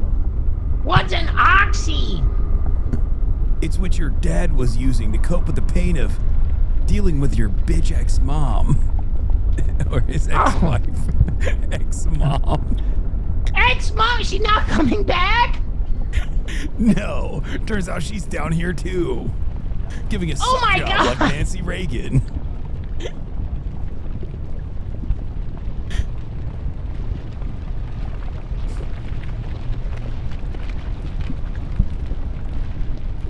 Ow!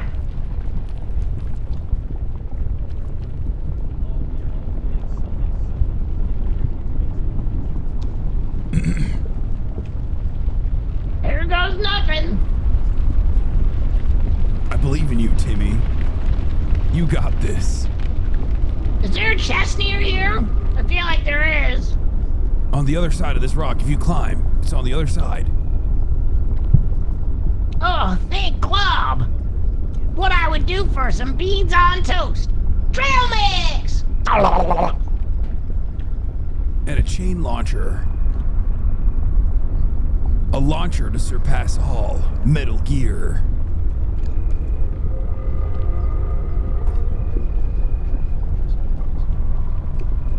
And some eggs.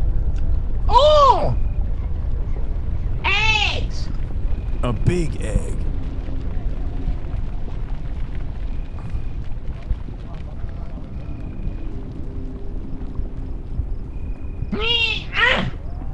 Oh, son of a biscuit. Wait, is that not edible? No, it is. You should cook it first, but I'm pretty hungry.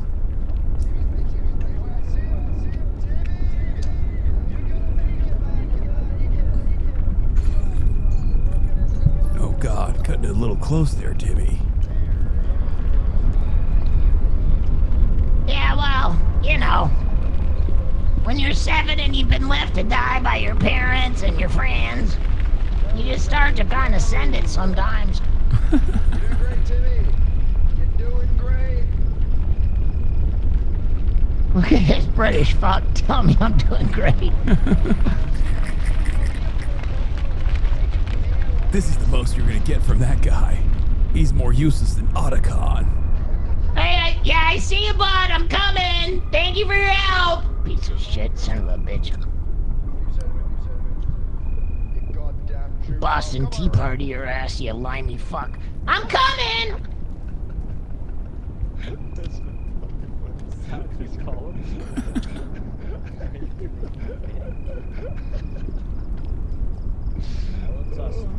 Yeah, he's like half Australian. I'm off. What? Oh, shit, I almost fell. Wait, should I revive? I'd say he's like partially Australian. Welcome back, brothers. I'm back. Kept you waiting, huh? Hasan, guys, you're gonna have to go take to the this. peak, everyone. I got a cannon. Hasan, you already make sure you have the lollipop, make sure you have an energy drink as well. I don't have one. Take this, brother. Look over here, brother. Right there. Got it. Okay, you gotta combo if it comes neat. Don't. Okay, when it comes down to it, you combo the energy drink with the lollipop. Snake. What about the cannon? Should we not use the cannon? Don't worry about the cannon, you idiot. We're gonna die. You can't be doing that. We need to make it to the top. It's a cannon. I've never made it to To the top. Well, then surpass Metal Gear. Then put it down now. We can launch ourselves in front of them. All four of us are making it to the top. Let's do it. All four of us. Make sure you place it forward. Get it in there, Snake. I salute you, brother. Get in there, Snake. I'm gonna light you up. Light me up and send me at him. Look down to your feet, brother. Oh! There, we need that. Very good. Coming, Snake. Don't Mission worry. success.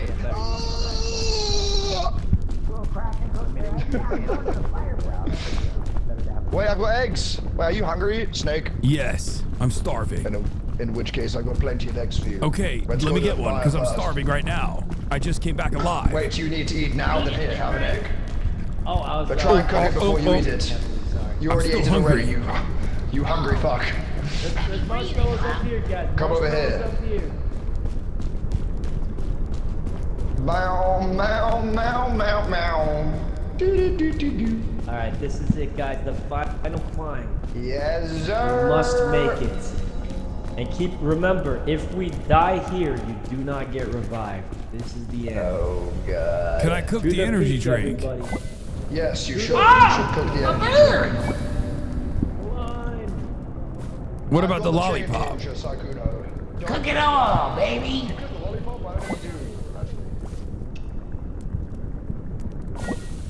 We've made it back for one last trip.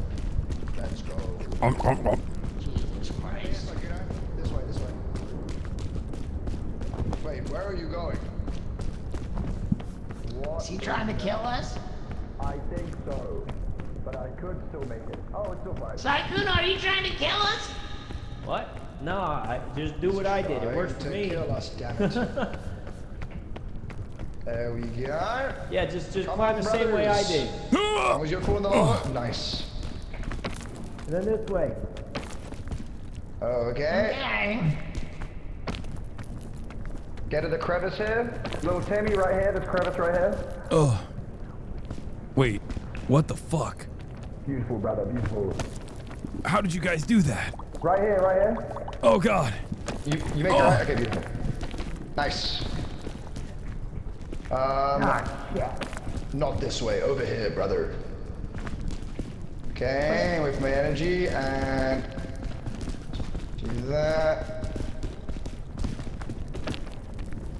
Oh god. Walk against the wall. Oh, look, an empty suitcase. Sykkuno must have Beautiful. You been can make here. it. Are you fine there, Snake? Will you survive? I Nice. think so. Take my hand. Beautiful. Let's keep climbing. I don't know where Sykkuno went. We've lost him again. Oh god. Just follow the trail of empty and used supplies. Right over here. Follow Timmy. He knows what he's doing. I guess you don't become an astronaut without fucking over your teammates. Over and over and over and over again. You want to get what I found that chest? Here you go. It's abandoned. Well, where the heck are we going here, Sakuno? You didn't show us. Climb up to where I am. It's the only path. Yes, I don't even know where you're at, I gathered Sakuno. that, I you can't fuck. see you. I hear it. Use my head. Use my head. Hold on. My hand is out. I gotta reset. Yep. Get some help. Get some stamina. All right, jump on my head. 3, 2, 1, go. Oh no! I wasted so much energy. Ellum, I need your hand. Come on oh now. God. Nice. Timmy, will you make it? Oh. Beautiful. Wait, why did I just burn? Oh, I'm burning. Oh, it's a hot rock. It's fine though. Don't worry. You climb to here and dash across. Come over here, brothers. Oh. Gotcha. Thank you, Timmy. Beautiful. Oh, look, another open suitcase. Wonderful. I like to play the game better without any supplies. It's like expert difficulty. New game plus. Yeah, game's too easy without supplies. I mean, I'll give you what I found in there if you want it, but... No, it's okay. Let's keep I going, didn't get any brothers. supplies. I got a scout cannon. You want that? Okay. Do this. Alright, well, we're Oh God, you hot brethren. Pain over there, perhaps? You've always been Snake. Now come here. Get in here now. What are you choking? Pain over there. Why are you choking? What are you Snake? Snake? What are you doing? I'm getting the ick. Snake, I'm getting the ick right now. I can't get up Climb to you. Sweet Jesus Christ, Snake. Come on you're up, embarrassing come on me. up. Alright, guys, we gotta take this chain. Okay, this is a pretty good chain. I'm gonna watch to make sure this is doable. It's extremely doable. It only used up like a fraction of my energy. Where we go after this? Oh, can you get up there? I don't know. I was hoping we'd just kind of fumble around and figure it out from here. They're burning to death. Oh God. Sakuno. Okay, maybe what go the fuck back are you doing? down. Wait, this rock is hot. Oh no! Okay, there's gotta be a way up from there, because what just happened? Ellen's dead. Ellum? Sakuno, He's gone. why did you send us to a hot rock? What Gotta the go fuck up is that wrong way. with you? Well, I mean, this is the only path. Do you see any other way? I think Ellen's not dead What yet. about over here? Maybe. I think, like, that looks kind of standable. I don't think Ellen's dead. I can hear him. I have another chain gun. Oh, I see him. Maybe He's we right. He's catching up. Let me go, and I'll tell you where to go. I think left. You need- Yeah, I think we go left, and then... I have another chain gun. I don't think we need it. I think we go here, and then... Alright. Oh, and left and then up. Okay, I found it. I found it. Wait, where do we go? Holy Christ. Maybe wait a second before you come here, though. No, he's dying. Oh God.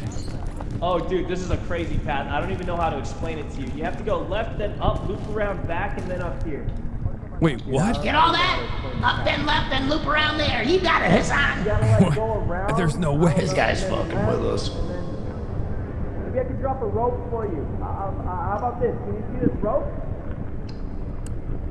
Wait, he got all the way Yeah, up I can there. see it. How did he get up there? Is this good? Ah, fuck it. Let's go. Guys, can you see this rope? Yes. Yeah. Okay, I'm going to drop it, and then you can climb this rope. Right, there you go, there you go. Dude, that was a crazy path, and we took. That's insane. I don't think we had to use the rope there, but I think it would have been way too good. Oh God. What the? Oh. What the? What is happening? Why am I not standing? What do you mean? Get on the rope! Get on the rope!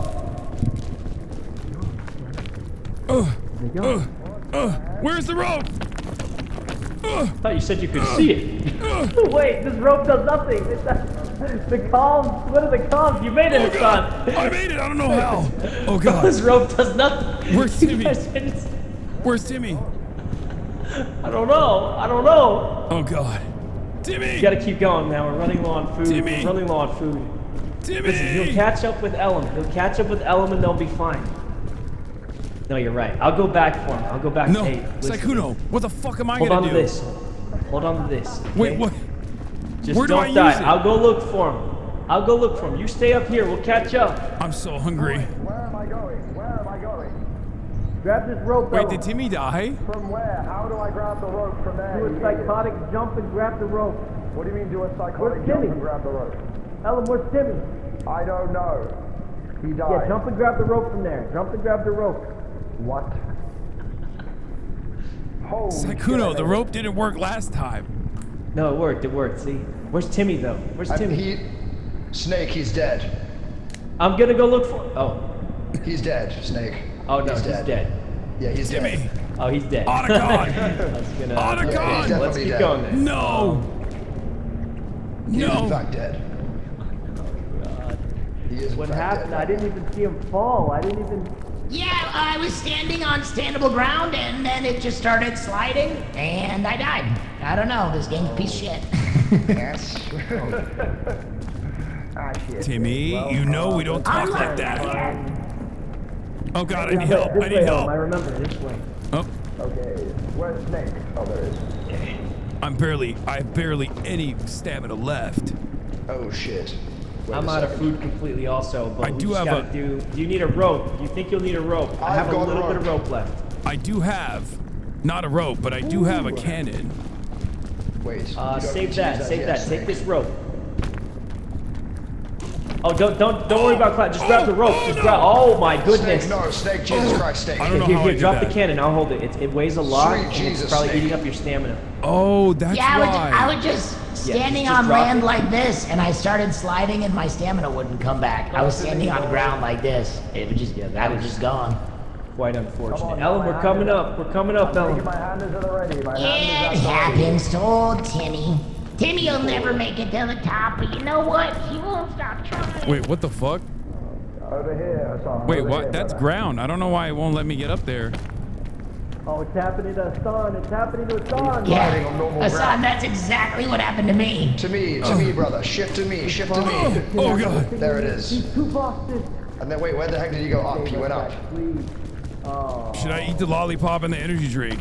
No, not yet, not yet. You don't need to. Okay. Wait for it. Let me just see where the heck we're going here. Let's use cook here. Up, brother. Wait, don't go up, don't go up, don't go up. Jesus Christ, we're gonna go to the left. Don't go up.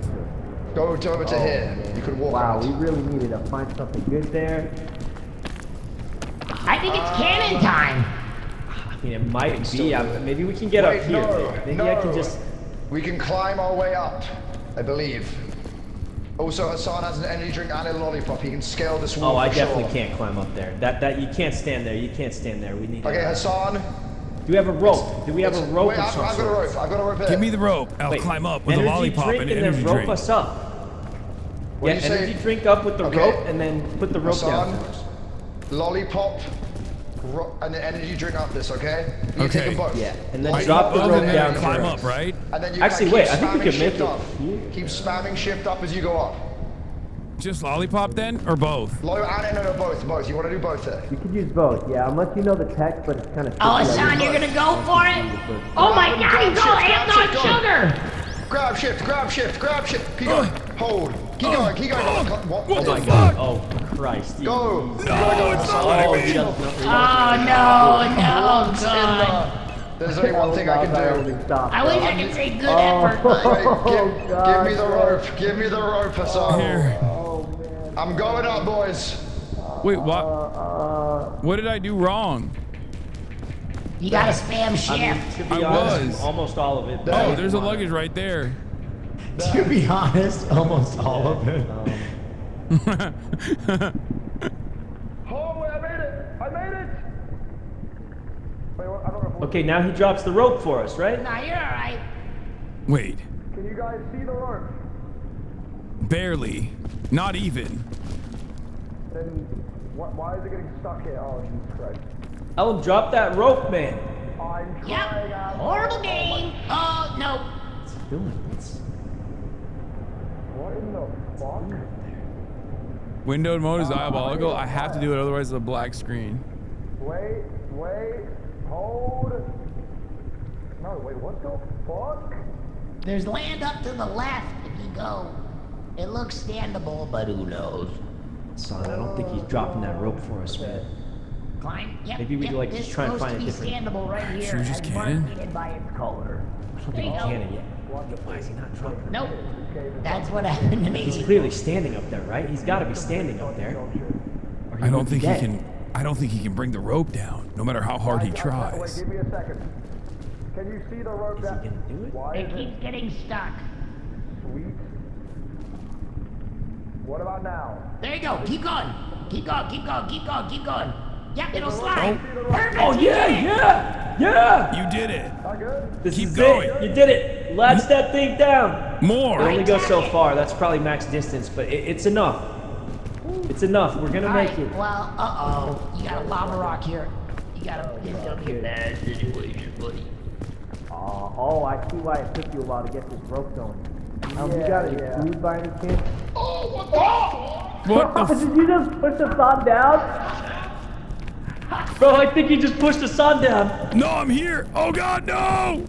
Everyone. Wow, the physics of this game seem fair and balanced.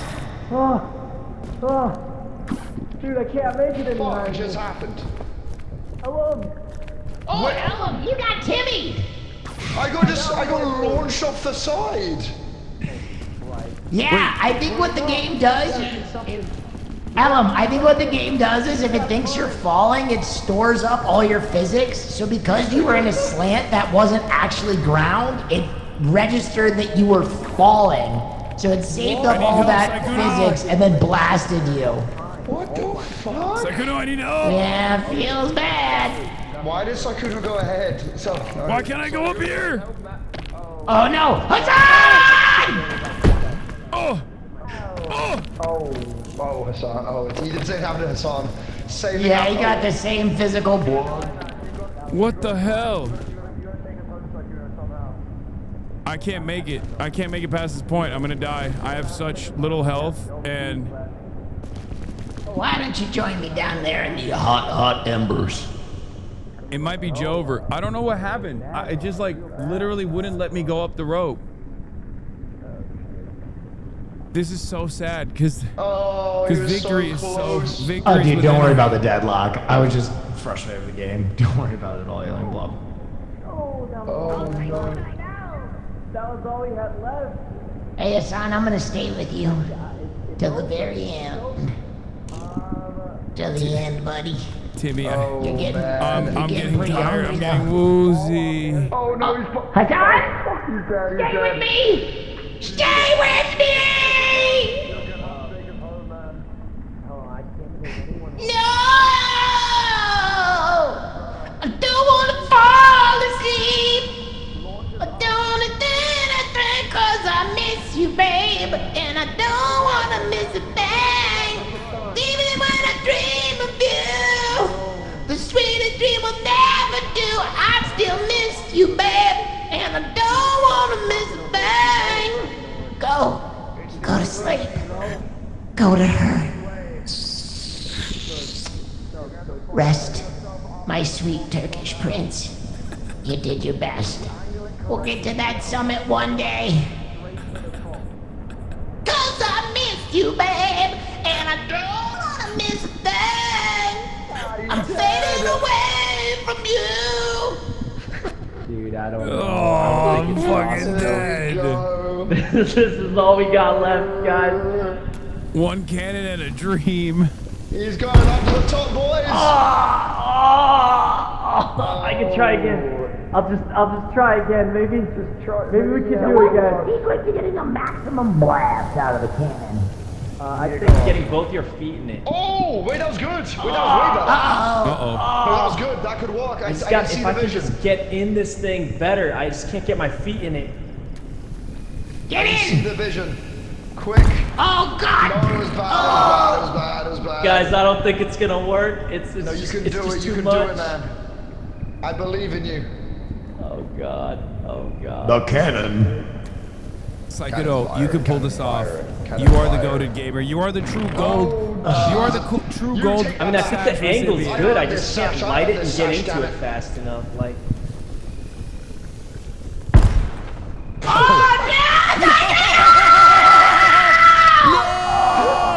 Oh no! It's Hasan's dead body, isn't it? Wait, he's not burning! He's not burning! Wait, why is he not burning? Wait, what the fuck is What's going on? happening? Wait. Why are you guys There's a freaking rope out? right there, Saikudo! Take the rope! He's in the lava for me. Wait, what? What do you mean I'm in the lava? You're literally in lava for me. No, he's not. Not for me. Wow, they really worked hard on the physics of this Wait, game. see, this is what I mean. I couldn't get up here. Like, I couldn't get into this crevice. It wouldn't let me. Oh, God, man. It's so What bad, the bro. fuck? It's so bad. The reason why he didn't take fall damage is because he fell off the cannon. So when you fly off the cannon, whenever it throws you, you just don't get any fall damage. Yeah. Okay, because I did see him just standing in a pit of lava burning. To me, he fell in the lava. Like, he was very What much lava? dead. I don't see any lava. All right. Sakudo didn't hear no bell. I literally saw him swimming in lava. Oh, well, he's about to do that again. Oh, God. Oh, Rest no. in peace, Prince. No. Oh, No. God, no. Oh, he's hitting everything on the way down. Oh, my God. It's the most grisly death I've ever seen. Oh, my God. He's flipping and he's turning.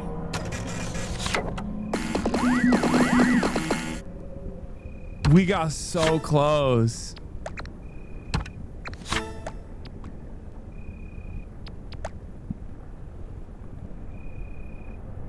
He Gandalf'd? Wow. Wow. Well, we tried, boys. Wow. We tried. Hey, we'll get it next time, guys. We'll get it next time. Sir. It was actually a really tough kill. I'm not This gonna lie. It was a failure tough kill. overall makes me kind of feel really terrible about the fact that my first try was almost going to be a victory if it wasn't for someone throwing. Yeah. Not I'm not gonna bringing my lie. body back. All four of us experiencing broken physics on the last level is a tough way to top with your own Who could it be that did that? I wonder who could have done that. You. Well, I mean, I was also like one of the only ones that made it to the top. I feel like Yes, it's called being carried. +2, Why does this -1, fucker you know? have a gold sash? Because you carried him. Wait, whoa. Oh, whoa. Wait, you saw I earned that? this gold You saw sash. me do that? I earned this gold Me and sash, Goomy damn it. carried him, actually. It wasn't just me. Okay, well, I can put two and two together. It's like, it's not that difficult of a math equation. He's not gold sash material. I am gold sash material. I'm the gold sash bingo. What do you Hey, mean? you know, guys, next time we've got it. No, Next time we've got no. You're not gold sash material. Me? I'm the gold sash guy. What do you mean, bro? The GSG. You got that like an hour Let ago. me think. I mean, Who's you got gold it an sash hour material amongst us? Definitely not this guy. Sub I'm gonna say Timmy actually has it. He just got Nah, unlucky. fuck this I feel guy. like. What? Yeah. Oh. This goddamn 7-year-old. I didn't even All get right, in well, there. guys, next time we've got it. Next time it was a tough kill All today. right, put it in, put it in. I actually Son of a darn like it. low key. We'll I never knew he get was to dead the top. before we went into the kill because we didn't have enough items. So Ah, farts and it was a tough kill ding-dongs. today. The map is random. All right. But next time 3, we got it, boys. 2, Next time we got 1. Peak. Peak. Wildcats. Yeah. Wait, what? Peak. Yeah, this is See team you guys chemistry. Team next chemistry. time. Wow. We got it. Yeah, All right. next thanks. time we beat it, guys. It's Thanks, just a bad kill everybody. today, actually. Like legitimately just a All bad right. kill. All right, high five. High five. I'm gonna be High streaming five. now. High five, Saikuno. See you guys next time. I'm streaming High five now. to you too, Saikuno. Good Hey, games, Ellen, you want one? everybody. You want one, Ellen? High fives all around. I see you at basketball, you fuck. Oh, yeah. See you tomorrow. Wow, See you you tomorrow. got it. Peace. Good job. Peace. See you later.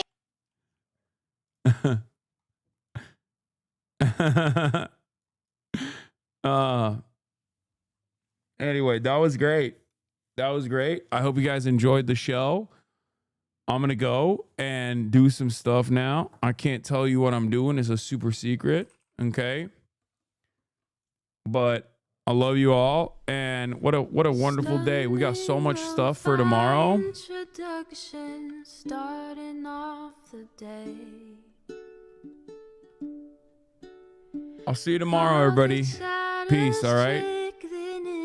Love you all. Bye-bye. People, hey. Sunny